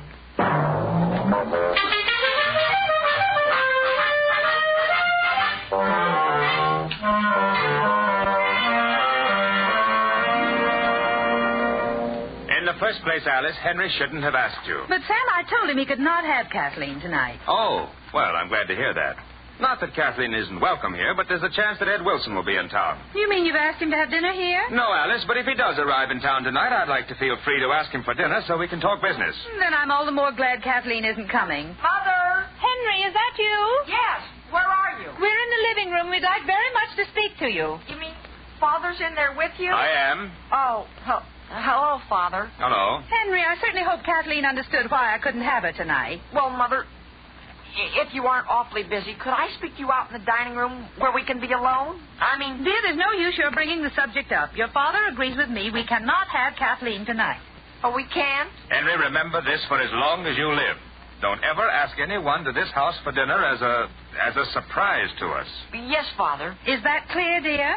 Yes, Mother. That doesn't go just for Kathleen. It goes for Homer Brown. For Jimmy Bartlett. Yes, Father. For everyone and anyone you happen to have an impulse to ask. Yes, Mother. Only first there's just one thing I want to explain. Don't try to explain anything. Kathleen is out of the picture as far as tonight is concerned. Sam, where are you going? Out in the garden.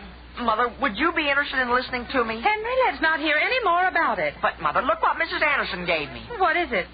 Are those ration stamps? Yes, sure. She felt that bad about it. Well, my goodness. Look, 3 stamps. That gives you some idea, Mother, of how... Well, Henry, you certainly couldn't have been very cordial in your invitation. What's that? Henry, what did you say to Mrs. Anderson that made her feel she had to give you those? That's the funny part of it. It came right out of a clear blue sky. Dear, do you realize how embarrassed this makes me feel? Apparently she thought the reason we couldn't have Kathleen was because we didn't have enough ration stamps. Why, Mother? Dear, when you're inviting anyone for dinner, there are 2 ways to do it. Either don't ask them at all, or you ask them wholeheartedly and really make them feel as though they're wanted. You do? Yes, dear, of course you do. What's the Andersons' number? You're going to call them? Of course I am. Why, it's Elm 344. Elm 344? Number, please. Operator, I want Elm 344. Elm 344. Henry, do you see that list of groceries on the table? Yes, Mother. I want you to take it and go right over to the store. Yes, sure, and thanks very much. And don't even mention this to your father. You let me explain things to him. Yes, Mother.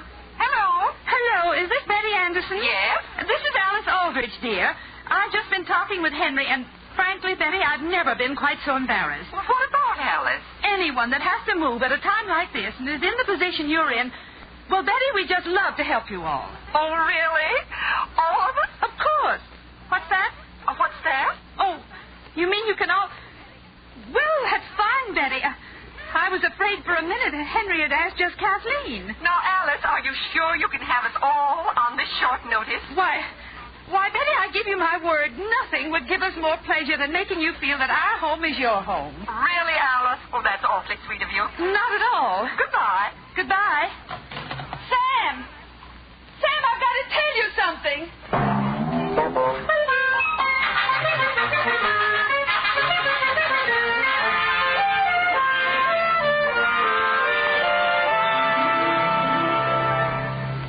Hello? Hello? Bob, this is Betty. What do you think? The Aldriches have come to the rescue. They've asked us over to their house. Yes? For the next 3 days? Why, no, Bob. No, of course not. Just for dinner. Well, that takes care of one meal, but where are we going to stay tonight and tomorrow night until the other place is ready? Well, couldn't you get rooms at the mansion house? No. They're all filled up. You don't suppose the Aldriches would put us up for a few days, do you? Now, Bob, I'm even a little embarrassed about going over there for dinner. Well, do they know we can't move into the other house? Yes. Well, then I don't see why they don't ask us. We do the same for them. Well, Alice Aldrich did say she wanted us to feel that their home was our home. But I don't think she expects us to stay 3 days. Well, why don't you call her back and make sure? Now, Bob, I can't do that. Let's just wait and see what happens. Very well. And, Bob, somebody's at the door. I've just got to hang up and see who it is. Goodbye. Goodbye. Anderson. Hey, where are you?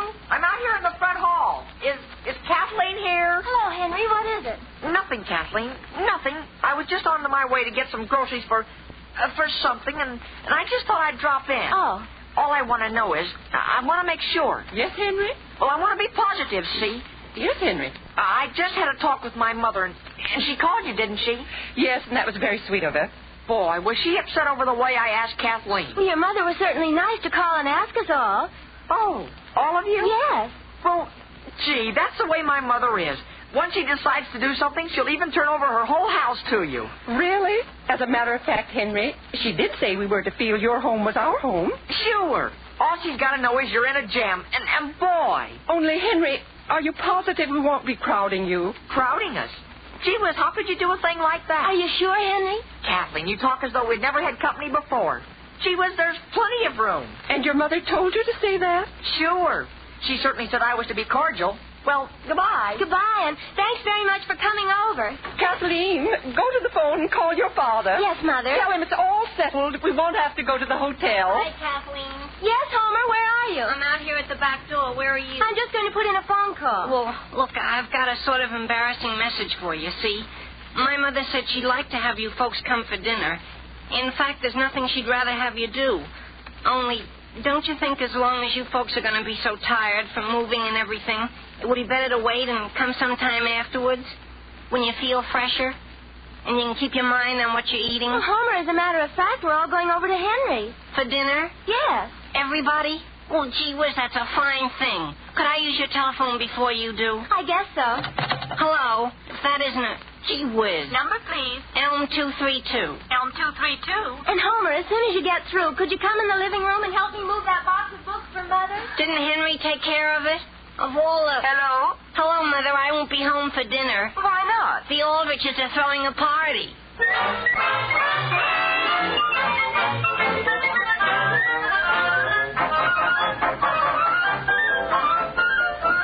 But, Mother, I didn't ask them all for dinner. You did. Well, incidentally, since you knew how many would be here, why didn't you get enough string beans? I did. That's the beautiful part of it. Then why didn't you tell me before I sent your father to the store? You did? Well, I'll go right down and get him. Now, don't do anything more. You've done enough as it is. Where are you going? Over to Mrs. Kilmer's and try to borrow a large tablecloth. And, dear, I hope you'll let this be a lesson. Don't ever start inviting people in a wholesale way like this again. Yes, Mother. Only I just asked Kathleen. And please go answer that phone. Yes, Mother. Maybe this is Mrs. Anderson, saying they thought it over and none of them can come, except Kathleen. Hello? Hello. May I speak with Mr. Aldrich, please? Why, Mr. Aldrich isn't here right now. Could you tell me how I might get in touch with him, please? Well, I don't think you can. He's out trying to scrape up some string beans. What's that? May I ask who this is speaking? This is his son. Oh, yes. This is Mr. Wilson. I believe I met you when I was in town last week. Oh, yes, up on the roof. Henry, I'm in sort of a jam down here at the hotel. I've been trying to get a room, and they tell me there isn't a chance. There isn't? As a matter of fact, even the dining room is packed. You mean you can't get in and get anything? That's why I called. I was wondering whether you might have any suggestion to make. Well, I tell you, no. What's that? I'm pretty sure I'd better not make that one. Do you know any place to get a room or a meal? Why, no. No, my mother was just saying a little while ago. No, everything's all tied up. I see. How about my father phoning you when he comes in? That won't do any good. I can't wait here. I've got to find a place to eat and sleep. Oh. Just forget the whole thing. Goodbye.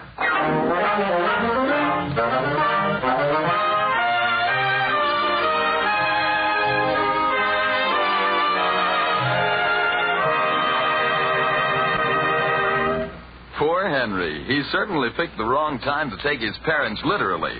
But if I may say so, it's the right time for you to take me literally when I suggest that some of you have a big surprise coming the first time you try Postum.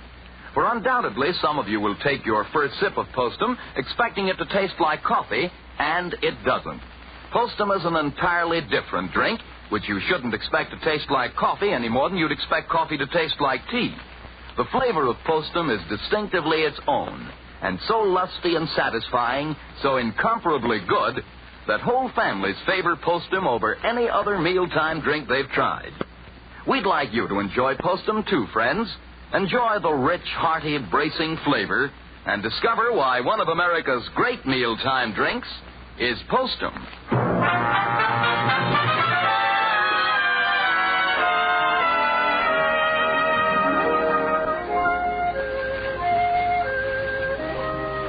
Now, getting back to the troubles of Henry Aldrich. The Aldriches are upset to think that Kathleen Anderson and her family are coming for dinner this evening, never dreaming that the Andersons are really preparing to stay for 3 days. The scene opens in the Aldrich living room. Mr. Aldrich is speaking. Alice, where are you? No, I'm in here straightening up the living room, Sam. My goodness, where have you been all this time? I've been out trying to find enough groceries. But, dear, do you realize there's hardly an hour left before the Andersons will be here? Alice, I couldn't help it if somebody had bought all the string beans in town. The Andersons will have to eat eggplant. I do hope they won't stay long after dinner. Father, is that you? It is. Well, gee whiz, I've been waiting for you. There was a phone call for you. Yes? From Mr. Wilson? Yes, sir. Oh, then he's in town. That's fine. I tried to phone him from the drugstore. Yes, Father. And why are they jammed down at the hotel? You mean he can't get a room? No, sir. Well, you told him to come up here, didn't you? Up here? What for? Why, for dinner, dear, and stay overnight. Why? No, Mr. Wilson. He came to town to do business with me. I know, Father, but you gave me a lecture about asking people right out of a clear sky like that. There's nothing about it that's out of a clear sky. Where did he say I could reach him? He said you couldn't. He said he was going out to look for some place to sleep. Henry Aldrich. But Mother, don't you see the position I was in? Henry, if we have antagonized Mr. Wilson and he goes back to Chicago without seeing me, I'll... Now, Sam? I'm sorry, Father. But, Alice, of all the people we know, Ed Wilson, after all, we do have a guest Now, room. Sam, don't be upset. That's probably Mr. Wilson at the door this minute. Yes? Well, gee whiz, let me go to the door. I'd like to be the one who invites him in. Now, wait a minute, Henry. Wait a minute. What's the matter? Alice, look out the window. Where's Sam? Look who's on the front porch. Oh, gee whiz, it's Kathleen and her mother. Sam, what are they here now for? I don't know. What time did you tell them to come? Well, I certainly didn't tell them to come this early. I'm not even dressed. Father, do you suppose something's happened and they can't come? What do you mean they can't come? Sam, don't let them in till I get these papers straightened up. Can't one of you help me with them? Where do you want me to put them? Here, Henry, take them out to the kitchen. Yes, Father. Sam, open the door. Yes, Only Alice. wait a minute, dear. Here's a match I didn't pick up. Henry, take this match out, too. Who's going to notice a match at a time like this? Well, hello there. Hello, Sam. Hello, Alice. Betty, dear, hello. Hello, Mr. and Mrs. Aldrich. Hello. Don't tell me you can't come in. I thought perhaps it would be too early for you, but that house was driving me crazy. I just had to get out of it. Well, that's quite all right. Tell me, where's Bob? He's coming with the car, Alice. Oh. Yes, Mother and I walked over. Really? Well, that's just fine. Yes, that's fine. Let's all sit down. Mr. Aldrich, is Henry here? Oh, yes, Kathleen. Henry! Henry!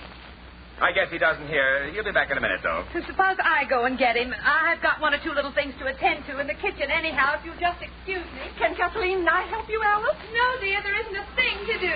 Well, there's the doorbell. I guess that's Father.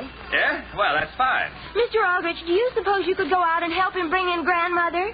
What? What's that? Yes, Sam, Bob's mother. You remember her, don't you? Oh, yeah. Yes, that's fine. Hello, Sam. Here we come. Hello, Bob. And Mrs. Anderson. How are you? Just take her other arm, Sam. Yeah?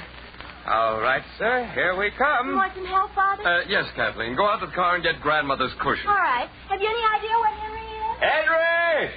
Henry! I hope we're not going to be crowding you, Sam. No, not at all. Everything's going to be fine. Here we go, Grandmother. Right down into the big chair. Bob, what do you want me to do? Just let go of her, Sam. She does better if you let her drop in. Yeah? Well, that's fine. There we are.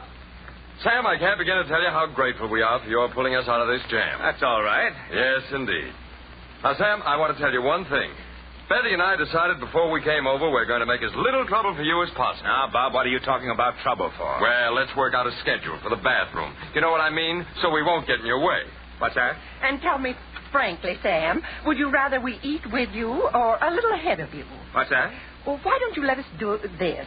I was just thinking, we'll eat first and clean up the kitchen and get out of your way. The kitchen? Sam! Yes, Alice, what is it? Could you please come here right Yes, Alice. If you folks would excuse me, I'll go see what she wants. Sam, do you suppose there'd be any objections to Grandmother eating upstairs? Upstairs? Why, no, that would be fine. Sam, I want you to tell me something. Alice, there's something I want you to tell me. Dear, can you cut these string beans while I go up and change my clothes? Alice, what's going on here? What do you mean? The Andersons don't want to eat with us. You mean they're leaving? No, they want to eat in the kitchen before we do. And Grandmother's going to eat upstairs. What's that? What grandmother? Alice, what do they mean by wanting a schedule for the bathroom? Well, dear, show them where it is. No, they want a schedule for it, a schedule. Dear, what are you talking about? Oh, my goodness, who do you suppose that is? I don't know who it is. How would I know? Well, don't just stand there, Dave. Go on to the front door. Where's Henry? Why can't Henry take care of some of this? I have no idea where Henry is. It's all right, Mr. Aldrich. I answered the door. Yes, it wasn't a Mr. Wilson, was it? No, it's just the express man with our baggage. What's that? Father didn't want to lug it because he was so tired. Oh. Now, don't you lift a finger, Sam. You let that fellow out there bring everything in. Oh, yes. Are all those... Is that your baggage? Yes, I told them to take them around and bring them in the back way so we won't scratch up the front hall. Sam! Yes, Betty? I forgot to tell Alice we brought our own sheets and pillowcases and our own towels. What's that? Enough to last for 3 days. Well, that's fine. Sam, who was it? Nothing, Alice. Just the man with the Anderson sheets and towels. For the Andersons what? But they say they can only be with us for 3 days. What's that? I mean, only 3 days? Why, we certainly thought you could be with us at least. Hello, Henry. Am I late? Homer, is that you? Yes, Mrs. Aldrich. I would have been here sooner, only my father couldn't come at the last minute. What's that? Just my mother could make it. Hello, Sam. Oh, I do hope you understand Will's not being able to come along. Why, that's quite all right, Elizabeth. We'll try to understand, won't we, Alice? Yes. Well, anyway, Sam, happy birthday.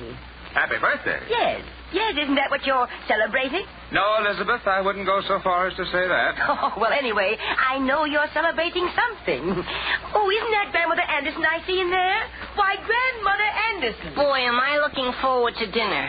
To dinner, dear? Sure. Just for dinner? You can't stay overnight? Well, I guess I could. Where's Henry? I wish I knew. There he is, Mr. Aldrich. There he is, right out in front. Where, Kathleen? Don't you see him? He just got out of that taxi. Henry, where have you been? Look, Father, look who I found. Dear, who is it? Can't you see? It's Mr. Wilson and his wife and children. I told them you wanted them to stay overnight. What's that?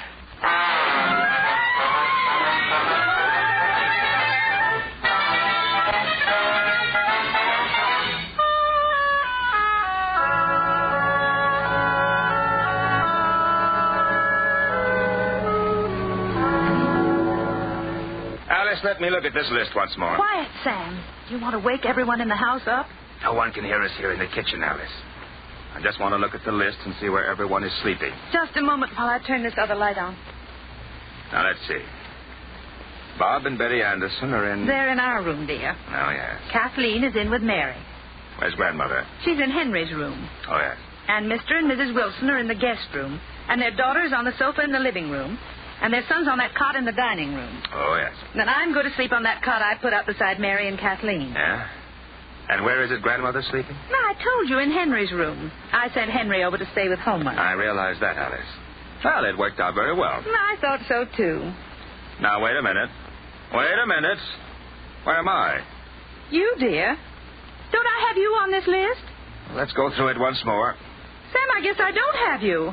That's a fine thing. Well, dear, you've got to lie down someplace. You've had a hard day. Why... What were you going to suggest? No, I guess the Wilson boy couldn't possibly sleep with Grandmother. No, dear, no. We all agreed that Grandmother better sleep alone. How about... No. Of course. Yes? There's that old blanket that Henry's goat used to sleep on, but I frankly don't think you'd be comfortable on that. No. But I might take a couple of leaves from the dining room table and put them across the bathtub. What? And just lie there holding the bathroom schedule. Now, Sam, I'm doing the best I can. I know, Alice, but I've got to do some work tomorrow. I can't just stand up against the wall all night. Mother. Alice, who's that? Sam, it's Henry. Yes, dear? Mother, I want to tell you something. Not so loud, Henry. Did you forget something? Forget something? What was it? She doesn't know. Your mother's asking you. Why are you back? I can't sleep over at Homer's. Why not? Well, Homer's Uncle Joe showed up on a furlough, and he brought 2 soldiers along with him. What's that? So I had to come home. Sam, what are we going to do? I don't know what we're going to do. It's Grandmother that's messing up the whole works. What are you walking out of the room like that for? I'm going to answer the telephone. Would you like me to, Father? Hello? Hello, do you have a Mr. Wilson there? Yes? Could I speak to him, please? Why, he can't come to the phone right this minute. Could I take a message? This is the Mansion House. Mr. Wilson had his name on our reservation list and asked us to give him a call if anything turned up. Yes? We've just found one bed. If he doesn't mind, it's being in a room with another gentleman, a Mr. Wiggins from Battle Creek. Yes? Good. Hold it. Henry? Yes, Father? Come with me. Where to? We're going to sleep with a man by the name of Wiggins from Battle Creek.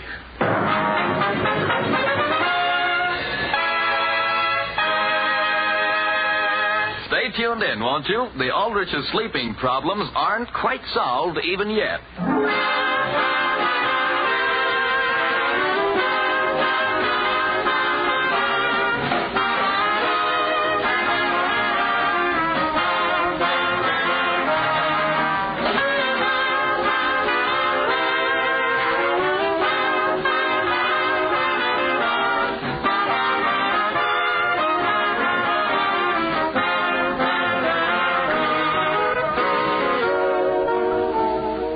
Don't forget, will you, friends? Postum comes in two economical forms. Postum, which you brew in pot percolator or drip maker, and instant postum, which is dissolved instantly in your cup by adding boiling water. Both have the same unbeatable postum flavor.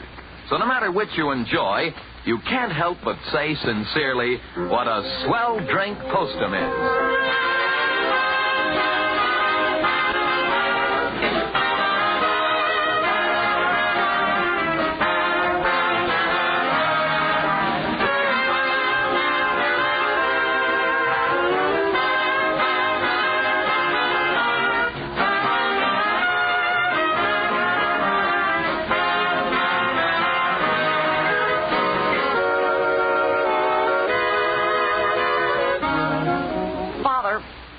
Please turn on the light. No, Henry.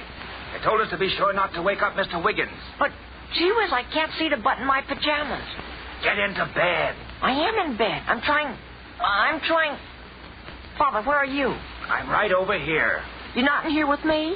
Well, gee whiz, who's this I button my pajamas to?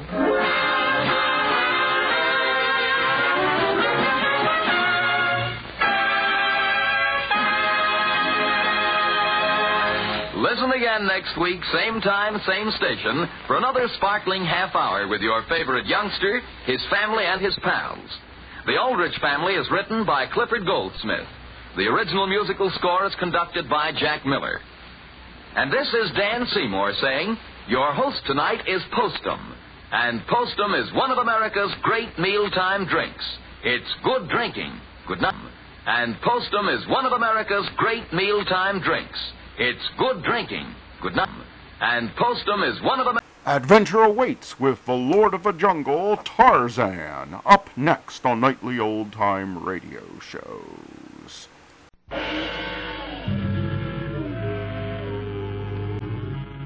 Tarzan and the Diamond of Asher.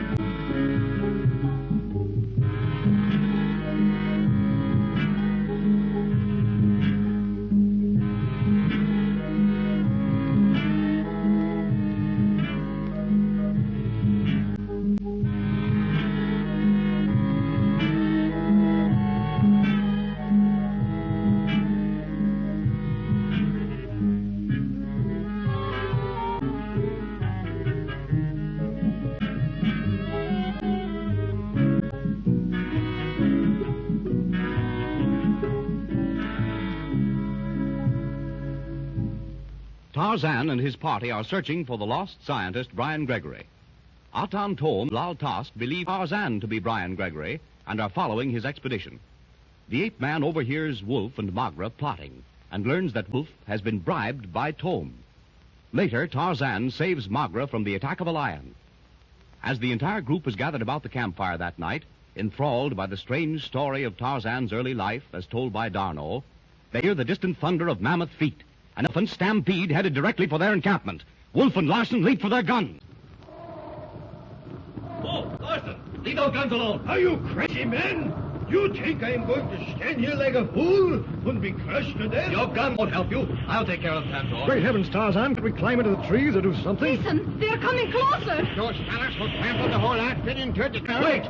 All of you, stay inside the boma. Donald, see that one leaves. What is Tarzan going to do? What can he do? Himmel! He goes into the trees again, like a rocket. Atonde, wait!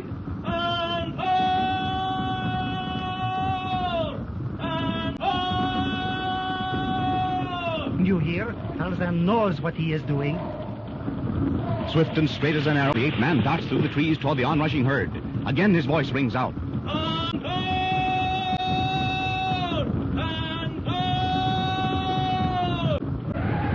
The answering call of Tantor is close. Down from the upper branches, Tarzan drops like a bullet to balance himself lightly upon the broad limb of a tree in the path of his mighty friends. Once more he lifts his voice.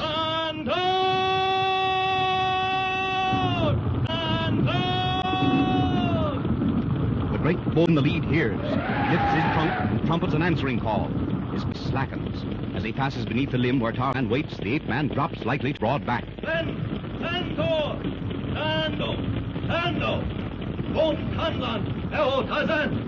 At the words of command, the huge beast swerves sharply. Behind him, the stampeding horde follows. Inside the boma, encircling the Gregory camp, Wolf and Larson hold the frightened natives in check. Near the small campfire, D'Arnot is reassuring Helen, her father, and Margaret. There is nothing to fear. The elephants will not harm us so long as Tarzan is out there.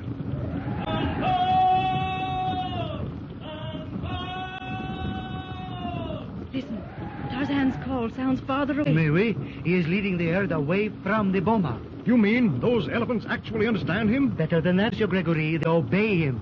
Écoutez. You hear? The noise of their trampling decreases. This Tarzan is amazing.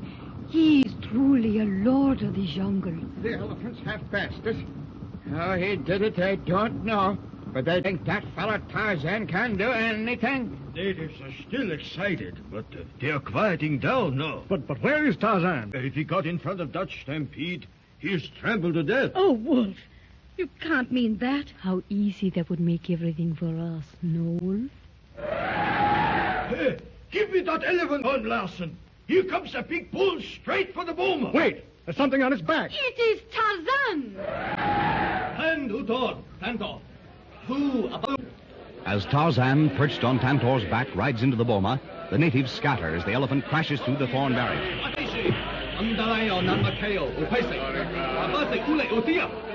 Tarzan's authoritative voice quiets the frightened bearers.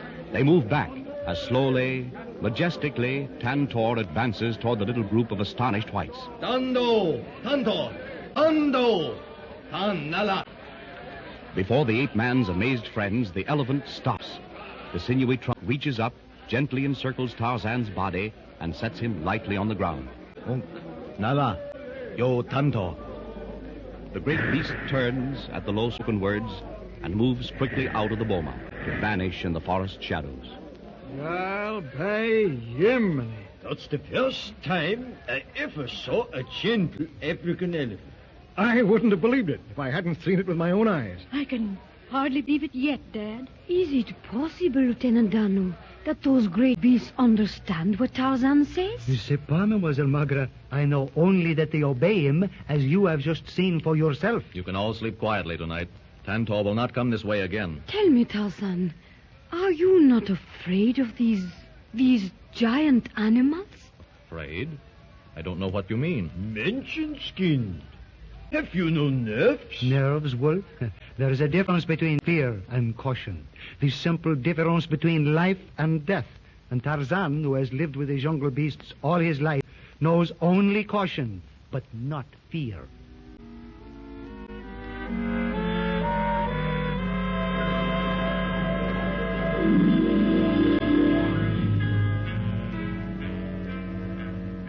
Back in the Tome Safari, the scheming Atan receives the report of Lal Tusk. And so the wolf has made no progress. And Magra? She has the opportunity, but does not act. She's the tent mate of the Gregory woman who has the map. Why, then, does she hesitate? Her former admiration for Brian Gregory, who now calls himself Tarzan, has increased, so Wolf says. So, that is why she does not follow my directions, Wolf believes you have made a mistake in trusting a woman with this mission. What Wolf thinks, Laltask, is of no importance. Wolf believes in more direct methods, as do I, Master. Why not let him try? If he fails, then Laltask and his knife. You and Wolf are taking, not giving orders. As you say, Master. I believe the wolf fears Brian Gregory. So? He tells a weird story of Gregory killing a lion with only a knife. Killing a lion with a knife? Yes, Satan.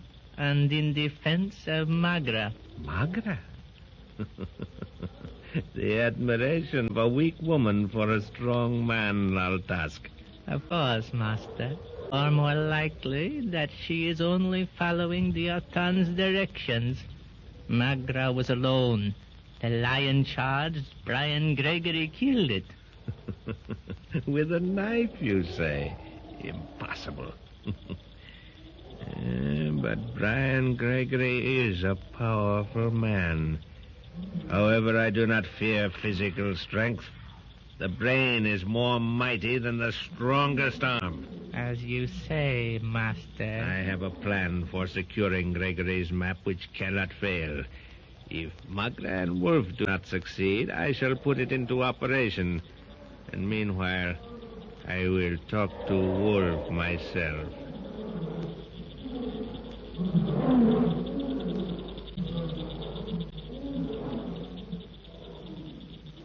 In the Tarzan encampment, the party is grouped about the fire. The ape-man is bored with the discussion of his past. He cannot understand why his jungle exploits excite such uncalled-for admiration. Darno senses his friend's uneasiness and adroitly changes the subject. Pardon, Monsieur Gregory, but I cannot keep my thoughts from returning constantly to your son Brian. His letters must have been interesting. They were, Darno, very. When he took time to write. Usually he sent photographs from different sections of the country he was in. Photographs? Did he ever send any of the Tuanbaca region? No, he didn't. Why do you ask? I don't know that particular district and thought photographs, if you had any, might help us. And in his last letter to you, Mademoiselle Helene, when he spoke of the talking apes in the city of Asher, did he mention hidden treasure? Hidden treasure? Why, no. Brian was a scientist, Darno, not a treasure hunter. Treasure, huh? What kind of treasure, Lieutenant? Well, I do not know. You are certain, Gregory, he never said anything about diamonds? Positive. Diamonds? That Magra? Diamonds? Oh, yes, a wild rumor. Now I know what Tom is after.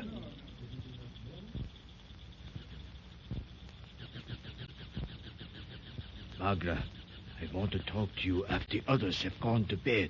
Over there. Back of your tent.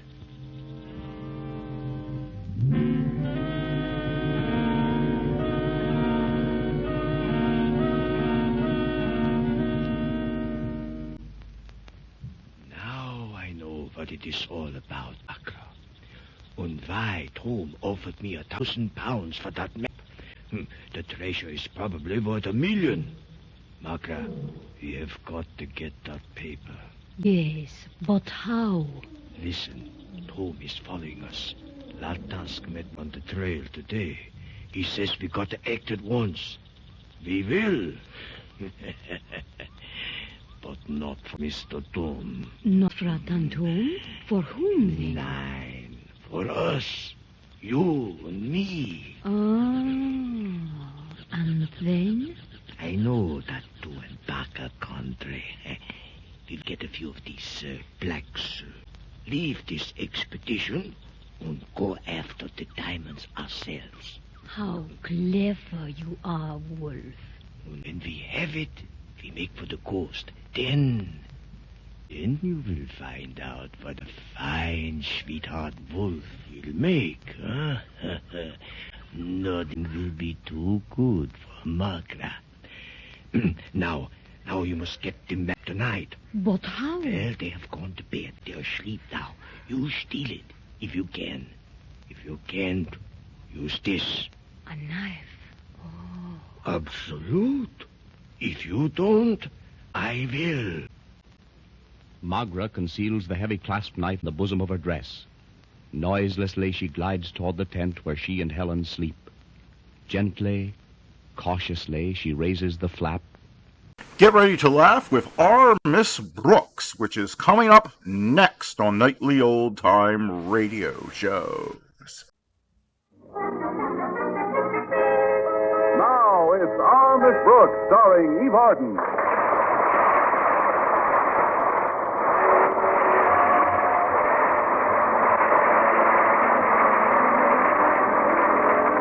Well, the lessons to be learned on the athletic field are an important part of school activities, as our Miss Brooks, who teaches English at Madison High, is the first to admit.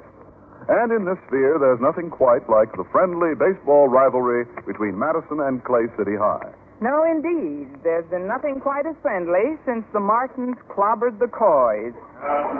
The traditional Madison-Clay High baseball game has been a no-holds-barred affair for 30 years. And this year's game promised to be the bitterest of all, since the winner would gain permanent possession of the silver loving cup provided by Madison's founder, Yodar Critch. Without our star pitcher, Stretch Snodgrass, though, we wouldn't have much chance to win. And this catastrophe seemed imminent last Thursday morning as Mr. Boynton was driving me to school. It's nice to have you driving me to school for a change. Instead of Walter Denton, I mean. Oh, I'm glad to oblige, Miss Brooks. His car is laid up, as I understand. Yes, I think it has a touch of the virus. Would you mind sitting a little closer to me, please? No, I wouldn't mind at all. There, is that better? A little closer yet. All righty. How's that? Still closer. Why, Mr. Boynton, what's behind these unexpected overtures? Those springs you were sitting on are about to go right through the upholstery. Oh, well, if that... See? You hadn't moved, you would have landed right in my lap. Now he tells me. Well, this old car isn't much, but I'd hate to lose it. At least it gets me where I want to go, and it never runs out of gas. Then it'll never get me where I want to go. That is, I can see why you want to hang on to it. Well, that's just it, Miss Brooks. I don't know if I'll be able to. Why not? Does it use too much coal? Or oil? But it's all paid for, isn't it? Yes, but... Well, George Gifford, Clay City's biology teacher, has been needling me for weeks on how badly Clay City was going to beat Madison this year. You know how I disapprove of gambling, but finally my baser instincts got the better of me, and I agreed to a wager. A wager, Mr. Boynton? Mm-hmm. I agreed to bet him this car. Against what? The new suit. Well, if he didn't throw in an extra pair of pants, you got the worst of it. All in all, I guess it's a fair bet. Well, it was until a few days ago. But if Stretch can't pitch today, we're sunk. When Clay High's principal, Jason Brill, asked the head of the Board of Education to review the scholastic records of the two teams, he knew exactly what he was doing. Stretch's head was the only one really on the block. Well, that part of him we can spare. It's his arm we can't afford to lose. You know what I mean, Miss Brooks. I don't think his record will stand the inspection of the cold light of day. His record won't stand inspection on a hot night in the coal mine. But he may still be eligible to pitch today if he can pass the general quiz the board ordered Mr. Conklin to give him. I'm afraid he has about as much chance as a... Well, maybe one snowball didn't melt down there. Well, there's no sense brooding about it.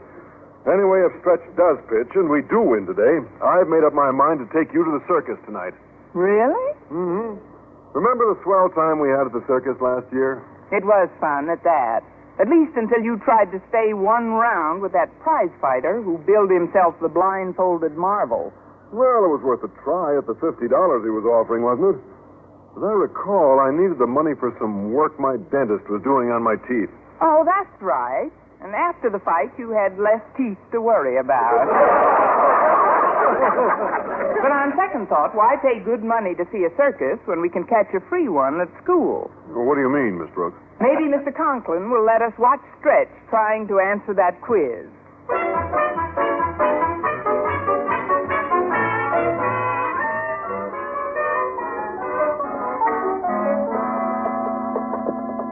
Well, we got to school in plenty of time today, Mr. Boynton. I guess it's just as well that we didn't go... Oh, here's Walter Denton. I wish I could say good morning, but it isn't. This may well be the blackest day in Madison's history.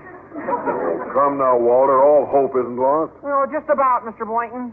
The Yoder Critch Memorial Cup is about to become the permanent property of the students of Clay City High. But the game hasn't even been played yet. That's right, Walter. We may still win that loving cup. Are you kidding, Mr. Boynton? Without Stretch, we couldn't win a moist paper cup. Is that the reason you're walking around like a St. Bernard with a hangover? Well, what other reason could there be? You don't think for one moment the 4 weeks allowance I've bet on the game has anything to do with it. Well, if Stretch passes Mr. Conklin's quiz this morning, you may still win your bet, Walter. Well, whatever chance he did have went out the window last night, Miss Brooks. While all we loyal, industrious pupils were home studying, Stretch was at the circus. How do you know? Yeah, I sat right in back of him. Not only that, he was with Judy Brill. Jason Brill's daughter? I doubt if Judy's his son. But Mr. Brill isn't missing a single bet to keep Stretch from playing, is he? I'll say he's not. Judy even got Stretch to fight the blindfolded marvel. He didn't. Was he badly hurt? Sure. Stretch almost killed him. One punch and he was colder than Mr. Conklin's heart. Well, I never saw such What was that about Mr. Conklin's heart, Denton? Oh, Mr. Conklin. Yeah, I was saying nothing was bolder than your heart, sir. I'm pressed for time, so I'll accept that for now. Miss Brooks, Mr. Boynton, I'm glad I ran into you. I'd like you to come into my office for a few minutes. I want your assistance. Oh, could you use me too, sir? Not even as a bookend.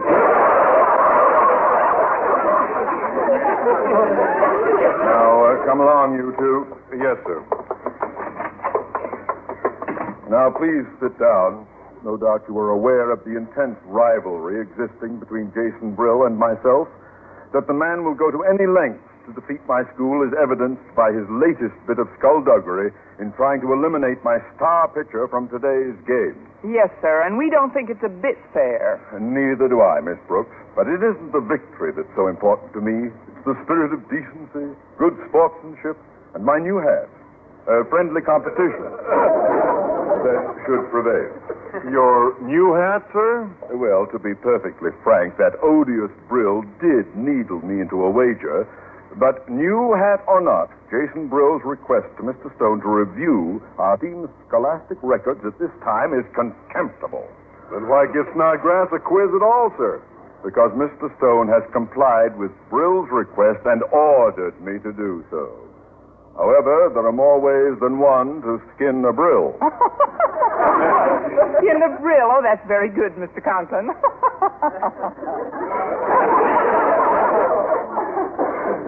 It's not that good. No, it's not. Now then, I have concocted some questions which I trust Snodgrass can answer. But since I am a man of such unwavering scholastic integrity, I wanted you two in here to witness the fairness of the test. Do you follow me? Right into a suspension. I mean, yes, sir. Ah, this must be Snodgrass now. Come in. Good morning, Stretch. Hello, Miss Brooks. Hi, Mr. Boynton. I hope you don't mind my asking Miss Brooks and Mr. Boynton to sit in while I give you your quiz, Snodgrass. Oh, no, sir. I certainly ain't got no objections to them two, especially Miss Brooks. Gosh, I never learned no more from no teacher than I learned in her English class.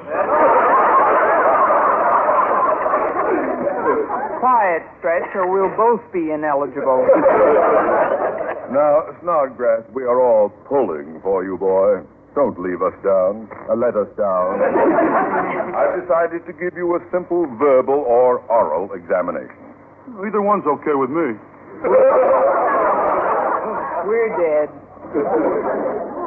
Now, question A is a geography question. Have you done much traveling, Snodgrass? No, sir. That was pretty easy, wasn't it?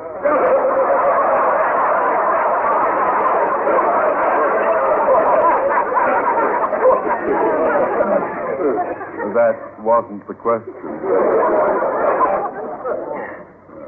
Now, here it is. In traveling between New York and Philadelphia, through what cities do you pass? Oh, let's see. My uncle made that trip once. Trenton, Jersey, Cleveland, St. Louis, and Omaha. Great. Just how was your uncle traveling? On a troop train. Oh, sir, it just wouldn't be patriotic not to accept that answer. You're right. Our next question is one involving logic. Now listen carefully before you answer. A bat is to baseball as a wallet is to horseback riding, cheese, or money. It is? Not all three of them, Stretch. You have your choice. Oh, okay. Horseback riding. No, I'm afraid I can't accept that. Well, I thought you gave me my choice.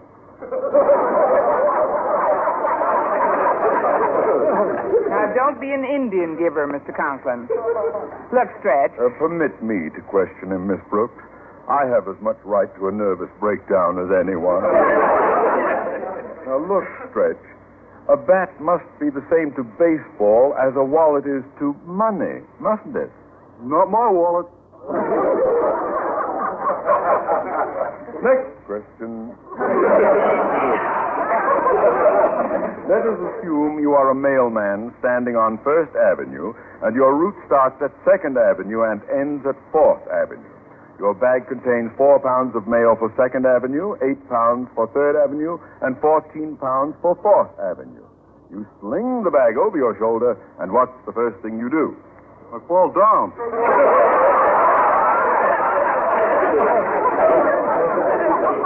Yes? In the next question, you are to rearrange the sentence I give you and tell me whether it's true or false. I don't think I'll pitch again this year. Now, it's very simple. Honestly, it is. Now, here we go. Oranges, yellow are. Now, what is that? Bad English. I know it's bad English. I did that purposely. Now, is it true or false? Oranges, yellow are. Yellow are than what? That's the sentence. If you rearrange the words, it's oranges are yellow. Gee, I always thought yellow oranges were called lemons. Stretch. Mr. Conklin made the statement, oranges are yellow. Is he right or wrong? Wrong. Absolutely correct. How did you ever get it? Well, if she'd asked me about you, I'd have said wrong long ago. Those oranges that followed me up. Well, can I pitch this afternoon? Only if you get out of here while you're ahead. Hurry up now, scoot. Yes, ma'am. Wait, no. Miss Brooks, since when do you take it upon yourself to... Osgood Conklin, principal speaking. Oh, hello, Mr. Stone. What an opportune time for you to call, sir. Snodgrass has just passed the general quiz I gave him, and he'll be able to pitch for what do you mean he won't be able to pitch? What? But why not, sir? He did. Yes, Mr. Stone. I'll be here when you arrive. Goodbye. What did he say? He said that Stretch is about to be declared ineligible again. But why? Because of professionalism, Miss Brooks. Mr. Stone is coming over at 3 this afternoon to investigate the situation personally. But I don't understand, sir. How could Stretch be accused of professionalism? It seems he attended the circus last night, and while he was there, he accepted money for lasting one round against someone billed as the blindfolded marble.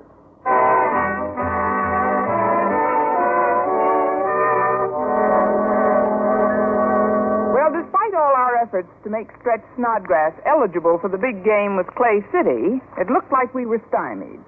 Mr. Brill's charge of professionalism was a serious one. When I met Mr. Boynton in the school cafeteria, we determined to hold a council of war. However, even this was interrupted by an emergency message to call Mrs. Davis at home. When I did so, she recognized my voice immediately. I'm so glad you called, Henry.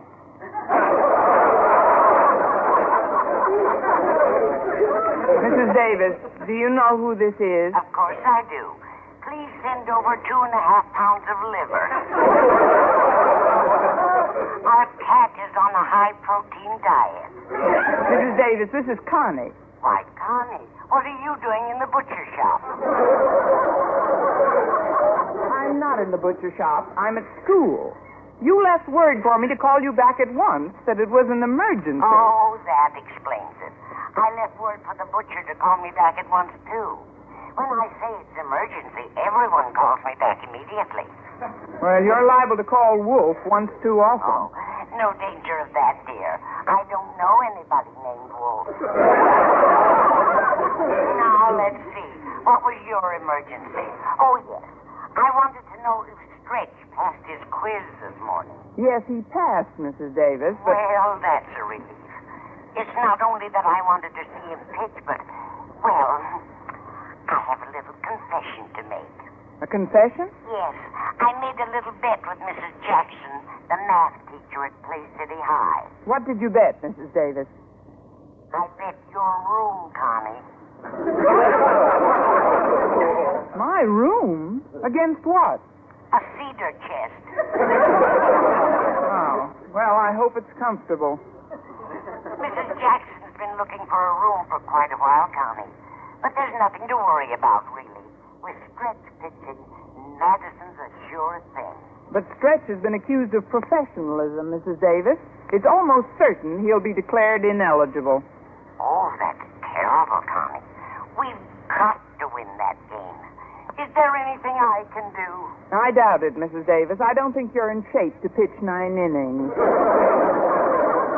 Well, I've got to get back to lunch now. I'll talk to you later. All right, Connie. Goodbye. Goodbye, dear. Well, of all the crazy bets to make. Hello, Miss Brooks. Oh, hello, Harriet. You look as if you'd heard about Stretch's predicament. I have. Oh, and Daddy wants you to be in his office to greet Mr. Stone when he gets here right after school. Daddy had to go downtown about something, and he won't be back until after 3. All right. Does your father think Stretch has any chance of being declared eligible today? No, Miss Brooks. Mr. Stone's re-election as head of the Board of Education comes up in 2 weeks, and Daddy says this is a golden opportunity for him to display his thoroughness. But don't forget he's got Stretch on 2 counts, professionalism and brawling in public. One more, and he won't even be eligible for parole. Poor Stretch. He doesn't even know he's not going to pitch today. Well, he will in a minute. He's coming over now. Hi, Miss Brooks. Hi, Harriet. Boy, the old soup bone feels great. I'm really rearing to go this afternoon. Yeah, and we're rearing to see you go. I'm afraid I have some bad news for you. It looks like you're not going to pitch this afternoon after all. Well, why not? I passed the quiz this morning, didn't I? So I'm eligible to pitch, ain't I? You're eligible to pitch? Well, if you admit it, what's all the talk about? Well, that's just it, Stretch. You're not illegible. Illegible. Illegal. Eligible, Miss Brooks? Well, I was getting warmer. Stretch, you've been charged with professionalism. Professionalism? Well, that's a lie. I ain't never been no professor in my life. That I can vouch for. But the professionalism of which you're accused stems from your knocking out the blindfolded marvel at the circus last night and taking money for it. Oh, that's true. I flattened the poor fellow, but I didn't get no money for it yet. You didn't? What? No, ma'am. The Marvel's bringing over the money himself right after school. He told me so on the phone. Oh, but that's great, Stretch. Until the money's actually in your hands, you're not a professional. Oh, I guess I ain't. But I told the guy to meet me in front of Mr. Conklin's office. I had to make it a simple place because with that blindfold on last night, he don't even know what I look like. Oh, that's better yet. Stretch, I'm going to show up in your place. You, Miss Brooks? But wouldn't you have kind of a tough time proving you was me? Well, there are some basic differences between them. That isn't quite what I had in mind. Just promise me one thing, Stretch. Yes, ma'am? I want you to stay away from Mr. Conklin's office all afternoon. Don't even come near it. If you do that, you may still pitch in the big game. Do I have your word, Stretch? Oh, sure, Miss Brooks. I'll start hiding right now. See you later. Bye, Stretch. What are you driving at, Miss Brooks? Just this, Harriet. Even if Stretch hasn't received the money yet, I'm afraid that in his present mood, Mr. Stone will still declare him ineligible. So? So, since Mr. Stone and the blindfolded Marvel are arriving at approximately the same time, I'm going to get to the fighter first and tell him Mr. Stone is Stretch. With a little needling on what a bum Stretch thinks he is, I'm hoping that the Marvel will go for Mr. Stone and Mr. Stone will go for the door in such a hurry that he'll forget about the investigation. Anyone for judo?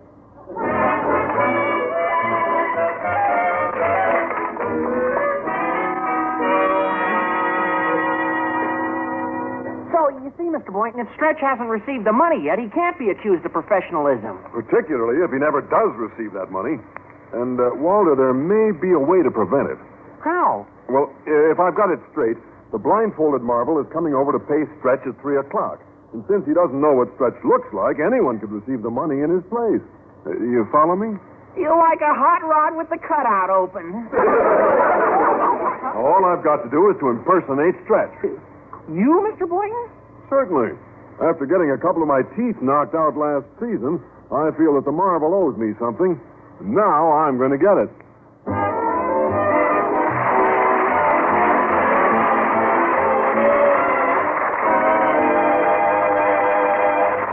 Excuse me, could one of your characters tell me where to find a guy named Stretch Snodgrass? Oh, you must be the blindfolded bum. That he was telling us about. Stretch said he might be a few minutes late. Won't you step into our principal's office and wait? Yeah, okay.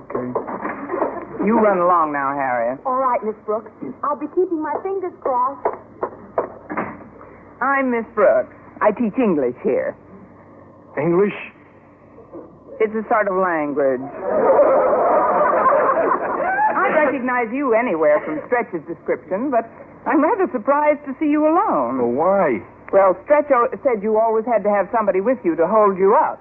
Hey, is he kidding?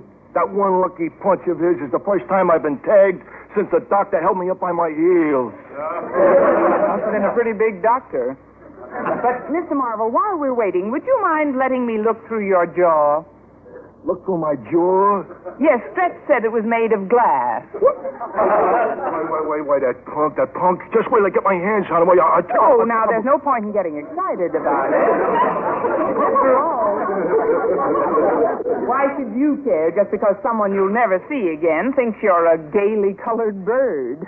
A gaily colored bird? Well, his exact words were as yellow as a canary. Just one punch. That's all I asked. Just one punch. Oh, this might be Snodgrass now. Come in. Well, I hope I ain't kept nobody waiting, but here I am to pick up my money. What? Are you Snodgrass? That's me, all right. Stretch Snodgrass. You going to leave me have it? Yeah. I'm going to leave you have it, all right. Oh, no, wait, Marvel. This is our biology So teacher. I'm a canary, am I? Huh?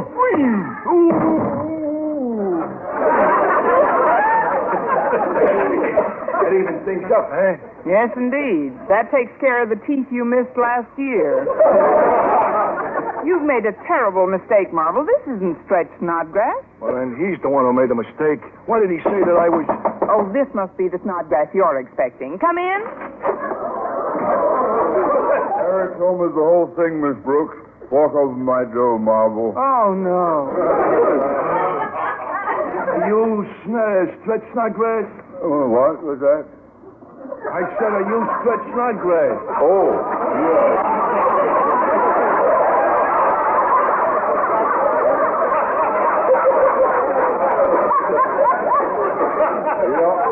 That's me, all right.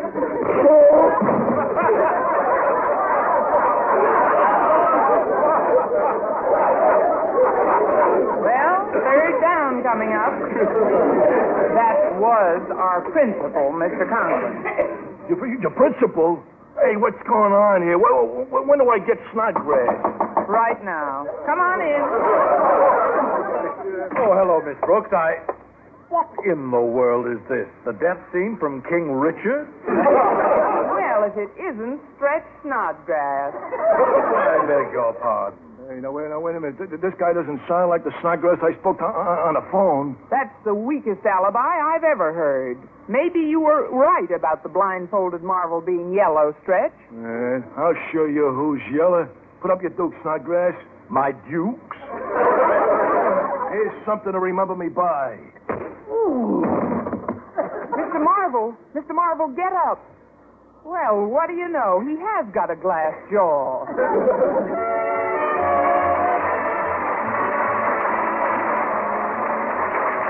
Miss Brooks, starring Eve Arden, transcribed, was produced and directed by Larry Bird, written by Arthur Oldsberg and Al Lewis, with the music of Bud Gluskin. Mr. Conklin was played by Gail Gordon. This is the United States Armed Forces Radio and Television Service. And now, a program that would go on to become an American institution on television, The Adventures of Ozzie and Harriet. Do you realize that Tuesday is Washington's birthday? Well, frankly, I hadn't given it much thought. Would you like me to bake a cake or something? Oh, how about a cherry tree pie? Isn't it funny, of all the wonderful things Washington did, the first thing that comes to your mind is that silly little fable about his telling the truth. And speaking of the truth, the whole truth and nothing but the truth, the solid silver with beauty that lives forever is international sterling. That's for sure.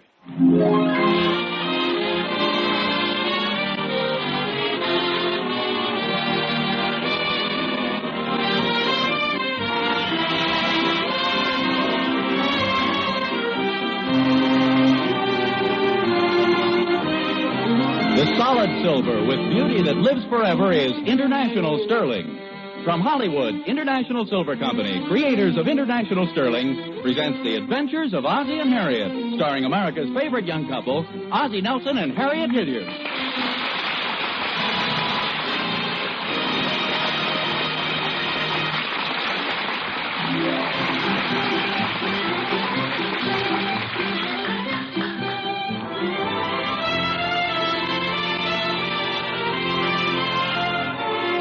At 1847 Rogers Road, where the Nelsons live, there's usually an air of happiness prevailing. It starts at the big friendly welcome mat on the front porch and continues clear through the big friendly house to the big friendly backyard where Nick, the family setter, lives. He's the big friendly dog with the laugh in his bark. But today there's one face that doesn't fit in with this happy atmosphere. Young David Nelson seems to have something on his mind. What's wrong, David? You've hardly said a word all morning. It's nothing, Mom. Well, there's something bothering you. What is it? It's nothing, really, Mom. David. Harriet, please. You say it's nothing, David. Is that right? That's right, Pop. All right, if it's nothing, it's nothing. We'll just forget it. It's here in the paper. It is something. Oh? I kind of thought you'd like to tell us about it. What seems to be the trouble? It's nothing, Pop. David, we're not trying to pry into your personal affairs, but why don't you just tell us about it? Maybe we can help you. It's kind of silly, I guess. See, Grace Johnson invited me to her party Friday night, and I told her I'd come. Well, that sounds very nice. Yeah, but our team is supposed to play basketball Friday night, so I got to tell her I can't make it. Is David a dope, Pop? Ricky, read your comic book. In other words, David, you mean you forgot you had to play basketball, and that's why you accepted her invitation? Oh, no, I remembered it. You mean when you accepted Grace's invitation, you knew you couldn't make it? That it was the same night as your basketball game? Yes, sir. Now is David a dope, Pop? Ricky. Well, then why did you accept it, David? Well, golly, Mom, she seemed so excited about the party. I just didn't have the heart to disappoint her. Well, I realize how you must have felt, David, but you're going to have to tell her sometime. Now it'll be a bigger disappointment. You find it's much better to tell people the truth right off. Otherwise, you'll wind up in an embarrassing situation for everybody. Are they going to have ice cream at the party? Oh, sure, gallons of it. That's another thing, Pop. Well, I'd feel awful silly if I turned on the party and then the basketball game was called off. Do you think that's possible? Never called one off yet. Oh, Ricky, you keep quiet. Do you think it may be called off, David? Well, I don't know. There's always a chance. Lots of things could happen. Well, like what? Oh, suppose the captain of the other team gets the measles. That sounds to me like a pretty remote possibility. Maybe not, Pop. A couple of weeks ago, we were supposed to take an arithmetic test, and the teacher got the appendicitis. Well, that was just a rare coincidence. I think the safest thing for you to do is call Grace on the phone and tell her you can't make it. Maybe I could go to the party first and then play basketball. I think you'd be too full of ice cream and cake to play much of a game. He could be the basketball. I guess I'll just think it over. Well, it's your problem, David, but you know the old proverb, never put off until tomorrow what you can do today. Procrastination is the thief of time. Oh. You going to say something, Harriet? Yes, did you go downtown and pay the gas bill yesterday? You said you would. Well, I'm glad you mentioned that, Harriet. Now, here is a perfect example of the point I'm trying to make, David. Your mother asked me to pay the gas bill yesterday, and instead of putting it off until tomorrow, I'm going down and pay it today.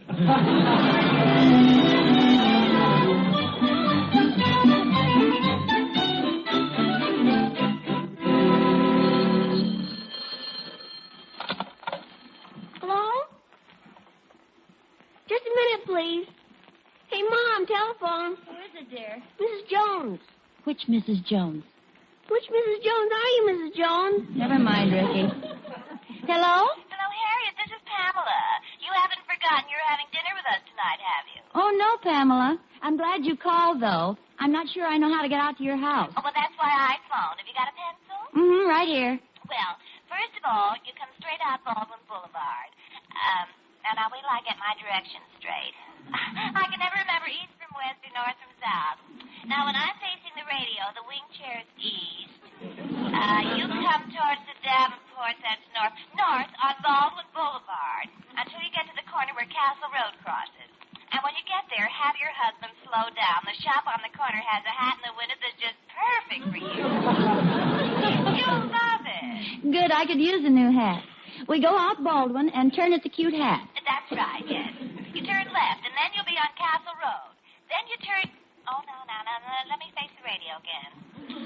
You turn at the wing chair, that's east. East on Castle to Oak Street. And as you make the turn, you'll notice a little dress shop on the corner.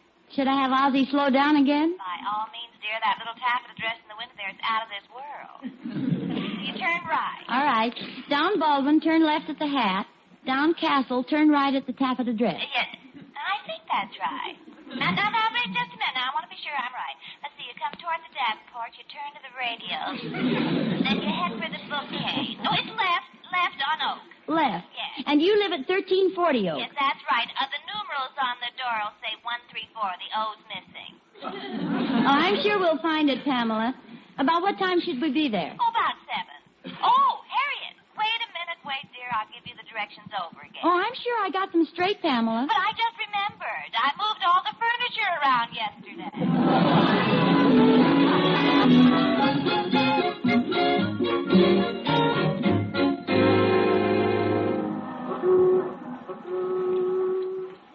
Oh, hiya, Thorny. Any sign of the bus yet? Oh, hi, Oz. No, not yet. Lots of buses, but the wrong ones. It's kind of chilly standing here, too. Well, hello there. How's the bowling champ? Well, for goodness sakes, look who's here. How have you been? Oh, just fine. And you? No, can't complain. Hey, sure is nice to see you again. Well, thanks. Where have you been keeping yourself lately? Oh, you know, around. You fellows know each other, don't you? I don't think I've had the pleasure. Oh, I'm sorry. This is my neighbor, Mr. Thornberry. This is Mr. Schmidt. How do you do? I'm glad to know you.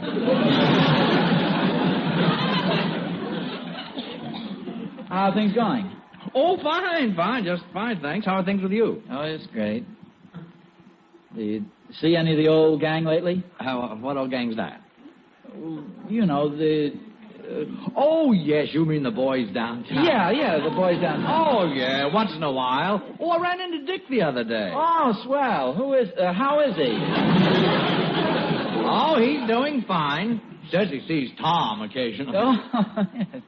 Good old Tom. Yeah. Other than that, nothing new? No, same old grind.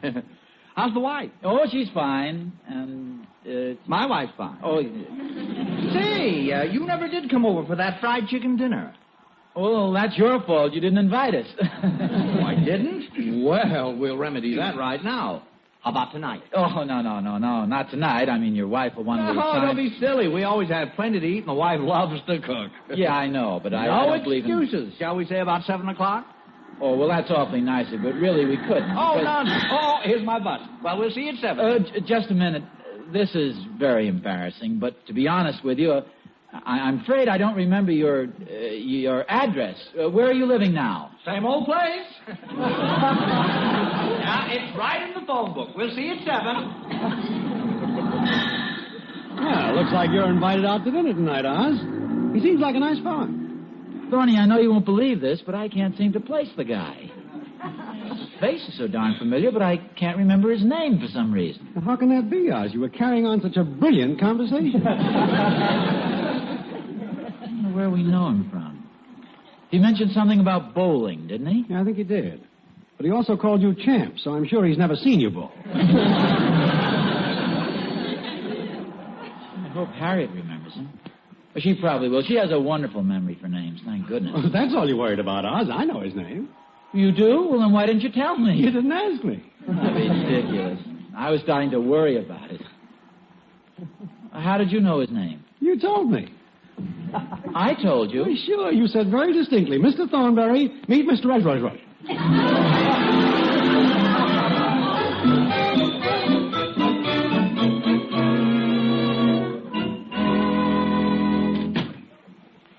Harriet. In the kitchen. Oh, I have news for you. We're going out to dinner tonight. Well, good for you. I didn't think you'd remember it. In fact, I don't remember telling you about it. Well, how could you tell me about it? We weren't invited until about an hour ago, and I was the one who accepted the invitation. You mean you met Pamela downtown?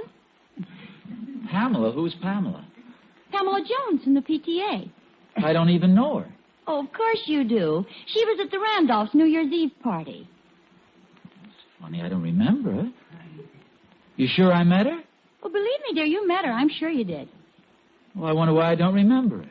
Don't you remember that tall, beautiful, red-haired girl with a strapless evening gown? Oh, yes, of course. Well, Pamela was sitting right next to her.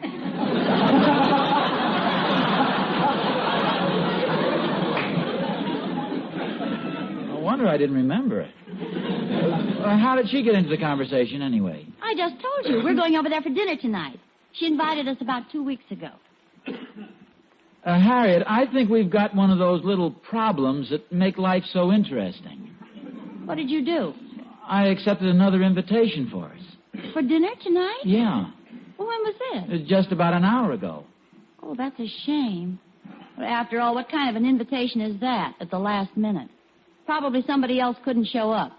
Well, Harriet, I don't think that's a very nice way to talk about a good friend of mine. But it's such a strange thing to do. I mean, at the last minute like that. Who was it? That fellow we know from the bowling club. Oh, what's his name? You don't know his name? Oh, sure. That is... I think I'd know it if I heard it. His face was very familiar. Well, let me get this straight now. You accepted a dinner invitation for tonight, and you don't even know the man's name? Well, frankly, Harriet, I was counting on you. You're always so good at remembering names. What does he look like? Well, he's about average height, average weight, a very pleasant average face. Does that sound like anybody we know? Sounds like everybody we know. Where did you say we know him from? The bowling club. I'm sure of that much because he said so. Gee, I wish you'd think a little, because I know you know him. Kind of a disappointment, dear. I was counting on you. But I never go to your bowling club. Well, sure you do. You were over there ladies' night, the big tournament a few weeks ago, wasn't it? That was last 4th of July. Was it really? Gee, I was sure it was Labor Day. Well, maybe you can think of it while I'm making the sandwiches. What sandwiches? The ones you always eat before we go out to dinner. Oh, don't bother. What a dreadful mess. Here we are with 2 dinner dates, and one of them we don't even know who the people are. Are you sure you don't want the sandwiches? I have them practically made. No, thanks. I'm so worried I've completely lost my appetite. What kind of sandwiches? Bacon and tomato and whole wheat with Thousand Island dressing. Well, as long as you've gone to all the trouble, I'll just have one or two and a glass of milk. Wish I could remember who this guy is. His face is so darn familiar. Well, why in the world didn't you just tell a man you couldn't remember his name? There's no crime in that. Harriet, you know very well you can't do a thing like that. Hurt a person's feelings? It's just like I was telling David this morning. It's always better to come right out. David's was an entirely different case. Come on, Harriet, help me with this, will you? Now try and remember. A man about average height, average weight.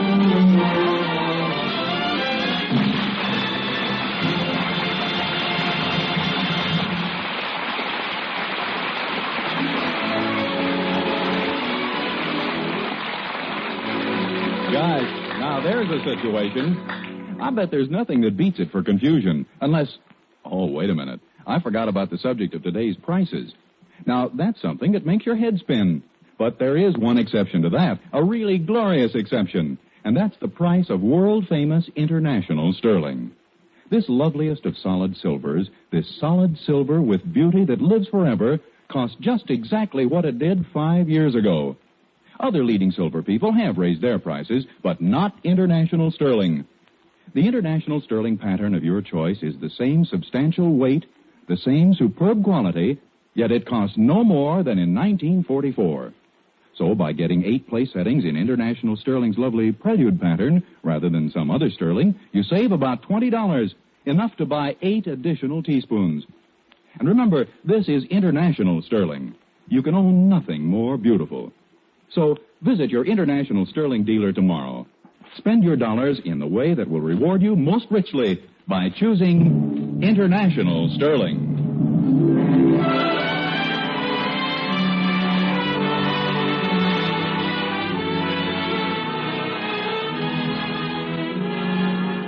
See that man making his way laboriously up the street? That man is Ozzie Nelson, a man with a problem. Peterson. Wilson. Benson. Nelson. Oh, hello, Emily. Mind if I walk up Rogers Road with you? No, just help yourself. Simpson? Carson? Beg your pardon? I'm trying to think of a man's name. Oh. William Johnson. William Johnson. William Johnson. Yes, that sounds familiar. Of course, that's my father's name. It's terrible. Who is this man you can't think of? He's a good friend of mine. I bumped into him downtown. Well, maybe I can help you. What's his name? That's what I've forgotten. Have you tried scratching your head? Yes, I tried that. It just made a lot of noise in my ears. Got a lot of grease on my hands. In fact, I tried every way I've ever heard of. I even stood on my head in the corner. That's supposed to help. But no names came to your mind? Only the ones Mrs. Nelson called me for getting footprints on the wallpaper. I wish I could help you, Mr. Nelson.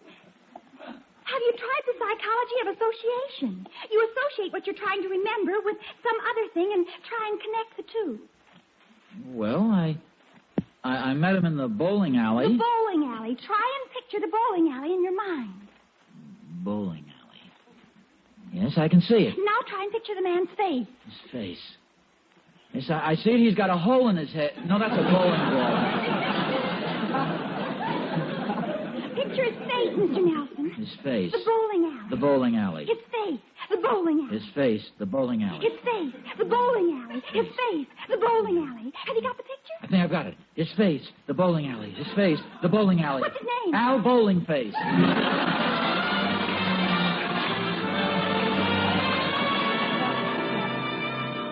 You'd better start getting ready. We have to leave pretty soon.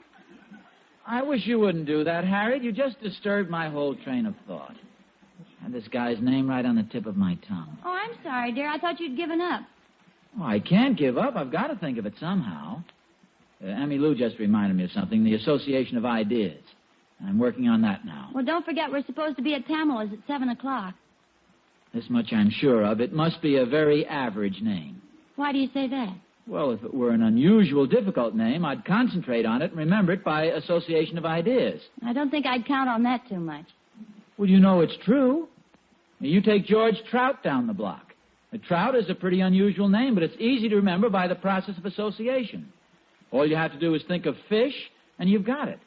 Whenever I see George, I immediately think of fish, and right away I know his name. Ozzie, I was there the day you said, hello, Mr. Mackerel.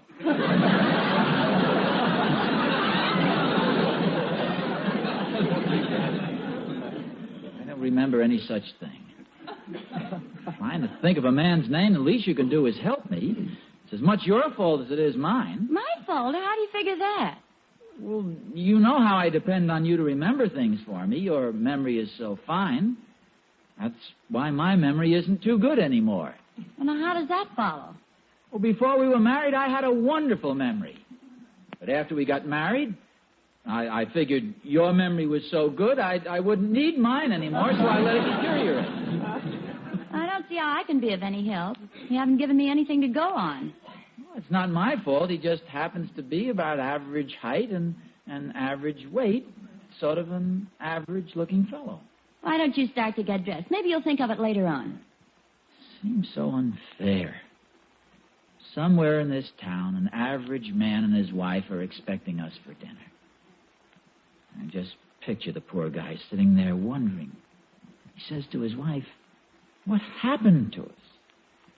Looks over at her and he shrugs his shoulders. She's medium build and about average height. Does that help you any, the description of her? Well, how do you know what she looks like? Well, it follows, doesn't it, that an average man with an average name would be married to an average girl? Shame. There they sit in their average little home. With their 1.5 children. 1.5? Yes, that's the average family, 1.5 children.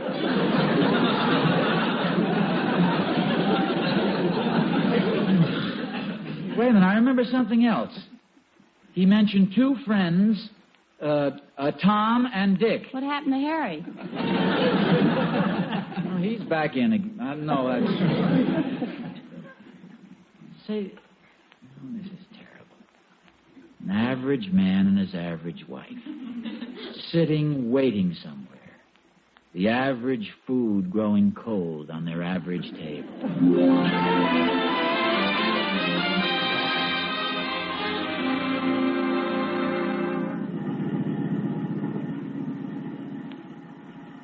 Average man, an average name. Brown? Smith? It's in the middle of this block. Block? Blink? Bloop? Bleep? Ozzie, it's just up ahead. Head. Head. Kilroy?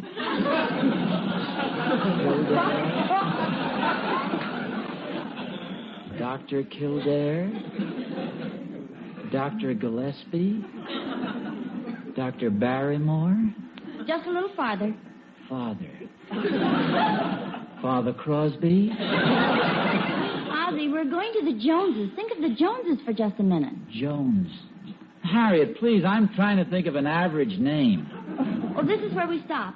Oh, well, why didn't you say so? Oh, what a cute little house. House. It's a pretty average name. Yes, lots of homes have it. Holmes. Holmes. Burton Holmes. Burton. Button. Batten. Durston and Osborne. Come on. Bell.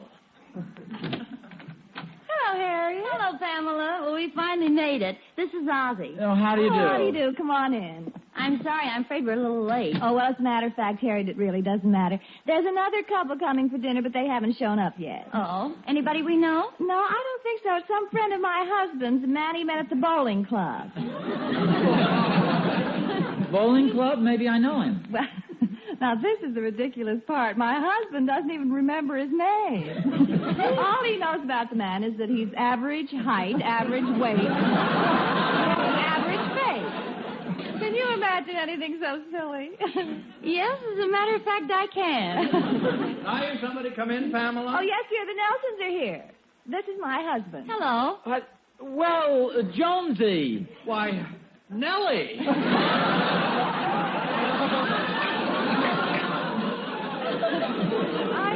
I was telling the Nelsons a little story when you came in, Oliver. Oliver? Oh, that's a twist.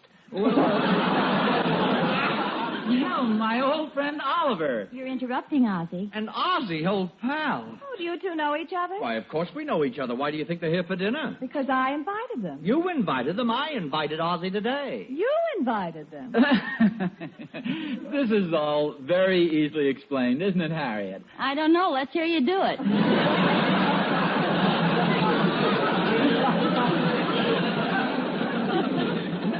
Well, Oliver, you see, you invited us for dinner tonight, and your wife invited us for dinner, and when we found out we'd both been invited to the same house, we laughed and laughed. It was the funniest thing we'd ever heard. It was marvelous. Oh, it was a riot. You mean Ozzie is the man whose name you couldn't remember? What's this? Oh, Pamela, why did you have to tell on me? Well, to tell you the truth, Ozzie, I didn't remember your name. Oh, it's so embarrassing, too. You knew me so well. You even introduced me to your neighbor, Mr. Eichenrush.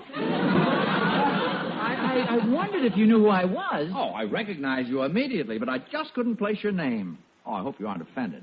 Why don't we just forget the whole thing? Some of us remember, and some of you don't. Oh, poor Oliver. He's always forgetting people's names. I'll bet Ozzie never does that. Does he, Harriet? No, Ozzie's got a wonderful memory. What was the name of that dress shop we saw coming over here? A dress shop? Marshall's. Wasn't that the name?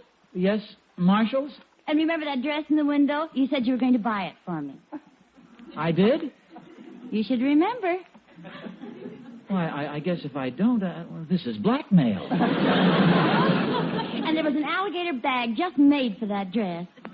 Yes, I remember saying you could have that, too. You can bring your things in here, Harriet. I'll be right there. Ah, your wife's very attractive, Ozzie. Is she from around here originally? No, she's descended from a very well-known Midwestern family. Perhaps you've heard of them, the James boys, Jesse James.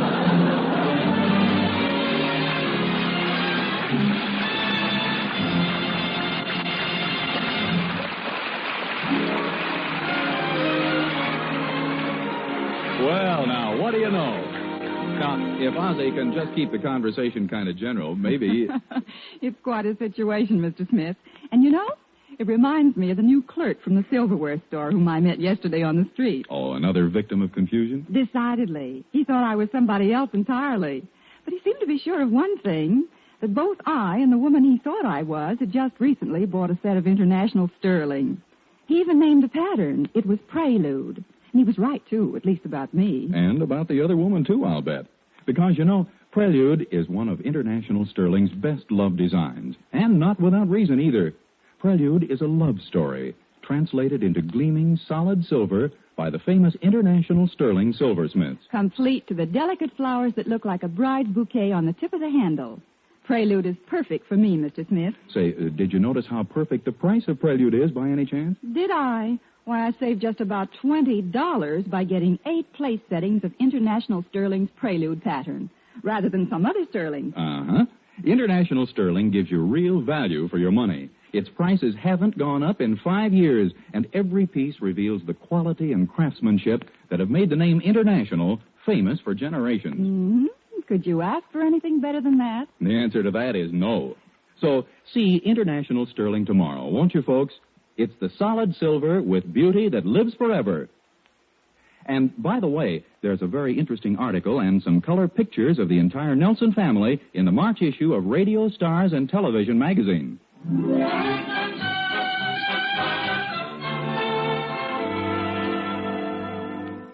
Aren't you ashamed of yourself telling those fibs tonight?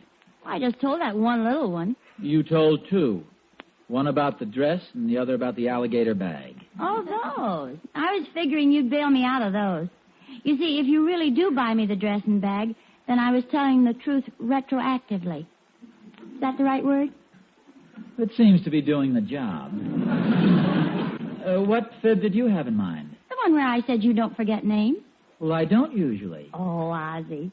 There's one girlfriend of mine you've known for 5 years. Part of the time you call her Julie, and the rest of the time you call her Judy. What is her name? Mary Peterson. Good night, Martha. Good night, George. Tune in next week to another adventure of Ozzie and Harriet, starring Ozzie Nelson and Harriet Hilliard. And remember, the solid silver with beauty that lives forever is international sterling. Yes, Harriet, the solid silver with beauty that lives forever is international sterling. This is Vern Smith speaking. This is NBC, the national broadcasting company.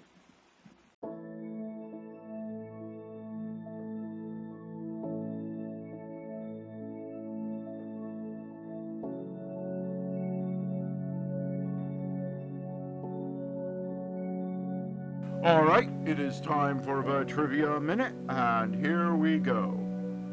Yogi Berra, who lived from May the 12th, 1925 to September the 22nd, 2015, was an American professional baseball player, manager, and coach who was a key player for the New York Yankees for 15 years, from 1946 to 1963, during which he played in a record 14 World Series. 1947, 1949 through 1953, 1955 through 1958, and 1960 through 1963. Win it, and he won an unprecedented 10. He also established records, all since broken, for catchers of his era. He held the benchmark for most home runs hit by a catcher, 313, most consecutive errorless games, 148, and most consecutive chances handled, 950. A chance constitutes any play in which a player can make a putout, an assist, or an error. When a chance is handled, either a putout or an assist is the result. Berra grew up in the Italian district of St. Louis, Missouri, where he played softball, baseball, soccer, football, and roller hockey. He first played organized baseball with a YMCA team, and he later played American Legion baseball. He batted left-handed, and like most catchers,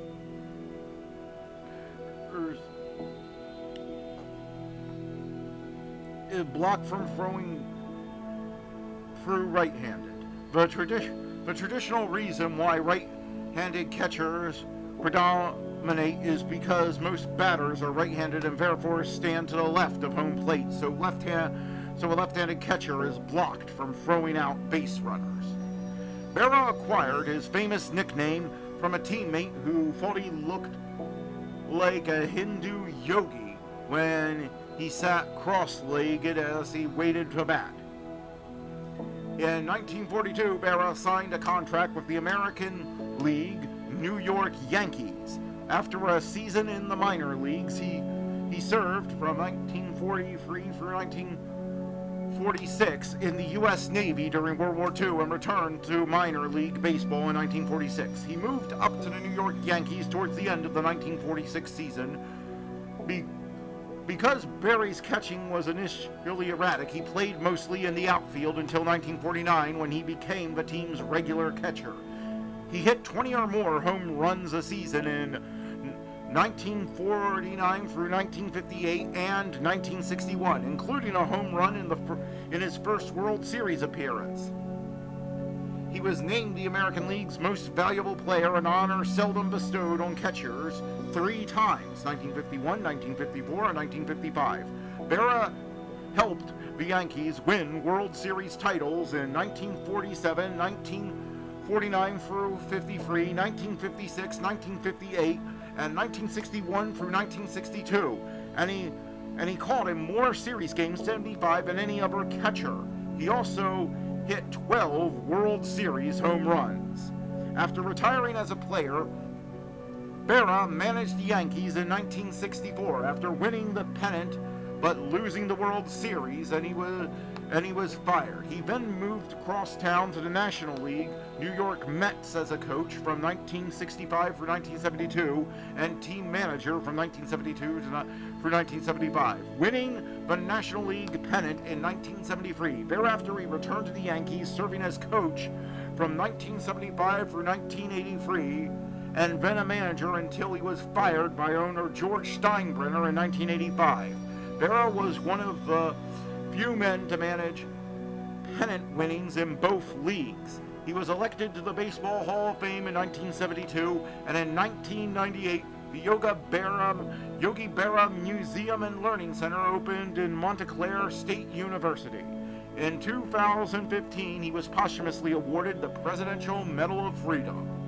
Berra was well known for using non sequiturs, which came to be termed yogiisms. Example statements include such as, "It's deja vu all over again."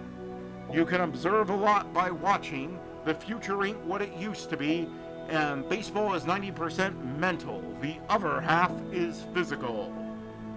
And that was the Trivia Minute, and now let's get back to the shows.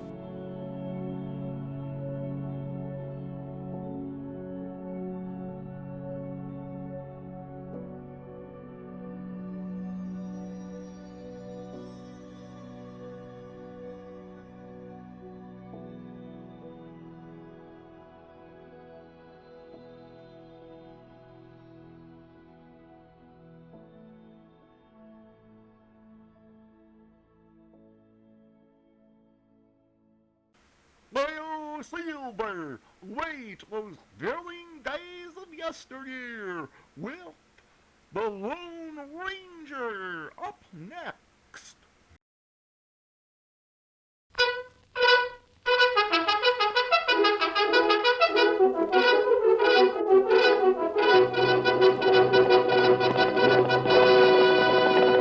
I'll Silver! Away! A fiery horse with the speed of light, a cloud of dust, and a hearty hi-yo Silver, the Lone Ranger.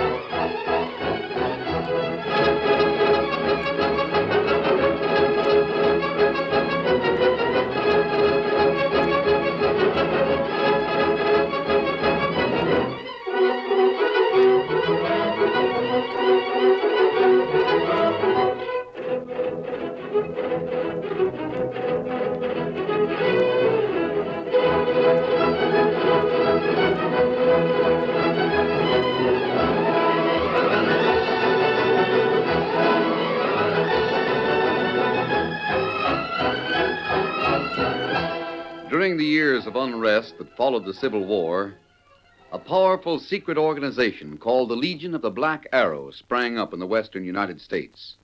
Its members were to be found everywhere, defying the law or using the law for their own purposes, working toward the ultimate goal of revolt and the foundation of a despotic empire.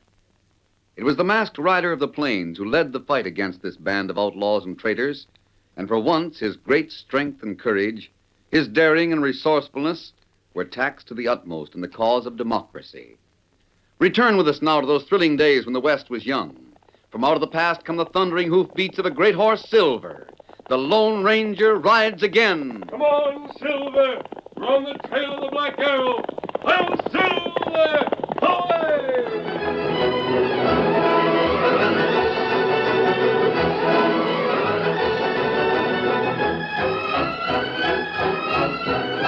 Armed with a secret commission from the President of the United States, the Lone Ranger raced across the plains to the west of St. Louis. His faithful Indian companion Tonto rode at his side. Come on, Silver. Get him up, Scout. On and on they rode, on toward the hidden stronghold of the Legion of the Black Arrow, on toward danger, guardians of the future of the West. They made camp one night on the banks of the Platte, and as they prepared to mount the following morning, the sun drove away the mist, and a range of mountains loomed on the distant horizon. The Rockies, Tonto. Maybe we find Black Arrow Cave there. They cover a lot of ground, from New Mexico to Montana. And the Hidden Valley might be even farther west, in the Sierras. That's right. Major Connell was drugged and blindfolded when they took him there. He was weak and delirious when he escaped. All we know is that there's a valley and a cave somewhere.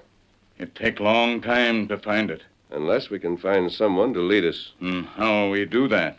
The members of the Black Arrow must report to headquarters. Uh-huh. And we know that every one of them carries the mark of a black arrow on his wrist. Find one of them. Follow him. The first part of our mission has been carried out. Then you not hunt through mountains. It would take us years that way. Plenty long time. The leader of the Legion may stay in the valley. His men don't. They're working all the time to undermine the government and terrorize the settlers. No matter where we start, we're sure to find one of them. That's the first step. Let's hope we can take it soon.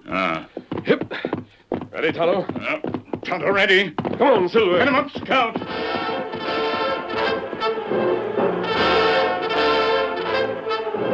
But during the next month, a strange quiet descended on the frontier. The most lawless towns became peaceful. There were no Indian uprisings. Road agents disappeared from the trails. The Lone Ranger rode into Fort Lincoln in the dead of night, and the guard escorted him to General Cartwright, one of the few men the president had suggested he contact. But before the masked man could bring up the subject of his mission, the general asked permission to read a part of his monthly report to the chief of staff. My opinion, the ruling that every post must be fully garrisoned at all times can now be repealed. I recommend that the Army return to its previous practice of sponsoring expeditions to study the country and of providing a military escort for any wagon train that desires one. What do you think of that, Masked Man? I agree, General. It's a wise suggestion. I've written something else, so you won't agree with this. The Secretary of War has been pleased to hint there is some secret and powerful organization at work in the West. I find no evidence of such an organization. The years of bloodshed and violence on the frontier are past. The West is at peace. You wouldn't have written that report a month ago, General. No, perhaps not. But I'm writing it now. I hope you're not mistaken. You don't agree. I knew it. Do you know anything more about this secret organization than I do? I respect your judgment, Masked Man. And if you can give me one tangible piece of evidence, I'll admit I'm wrong. I can't give you any evidence. And my report stands. But I respect your judgment, General. And I'm sure there's something you won't forget. Why? Well, what do you mean? There's often a lull before the storm.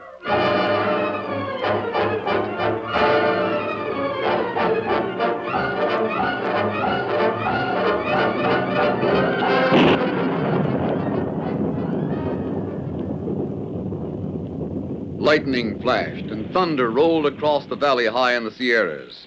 The rain poured down, but the great cavern at the far end of the valley gave shelter to hundreds of men. The Legion of the Black Arrow had gathered to receive the orders of their leader.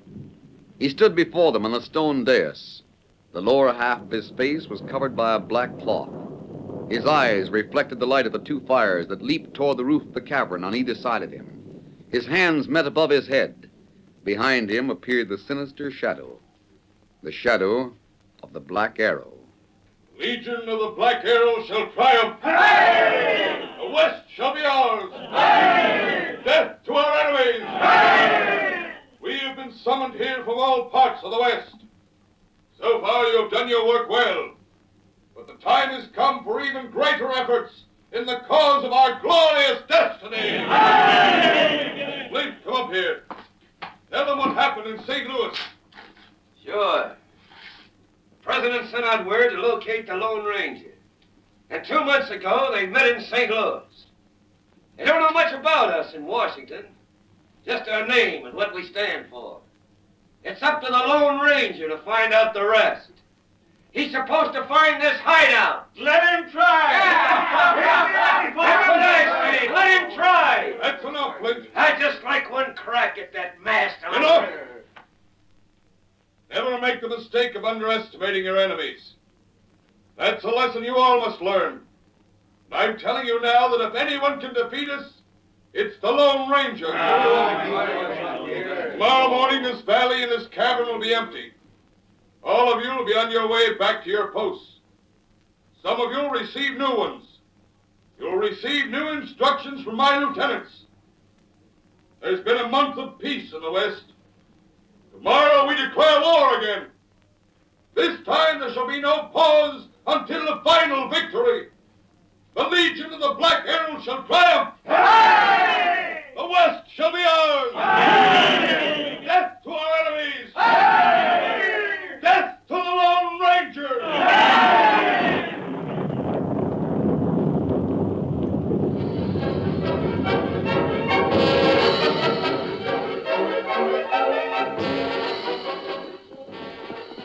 Torlock. Yeah? Now that we're out on the trail, I got a question to ask you. About what? Are you the leader? What makes you ask that? Well, I never saw him except in the cave with that black scarf over his face, but you're just about the same build and you talk something like him. Do I? Yeah, something. No one knows the leader, Flint. Not even you? It isn't wise to ask questions. Sometimes one finds out too much. That's dangerous. Yeah, I guess so. We have a job to do, you and I. Let's concentrate on that until we've finished it. You're the boss. Where are we heading? Fort Lincoln. The Lone Ranger's around there and General Cartwright. He's the best commanding officer the Army's got in the West. Exactly, Flint. Huh? Your first job will be to round up a gang of outlaws. Men that'll do anything for money. Well, they won't be members of the Black Arrow. That won't be necessary. Yeah, then it's easy. I can find plenty. What's next? You're going to re-enlist in the Army. I can't. Under a different name, of course. If they find out I deserted in St. Louis, they'll put me in jail. You're going to jail, Flint. Huh? The charge won't be desertion, however. Now, listen, Torlock. Remember your oath. Yeah, I know, but what's the sense of going to jail? It isn't your place to question orders. What good it'll do? I'll tell you that. By going to jail, you'll bring about the disgrace of General Cartwright. He'll be court-martialed, retired from active duty. The Army will lose its most able commander. I don't see how I can do that. The plan's very simple. Just listen.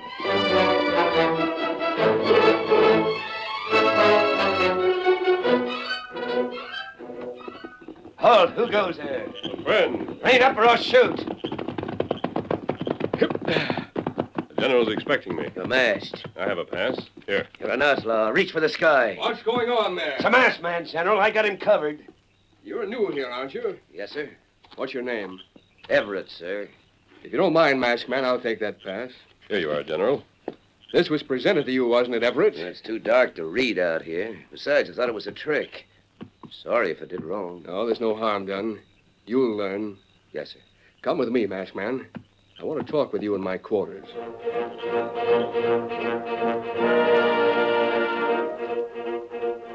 When Tonto rode in here the other day, I had to send for you. I had to confess I was wrong. It was the calm before the storm. Yes, General. You don't have to be told, of course. But there's a wave of crime and violence sweeping over the whole territory.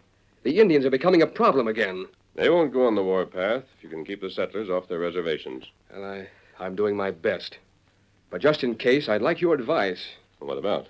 The defense of this post.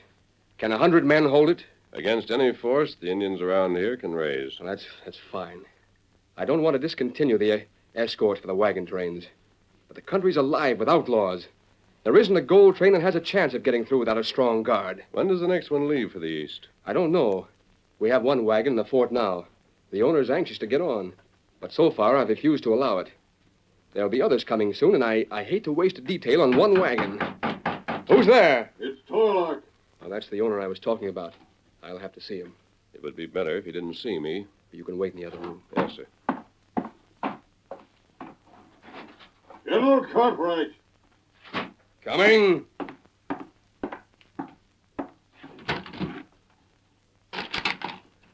Well, Torlock? I'm here to demand my rights. What do you mean? You've held me up here for nearly a week. I won't stand for it any longer. You're free to leave the fort whenever you want to. But I only have a certain number of men, and I can't afford to waste them. I'm leaving here tomorrow morning, General. Tomorrow morning at daybreak. Torlock, you don't realize... I realize that I've stayed here long enough. If I drive out of here without a military escort, Washington will hear of it. Good night, Mr. Torlock. Good night, General. The fool. Washington shall hear of it. As if they didn't know my problems. Masked man, you can... Well, that's strange. The window's open. He's gone.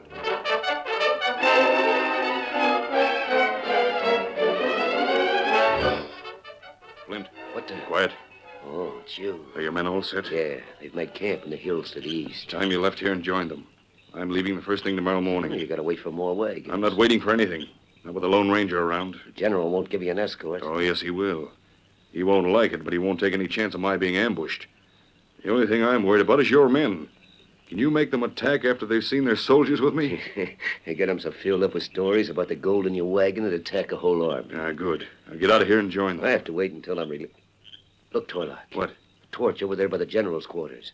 It's a masked man carrying it. Yes. He's getting mounted. Come on, Silver. I can't be seen with you. Look at that horse travel, coming straight toward me. What's the idea of the torch? Look out there! He's gonna throw it. What the... Hail, Silver! Away!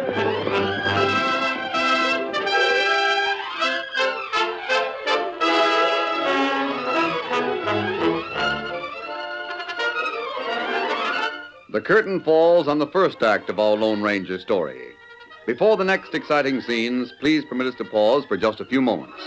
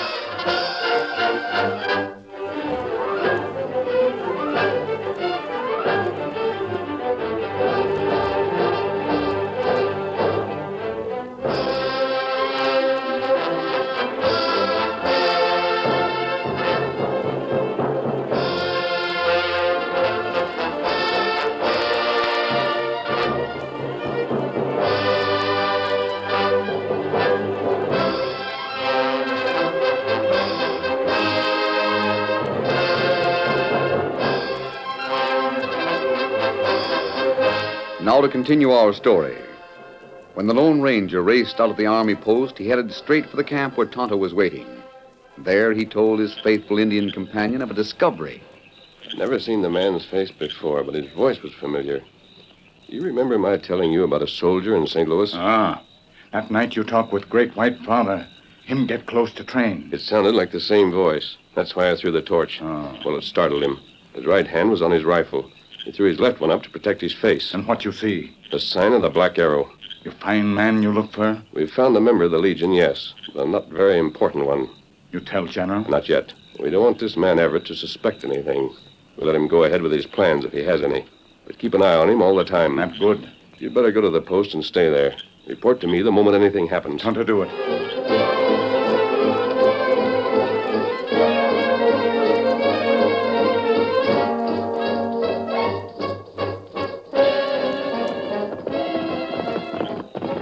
Hi! You're back soon, Kimosabe. You saddle Silver.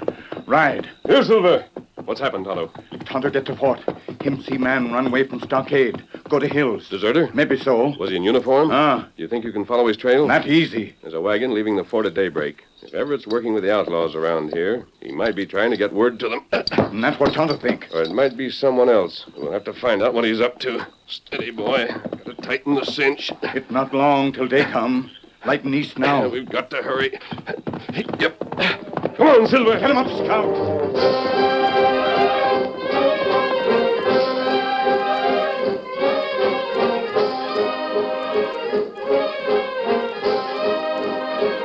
As the Lone Ranger and Tonto rode away from their sheltered camp, the light in the east grew stronger.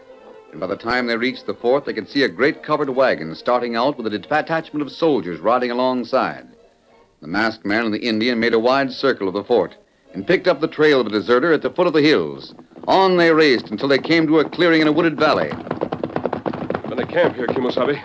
It's a fresh camp. That's right. I think we were right about outlaws. Our deserter joined up with them. Men ride that way. Yes, to the east. The same way the wagon's heading.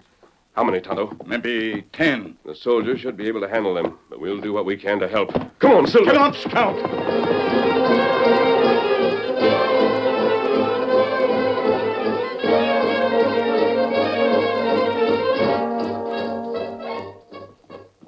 Wagon's coming. Ready with your guns, boys. Wait a minute, Flint. Yeah? You said there wouldn't be any soldiers. There's a half a dozen anyway. We can take care of them. I don't like it. We'll have them covered before they know what's going on. It's worth taking a chance, Butch. Think of all that gold. Yeah. When I say the word, dig in with your spurs and follow me. Up high with your hands. Somebody behind us. The first man who turns around gets a taste of lead. Up with your hands and ride down onto the trail. Flint. I know that voice. It's the Lone Ranger. The Lone Ranger? Yeah, we better do what he says. Come on, get up there. Get up. Come on, get up there. Straight down the slope to the trail. You don't have to touch your reins. And keep your hands up. Don't shoot, mister. That's far enough. Gang of outlaws, open fire! No, it's the Lone Ranger. He's captured him. Whoa, Blackie, whoa. Detail, halt! You're prisoners, Sergeant. They were planning to rob this wagon. Well, I don't say they would have gotten away with it, masked man, but we sure appreciate what you've done. One of them wore a uniform last night. Everett. Well, wasn't there an absence without leave reported? We left before inspection. You're all right, though. This hombre enlisted about 2 weeks ago. There's a court-martial waiting for you, mister. Think so? I know. You and your crooked friends are headed for the guardhouse. Just a moment. Does this mean I'll have to turn back? Sure. These prisoners got to be delivered to the general. But when will we get started again? Oh, you won't lose many hours. You ought to be mighty grateful to the masked man that you haven't lost your gold. Oh, I am, Sergeant. I'm more grateful than I can say.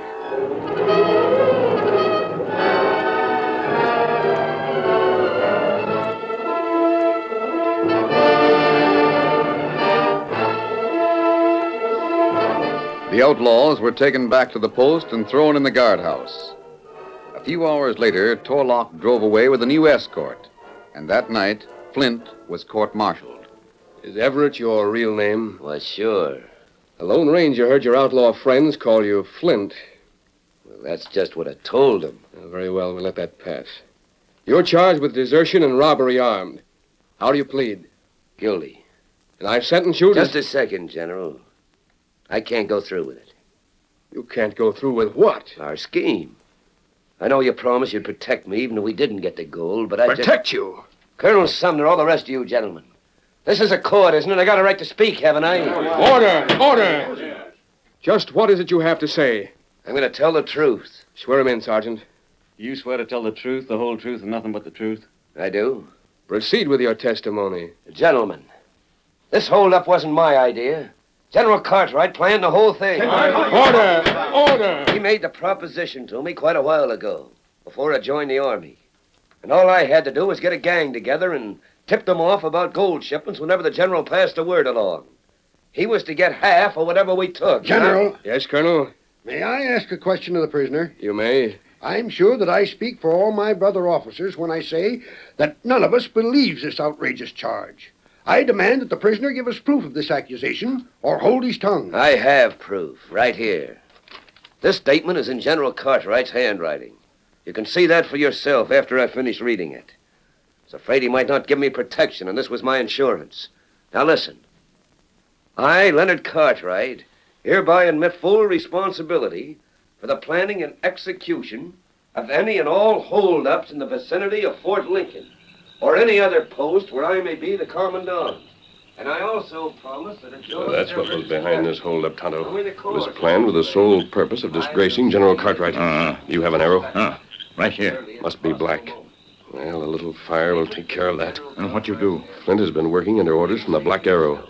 We're going to change his plans. Quick, Tonto. We must go and get everything And ready. I also promise that if John Everett is captured during the course of such a raid, I will see that his sentence is suspended at the earliest possible moment. It's signed, General Leonard Cartwright. It must be a forgery. If I'd kept quiet, he'd have kept his word. I know him. but I can't go through with it.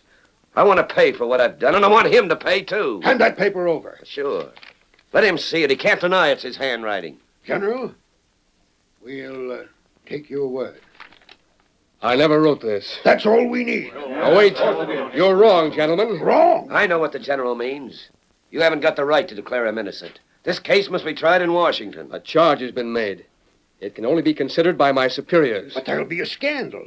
If some newspapers learned of this, they'd start yelling for your scalp. I must face the accusation unless it's withdrawn. I'll never. What the? What? A black arrow. It came from that window. Outside, Sergeant. Find out who shot it. Yes, sir. Come on, there's a note. Let me see. Hand that over. Not till I... Give me that paper at once. Sure. You're lucky, General. What does it say? Plans changed. Tell the truth. Was this message meant for you? Yep. That's why I said you were lucky. The statement's a forgery, gentlemen. I'm withdrawing the charge I made. Go ahead, General. I'm ready for my sentence.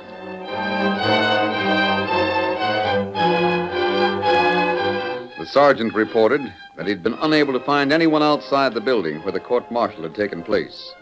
A systematic search of the post was ordered by the general, and Flint was returned to the guardhouse. As the general neared his own quarters, the Lone Ranger and Tonto stepped out of the shadows. General. What? Oh, Masked Man. I wish you could have been present at the court-martial. It was amazing. First, this Flint, or Everett, or whatever his name is, accused me of being a crook. We heard most of it. Tonto and I were just outside the window. Just out... Oh, it couldn't have been you that shot that arrow. It was Tonto. But why? To make Flint tell the truth. Do you realize what it might have meant if he hadn't? I certainly do. Disgrace and the loss to the Army of one of its finest soldiers. You're a marked man, General. It's time you learn the meaning of the Black Arrow.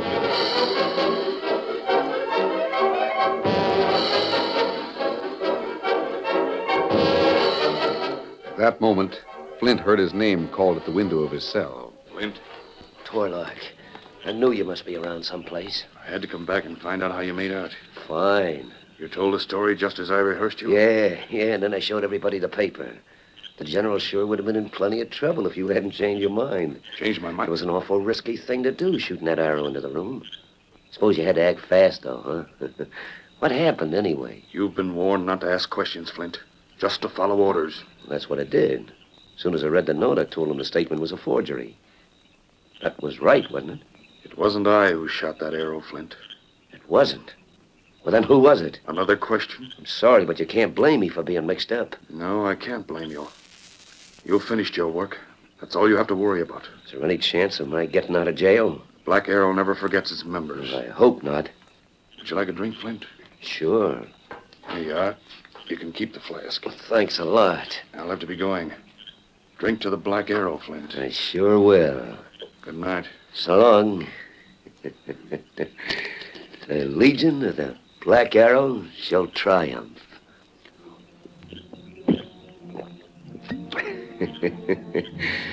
Death to our enemies.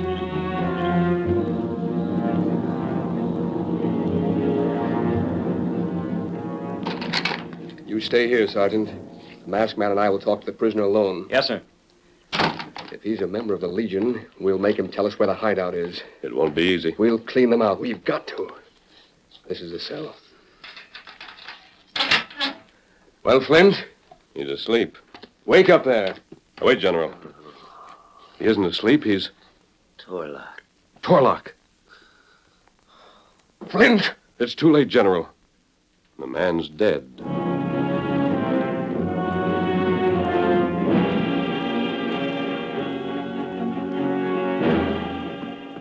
You will not stay long in guardhouse, Kemosabe. We're leaving, Tonto. We're going after Torlock. That man who'll drive wagon? The man who gave Flint his orders. We'll find his trail and follow it to the end.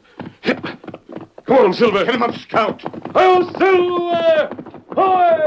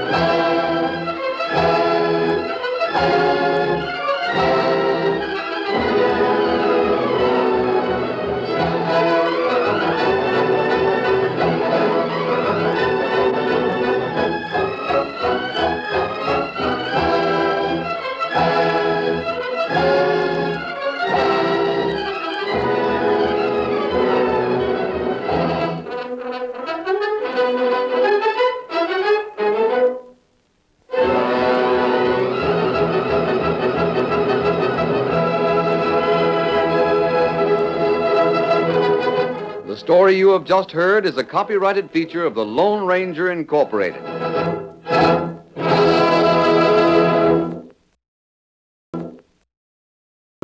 Get ready for adventure with Blue Beetle, up next on Nightly Old Time Radio Shows.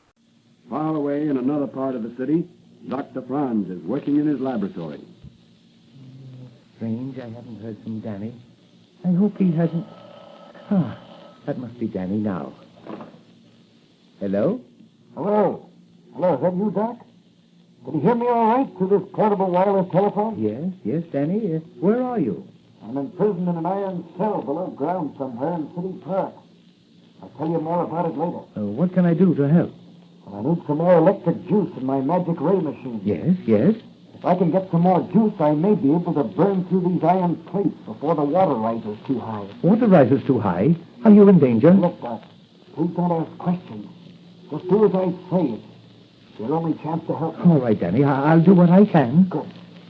Now hook up that energizer of yours to the radio locator. Tune in the midget antenna in my Blue Beetle helmet and shoot some energy through to me. You know, like you did last time. Certainly, boy, certainly. Just a minute now. There's the locator working. 2 points west. And a half more. That's it. Hello, Danny. Danny, my dial indicates contact. Okay, Doc. Okay, shoot the juice through. Here it comes. Hello, Danny. Are you getting anything? Sure thing, Doc. Coming through fine. The power in my magic ray is building up. Now look, I'm going to try to burn my way out of here. I have to work above my shoulders. The water's up to my chest already. Well, hurry, Danny, hurry. Now, listen, Doc. Listen, here it burns.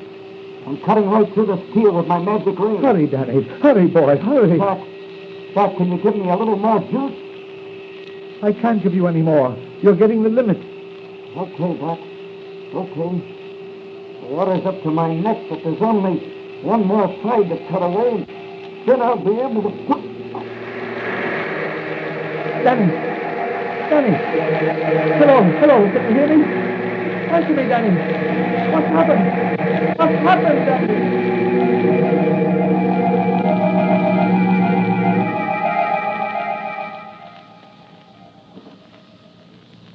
And so, Chief, I turned on the valve and let him drown. I am sorry. He was a clever boy, but too honest. What do you want done with that girl reporter? She must disappear permanently. I'll take care of it. Good.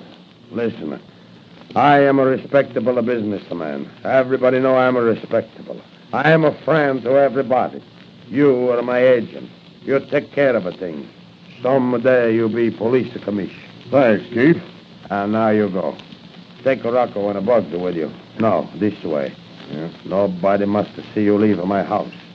And remember, if my name is connected with this, you will also disappear permanently.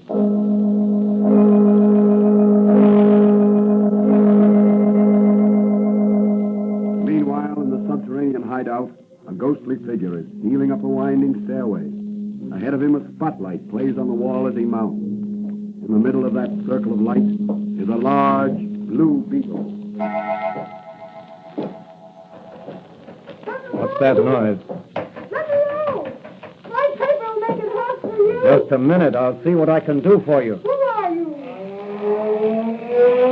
The Blue Beetle. Yes, the Blue Beetle. Who are you? John Mason of the Chronicle. How did you get in there? Some man put me in here. Hey, don't ask questions. Get me out of here. I'm cold and I'm hungry. No, take it easy. I'll see if any of the master keys I have will fit. There you are. Thanks. Say, you're a good-looking girl. Never mind the compliments. Let's get out of this place. First, tell me how you got in. Well, I told the editor of my paper I wanted to work on this case. Dangerous work for a girl. Oh, I love danger. You must. Go on. Well, today I saw a horseman disappear in the bushes at the foot of the cliff. When he didn't reappear, I grew suspicious. So tonight I decided to investigate. Just as I pushed my way through the bushes, I heard a horseman coming. I ran along the foot of the cliff. I must have tripped and fallen, because the next thing I remember, I was lying at the bottom of the old abandoned bear pit. Yes? And then what happened? I noticed a large iron trap door in the floor of the pit. I raised it and found a flight of stairs. It was pitch dark, but I decided I was going to finish what I started. So I descended. In pitch darkness? Yes, I've got to show that editor that a woman can make as good a reporter as any man living. I see. That accounts for it. Go on. Pretty soon, I turned a corner. I saw a light. By lantern light, a man was reading some documents. He must have heard me because he flashed a spotlight in my eyes. I turned to run, but it was too late. He grabbed me and put me in that room there where you just found me. How would you like to help me catch the killer? And also get a front-page scoop for your paper? I love it. Very well. I think we're going to see some action very soon. You stay hidden until I can get a gun for you. Can you shoot? Sure, I'm a Texas Ranger's daughter. Go and unlock the girl's cell and bring her down to my office. Oh, boy, will I. She's a beautiful. Why, it can't be. Why, he's very much alive and ready to nip. Rocco, Rocco, cover the exit. You mustn't get out of here alive. We'll see who gets out of here alive, you foul murderer. Your time's up. Oh, yes? Well, I can still shoot straight. Your killing days are over. You can't injure the Blue Beetle. Little kick with my foot and you're disarmed. And this, and you're out like a light. Come on, you thug, Roscoe or Paco or whatever your name is. You're first. Hey, boss, you get in from that side. And I'll get him from And the Blue Beetle will get you both like this, by the throat. I ought to strangle you both, but I'll let the law do that. You and your chief here and the oh so reputable Scarletti. There, I'll just knock your heads together. Let go of you and let you fall. Miss Mason, you can come out now. Oh, I'm already out. I had these men covered with the gun you kicked out of the killer's hand. That's fine. Now, here's your chance to get a scoop for your paper. Well, You know Scarletti? sure. He's the big wine distributor. Yes, and he's also the top man of the underworld. He's bigger than the Duke, the Octopus, and a lot of others. Really? That respectable businessman? The same. If his scheme for political control had clicked, the killer there would have been made commissioner of police. That murderer? Yes. What a diabolical scheme. Yes, the city would have been systematically robbed and the police made helpless. Oh, what a story for the Chronicle. Why, this story will make me. I hope so. What are you going to do? The Blue Beetle has one more call to make tonight.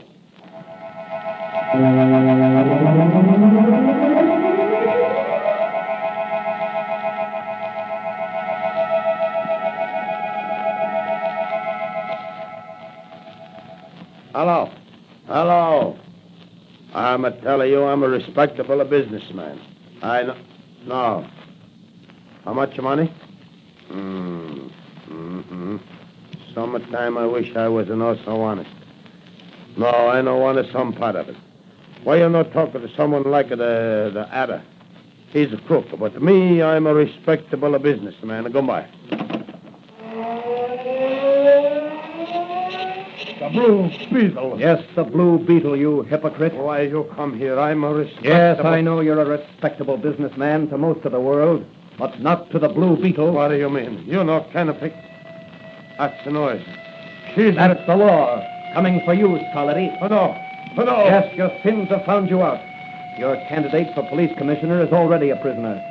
Incriminating documents connecting you with many murder projects and underworld rackets are in the hands of the York City Chronicle and will be published. Put down that gun, Scarletti. It's too late for... So, you choose suicide rather than face the music. Well, your death will help to clean up a lot of rackets. Open up in the name of the law and open this door. Break it in, Patrolman Mandigan. The Blue Beetle has a present for you. All right, Blue Beetle. All right, I've got you covered. Wait. He's gone. Hey, Mannigan, look on the floor there. It's Scarletti. He's wounded. There's a note pinned to his body. Yeah. It says, Maggie, king of the underworld. A present from the Blue Beetle to Detective Manigan.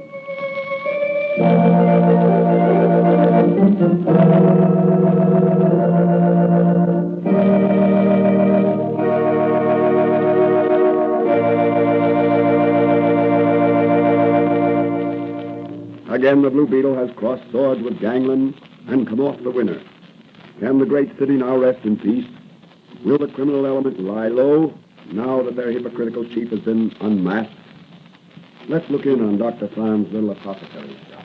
Well, Danny, you certainly had me worried when your voice was suddenly cut off in that flooded cell. Boy, that was a close call.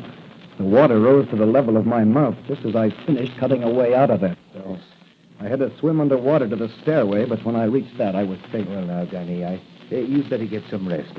It's almost daylight. You can turn in on the couch there. Oh, thanks, Doc. I think I will. Excuse me. Hello? Who? Dan Garrett? Yes. Yes, he's here. Oh, Danny, it's for you. Okay. Hello? Dan Garrett speaking. Oh, hello, Manigan. You did? Gee, that was great. You ought to get a promotion. Huh? Insurance racket. Well, that sounds like an interesting assignment. The commissioner wants to see me at 8 o'clock in his office? Okay, I'll be there. Good night. Sorry, Doc, I can't stay with you. I've got to get home and lay out my dress uniform. I'm due at the commissioner's office in a few hours, and I've got to look my smartest. So long, Doc. There's no rest for the law.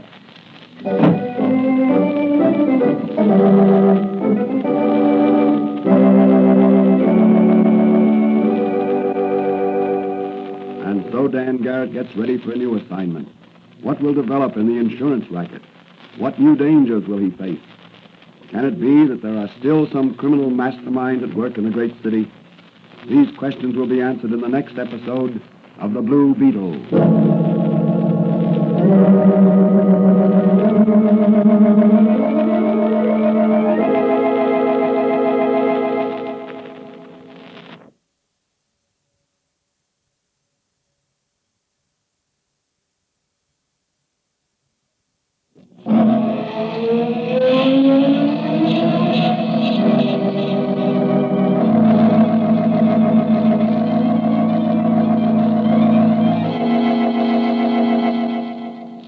Beetle is a copyrighted Fox feature appearing in Mystery Men Comics magazine on sale at your newsstand. The Blue Beetle is on the air twice a week on this same station. Consult the broadcast schedule in your local newspapers. And don't forget to listen in.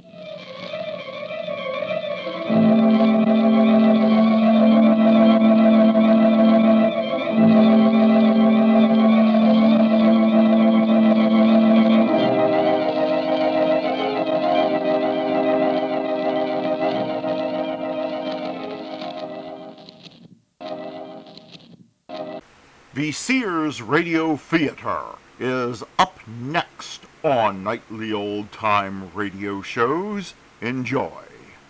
I'm Andy Fisher, WNEW News. At 8 minutes past 10, time for the Sears Radio Theater. That's the theme from the Sears Radio Theater. Tonight, a program of love and hate with Cicely Tyson as your hostess. Here's a preview.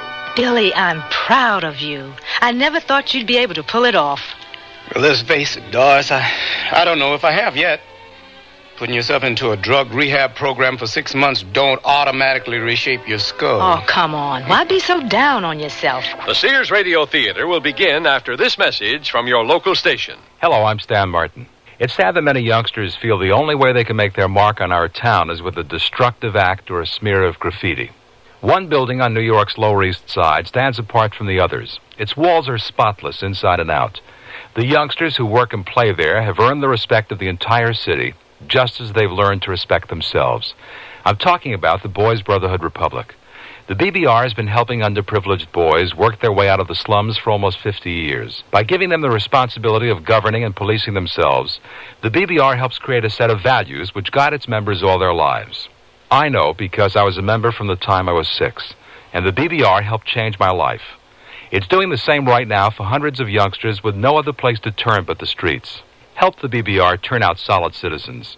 Please send whatever financial support you can to the Boys Brotherhood Republic, 888 East 6th Street, New York, 10009. Thank you.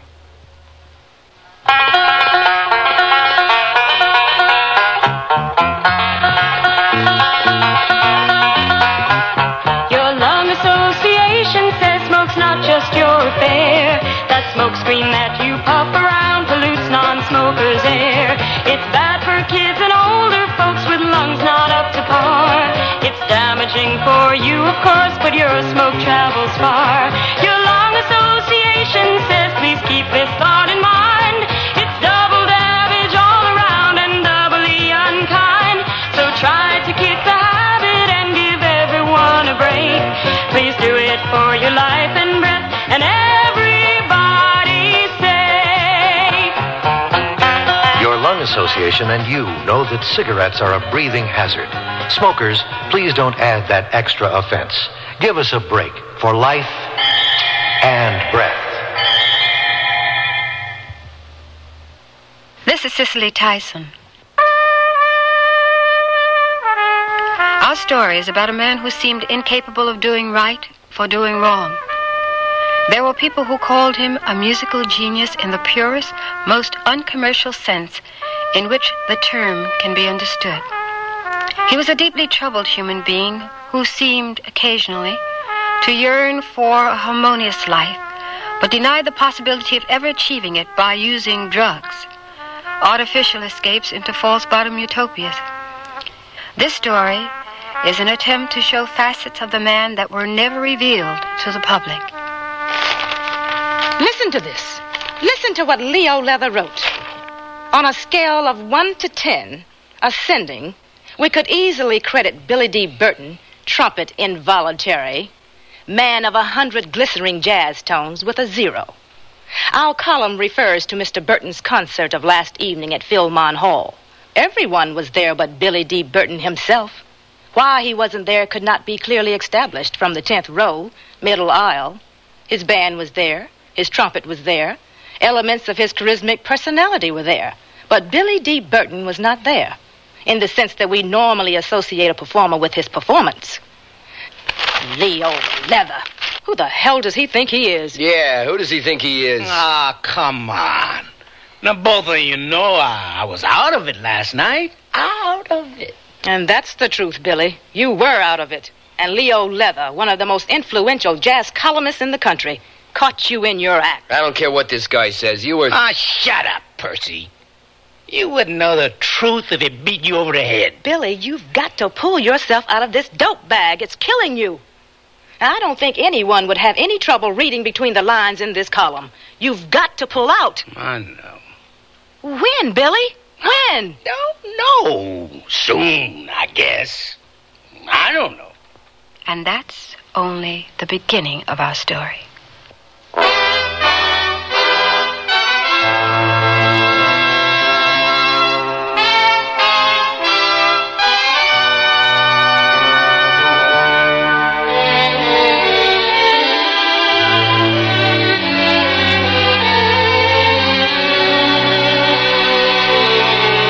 Sears Radio Theater, a new adventure in radio listening.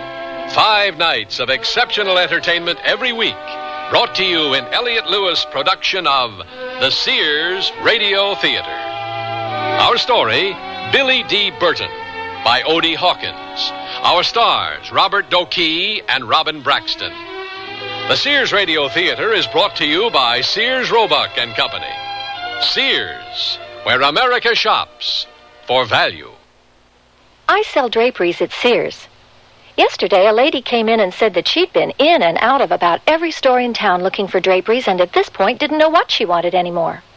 I asked questions about her tastes and decor and then made suggestions. She was thrilled. She found what she wanted and learned a little too. It made me feel good to know that I helped her out. Sears people are friendly people who help you find what you want. Sears, Sears, Sears, where America shops. Dear, today I found the bedroom suite of my dreams at a great price. That's a coincidence. I found one that has all the features. Well, mine has authentic country styling. So does mine. Does yours have a beautiful 26-step finish? Nothing but, and I get a choice of 13 different pieces. All built to last for a long time? Yes, with sturdy tongue and groove construction and dovetail jointed drawers. Is yours Sears Open Hearth Bedroom Furniture? Sears Open Hearth Bedroom Collection. Expert craftsmanship at a reasonable price. Select from 13 different pieces. Now at most Sears retail stores. It's that time of year, America. Sears National Home Appliance Sale is on. Celebrate great savings on many Sears major home appliances. Save from $20 to $100 on selected Kenmore washers and dryers, refrigerators, dishwashers, color TVs, microwave ovens, vacuums, and more. So save big and hurry to Sears National Home Appliance Sale now. Sale ends July 28th. Dates may vary in Alaska and Hawaii. Kenmore, solid as Sears. At most larger Sears retail stores.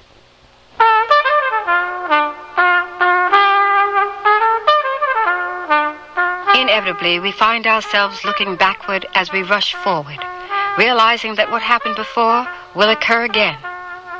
Isn't that the formula for a legend?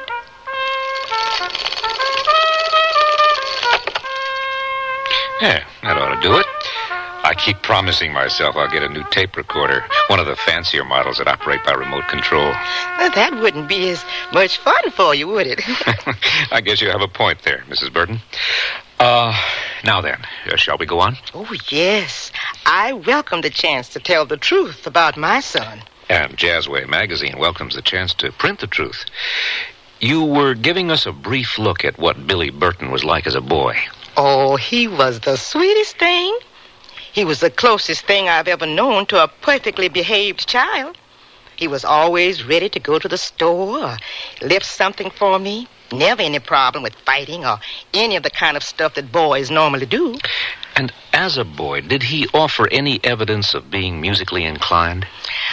Well, I can't really say that he showed any interest in music. Not really. But whenever he went over to Sadie's house... Sadie? My sister, Billy's aunt. Well, whenever he went over to visit, he just seemed to enjoy blowing on my brother-in-law's old trumpet from the high school band. Well, I'd be the last person in the world to say he was playing music. When were you first made aware that Billy had an exceptional musical talent? Do you remember? I remember it. I remember it distinctly. He turned 14 that summer, and I was sitting on the porch of the old house. You know, the one we had before he bought this one for me. Yes? I was just sitting there, took it out from a day's work, when I heard this sound. First thing I thought was someone has turned on the radio. Well, it was like it was Gabriel himself blowing that horn. What happened when you discovered it was your son doing the blowing? Well, I did what any mother would do. I offered him a chance to take music. Did he take you up on your offer? Well, for a little while, and he would have kept it up if it hadn't been for that low-life crowd down at Bootsy's. Bootsy's, the neighborhood club where he first played professionally? Well, that's the place. Now, you've called Bootsy's a low-life establishment. Would you please elaborate on that? That's what it was. A bunch of no-good rascals hanging around, just waiting to spread their evil ways. This is the club where Billy was first introduced to hard drugs, isn't it? Oh, no, that's not true. My son was never on dope. 14 years of documented evidence tells us that he was addicted to heroin, Mrs. Burton. Wasn't your son a bit young to be frequenting a nightclub? Well, yes. He was 14 years old, but he was grown up looking. And besides, it didn't make much difference to the club owner. The owner was the mayor's nephew, and he could pretty much do what he wanted to, even to having a minor playing the trumpet in his club. Mrs. Burton, if you could single out one event that you felt was the turning point in Billy's life, what would it be? I'd say it was when that woman came into his life. You're speaking of Ileana Stamatis. Mm-hmm. Never could pronounce that woman's name. How do you say it? Ileana Stamatis. I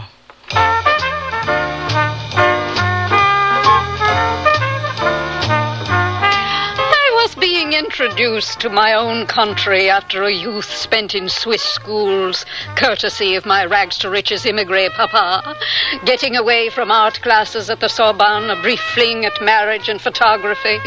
I'm still interested in photography. How old were you when you met Billy D. Burton? Please refrain from asking undiplomatic questions, young man. Well, what I meant was... Yes, I know exactly what you meant. As I said earlier, I was being introduced to my country for the first time. Dada's idea. I'm sure he never had a Billy D. Burton in mind when he suggested that I see America. Was there some sort of formal introduction made when you met? No, none of that junk. I made it plain that I wanted to be taken to, entertained by, exposed to the lower classes. The lower, the better. I couldn't make myself believe that the lower classes were any better than the underclasses. All of them were purely American, in my opinion. You were a snob, in other words. How did you see Billy D. Burton? In my own country for the first time, and I was made aware of that class, the artistic elite, which is nourished by a bloodstream that does not depend on money or heritage for its position. I came, I looked, I heard, and I wanted two of them. Unfortunately, one was enough.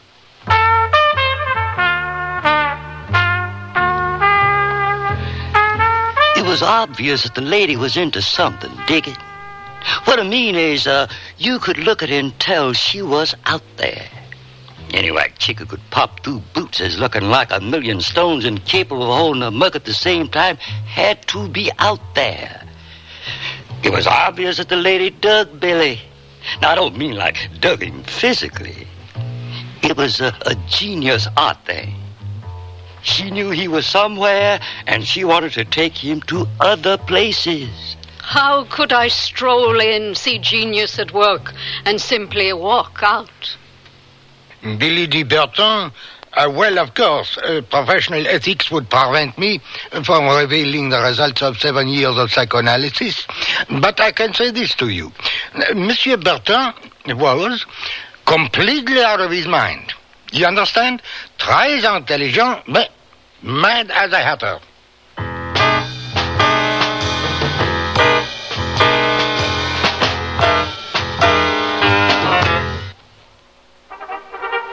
Here they come. More values from Sears, like $1.44 pull-on shorts and $1.99 tank tops for women. They're colorful polyester tank tops that slip on neatly over the double-knit nylon shorts. Shorts with elastic waist and stitched front creases. Just watch them go.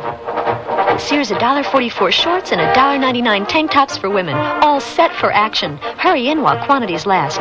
Prices may vary in Alaska and Hawaii. Here are more super values from Sears. We've sold $100 off the price of our Craftsman 10-inch table and radial saws. Now only $279.95 each. And they saw crosscuts, bevels, and more. Sears' best table saw includes leg set, 2 extensions, and 1 horsepower motor. The radial saw has a 1.5 horsepower motor and a single lever miter arm control. Hurry! Your choice, Sears 10-inch table or radial saw. Only $279.95 till July 21st. Prices and dates may vary in Alaska and Hawaii. Light up your life and home during Sears National Home Lighting Sale. Rack up savings like $50 on a crystal glass chandelier, $10 on a country kitchen fixture. Save $3 on utility room lights and more. Sears has light fixtures on sale for your living room, bedroom, rec room, and hallways, too. The savings are hot, but they stop July 21st, so score now. Sears National Home Lighting Sale. Let it make your life and home a whole lot brighter. Dates may vary in Alaska and Hawaii. All items available at most larger Sears retail stores. The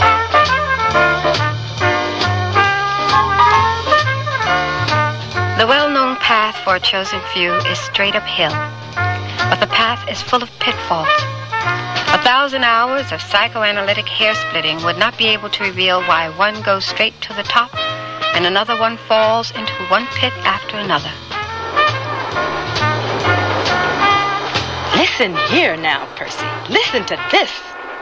2 nights ago, in a large club in New York City, Billy D. Burton, brass-tongued impresario of new feelings, flamenco-souled Gabriel, the real jazz, led us into new areas of sensitivity.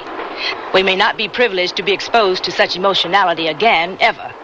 This is not written as a prophecy of doom, but rather as a delightful warning to our European friends, the current beneficiaries of Billy D. Burton's second continental tour. Well, when Leo Leather likes you, he shows it. You said it, kiddo. What could be better to start a tour off with? Where's Billy. I'd like for him to see this. You're going to hate me for what I have to tell you. Risk it. Where is he? In New York. We're on our way to a Billy D. Burton concert in one of London's largest music halls. Thousands are waiting to hear him, and Billy is in New York? How in the hell could he be in New York when he's supposed to be on this train? Doris, please. It's a long... Don't Doris me, you gutless punk. I gave you instructions to stay with him every single moment. I did, Doris. I did. Well, if you stayed with him every moment, you ought to be able to tell me where he is. In New York. New York? Let me explain. He had to make a trip to the John just before we boarded in New York, and he gave me this note.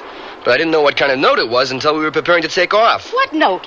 What did it say? Where is it? It said, got a little unfinished business to take care of. See you in London.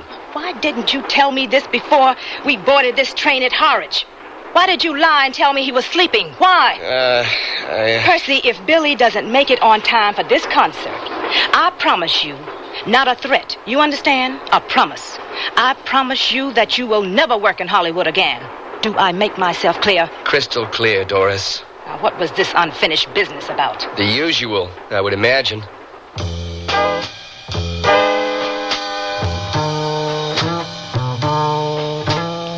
Did we shoot all the dope?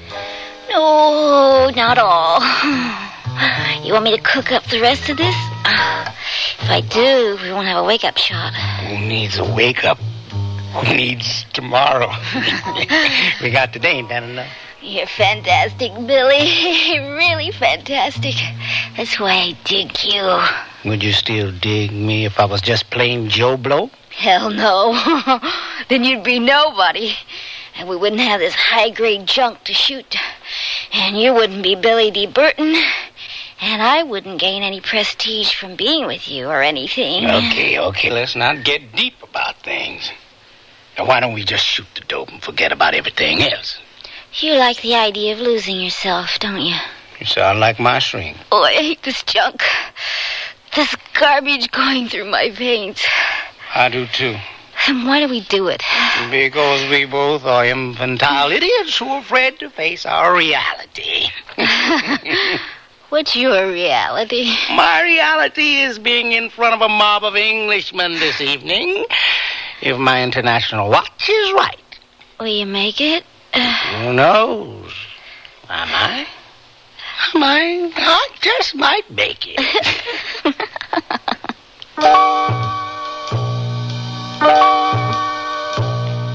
Now, look here, Doris. We had an agreement. We have almost 3,000 people out there clamoring to see and hear the inimitable Billy D. Burton. I can't tell them he isn't here. I'm afraid you're going to have to, kiddo. The concert is now exactly an hour and a half old, and there's no sign of Billy D. Burton. And frankly, I don't think there will be. I think you ought to tell your customers that and refund their money. But look here, you don't seem to understand. These people have come to hear Billy D. Burton and his horn. And they may not want to leave should I announce that he isn't appearing this evening.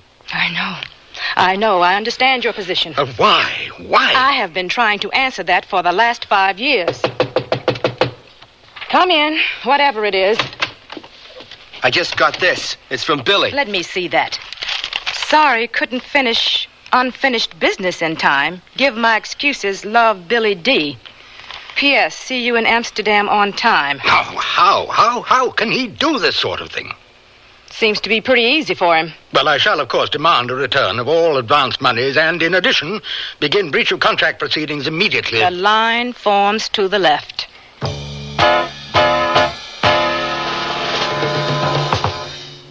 Sears Radio Theater will continue after this message from your local station. You've changed, Bernard. You're not the man I married. What do you mean, Francine? Remember the way you were, vulnerable. You made mistakes. But now look, you're confident. Everything you do turns out right. It's that book you sent away for. It's just a catalog from the Consumer Information Center. It lists more than 200 federal publications you can send for on building, fixing, eating. Buying, selling, working, playing, living. And more than half of them are free. Yes, Francine, the man you married is gone for good. All right, Bernard. But would you make just one more mistake for old time's sake? All right. For you, I'll just replace that window glass like I used to. Whatever you do, learn to do it better.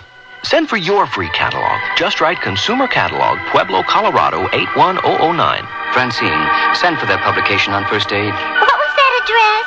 Pueblo, Colorado, 81009.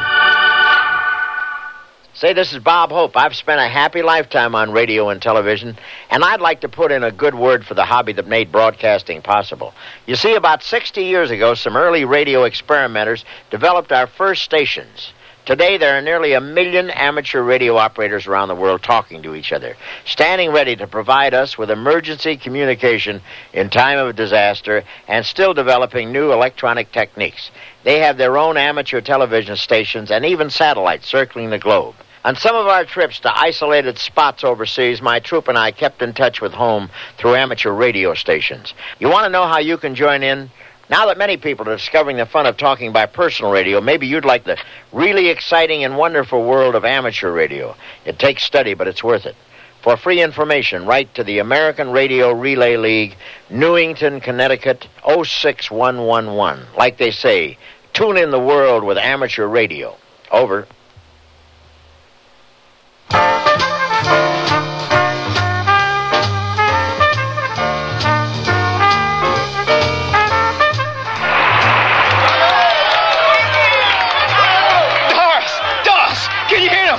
Can you hear that applause? Can you hear them all through the concert?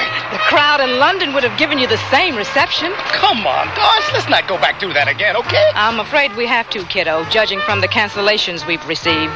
Cancellations? What cancellations? Well, the Cannes Jazz Festival is out for one, and we can forget about Moscow, Athens, and Budapest. Okay, so they're canceled. What's left? They still seem to be hungering for your body in Berlin, Warsaw, Stockholm, and Copenhagen. It doesn't sound too bad to me. Maybe it doesn't to you, but let me make you understand something. Come on, Doris. No lectures, please.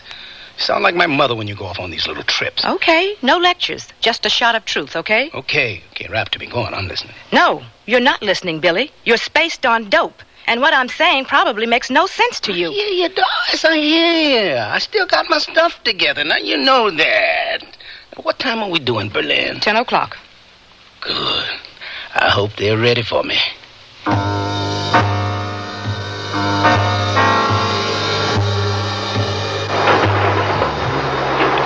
What made you do it? What in the world possessed you to go on stage an hour late to begin with, and then insult those people by giving them a Hitler imitation and calling them all Nazis? Did I do that? You better believe you did it. I quote, "You people are just a bunch of Nazis. You always were and you always will be." Man, are you out of your mind? Could be.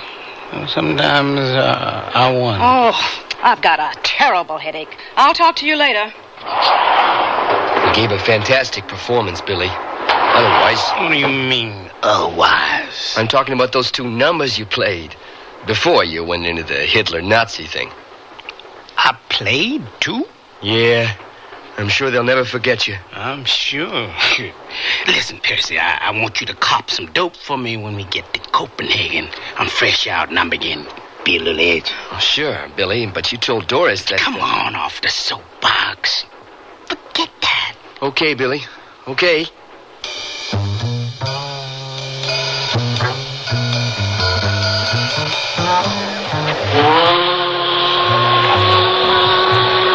Oh, you've got everything? Tickets, etc., etc., etc.? Yeah, Doris, I got everything. Look, I'm sorry about the concert. I'll skip it. Look, are you sure you don't want to fly? The boat will take a week. Like I said, I just don't seem to be able to deal with flying this week. Billy. Yeah, Doris? See your shrink as soon as you get in, okay? I intend to, Doris. Yeah, I intend to.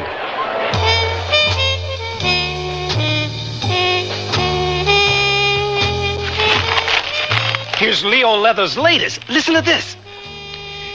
Even to the diehard groups of masochists who have rationalized themselves into an acceptance of Billy D. Burton's infantile behavior, both on and off the stand, a bit of disillusionment seems to be seeping through the ranks. 3 evenings ago, fresh from an untriumphant European tour, Billy D. Burton alternately depressed and scandalized just such a group. In this day and age, to be able to use a word like scandalize is certainly indicative of how rotten things are in Denmark, which incidentally deported Billy D. Burton at the beginning of his non-tour. One wishes it possible to be able to give a more positive report on a performer who formerly offered us, with each performance, an earful of greatness and from time to time, a whisper of genius. I think Leather's column says it all. The hell it does. Now, where we booked this weekend? I have a skiing date. Oh, come on, Doris. I know you got enough clout to get me in somewhere. You've killed yourself, Billy. Your record sales are uneven, meaning down. Your personal appearances have come to an end because you only seem to attract crazies when you finally do put in an appearance. I'll reform. Let's skip the pious stuff. I can only think of one place offhand that would give you a chance to appear on its stage. Great, I'll take it. It's close by. Well, what kind of door are we talking about? Very little. This is the Lodestar. The Lodestar? The Lodestar. Take it or leave it. But what about Vegas and Reno, one of those Hollywood spots? The Lodestar is one of the Hollywood spots. Take it or leave it. What kind of money? Like I said, very little. Well, the Lodestar it is.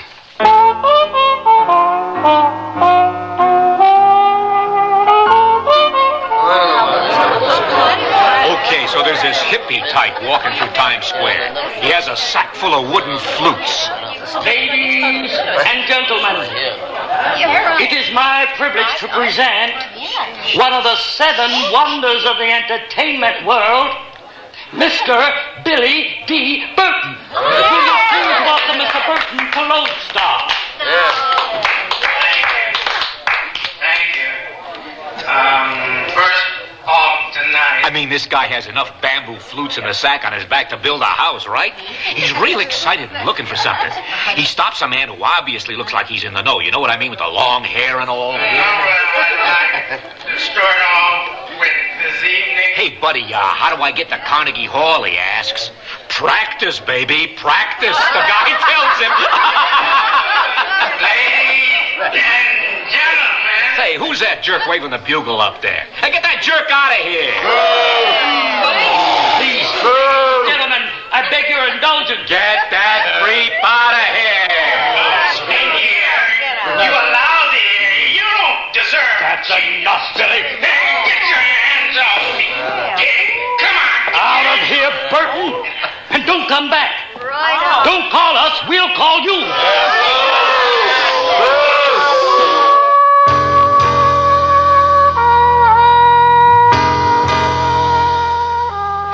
And, then what happened?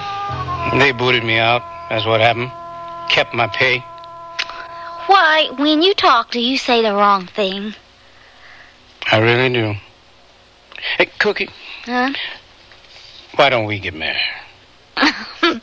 Married? Me and you? Oh, I can see it now. Superstar horn player marries nobody. Let's get the headlines, baby. I mean, really, everybody needs somebody, and I need you. I was totaling up the books the other night, and you know something? No, what? I reached the conclusion that you're the only woman I know who has stuck by me always.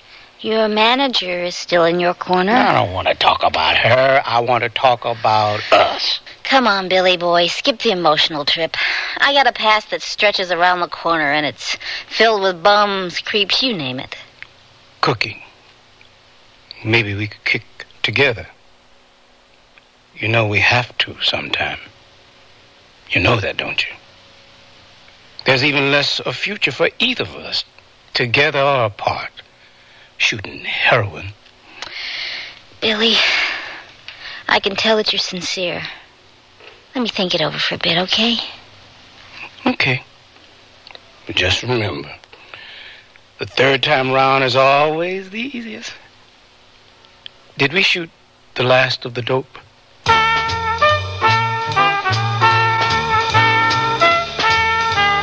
I'm not going to stand for this.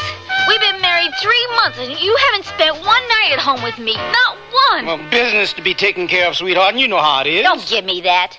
Your manager calls. I leave the messages to contact her. She calls me back, wanting to know what happened. And all I can say is, I gave him the message. And you're going to try to tell me you're taking care of some kind of business? Well, who are you to talk? And what are you doing packing that? I was feeding us, paying rent, keeping us supplied with dope, and trying to twist your head around straight. But now I'm leaving. Cookie, you can't. Baby, you can't leave me. Watch very carefully. Oh, dear God. Oh, God.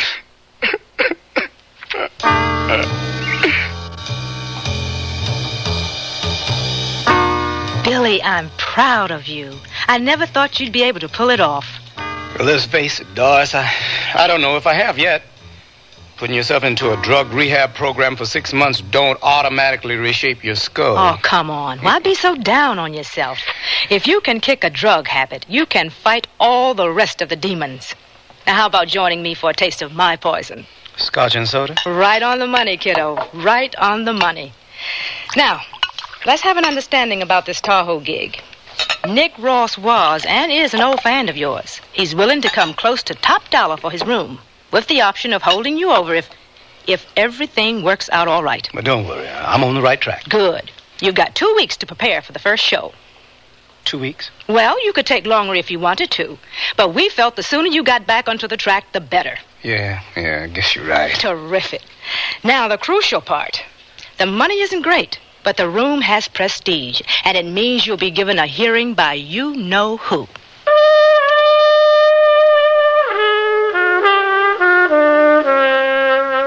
Leo Leather says, quote, "Once again, Billy D. Burton failed to pull through his latest crisis. If he had offered us any indication that his recent stay in a drug rehabilitation unit had served any purpose, I think most of his audience would have offered goodwill with their tepid applause. Such an offer from Billy D. Burton was not forthcoming. Opening night. I was not able to attend the second show, nor was Billy D. Burton, according to my usual reliable sources." Oh, why, Billy? Why? What? Why anything? Why you didn't make the second show? Why you didn't make the first show on time the second night? Why don't you pull your act together? My act is together. Like hell it is. I think you've received your share of the rewards. No reward could ever compensate me for what I've had to go through with you. Bailing you out of one mess after another, trying to convince club owners and myself that you were stable enough to have a gig in their club, untangling your crazy money-making schemes. Speaking of money... Don't speak of it because you don't have any. You mean I don't have any? You heard me. You don't have any money. You've blown it all, most of it in your veins. You are back on the stuff, aren't you? Better know it. Since when, Billy? Since the day after I got out of the drug rehab program.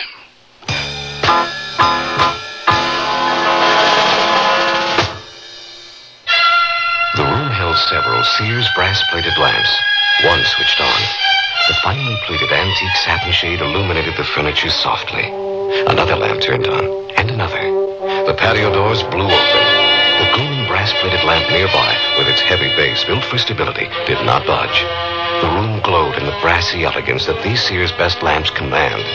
Create your own hauntingly elegant moods with Sears brass-plated lamps at most larger Sears retail stores.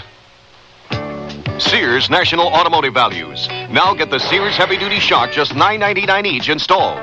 Smooth out some of the jolts, jars, and jerks with America's best-selling shock. And get the Weather Handler, Sears all-weather steel-belted radial tire. As low as $29.88 plus $1.76 federal excise tax on size P165 ADR13. Save 10%. This is the minimum national savings. Regular prices vary in some markets. Super values at most Sears Tire and Auto Centers. Stop at Sears. Why not ruffle up a window with tradition from Sears Open Hearth Collection? Our Inheritance Cape Cod curtains have plenty of big, fluffy ruffles for that traditional New England look that's become an American favorite. They're an easy care perma-pressed fabric made from 65% Codell polyester and 35% cotton, completely machine washable. Choose from 14 distinctive colors, one of the largest selections to be found anywhere. So carry on a decorating tradition, the Cape Cod look from Sears, available at most larger Sears retail stores.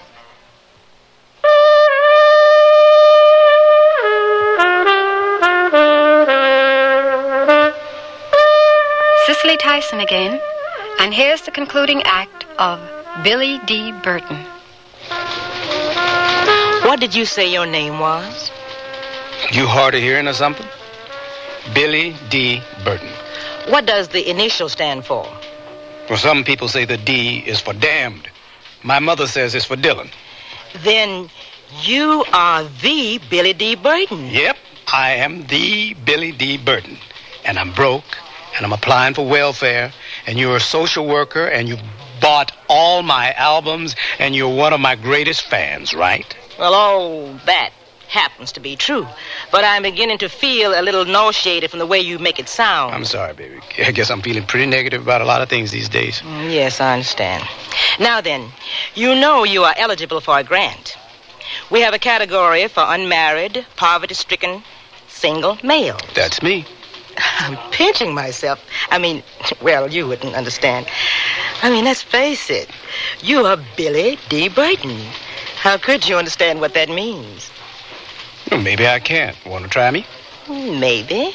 Well, forget about lunch. I can hardly afford meat. You like boiled hot dogs? I only live a couple of blocks from here.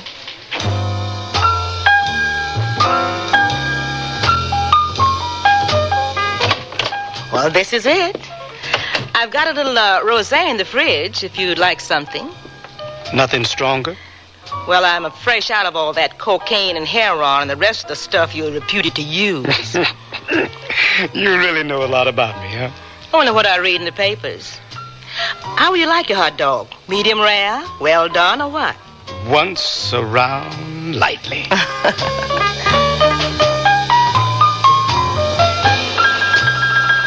Billy, are you aware that we've known each other for almost 5 months? No, I wasn't aware. And are you also aware that you've been drinking gin straight with your scrambled eggs and toast for the last 3 weeks? No, is that so? I mean, so what? Well, I mean, what are you planning to do other than drink gin every morning? And whatever it is that you do after I go to work. Well, what is it you'd like to have me to do? I don't know. I just don't know.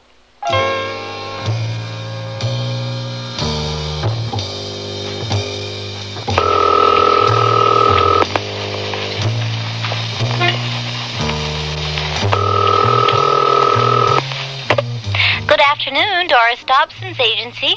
This is Billy Burton. Let me speak to Doris. One moment, please. Billy? Yeah, this is Billy. What's happening, Doris? Oh, you know, same old number. What's happening with you? Nothing.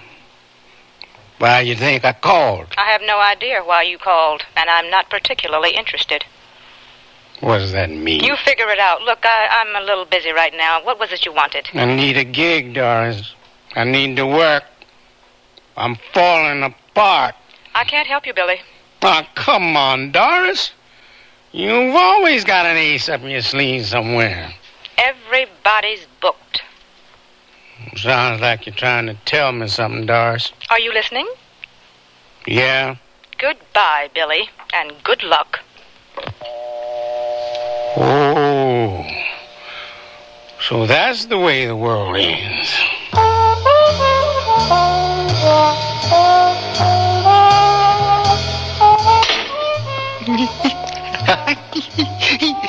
Go on, Billy. Play some jazz with us. Play first, Billy. But I ain't got no horn. Them that's got you get. Them that's got you. I hate that song. I've always hated that song. Shut up! Shut up!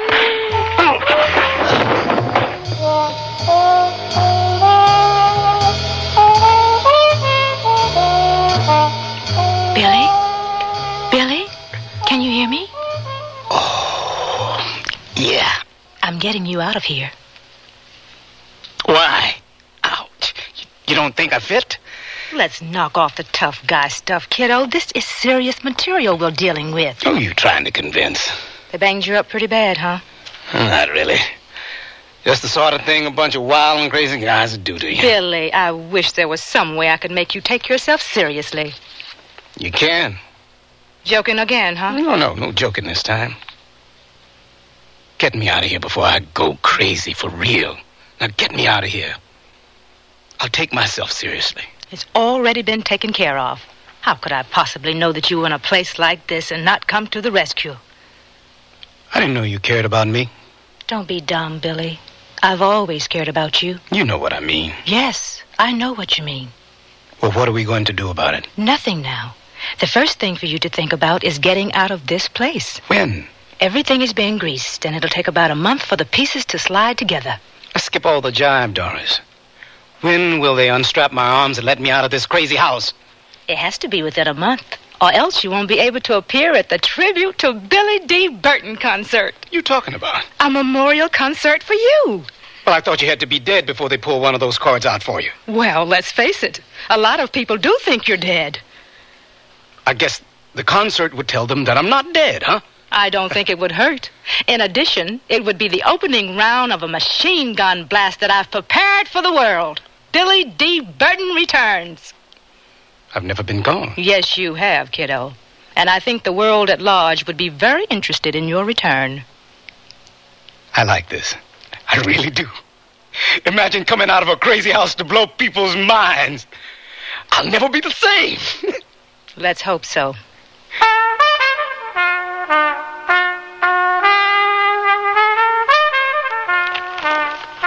It was truly a heavy scene. Heavy.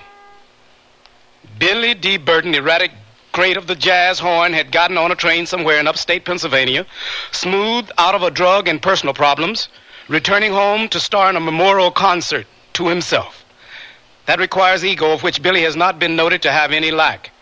We sat and waited anxiously at first, trading hip, sly little remarks at each other, dealing with Billy's return to the scene.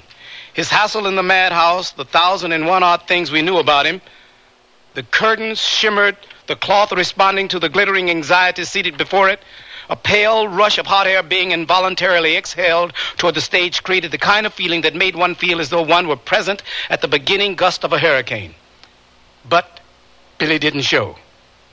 The far-out people will talk about it for the rest of their lives. They'll pass it along to their children. The night Billy D. Burton didn't show up for his own birthday party, in a manner of speaking. For some of us, the reason will be more clearly drawn. A professional failed to do his job, and we are beyond dealing with him on any other level. It looked good for a while, the effort being made to do the right thing, the commitment that is necessary to any craft, even one touched by magic.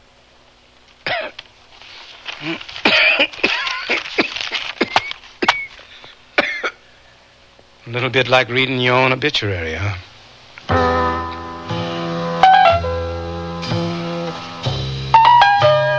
He had been visiting for a couple of weeks before he died here.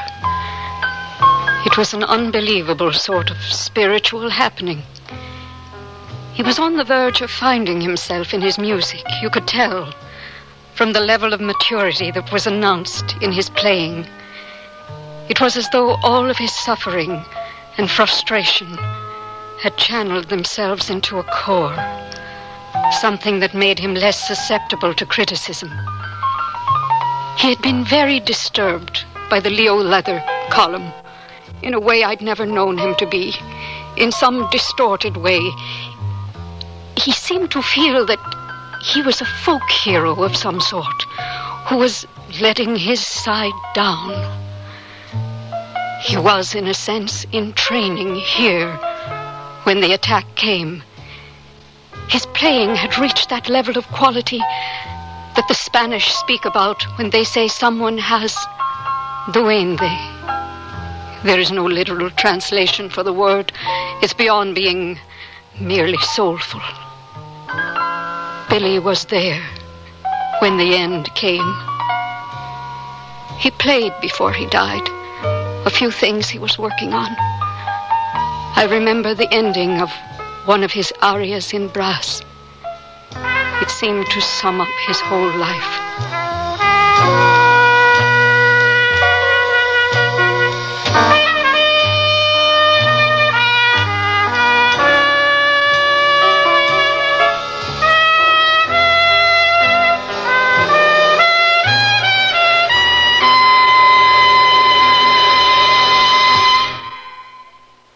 It's that time of year, America. Sears National Home Appliance Sale is on. Celebrate great savings on many Sears major home appliances.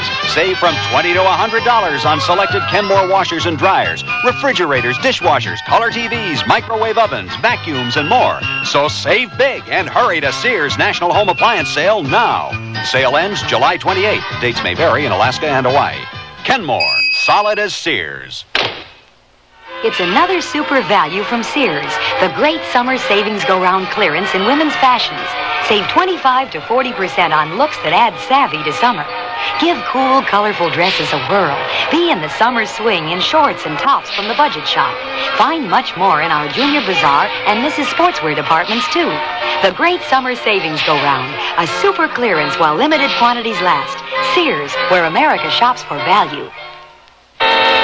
You must paint the house. But I can't. The money, the work. Paint or else. Oh, someone help! Never fear. Sears House Paint Sale is here. You'll save $3 on each gallon of Sears paint. Just $6.99 for interior flat and ceiling paint. Only $7.99 for exterior flat and interior semi-gloss paint. And it's one coat only paint when used as directed. I'm saved. Person. Sears Paint Sale ends July 21st. Prices and dates may vary in Alaska and Hawaii. All items available at most larger Sears retail stores.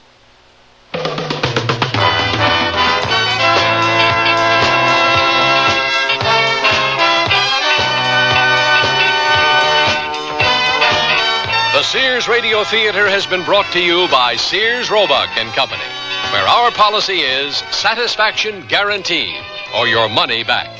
Sears, where America shops for value. Billy D. Burton was written by Odie Hawkins, produced and directed by Fletcher Markle. Your hostess was Cicely Tyson. Our stars were Robert Dokey and Robin Braxton. Featured in the cast were Helen Martin, Stephen Markle, Byron Kane, Joan McCall, Ben Wright, Peggy Weber, and Jim Mapp. The music for Sears Radio Theater was composed and conducted by Nelson Riddle. This is Art Gilmore speaking. The Elliott Lewis production of Sears Radio Theater is a presentation of CBI.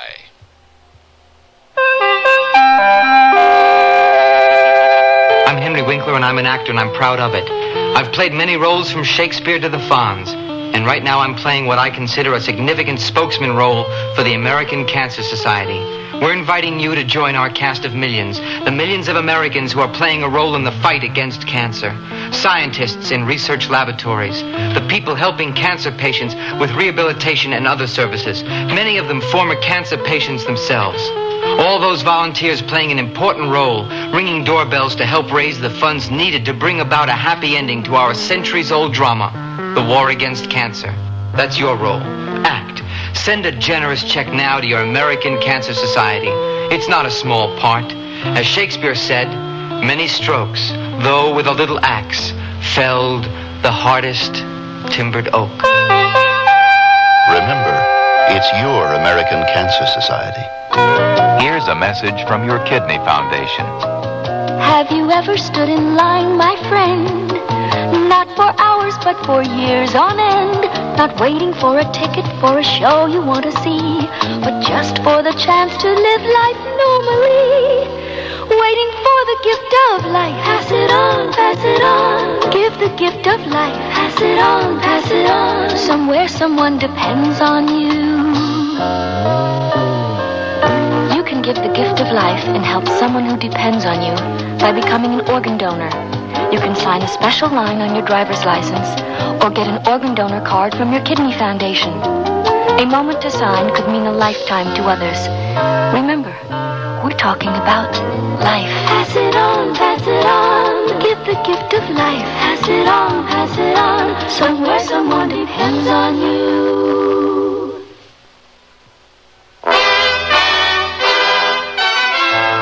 Tomorrow's Sears Radio Theater will be a story of adventure with Howard Duff as your host. Let's listen. The girl who was killed with him, you knew her as Vienna, too? Yeah, Vienna, too. She wasn't very bright, actually. No. Can you believe such stupidity? An amateur, working with the professionals. So be sure and tune in tomorrow to the Sears Radio Theater. Sears Radio Theater. Sears Radio Theater. Sears Radio Theater. Sears Radio Theater. Sears Radio Theater.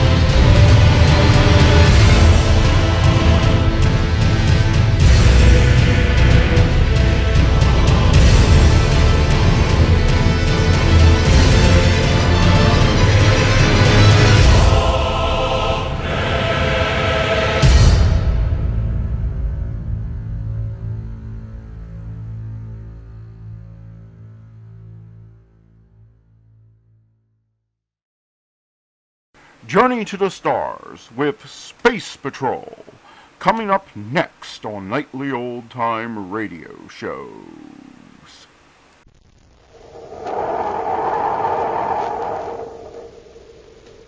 Rice Chex and Wheat Chex, the bite-sized cereals in the red and white checkerboard packages, present Space Patrol! High adventure in the wild, vast reaches of space. Missions of daring in the name of interplanetary justice. Travel into the future with Buzz Corey, Commander-in-Chief of the Space Patrol. In today's transcribed Space Patrol adventure, Buzz and Happy are in their spacesuits aboard a wrecked spaceship, stranded on a meteor. Through the nose port, they watch an enemy spaceship land. It's Smead's ship, all right, Commander. Have your ray gun ready, Hap. We'll give them a fight. Yes, sir. They're shining some sort of light on us. Wow, what a glare. Don't look at it. Some kind of special ray. Drop to the deck. I can still see the light, even with my eyes shut. It's burning into my brain. Fight it, Hap. Keep low. Commander, everything's turning black. We can work our way aft and get some shielding between us and that ray. Oh, it's no use, Commander. I can't move. We'll return in just a moment with today's exciting Space Patrol adventure, Invasion from Tirana. Hey, Space Patroller, what do you see peering through your periscope? Hi, Captain Toothbill. I'm spying on the mailbox around the corner. I'm spying on my pals, all of them dropping letters into the box. You know what they're sending away for? The swell Space Patrol periscope? You bet, Captain. Well, Space Patrollers, you better take a tip from our pal here and send for your Space Patrol periscope today. And I don't want any of you to miss out on the neat fun you can have spying through the eye of your own periscope. That magical mirror that lets you see around corners and trees, over fences and bushes, but nobody can see you. You can see right over the heads of real tall people, too. Because the periscope's 24 inches high and tapered special for wide-angle vision. And you'll like the keen periscope colors, too. Blue, yellow, and red. And don't forget, Captain Toothbill, there's a special identification chart of Outer Space Patrol printed right on the periscope, and a place for your name, address, and solar system. Yes, it's plenty terrific. So, gang, hurry and send for yours right now. Remember, this is the last time we can offer you the Space Patrol periscope. Send a Rice Chex or Wheat Chex box top, together with your name, address, and 25 cents in coin, to Space Patrol, Box 686, St. Louis, Missouri. Don't forget your 25 cents. That's Space Patrol, Box 686, St. Louis, Missouri. And now, back to our Space Patrol adventure, Invasion from Tirana. Commander Corey and Cadet Happy are in their Star Drive spaceship, cruising far beyond the orbit of Tirana 15, outermost planet of a remote solar system in the constellation Pegasus. With their Space Patrol periscope, they're observing Tirana's preparations for the coming attack upon the United Planets. Right now, the instrument is focused on a vast spaceport near the capital city of Tirana. Wow. There must be 100 spaceships there, Commander. And all Star Drive jobs from the looks of them. That's just one spaceport. Maybe 10 more on other planets with just as many ships. Well, how are we going to locate them all, sir? It would take months to search all 15 planets with just this one periscope. We can't hope to find out how many ships are going to attack. We'll be lucky if we can find out when the invasion starts. And the only warning we'll get is when we see some of those ships blast off. Then we'll go into Star Drive and return to the United Planets. That means the Space Patrol will get only a few minutes warning. I sure wish our spaceophone would work through hyperspace. Well, that wouldn't help much, Hap. If those ships go into Star Drive, they'd reach our solar system right behind our warning. Now, let me see if I can locate General Mognier's headquarters with the periscope. It's a building east of the spaceport, according to what we picked up from that spy of his while we were captured. Have rig up the microfilm camera to the periscope. May be able to photograph some Tiranian documents. Well, that won't do much good, sir. We can't read Tiranian. No, but back on Terra, there are a couple of captured Tiranian spies that can translate for us. Yeah, that's right. And the brainograph can tell us whether they're telling the truth or not.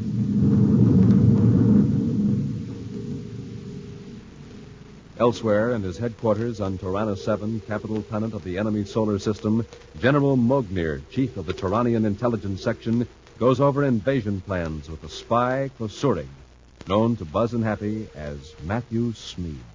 I have just received word from Central Command that our task units on 8 other planets are ready for embarkment. Then we are waiting for the unit here on Tirana 7. Yes, Kosuri. The ships of the command unit are being loaded with supplies now. Look.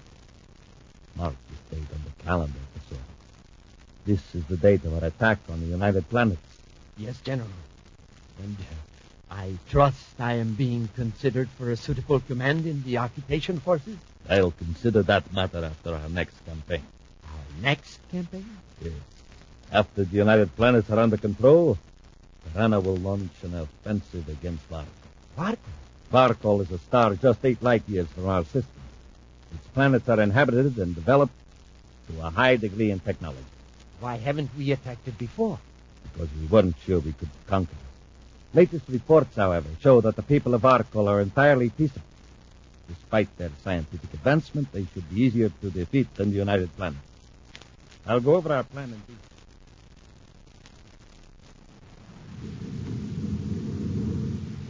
Well, Commander, it's all on microfilm, but I don't see that it'll do us much good. It's too bad we couldn't hear what the General and Smead were talking about.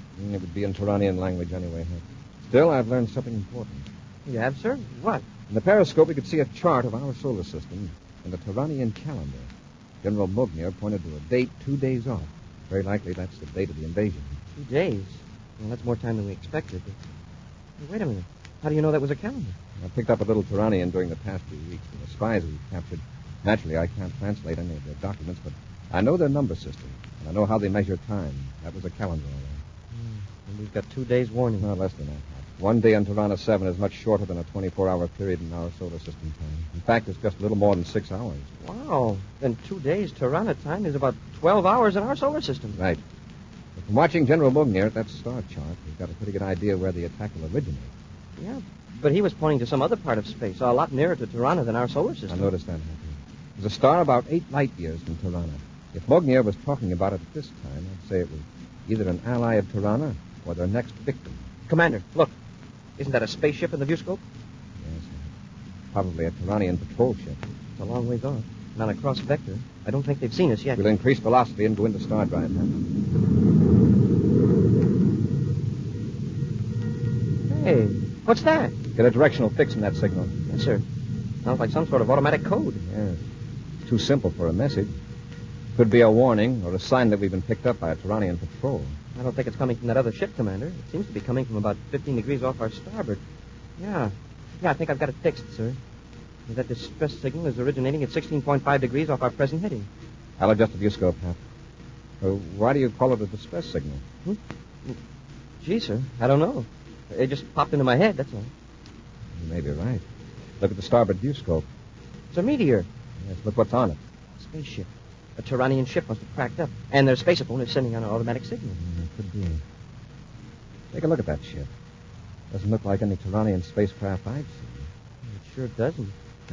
And there are probably a lot of planetary-type ships in the Turanian system. Yeah.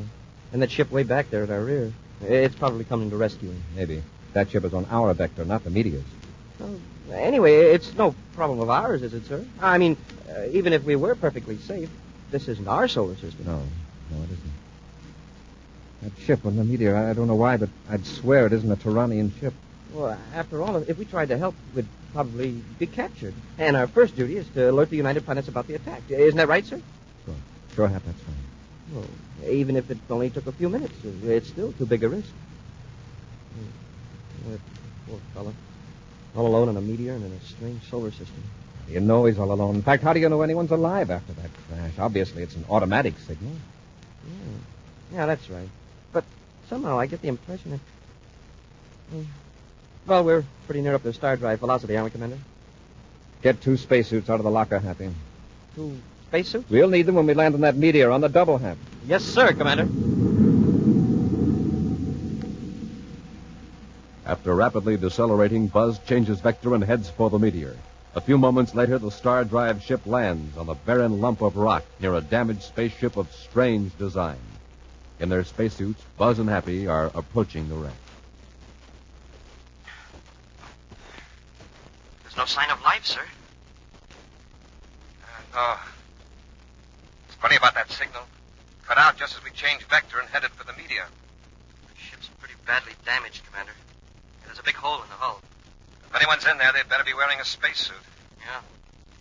I don't see that other ship. Say, maybe they lost us when we changed vector. I hope so. All right, Hap, let's see if we can get the hatch open. Yes, sir. I hope it isn't locked from inside. There.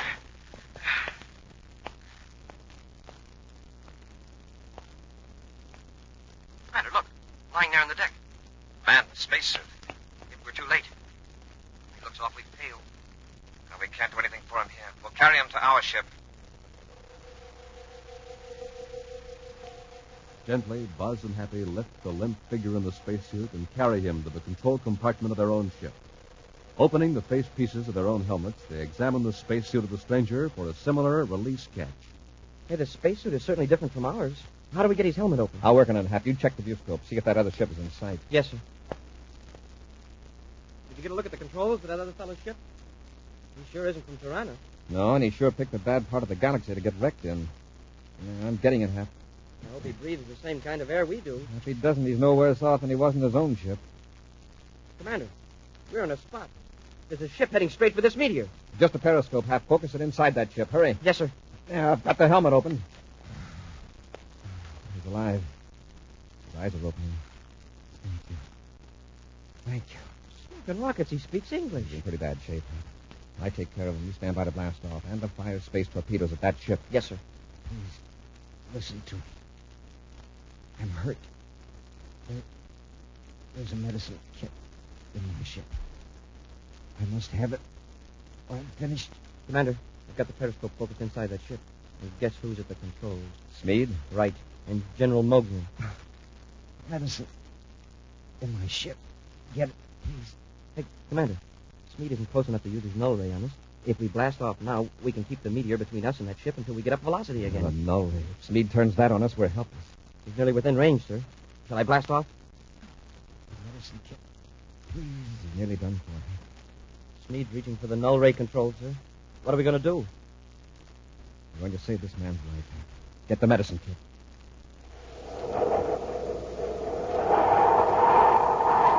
We'll return to Space Patrol in just a moment. It's 1st and 10 and goal to go. And man, oh man, you don't miss a play when you're peering through the secret eye of your swell Space Patrol periscope. Yes, sir, gang, a periscope comes in mighty handy when you watch a football game or parade. You can use it to see over the heads of the crowds like I'm doing right now. It's a big 24 inches high, tapered special for wide-angle vision. A mirror on top, one on the bottom, too. Use it to spy on your Earth pals. The periscope has magic mirrors that let you see around corners and trees, over fences and bushes, but nobody can see you. And say, you and your gang will have a neat time putting your periscopes together. The Space Patrol periscope comes in an official Space Patrol envelope. Just follow directions. They're printed right on the envelope. And in minutes, you're set to start peering through your periscope. So, gang, send for yours today. This is the last time we can offer it. The terrific Space Patrol periscope. Just send a Rice Chex or Wheat Chex box top, together with your name and address and 25 cents in coin, to Space Patrol, Box 686, St. Louis, Missouri. That's Space Patrol, Box 686, St. Louis, Missouri. This offer good only in the USA and may be withdrawn at any time. Now, don't forget your 25 cents and your Rice Chex or Wheat Chex box top. And now, back to our Space Patrol adventure, Invasion from Tirana. Although they knew a Tiranian patrol ship was after them, Buzz and Happy landed on a small meteor, answering a distress call from a strange spaceship that had crashed. They removed a man in the spacesuit from the wreck, bringing him to their own ship. To their surprise, the rescued man speaks English. Seriously injured, he begged them to bring a medicine kit from his ship. But unless Buzz and Happy blast off quickly, they'll soon be within range of the null ray of a Tiranian patrol ship now rushing toward the meteor. In the patrol ship, the spy Matthew Smead grins triumphantly as the meteor grows larger in the viewscope screen and the images of the two ships are outlined against the dark, jagged rock. We've got Corey this time, General Mogul. He's within a range of the null ray, and he's helpless. Why did he land on that meteor in the first place? He could have escaped into Star Drive in another few minutes. Obviously, he was investigating that other ship. But that other ship isn't one of the United Planets ships. And it isn't one of ours. If that isn't one of our ships on the meteor, where is that from? I was just examining it this morning, and I do believe we're doubly in luck. That wrecked ship is from Varco. Varco? Our next target for conquest. Are you sure? I'm not positive. I haven't briefed myself yet on the characteristics of Varco's ships, but it fits the general description. But I thought the ships from Varco stayed close to their home planet. Perhaps it's a spy ship. If so, it has met with the fate it deserves. However, this will give us a chance to study Varco equipment. Yes, Kasorik, we've netted a double prize this trip. Cory and the ship from Varco. As the Tyranian ship approaches closer to the meteor, Commander Cory does his best to make his injured guest comfortable, while waiting for Happy to return with the medicine kit from the wrecked ship. I got it, Commander. Open the kit, Happy. Hold it so we can see the contents. Now raise your head a bit. There, can you see the medicine? Yes. Yes, thank you. It's that blue container. He's sure weak. He can hardly lift his hand. The heavy spacesuit isn't helping much. Yeah. This container, you mean? Yes. Put one capsule between my lips. Hurry, please. Looks like it's slipping fast. Here, my friend. You want some water with it? No, just a capsule. Thank you. I'll be all right in a moment. You just relax. We've got a little business to attend to. You're sure right, sir. The ship's getting closer every second. Come on, Hap. Let's fire a space torpedo. It's not too late. Line up the target. I'm on target, Commander. Okay, Hap. Fire one. Hey, we're too late. Smead must have used the null ray on us. We tried blasting off. If only our rockets will fire. Dead. Completely dead. May I help you, my friends? Wow, that was a quick recovery. He's walking. Yes, I'm all right now, thanks to you. Perhaps I should introduce myself. My name is Omra. I'm glad to know you, Omra. I'm Buzz Cory, and this is Cadet Happy. And right now, we're in a tight jam. Tight jam? Oh, you mean a dangerous situation? Yeah, that's it, Omra. There are 2 men in that ship who are either going to blast us or land and take us captive. But why? They're from Tirana. They're planning to invade our planetary system, many light years from here. They're barbaric. You mean you don't know anything about the Tiranians? Where are you from? From Varco, a system 8 light years from here. Well, how does it happen you know our language? My mind is sensitive to your minds. Well, how do you happen to be in the Tiranian system? It was an accident. And it was only by a superhuman effort that I averted a fatal crash on that meteor. And if you hadn't come to help me... Iranian Agent Kasuri calling Commander Cory. Prepare to surrender, Cory. It's Smead. Answer me, Cory. This is Agent Kasuri, your old friend Matthew Smead. Acknowledge and I'll give you General Mognier's orders. I read you, Smead. For your information, I'm not interested in General Mognier's orders. There is nothing you can do about it now, Cory. We will land on a meteor and take you with us. And I warn you, any attempt to resist may prove fatal. Osorig out. See what we mean, Omra? And you stopped to help me, knowing you were in danger from this man? Well, it looks like our help didn't accomplish much. Might as well warn you, Omra, we're going to fight. When Smead and General Bugner land, this ship isn't going to be a very safe place for you. There's something else. I can't be sure, but I think your own planetary system is next on Tirana's list for conquest. But Varkol has done nothing to the Tiranians? A lot that has to do with it. We didn't do anything to them either. Come with me to my ship. Your ship's wrecked. Still, if you've got weapons aboard, we can make a stand there. There isn't much time. Hurry. All right, Omra. Adjust your facepiece, Happen. Let's go. In the damaged, airless hull of Omra's ship, the 3 men wearing spacesuits look through the nose port as the Tyranian ship approaches the meteor. Won't be long now, Omra. Let's have a look at those weapons and show us how to use them. I have no weapons aboard, Commander. What? Excuse me, my friends. There is a matter I must attend to. Gee, Commander, maybe you and I ought to go back to our ship. No, Speed and General Bogner will probably assume we're there. Maybe that'll give us a chance to take them by surprise.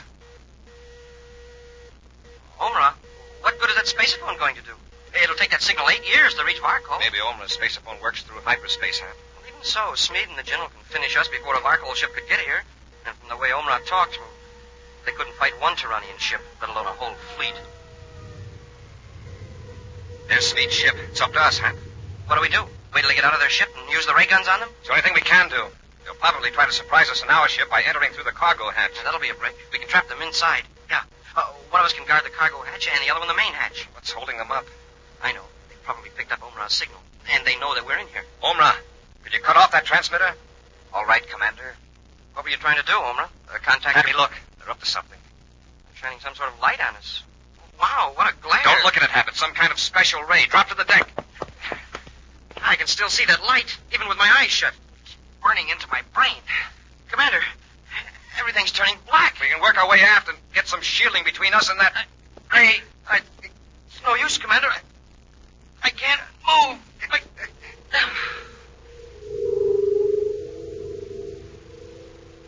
Under the effects of the mysterious ray, numbness creeps over the two space patrollers in Omra. Then complete oblivion.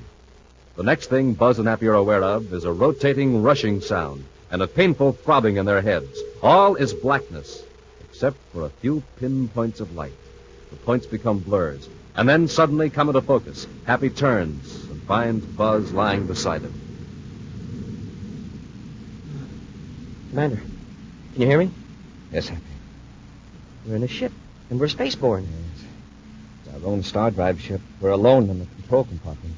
Oh, I never expected to wake up alive after that ray.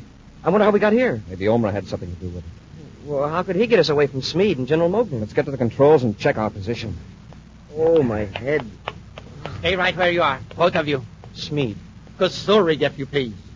And you remember General Mognier? Yes, I remember. And it's no pleasure. It will be even less pleasure before long, Cadet. You were right, Commander, about Barkall. Omra, they took you along, too, I see. Yes, Corey. I want to thank you for saving Omra's life. His knowledge will be of great use to us when we attack his planet. Why have you got us in our ship? Well, it may be of use to us later. Look out the side ports. Wow, a whole fleet of ships. Yes. You are now a part of the Turanian task force.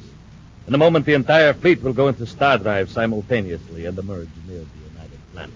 Then we must have been unconscious for several hours. Yes, Cadet.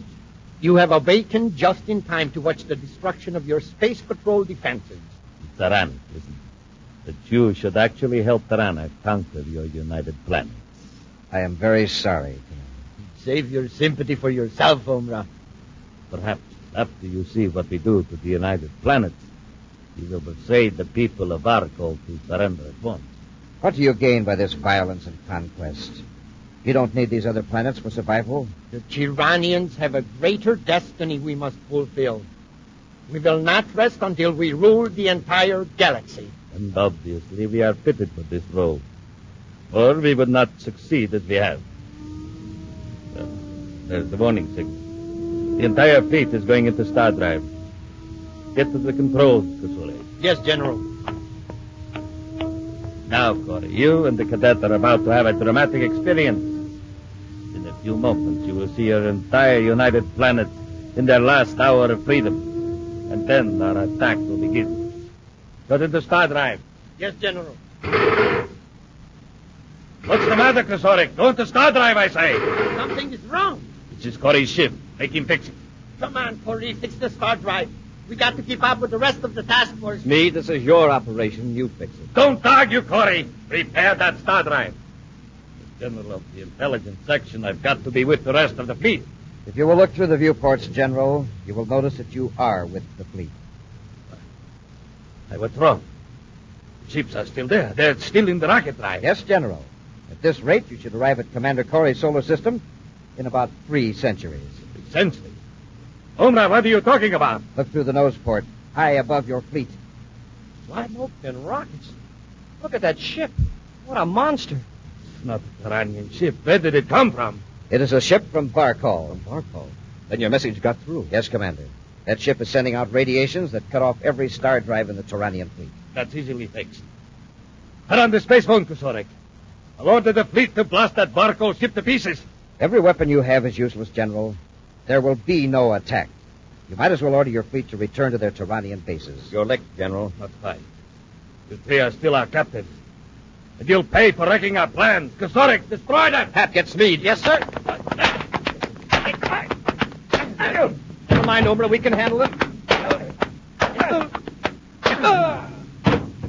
All right, Smead. Mognia, get your hands up. I don't know what these weapons of yours will do, but if you want me to find out, just start something. General, don't move. Please. Don't worry, Smead. He won't move. The commander knocked him cold. Commander, your planets are safe from attack by Tirana from now on. That Barkall ship will destroy every star drive in the fleet. No Tirana ship can ever invade another solar system again. Hey, that's wonderful, Omra. Hey, but wait. How are we going to get back to Terra? The Barcol ship won't completely destroy the star drive units until I give the word, after you return home. Will you take me to that big ship, please? Of course. What about Mognier and Sneed? I'll take care of them if you like. I'll return them to their home planet. They will never bother you nor anyone else again. Are you going to punish them? Punish them? Punish? That is a word that has no meaning in the Barcol language. Oh. Well, let's see. It means... It doesn't matter, Harvey. Omra has completely stopped all Turanian conquest. But I couldn't have done it if you hadn't sacrificed your own safety to help me. I hope your people and mine will always be friends. I'm sure we will be, Omra. Sure, Omra. And I think I can explain punishment. It's what you're doing to Smeed and General Mognier. I still don't understand. You're fixing them so they'll never see anyone but their own kind. That's real punishment. An action preview of next week's exciting Space Patrol adventure in just a moment. Hey, Hap, what's all the commotion around the Space Patrol bulletin board? It's so crowded I couldn't get up close enough to see. I don't know, Captain. Hey, let's peer through our periscopes. Yeah, right over the heads of the crowd. Good idea. Okay, now, what does it say? Smoking rockets. The message reads, last call for the Space Patrol periscope. Hey, that's right, too. Space Patrollers, this is the last time we can tell you about it. Go ahead, Captain, tell them. A pleasure, Cadet. Gang, this is an honest-to-goodness periscope with magic mirrors. One on top, one on the bottom. Through them, you see around corners and over fences, around trees and over bushes, but nobody can see you. Yes, you see without being seen, and it's big, 24 inches high, tapered special for wide-angle vision. There's a special identification chart printed right on it. Pictures of the citizens of all the major planets. Jumpin' Jupiter, you're going to have lots of fun playing secret space agent or Earth spy with a Space Patrol periscope. But remember, this is the last time that we can make this terrific offer. So, Space Patrollers, right away today, send our rice checks or wheat checks box top, together with your name and address and 25 cents in coin to Space Patrol, Box 686, St. Louis, Missouri. That's Space Patrol, Box 686, St. Louis, Missouri. Don't forget your 25 cents and a rice checks or wheat checks box top. A, B, C, D, E, F, G. Bite-sized checks taste good to me. Bite-sized checks, wheat checks, rice checks. Get your checkerboard cereal today. And now, a preview of next week's exciting Space Patrol adventure. Buzz and Happy have just rescued two men from a damaged space freighter. Right now, in their spacesuits, they're helping the two men through the airlock into their patrol ship. Close the hatch, Hap. Yes, sir. Raise our face pieces now. The cadet will take you back aft, men. Thanks. Have that other fellow's injured. Better hold him. Right, Commander. I've got something in this box that'll make him feel better. Oh, a first aid kit, huh? Not quite. But if you don't get your hands up, you'll need more than a first aid kit. Commander, it's a blast gun. We're taking over the ship, Corey. Do as you're told, and you'll stay alive. Be sure to be with us next week for the thrilling story, The Voice from the Future, when Nestle's Chocolate presents Space Patrol! Space Patrol, created by Mike Moser, starring Ed Kemmer as Commander Corey and Lynn Osborne as Cadet Happy, was written by Lou Houston, produced and directed by Larry Robertson, executive producer Helen Moser. Other players were Ken Mayer, Norman Jolly, and Baylor Kobach. Dick Tufeld speaking. This program is broadcast to our armed forces overseas through the worldwide facilities of the Armed Forces Radio Service. Space Patrol came to you transcribed from Hollywood. This is ABC Radio Network. Look, up in the sky. It's a bird. It's a plane. It's the Adventures of Superman on nightly old-time radio shows. Coming up next. Presenting the transcription feature, Superman. Up in the sky, look! It's a bird! It's a plane! It's Superman!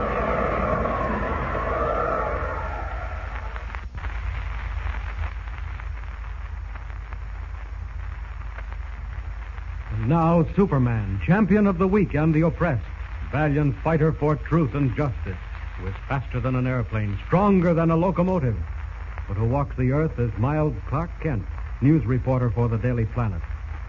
As you remember, Kent and Captain Maddox were on the deck of the Juanita in a terrific hurricane that suddenly swept Octopus Bay, where they had gone with Professor Thorpe to recover a $2 million treasure that lies sunk at the ocean bottom.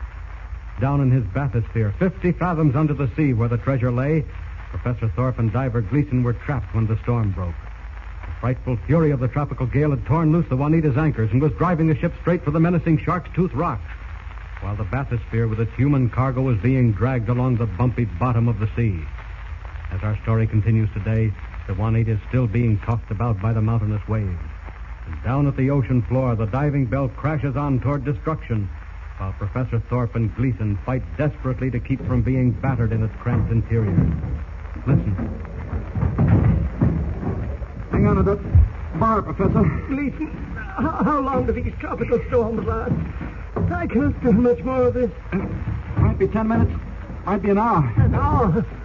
Oh, good heavens. How strong is the bathysphere, Professor? Can't you take this banging around? I don't know. 3 inches steel plate. But this battering may lose the seam if it doesn't stop soon. Yeah. There's nothing we can do but hang on. We've got to get up to the surface. But, Professor, it's impossible in this storm. We've got to. I'm frightened, Gleason. Oh, no. Take it easy. We'll come out of it okay. But how? The bathysphere can't stand much more of this pounding. It wasn't built for this kind of treatment. I'm going to call Captain Maddox. Hello. Hello, on deck, Juanita. Professor Thorpe, Maddox speaking. Maddox, you've got to bring us up to the surface immediately. Professor, we can't do that now. The storm's getting worse. It's suicide to even attempt it. You're better off down there, sir. We've all we can... Only I command you. Sorry, sir. I must use my own judgment. I can't afford to risk your life and the lives of my crew. But, Maddox, listen to me. Hello. Hello. He's at the speaking tube. I think the captain's right, Professor. We are better off down here, even if we are getting bounced around. We'll just have to take our chances.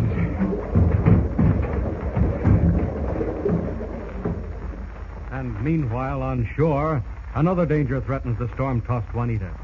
Seeking protection from the hurricane's fury in the lee of a huge mass of rock is the villainous Pete Escobar. With him is Carlos, his evil assistant. Escobar looks quickly across the bay through his binoculars, then speaks.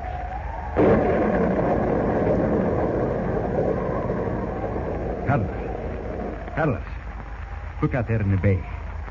Thorpe's ship, the Juanita. Yeah, I can't see nothing. There's wind and those great waves there. Use the binoculars. Look there, near the Shark Tooth Rocks. Oh, yes, I see her now, Escobar. She's being driven like a straw before these winds. Yes. Must have slipped around us, Carlos. And the storm is driving us straight for the rocks. But Amir, see how this hurricane blows her. Like the cork on the wing. Ah, that is good. She will be smashed to pieces. We will wipe out any survivors of the crew. And the gold will be ours. $2 million in gold, Carlos. Yes, gold. See. It's all in Professor Thorpe's bathysphere, which went down to the bottom before the storm began. Then they will have the treasure. Yes, but not for long, Carlos. What do you mean? The Juanita will surely go on the rocks. Yes? When the hurricane passes, we wipe out the survivors and salvage the bathysphere full of gold. But Escobar, will not this bathysphere be lost? No. The bathysphere cables are still attached to the ship. Captain Maddox won't cut the bathysphere loose because Professor Thorpe and his diver are inside. But Escobar, suppose the Juanita, she does not go on these rocks. There is your answer, Carlos. The storm grows worse. It will not fail us. But if it does, I have another plan. You will see.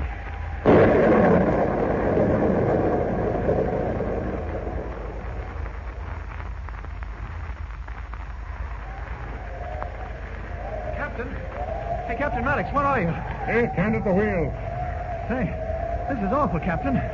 How are we doing? Badly, Kent, badly. Worst storm I've ever encountered. Oh. Quick, grab the handrail, Kent. You'll be washed overboard. I got it. Oh, say, I've never seen such waves before. Nor have I in all my years at sea. Just 100-mile-an-hour wind. Great guns. What do we do? There doesn't seem much that we can do, Kent. Except keep trying and hoping. Well, Captain Maddox, you don't think that... We'll crash? I don't know, Kent. Unless the storm lets up soon, anything can happen. If I could only get our anchors to bite into the bottom. Why don't they grab hold? There's not much chance. This wind and these mountainous waves don't give our hooks a chance to sink into the sand bottom. Speaking of the bottom, what are we going to do about Professor Thorpe and Gleason down in the bathysphere? Have you heard from them? Yes, a few minutes ago. They're being dragged and bounced on the bottom. Well, I hope the bathysphere is strong enough to withstand the putt taking now. Why in heaven's name don't we bring them up to the surface? Oh, can't it be suicide to even try it? Besides, the weight of the diving bell serves as a drag anchor for the ship. Might help us ride this out. But, Maddox, if we do capsize or pile up on the rocks, they'll be caught down there. Caught like rats in a trap. Oh, by the great horn spoon, Kent. Look to the starboard. Rocks. A whole row of them. The Shark's Tooth Reefs. Evilest rocks in the seven seas. We're driving straight at them. Good heavens, what'll we do? The wheel, Kent. Help me swing it. All right, let's go. Oh, it bucks like the devil himself put down with the rudder. Hold it, Kent. It's our only chance. Trying. Those waves are smashing the rudder about. Are we veering away from the reefs, Captain? No. I'm afraid not, Kent. The wind's too strong. Forcing us on the rocks in spite of the rudder. Where are you going? Going to see if I can lend a hand to the crew. I'll be back soon. Nothing the crew can do to save the Juanita in this hurricane. This is a job for Superman. Now then, how far are we from those rocks? About 50 yards. Well, that's enough.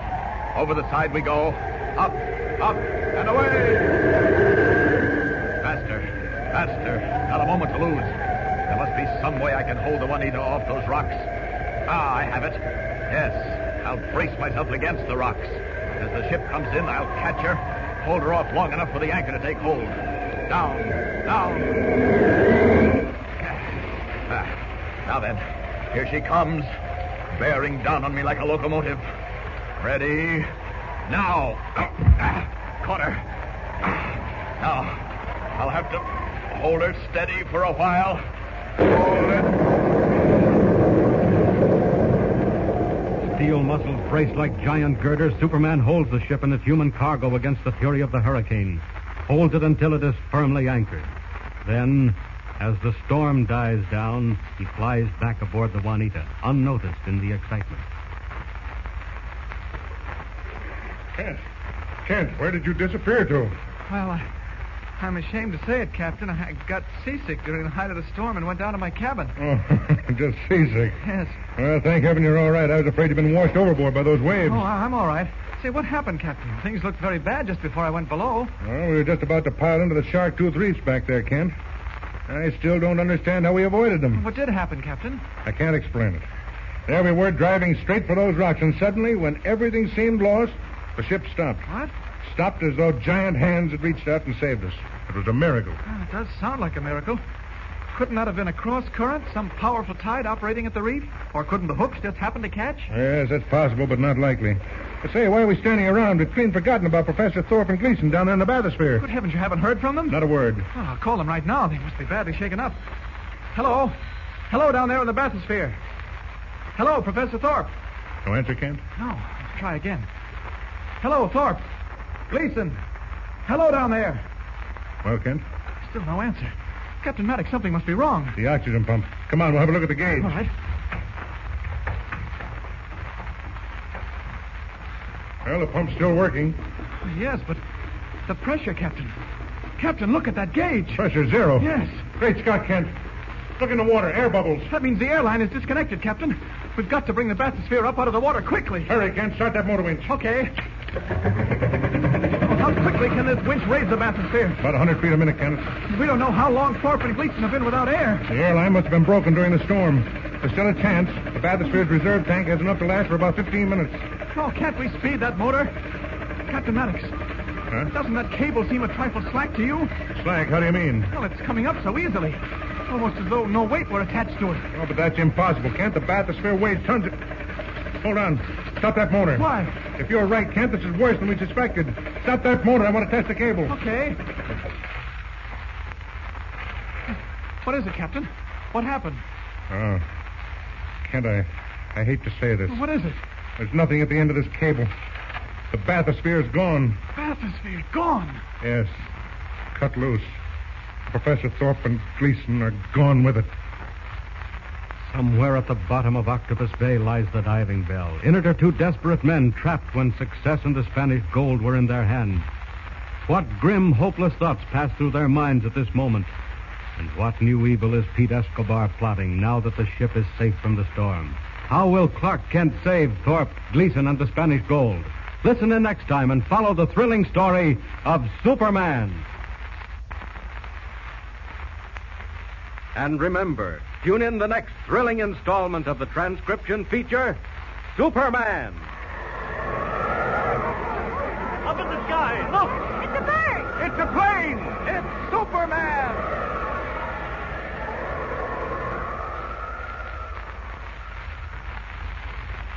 Superman is a copyrighted feature appearing in Action Comics magazine.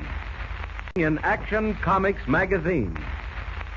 Classic stories from the Screen Directors Playhouse are up next on nightly old-time radio shows. Oh, waiter. Yes, sir?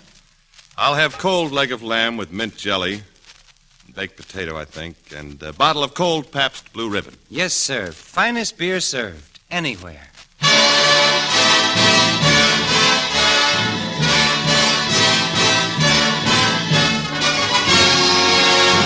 From Hollywood, Pabst Blue Ribbon, finest beers served anywhere, proudly presents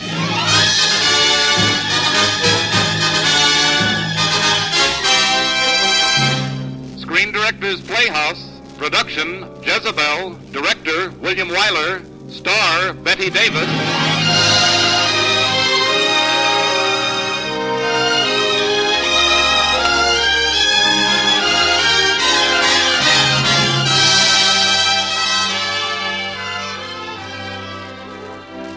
Hollywood Screen Directors present A Portrait in Scarlet, Jezebel, starring Betty Davis and introducing the director of the film, William Wyler.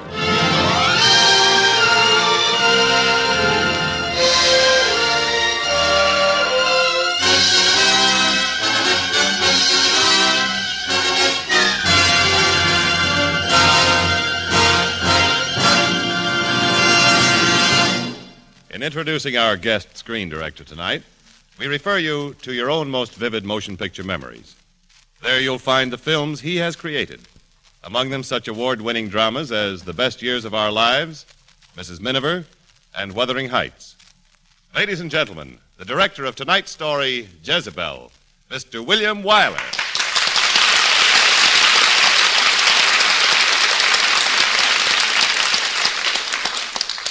Thank you. As a motion picture or as a radio play, Jezebel is a powerful portrait of a willful woman vain and arrogant and desirable. For the director, her character and her story open some fascinating dramatic doors. And for the actress, she presents a challenge worthy of the talents of Betty Davis, who now recreates her Academy Award-winning role of Jezebel.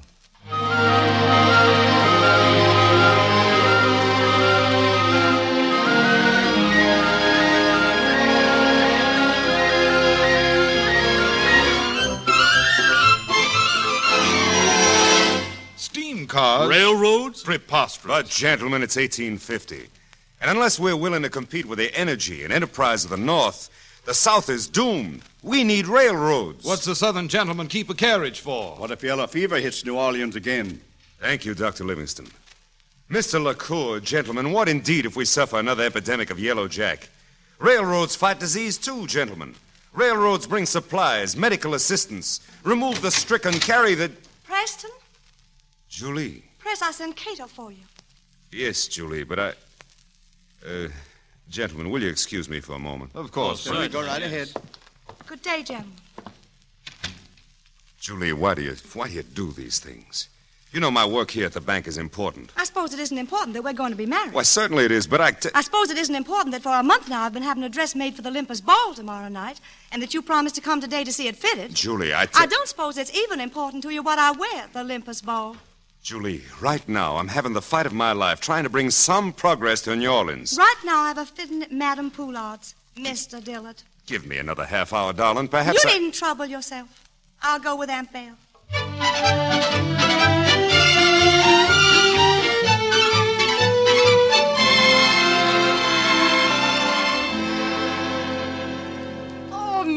mademoiselle. You look so beautiful I could cry. Oh, Julie, it's perfectly lovely. I don't like the neckline, Aunt Belle. But it's adorable, Julie.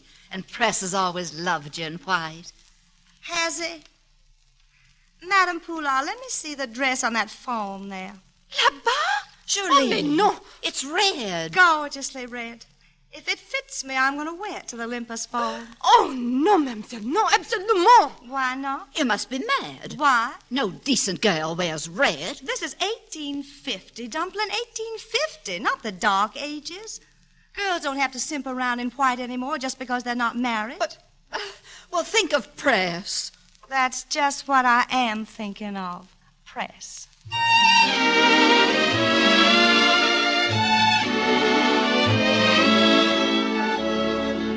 Good evening, Cato. Evening, Mr. Press. Miss Julie ready for the ball? Yes, sir. She's waiting for you in the parlor.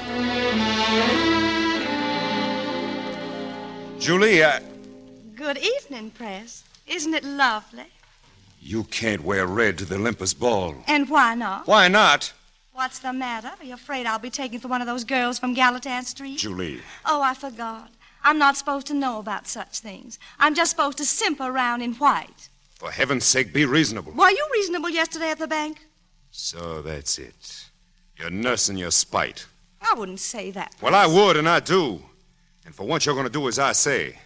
We're going to the ball, Julie. I'm ready. But not until you're properly dressed. I'm sure Buck Cantrell would take me in this dress. Julie, we're not going to the ball this way.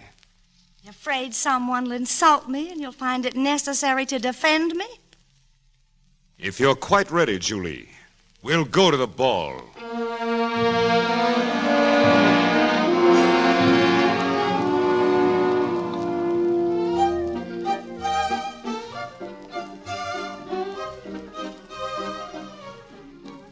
Your wrap, my dear, before we go in and join the dancing.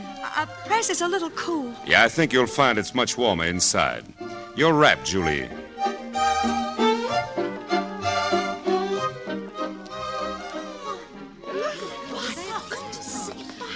Evening, Mr. Martin. Evening, Mr. Dillard. Aren't you forgetting the lady? Miss Marsden. Good evening. Evening, Dr. Livingston.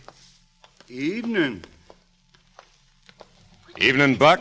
Julie Marsden would come to Evening, Press. Scarlet. Julie. Flaming scarlet.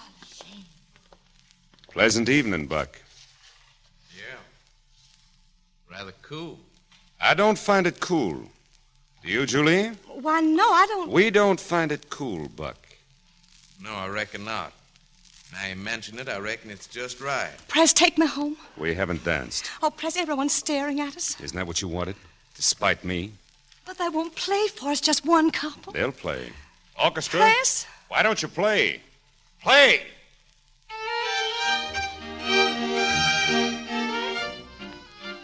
Now, Julie, my beloved, dance. Press? I said dance. Take me home, Press. Take me home.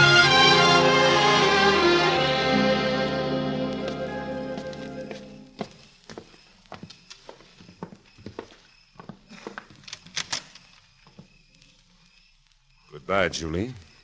Is that all you've got to say to me? There's nothing to say. Even if I was wrong? You couldn't be wrong. You're Julie Marsden. Am I to get down on my knees to you? That would be interesting, but useless. Evidently, you've made up your mind. No, Julie. You've made up my mind. Well, then, good night, Press. Goodbye, Julie. Good night, Press.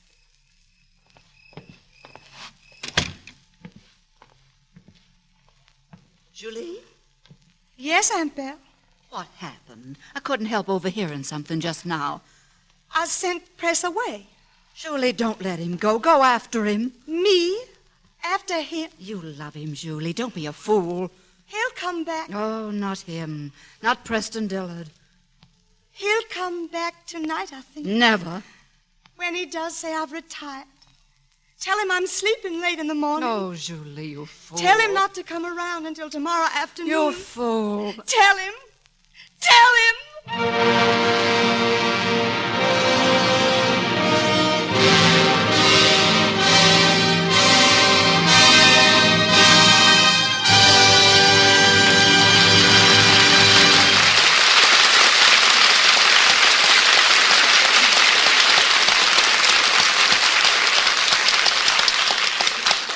listening to Screen Director's Playhouse production of Jezebel, starring Betty Davis as Julie Marsden, with Gerald Moore as Preston Dillard, and introduced by the director of the film, William Wyler.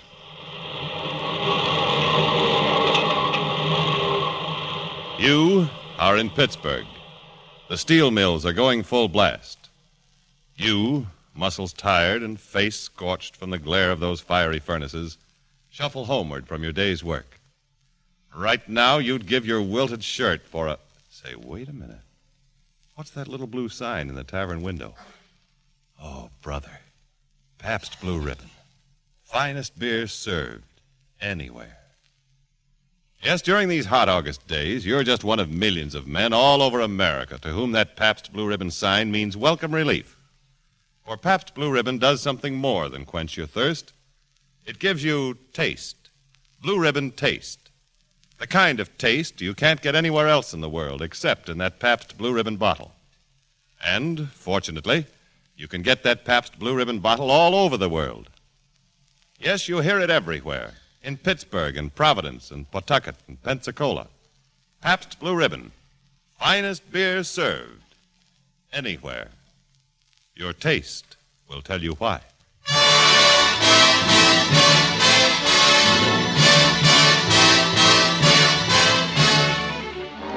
Now, back to Screen Director's Playhouse production of Jezebel, starring Betty Davis.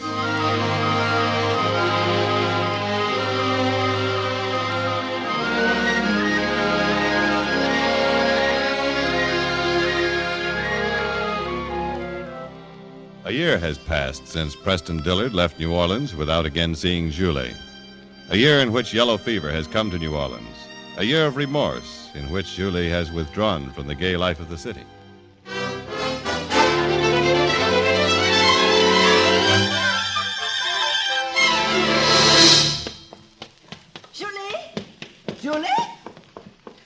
Julie, wonderful news.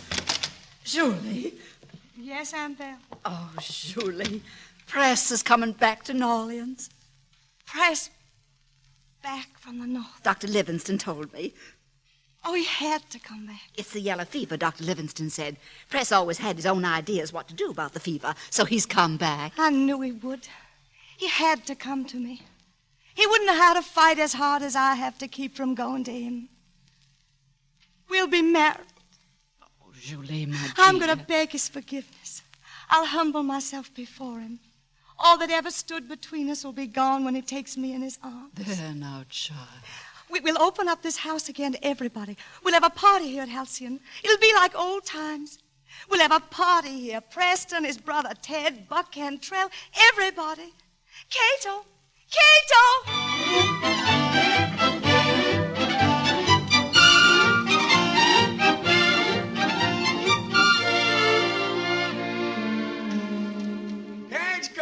Carriage coming down the road, Miss Julie. Here, Aunt Belle. Carriage coming. It's Press. Carriage coming, carriage coming. It's Press, Aunt Belle. Be calm, dear. I'd better go welcome him. Tell him I'll be in the drawing room, waiting for him.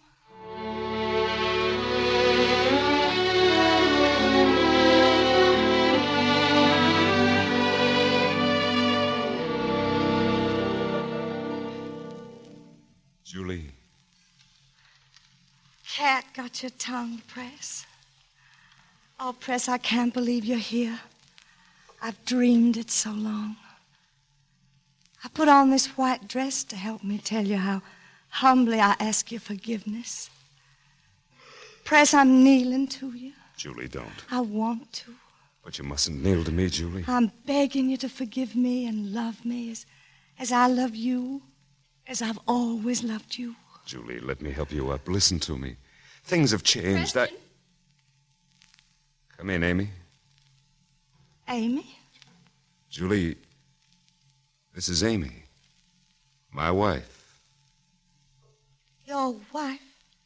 And you, may I say, are Cousin Julie? Your wife? Press, you're joking. No, Julie. My felicitations. Welcome to Halcyon, Miss Dillard. Thank you, Julie. I'll show you to your room, Mrs. Dillard. Yours and Press's.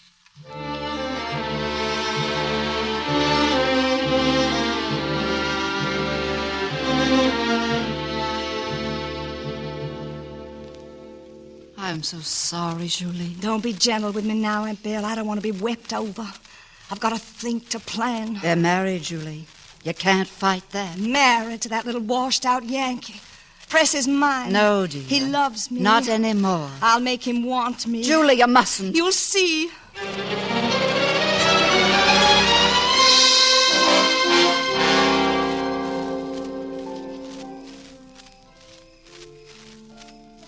It's lovely out here on the veranda, isn't it, Press? I do wish you hadn't involved me and Buck Cantrell in that pointless north-south discussion. I'm sorry, Press. It is beautiful out here. Press, why did you do it? I love Amy. But you had my love. And lost it. Oh, I ought to have come to you.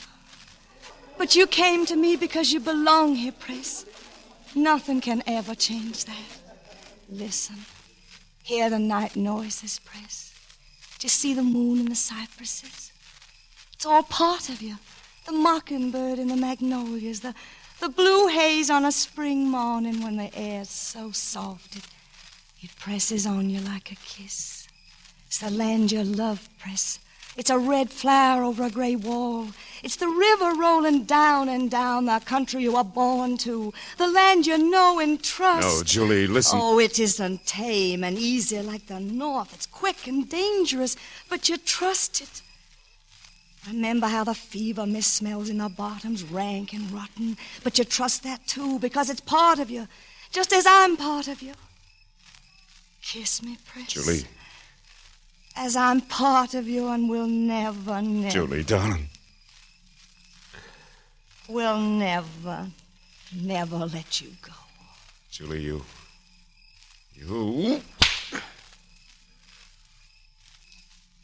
Nobody ever made me cry but you. Nobody but you ever slapped me. Forgive me. Forgive me. Sorry, Press. Excuse me, Buck.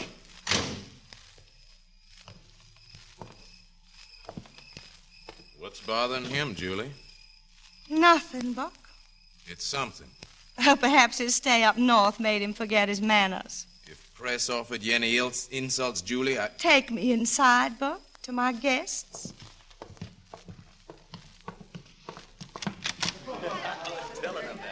Isn't anybody going to play the piano? Amy? I'm not really very good, Julie. Well, I could sing. Heaven forbid. I've heard you, Ted. I think your brother-in-law sings pretty good, Mistress Amy. Well, sure. Serenade the gals arm in arm, Buck and me. What's that? Cannon. Why? The army fires cannon in the city to fight the plague. What good can that do? Everybody knows in the South it starts air currents that carry away the fever. They do better to drain the swamps and clean up the city. Maybe they do that in Yankee land. Yes, Buck, they do. Understand Yankees eat horse beans, too. Everybody to his own taste, I say. I'll remind you, sir, that my wife is a northerner. And you act like the same. Mr. Cantrell, sir, I choose to resent your implication. Cut it out, Buck. Mr. Press, Mr. Press. Yes, Cato?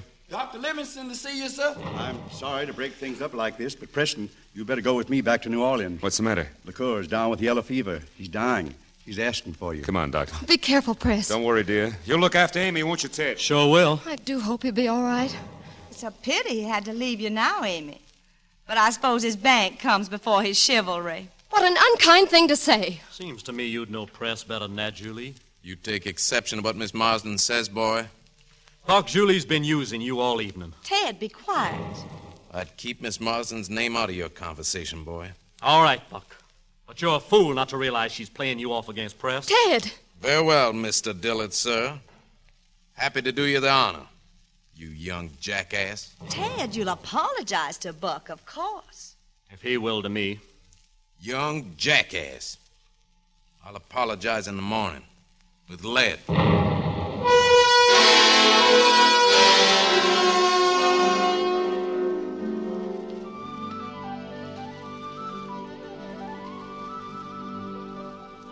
Good morning, Amy. It's a lovely morning, isn't it? Is it, Miss Marsden? Where are the gentlemen? You know very well where they are and what they're doing. Of course. I envy them, Amy. To face what you hate. To kill or be killed. We women can't do that, can we? You savage! Amy. Ted, are you... I'm all right. Buck's dead. Julie, I never saw a man die before. He was my best friend, and now I've killed him. Julie, do you know what you are? What am I? I'm thinking of a woman called Jezebel. Ted! A woman called Jezebel, who did evil in the sight of God. Get out. Evil. Ted, that's enough. Jezebel. Jezebel! Jezebel! Get out, both of you. Get out! Miss Julie? Miss Julie? In here, Cato. Miss Julie, I just rid in from New Orleans. Dr. Livingston sent me back for Miss Amy. What's the matter? What's wrong? Oh, Mr. Press got the fever bad. Oh, no. Yes, I'm here at Miss Julie's house in the city. Y'all better get there quick before they take him to that leper place. Leper place? Lazarus Island, where they send fever victims to die. Oh, no, they can't. I'll get the carriage, Amy. I'll go with you. All right, come along, then. You better hurry. Cato, Miss Julie? you stay here at Halcyon. Saddle Bayou Bay. I'm riding back to New Orleans to Mr. Press.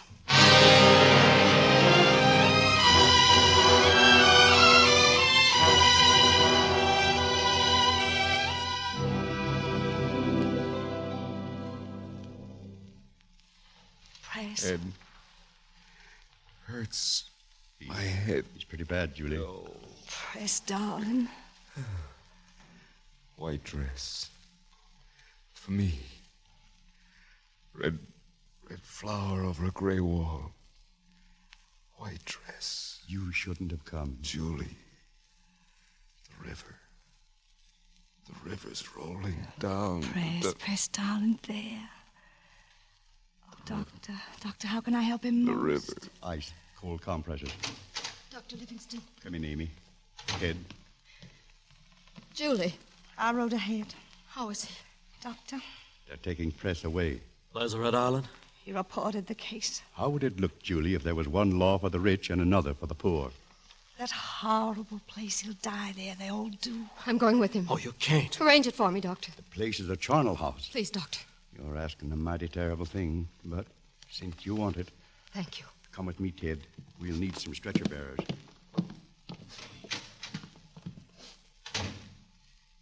Amy, you can't go with him to Lazarus. He's my husband. I love him. I know, but loving him isn't enough. You're a northerner. What do you know of the Creole words for fever powder, for food, for water? Do you know how to make an overworked servant fear and help you? Press's life and yours will hang on those things, and you'll both surely die. Then it must be that way. Amy, it's no longer you or I. What do you mean by that? It's Press now, and I'll make him live, because I know how to fight better than you do. I'll fight to the death. I know you'll fight to the death, but I'll fight death itself. Amy, if you only knew the horror of that island. They'll put Press in an open shed with 100 others. You must watch him day and night, bathe him, give him drugs. You'll have to fight for his food and his water and put your body between him and living death. I'm not afraid. No, I think you're the bravest woman I ever knew. I even think you have the courage to save Press by letting me go in your place. Amy, help me. Let me make myself clean again. Get here, men.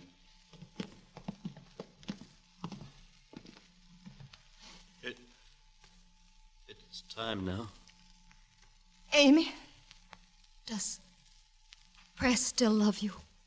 It's his life that matters, nothing else. Tell me. We both know that Preston Dillard loves his wife. Go with him. Amy, thank you. God protect you both. Men, the stretcher. Lift. Go. Carefully. Press. Courage, Amy. Courage.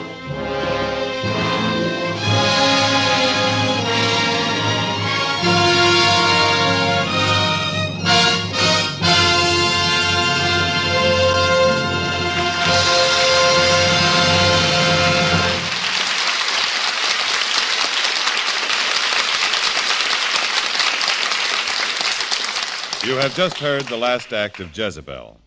In a moment, our star, Betty Davis, and screen director William Wyler will return to the microphone. Every so often, you see photographs in movie fan magazines of elaborate costume parties in Hollywood. What you may not know is that these glamorous affairs are staged for publicity purposes. The real Hollywood is a quiet, unassuming place where most of the stars lead normal, home-loving lives, just like you and me. Their entertaining is usually simple and unpretentious.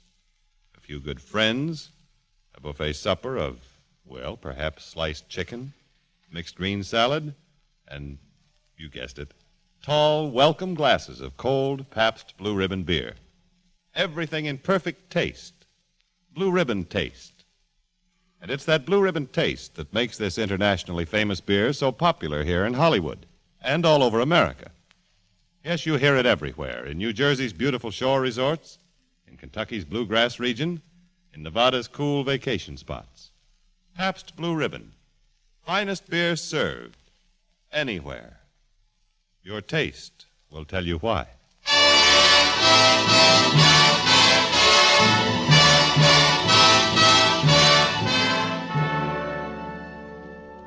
Next week on Screen Directors Playhouse, Pabst Blue Ribbon presents Love Crazy, starring William Powell. Now here again is tonight's star, Betty Davis, and screen director William Wyler.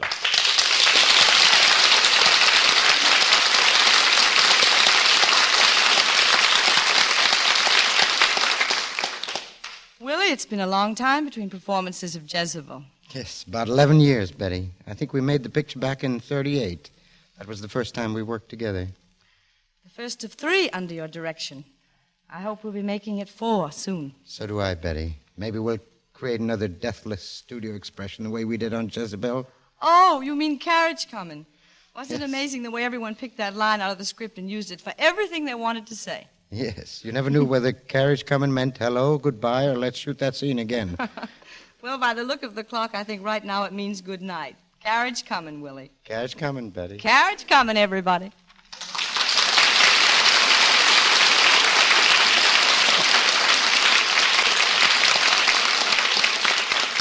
And carriage coming to you, Betty Davis, and screen director William Wyler. Tonight, before you go to bed, peek inside your refrigerator. Check up on your supply of Pabst Blue Ribbon beer. Remember, tomorrow is the beginning of another lazy weekend. 2 whole days to relax and take life easy. Be good to yourself. Be good to your friends. Serve Pabst Blue Ribbon. Finest beer served anywhere. Your taste will tell you why.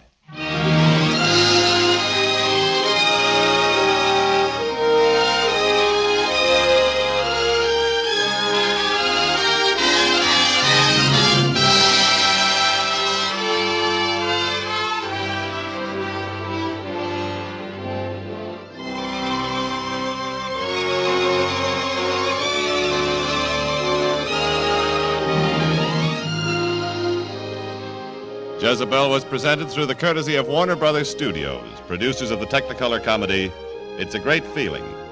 Betty Davis will soon be seen in a Warner Brothers picture, Beyond the Forest. And William Wyler's forthcoming production for Paramount is The Heiress, starring Olivia de Havilland, Montgomery Clift, and Sir Ralph Richardson. Included in tonight's cast were Gerald Moore, Paul Frees, Ralph Moody, Jack Edwards, Eleanor Audley, Margaret Brayton, Jester Hairston, Betty Moran, and Dan Riss. Jezebel was adapted for radio by Milton Geiger, and original music was composed and conducted by Henry Russell. Screen Directors Playhouse was produced by Howard Wiley, with dramatic direction by Bill Karn. Listen again next week when Pabst Blue Ribbon presents Screen Directors Playhouse, production Love Crazy, director Jack Conway, star William Powell. Screen Directors Playhouse is brought to you by the Pabst Brewing Company of Milwaukee, Wisconsin, Newark, New Jersey, and Peoria, Illinois, and sent your way with the best wishes of the Pabst Blue Ribbon dealers from coast to coast. James Wallington speaking.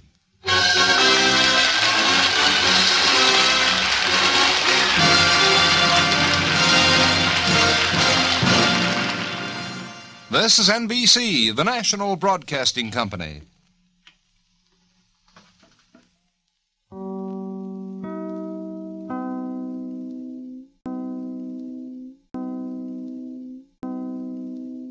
And now you will hear the rest of the story with Paul Harvey up next. Now, the rest of the story. In 1933, screen actors had a name for rotten movie scripts like this one entitled Night Bus. They called it Siberia. You got stuck acting in that movie, it was like being sent to Siberia. The two main characters in Night Bus were a spoiled heiress and a bohemian Greenwich Village-type painter. The plot, such as it was, involved their meeting on a bus and spending the next 2 hours as comrades, pooling their resources and bickering and hitchhiking. The script had made its way somehow to the desks of Columbia Pictures executives, and when they met on the subject, the consensus was dismal. Night Bus was, quote, froth, trivia, just another bus picture. No suspense, no heart, no oomph, no nothing, they agreed. And even if it were a good script, Columbia's executives concurred, most of its scenes were exteriors, and winter was coming. The weather would make for an arduous, expensive production. But for some reason, his executives' apprehensions notwithstanding, Columbia President Harry Cohn gave Night Bus a green light. So now what? Well, casting. The way studio star trading worked in those days, MGM owed Columbia a star. So Harry Cohn called Louis Mayer, MGM's president, and asked for Myrna Loy to play the spoiled heiress in Night Bus. And Myrna Loy read the script, but she flat out turned it down. All right, said Harry, what about Margaret Sullivan? Well, Margaret Sullivan read the script, and she turned it down, as did Miriam Hopkins and Constance Bennett. Hollywood was running out of stars for Night Bus. So once more, Columbia executives convened, and after a torrent of I-told-you-sos and a one-week script-fixing session, Columbia's Cohn approached MGM's mayor with another request, Robert Montgomery as leading man. But Robert Montgomery read the script, and he turned it down. But then Louis Mayer got a brilliant, self-serving idea. There was a small-potatoes actor on MGM's payroll, a fellow named Bill. Bill was being a bad boy at MGM, resisting his gigolo typecast and demanding higher pay. This surefire loser called Night Bus would serve as the ideal punishment. So Louis Mayer suggested him, and Harry Cohn reluctantly accepted him, and Bill grudgingly took the part. Thus did Night Bus finally leave the terminal, next stop Oblivion, and yet that script, the script predicted least likely to succeed, succeeded. In 1934, it received all 5 major Academy Awards: Best Picture, Best Actor, Best Actress, Best Director, even Best Writer, a record unequaled for more than 40 years.